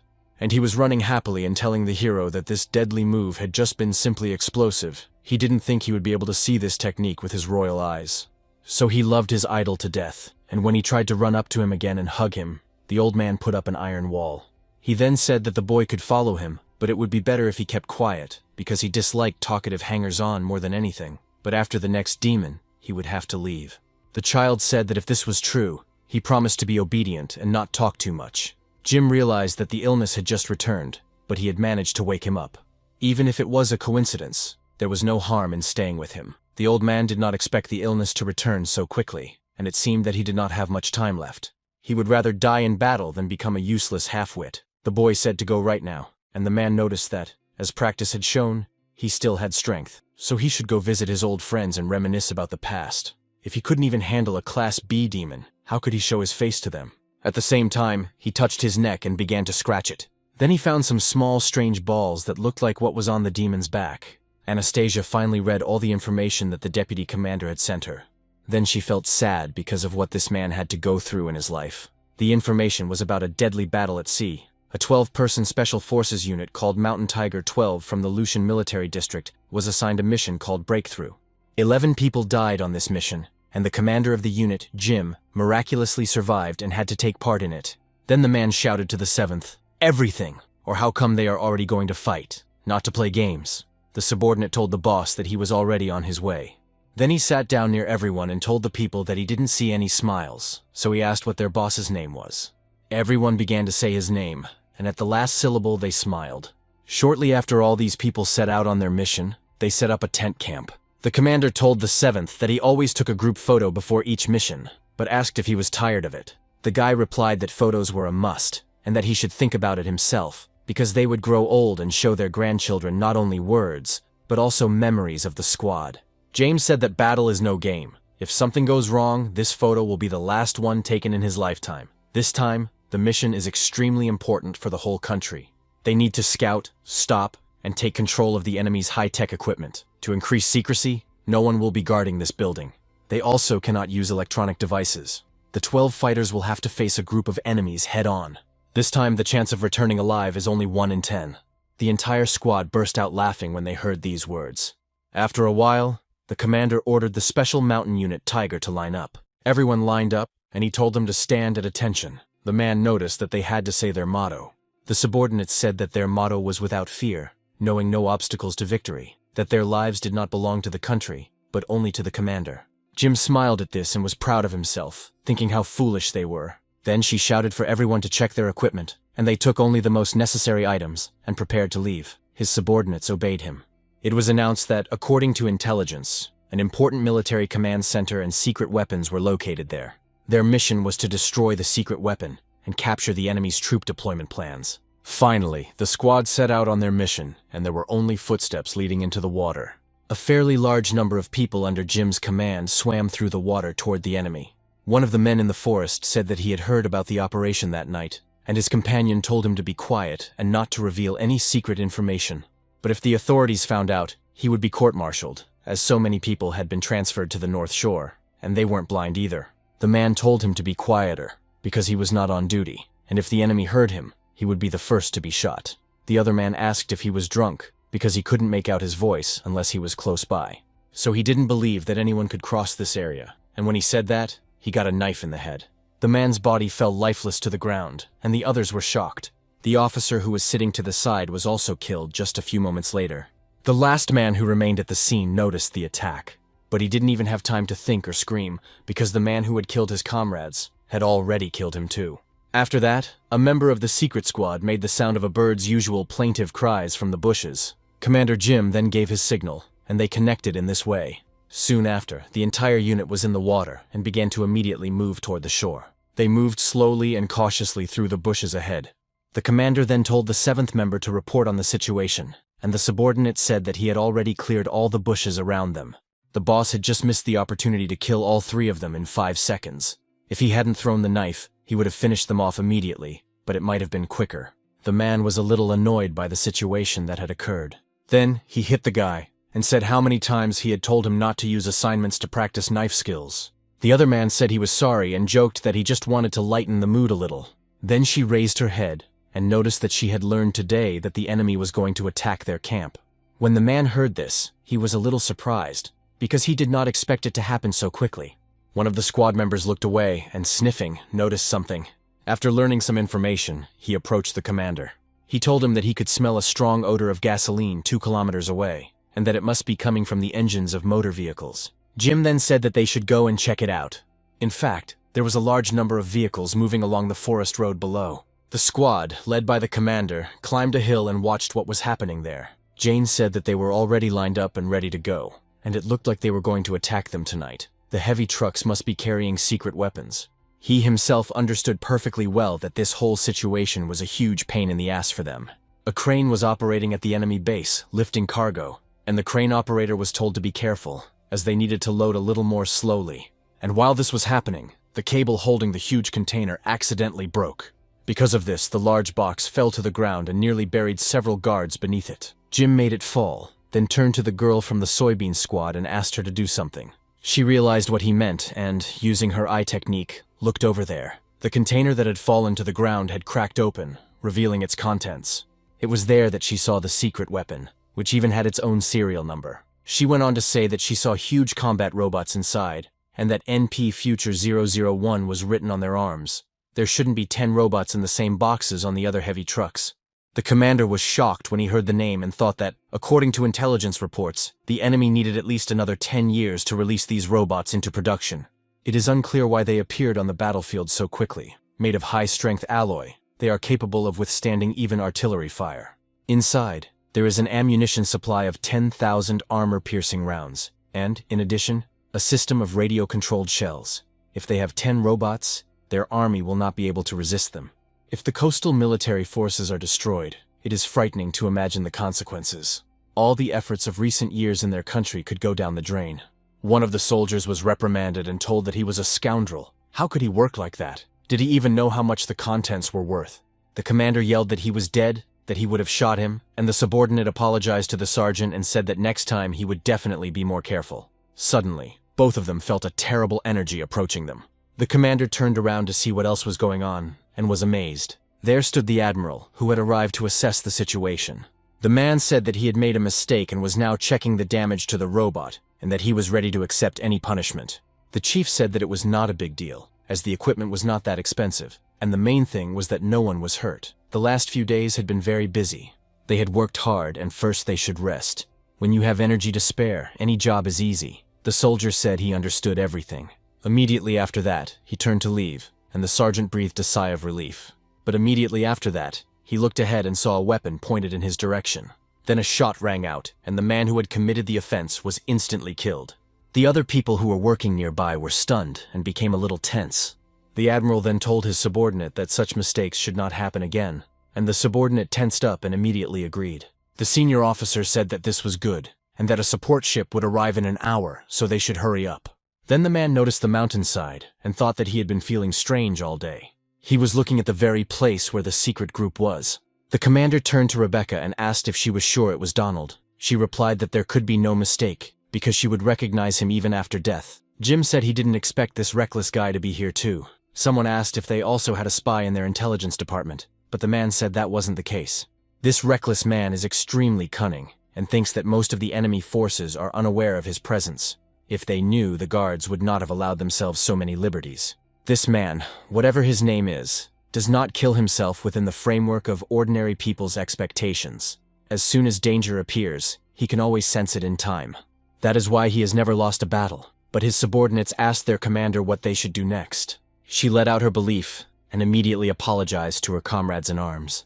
He went on to say that he was afraid they would have to sacrifice their lives to buy time for their base to retreat. So he shouted from the mountain tiger line that there would be a general assembly right away, and after these words, everyone lined up in a row. The man said that the next task was to steal the enemy's military plans and maps, and they would choose someone to deliver them to their own side, while the rest would stay behind to delay the enemy and fight to the death. He went on to say that Crisis would be responsible for neutralizing the guard post on the tower. Lincoln, Leo, Seventh, and Rebecca would have to take advantage of the chaos to sneak into the headquarters building and steal the maps and plans. Joseph is the best swimmer and will be able to return to their camp much faster than any of them, so when the others steal the documents, he will deliver the papers to the base.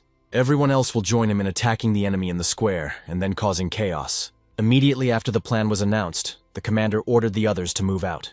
At the same time, the admiral was in his office near the window, busy with his work. Suddenly, the glass behind him shattered and flew into his back. This was caused by an explosion and attack that had just occurred, but the man managed to dodge it. A subordinate ran to the senior officer's office and shouted that they were in trouble because the enemy was attacking. His interlocutor calmly continued drinking his beverage and asked how many people were in the enemy's ranks. The guy said that they had just reported more than 10 people, among whom there seemed to be a well-known fighter named Jim. The admiral smiled slyly when he heard that this man was there. The soldier noted that, incidentally, he wanted to talk about their military plans and maps, because he had come to report that everyone downstairs had just been destroyed. Donald ordered them not to rush. If they wanted to steal their papers, let them steal them. He would stay here and no orders would be given. With his wounded face, he smiled broadly and remarked that he had wanted to meet Jim for a very long time. The commander told the assault troops to line up in order, and they stood in a row. Shortly thereafter, several grenades flew directly toward them in order to kill them. Then there were explosions, and only the bodies of these people flew apart. The officer shouted to the rest of his subordinates that the enemy was attacking, so they should repel them quickly. But those who came out to suppress the enemy forces were immediately shot and killed. Jim and his other subordinates made their way forward, and he shouted for everyone to spread out and quickly find cover. A man from the squad was quite far away, literally in the forest, and threw a smoke grenade from there. His throw was so powerful that the smoke grenades flew several dozen meters to the base. The soldier told the commander that the enemy had used a powerful smoke grenade and was waging a guerrilla war, that there were too many of them, and it was impossible to tell who was the enemy and who was on their side. That is precisely why they cannot fire back. Someone asked when the enemy had managed to sneak up to attack, and why the watchtower had not raised the alarm. But from that very tower, where the alarm should have been raised, a bullet flew at the commander. As a result of this attack, the commander of the group stationed in the vicinity was killed. A man from the detachment named Chris happened to be on the hill, and he took possession of a sniper rifle and hit his target from the hill. He said that he had just shot several commanders and decapitated the enemy forces. After clearing out a large number of soldiers below, the squad under the commander's command advanced. The seventh man, knife in hand, warned them to be careful and let him go first. There was a large concentration of troops around the corner in the building, and the leader said that the enemy was most likely trying to break through the staircase, so everyone had to stand their ground. But while they were all sitting and waiting for the enemy, a light grenade flew in. Several people noticed this and reported that they should cover it quickly, but it was too late. The seventh, who threw it, used his weapon and then suddenly killed a large number of people. After what happened, he stopped and said that 12 heads had been killed in 6 seconds, and once again he had broken his record, although unfortunately the boss hadn't seen it again. Rebecca said that this guy was practicing knife skills to get the commander's recognition, but Leo said that wasn't the case, even though the commander rarely used a knife. But he was even faster than the 7th, and several soldiers in the neighboring buildings stopped. The one in front told the others to be vigilant, because the enemy had already broken through. A man appeared in front of them, and they asked who was there to slowly come out of the shadows. Then they saw that it was the sergeant, and said how good it was that he was okay. The man asked why they had rushed over, as they had already dealt with the enemies. They should hurry outside to help the others. The guy told the commander to allow them to provide support here in case the enemy broke through again. The senior officer hit him and said, "You bastard, didn't you hear what he said? Tell him that no one else ever comes with you and that their most important task is to protect the combat vehicles. He should do that and tell the others to guard the robots outside." While he was saying this, his subordinates ran away, and the man behind the wall was killed. At the same time, when everyone else left, the man began to remove his mask. When he took it off, it turned out to be Lincoln, and he thought that they would be dealt with quickly. At the same time, somewhere outside, Jim opened fire with suppressive fire. He was quite good at shooting, and after he emptied his magazine, several people were killed.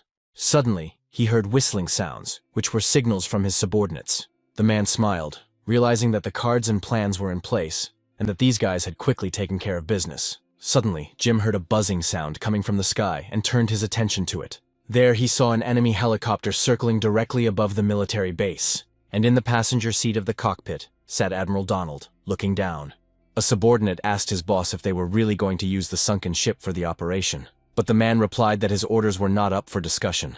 The junior officer wanted to say something, but the admiral interrupted him and told him not to worry, because the route had already been changed. He did this so that you could dodge those automated weapons. After the plan was carried out, the sunken ship would switch to autopilot. Even if the gods don't come, they still won't be able to save those rats. The guy said he just wanted to remind them that their soldiers were still on the island. Donald said that dying in the field was their direct duty, even if a small surprise affected their great cause. But even so, destroying other people's hopes with your own hands is quite interesting. Jim thought that the base had been attacked, which meant that whoever had escaped in the helicopter was probably a big shot. Their secret weapon was here, and there were more than 1,000 soldiers, so it was necessary to flee. Suddenly, he realized what had really happened and immediately told his subordinates, giving them a sign. The 7th one wondered what had happened, because the boss had suddenly ordered them all to retreat. At about the same time, a large number of missiles were approaching this location. There were so many of them that they were literally colliding with each other at a distance of a few centimeters. The subordinates looked up and saw bright flashes but could not react to them in any way. As a result, the bombs landed on the base, and there were numerous explosions. The bombing of the island where they were located lasted several minutes. There were quite a few explosions and exploding shells which caused a fire. Jim was lying on the ground, but he was still conscious. Then, a subordinate ran up to him and noticed that the commander was not wounded, which was excellent. The man got up and asked how the others were doing. His subordinate replied that everyone was near the command post. But then something happened, and after that he couldn't say anything and fell silent. The commander was shocked and asked what was going on, ordering them to go there immediately. A few seconds later, they arrived there, and Jim shouted to the 7th. Then he saw that the guy was under a pile of rubble and a huge pile of rocks. When he saw him, he told the commander that he hadn't been fast enough, and that if he could have been like the boss, he wouldn't have gotten into such trouble. The man turned to his subordinate Rebecca, and she waved her hand, saying that nothing would work. The 7th smiled and apologized to the boss that he would not be able to fight alongside him until the end, although he would have liked to see victory together with everyone else. A few seconds after he spoke, his eyes closed and it was clear that he had died. The girl said that the guy, saving them all, was crushed by the rubble. She then turned to the commander and asked what they should do next. But she was interrupted by return fire, which was directed straight at their squad. They turned their attention there, and Jim shouted that they were enemy robots, and that everyone should spread out and take cover. The members of the squad immediately hid behind large pieces of debris and thought about what to do next. Leo told the commander to take the box, which contained plans and enemy maps, and so he was told to deliver it to their troops, so that the 7th's death would not be in vain. Joseph was wounded in the leg and unable to swim, and the captain was the most enduring and fastest. They would all distract the robots, and he should leave as soon as possible. Jim asked what kind of nonsense it was to leave altogether. The guy said that if he didn't leave now, they would all die here, and if the papers didn't reach their troops, everyone at the base would also perish. The others also shouted at the commanders to leave and make sure to deliver the documents. He was very sad to hear all this, but soon he rushed to run away from there, and the members of the detachment shouted that they should cover their commander. After that, the robots began to fire even more intensely at their targets. The man continued to run away, and then several rocket salvos were fired at the squad. Immediately after that, dozens of explosions rang out, leaving people no chance of survival. A man who was several hundred meters away saw Rebecca's head fly past him.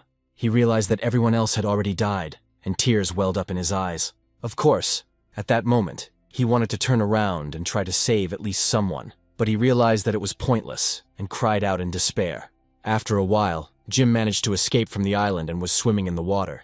The man thought that he was still halfway to the shore, and that he would definitely deliver those documents. Let his brothers wait a little longer, and they would surely win this unequal battle. Suddenly, he turned his attention forward, because there he saw something rising from under the water.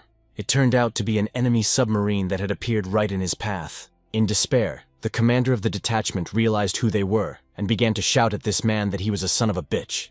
The admiral came out on deck, and noticed that this man had encountered all kinds of storms and waves. But now it was completely unclear to him why he was losing his temper like this. He was completely devoted to him, and even though he had brought all his comrades in arms with him, some of them had suffered too much damage, and he was unable to collect them. All 11 comrades who had died on the battlefield were hung from the deck by hooks. Donald asked if the man still thought it was so important to deliver the intelligence. There would be no harm in telling him now that they had already launched more than 100 combat robots, and that their attack was now directed at targets on the east and west coasts. There were several dozen robots on the boats ahead, and then the man asked if the man knew what all this meant. The admiral broke into a bright smile, and remarked that the commander's sacrifice of his precious fighters was completely pointless. The difference in combat power was too great, and the outcome of their battle was a foregone conclusion. Let Jim look back, and he will learn what it means to lose all hope. Immediately after that, the man looked back to see what was already there behind him. And there were indeed quite a few naval ships with combat robots and weapons on board. Donald said that it was a pity about this man's comrades, each of whom had unique abilities, but in his hands, it would be like giving wings to a tiger. Although they could no longer be used, he would send them to headquarters to be distributed for experiments, and perhaps then it would be possible to make some discoveries. After hearing all these words, Jim immediately remembered his comrades in arms when they were just before the mission, and now they were all dead and hanging from the deck. The admiral fired his pistol and asked if the man knew why they were losing. This was a battlefield, and the strong did not need sympathy. The victor became king.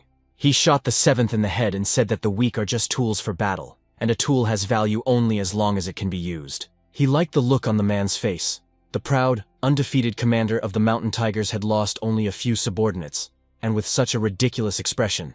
Jim felt the flow of energy and how they addressed him. His comrades still had a part of their lives left in their bodies, and they directed it to their commander so that he would fight for them. They said that your boss didn't let that Hague freak get what he wanted, so don't grieve too much and they will surely win, so hang in there and don't give up. He must take care of his health and eat on time, and in the next life they would be brothers again. In the future, he should protect the peace of their country, and most importantly, they should be able to sacrifice themselves for their country, because this is an honor for them. Who said that in this life his best choice was to go to the battlefield with him to defend their homeland, and they asked him to continue fighting for them. In fact, they know that although he is still alive, he is in more pain than if he were dead, and even though they are already dead, their faith will always accompany him. Jim felt all these words and the energy they conveyed to him, and crying, he said how foolish they all were. After that, a fairly large flow of energy which went straight into the commander's body began to pour out. The admiral, who had been standing on the deck all this time and was proud of himself, watched closely to see what was happening. The commander was in the water and used his power to pull the iron toward him. Spiritual energy really did flow out of his body in large streams, causing waves to rise up. It was also visible how the meteorite iron on his belt sharpened his body. The man soon looked ahead and noticed that the rabid dog had to be killed. The admiral realized that this guy knew how to limit himself, but was this some kind of secret weapon? He then shouted to his subordinates, who were not expecting this, to open fire and not let this man get away under any circumstances. The soldiers immediately began firing with the automatic weapons they were holding. The bullets were aimed at Jim, but he stretched out his hand and stopped them with his action.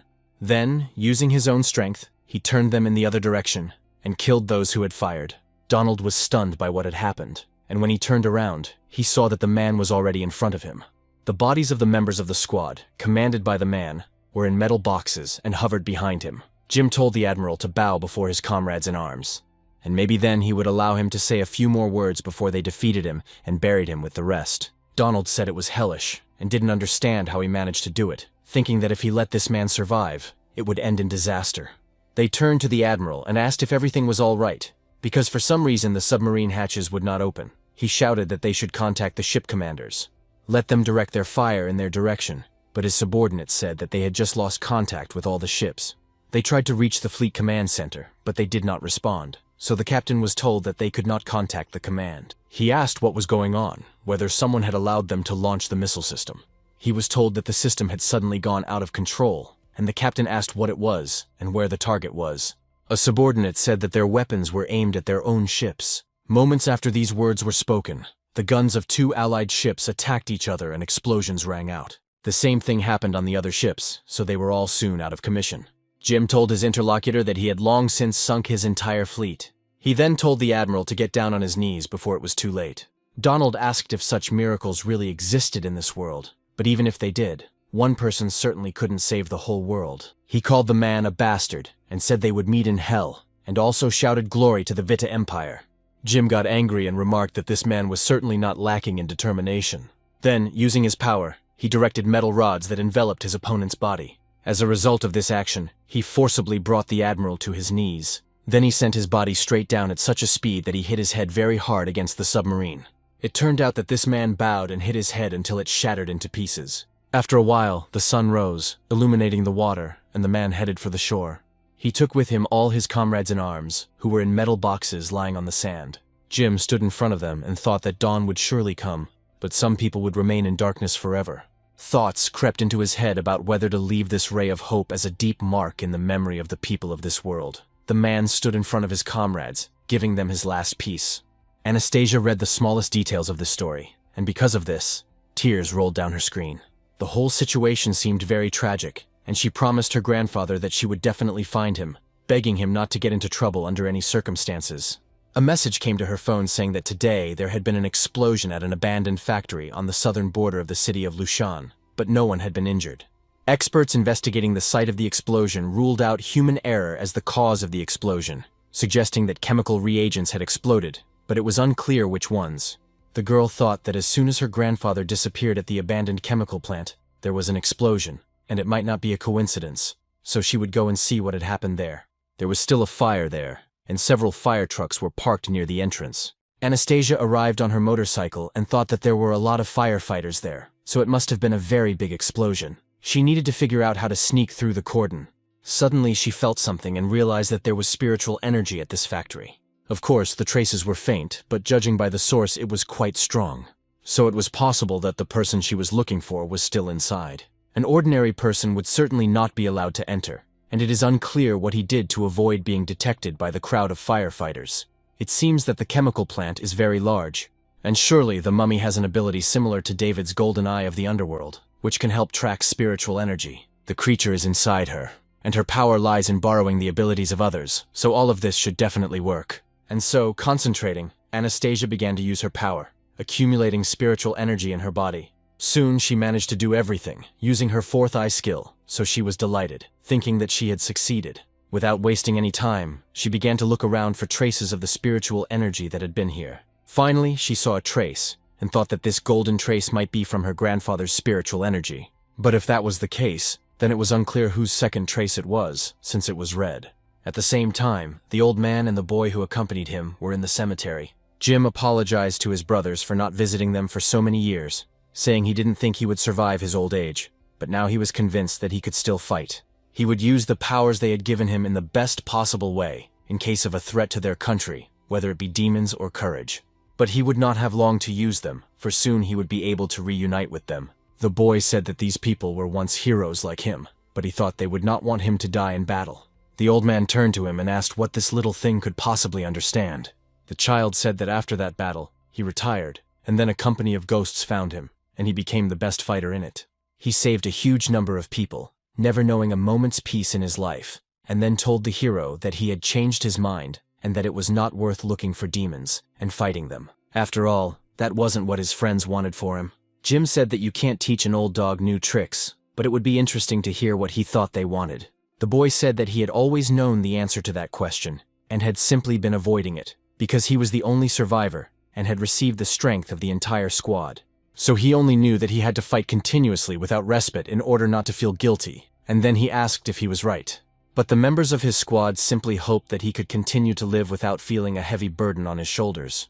They also hoped that his eyes would see this world and admire the mountains and rivers of his native country. Then the little interlocutor said that the hero should live for himself at least once. The old man noted that he was alive because he had not paid for it with his blood, so how could he live for himself? It turns out that from the very day when all this happened, Jim no longer existed. Then he told the kid, whoever he was and wherever he was from, that he knew so much, but he should stop following him. After the old man had walked a short distance ahead, a man appeared in front of him.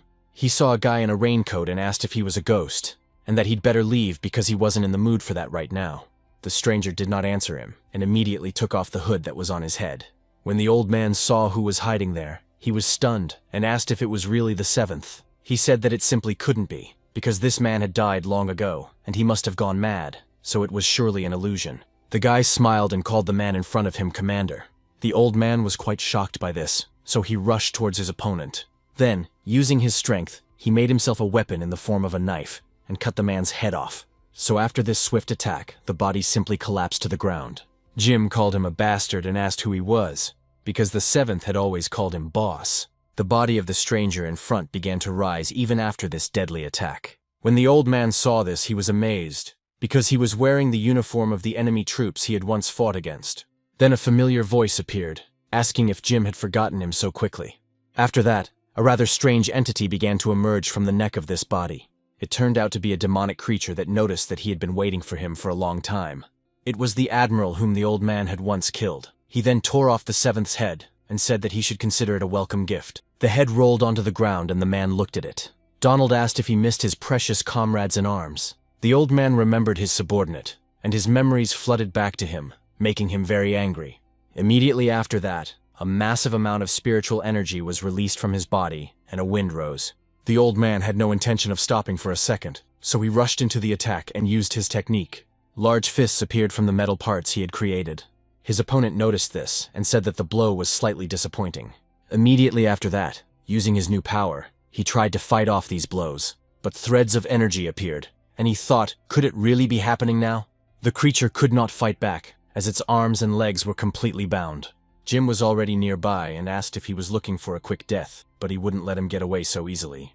Then he struck quite hard and said that his filthy blood would defile the souls of all the dead here. So for some time he continued to deliver quite strong blows directly to his opponent's body. It was after these manipulations that the admiral's body continued to fly higher and higher.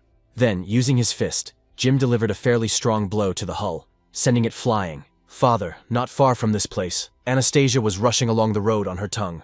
At the same time, she continued to use the skill of the four-eyed mummy with which she could track spiritual energy. Suddenly, in her anger, she saw several opponents fighting, and a thread of spiritual energy was going to one of them. The old man continued to rush after the creature that appeared before him and struck it with great force, sending it to the ground, after which there was a loud explosion there.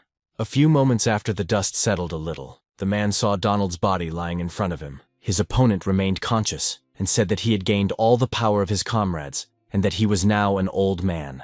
Jim was enraged by these words and shouted that this creature had no right to mention them.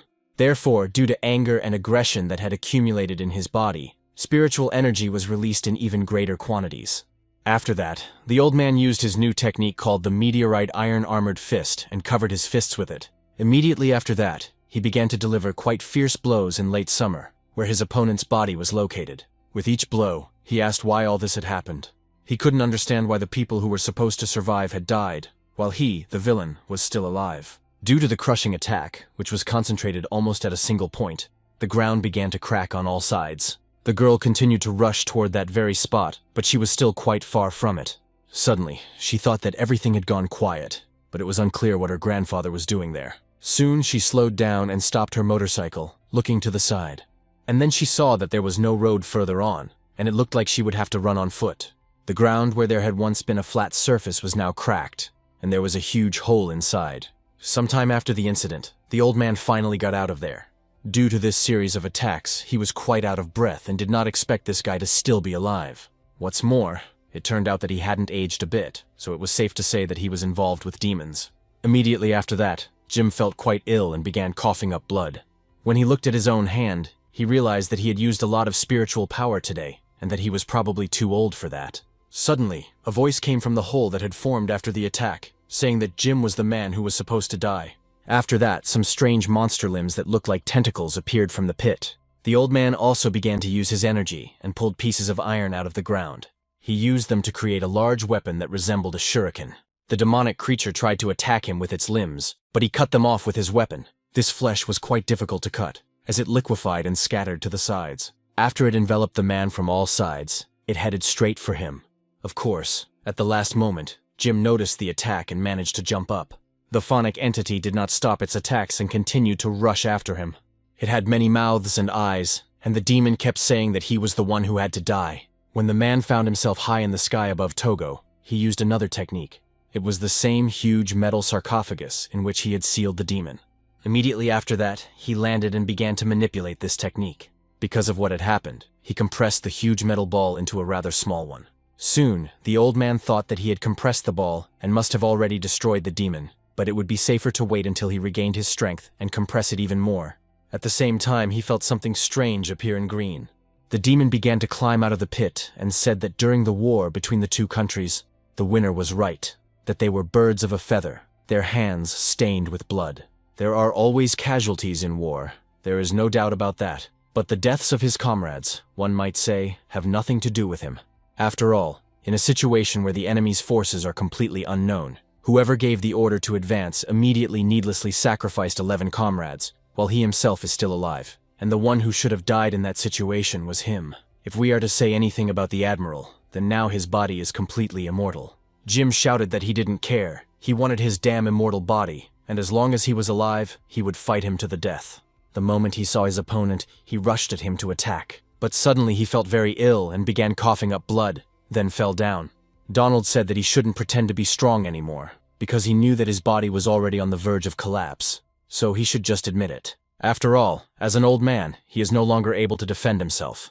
And as he tried to get to his feet, the man told the scoundrel to cover his mouth. Even despite everything, he could still fight back, and he still had the strength to protect anyone.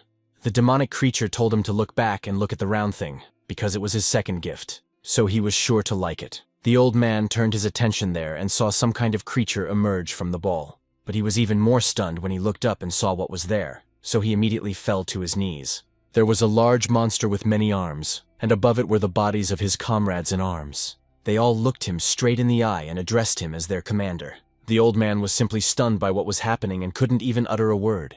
Donald appeared behind him and said that all these comrades were real, and his guilt towards them was real, and that he stumbled even when he was just walking. Now he was a permanent burden to everyone, and he had to admit that he was already old. After all, it was he who had caused the death of his comrades in arms. He went on to say that Jim should get up, that it would be better to die at the hands of his comrades in arms here, his best refuge, than to die at his hands. The man then got up with tears in his eyes and said that he had sent them to their certain death. So he had already come to terms with what would happen in the future, and walked forward obediently. He was ready for this demonic creature to simply kill him. It was also ready to do so and opened its huge mouth, which contained a large number of fangs. Shortly after that, the old man stopped and looked straight into the eyes of this huge monster. At that very moment, the boy ran up to the spot at full speed. He shouted for Jim to come back. The old man turned his attention to him and saw that the boy was out of breath from running. The man said sadly and desperately in his voice that the boy should leave quickly. After all, an old man like him no longer had the strength to protect anyone. The boy cried bitterly when he heard these words, but there was nothing he could do. One magical creature continued to strain its mouth toward its victim, and after a few moments, blood spurted out. Suddenly, Anastasia appeared and stopped the old man's blade, which was cutting into his flesh. She turned to him and shouted at her grandfather to come to his senses. After all, everything he saw before his eyes was only false, and there was no need to harm himself. Jim finally came to his senses and immediately threw the blade away. Immediately after that, he pushed the girl's hand away and asked who she was and how she got there. The heroine said her name was Anastasia, and that she wanted to participate in the state championship for newcomers to the Ghost Company, but she needed to do something to be allowed to participate. She had to bring this man to headquarters. She had just seen him fighting in the sky, but she didn't understand who he was fighting, and could only assume that he was inside an illusion. So she rushed here as quickly as possible, and the old man noticed that he never thought that a yellow-haired girl would save him. His body was covered with wounds and cuts, bleeding profusely. The girl told her grandfather that he should be taken to the hospital first because he had lost so much blood. Immediately after that, the man got up and looked around, literally searching for someone there. And at that very moment, he looked to the side and saw a boy who had been following him. Then he barely got to his feet, and the girl told him not to do that. But the old man told her not to follow him, that he needed to check something first, and then he would go with her to the ghost company. Anastasia agreed. Jim slowly approached the boy standing in the field and asked if he was real. The boy smiled and said that of course he was real, because he was not a whole person. He was his true self, and when the man heard this, he was amazed. He then asked if he meant to say that everything that had happened after his escape from the nursing home was just a figment of his imagination. In other words, not only had he lost his mind, but he was also suffering from various calcifications. It seems that he really is incurable. The old man wanted to be a hero one last time before he died, but that's not going to happen. At least he's not causing any trouble for those around him, and that's good. The kid said that this was not the case, but he appeared because he felt better just thinking that there were such strong ghosts of the past in his soul. At the same time, he no longer needs to blame himself, otherwise his illness will worsen. Let him not remember himself as a child, but the clothes on his shoulders should remind him of those times. He immediately noticed what the boy was wearing, because the clothes really didn't fit him. So he remembered how, as a child, soldiers had found him and taken him with them. One of them told little Jim that if he decided to become a soldier in the future, he would have to stop being such a crybaby. He should be a real man, steadfast and strong, because a soldier may shed blood, but he must not shed tears. Even when dying on the battlefield, he must not cry. Dying while fighting for one's country is the greatest reward for a soldier. If they repel the invaders on the battlefield, whether they live or die, it is a glorious deed. Even if the mission is impossible, even if the difference in weaponry is too great, and even if it's like trying to jump higher than you can, the soldier embodies the honor of his homeland.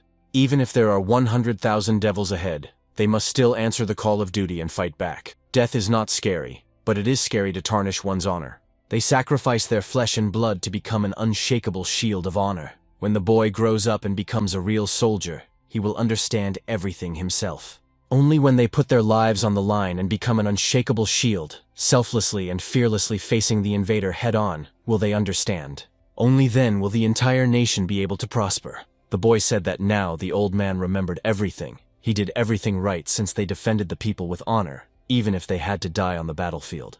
For them, it was a great source of pride and glory. The boy noticed that it was time for him to leave too, and hoped that they would not see each other again from now on. He believed that from now on he would become the true Jim. After that, the old man felt their energies begin to merge together. Immediately after that, the boy who had been standing in front of him all this time simply disappeared. The man felt intense pain and immediately dropped to one knee, thinking that even though his illness had receded a little, what good was it that he had found his true self? After all, he was already close to death, and his body was getting weaker every day, so he was useless. Anastasia tried to run up to her grandfather, but he told her not to come near him, because he could get up on his own. He didn't know what she'd been doing before, but it seemed strange to send a novice girl to look for him. Did the company really think he had become an ordinary old man? It was his personal business, and the girl had probably read about it, and when she agreed to the assignment, she was probably concerned that he had once been the best fighter in the ghost company. But after seeing him, she is no longer afraid of him. She just feels sorry for him. Now, even if he goes with her, he is only good for being sent back to the nursing home. But she just saved his life, so consider it paid back if he goes with her to complete the mission. Anastasia lowered her gaze and told her grandfather that it would be better if he didn't go with her, but just pretended that she hadn't seen him. After all, no one has the right to decide whether he should live or not, and no one should determine his future. Now, however, he was of sound mind, and only he could decide how to live the rest of his life. The girl did not feel pity for him at all, only deep respect. On the contrary, she even thought that she herself was ridiculous. She used to think that life was unfair to her, and that her only goal was to earn money, so that the woman who had abandoned her and her father would regret it. Now she thinks how ridiculous that is compared to what he has gone through in his life. She used to complain constantly about her life because she didn't have what others had.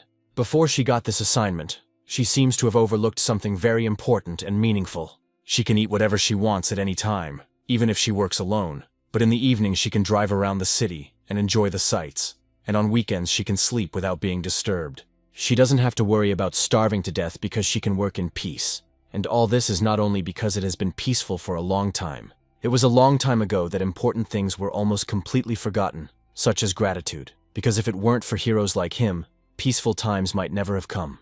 That's why she tells her grandfather that she simply has no right to take him with her to headquarters. Besides, in her eyes, he is a very strong man, and she can feel his spiritual strength and his great power. When Anastasia first came to this abandoned factory and saw the significant destruction there, she immediately understood how strong he was. Let him look around, because, moreover, his whole body is wounded, and he can still stand on his feet, and an ordinary employee of the ghost company would not be able to do that.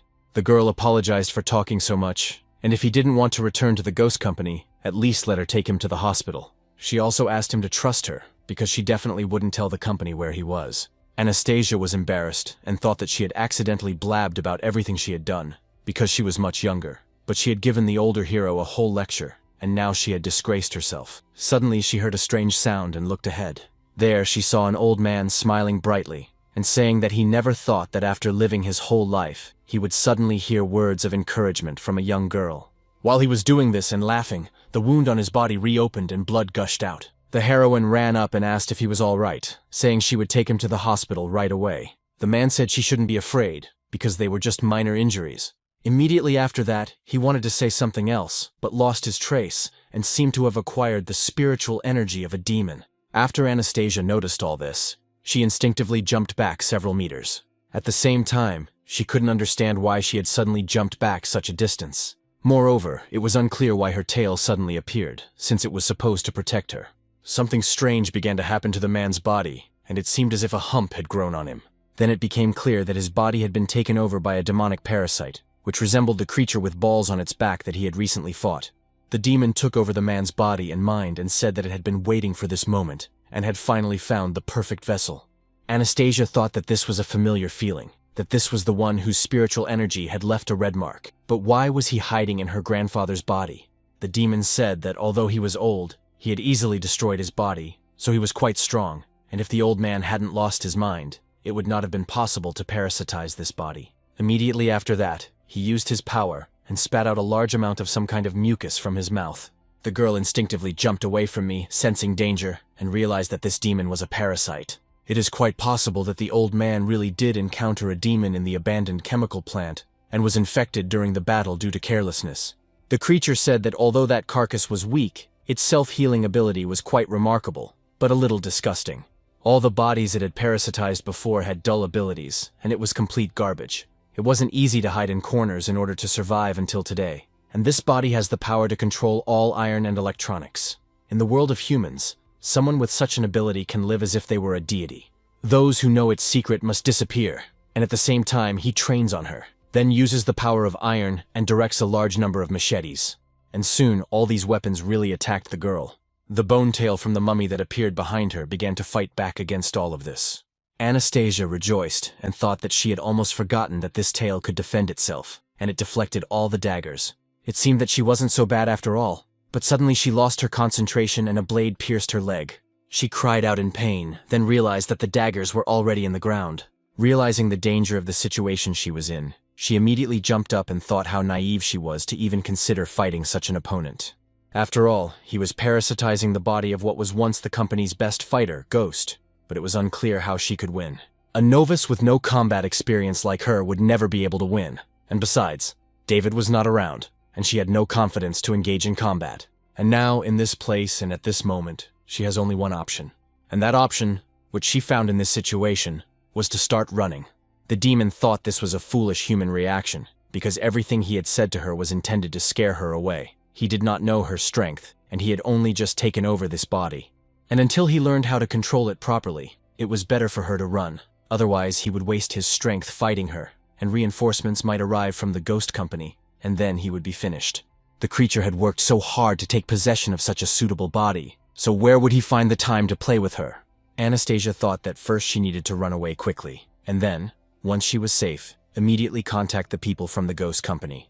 But on second thought, this creature would not sit still, and by the time help arrived, it would have already escaped, which meant that the old man was truly in danger. So she quickly recovered and took her phone, then informed the deputy commander that she had found the old man. But there was a small problem, and she sent her the coordinates so that she could send help quickly. In the meantime, she would use her powers to try to delay it. The demonic creature saw her and realized that he had let the fool go alive, so it was unclear why she had returned.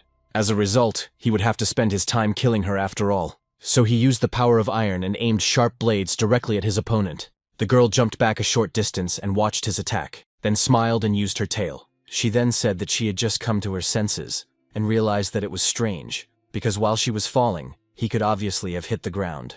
In that case, who knows? She might not have been able to escape, but he didn't do that, and then just watched her leave, and now the attack is also strange. His attack with spikes from under the ground was quite normal, but he attacked from a distance and pushed her away. Therefore, the girl can assume that although he has obtained her grandfather's body, he does not yet know how to use it properly. And at such a distance, he simply cannot control the metal. So the demon can't get to her, so he was just bluffing. Immediately after that, she used her Four Eyes skill and noticed that he was about to get his answer. The creature thought that this girl had figured him out, and he had no idea what her abilities were. It would be difficult to deal with her from now on, but even so, she probably wouldn't dare to approach him. So he decided to test her first, and again used his power to create a large number of machetes.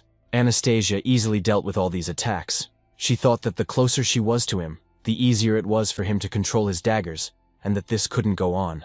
So, first, she needed to find a way to separate this guy from Grandpa Jim's body. Using her mummy skill to track energy flows, she focused on him, and noticed a huge tumor on his back and the body of a parasite. It feeds on Grandpa's spiritual energy, and with her current strength, if she gets close to it, her chances of winning are slim, so it's unclear how to get rid of this thing. After a moment's thought, she realized what to do and attacked with her tail.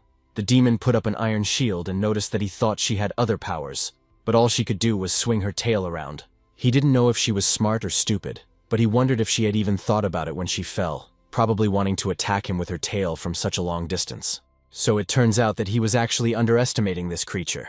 Suddenly, the demon noticed her, and didn't understand where she had gone. So, in a panic, he began to search for her so as not to be caught off guard by a sudden attack. The creature thought that she had just been in the air and then vanished without a trace. A few seconds later, he missed an instant attack on himself. Still not understanding what had happened, he thought that something had just hit him in the forehead. The creature looked to the side and saw a stone, so it thought that it had been thrown right between its eyebrows, but it couldn't be sure, as it hadn't seen the stone flying at all. Then, turning its attention to the side, the demonic creature saw something move on the left. It was clear that the stone had literally appeared out of thin air. The parasite wondered if the stones were invisible and only appeared when they were near it. Could it be that this girl had the ability not only to be invisible, but also to temporarily render other things invisible? Anastasia said from the side that it had finally dawned on him, but it was too late.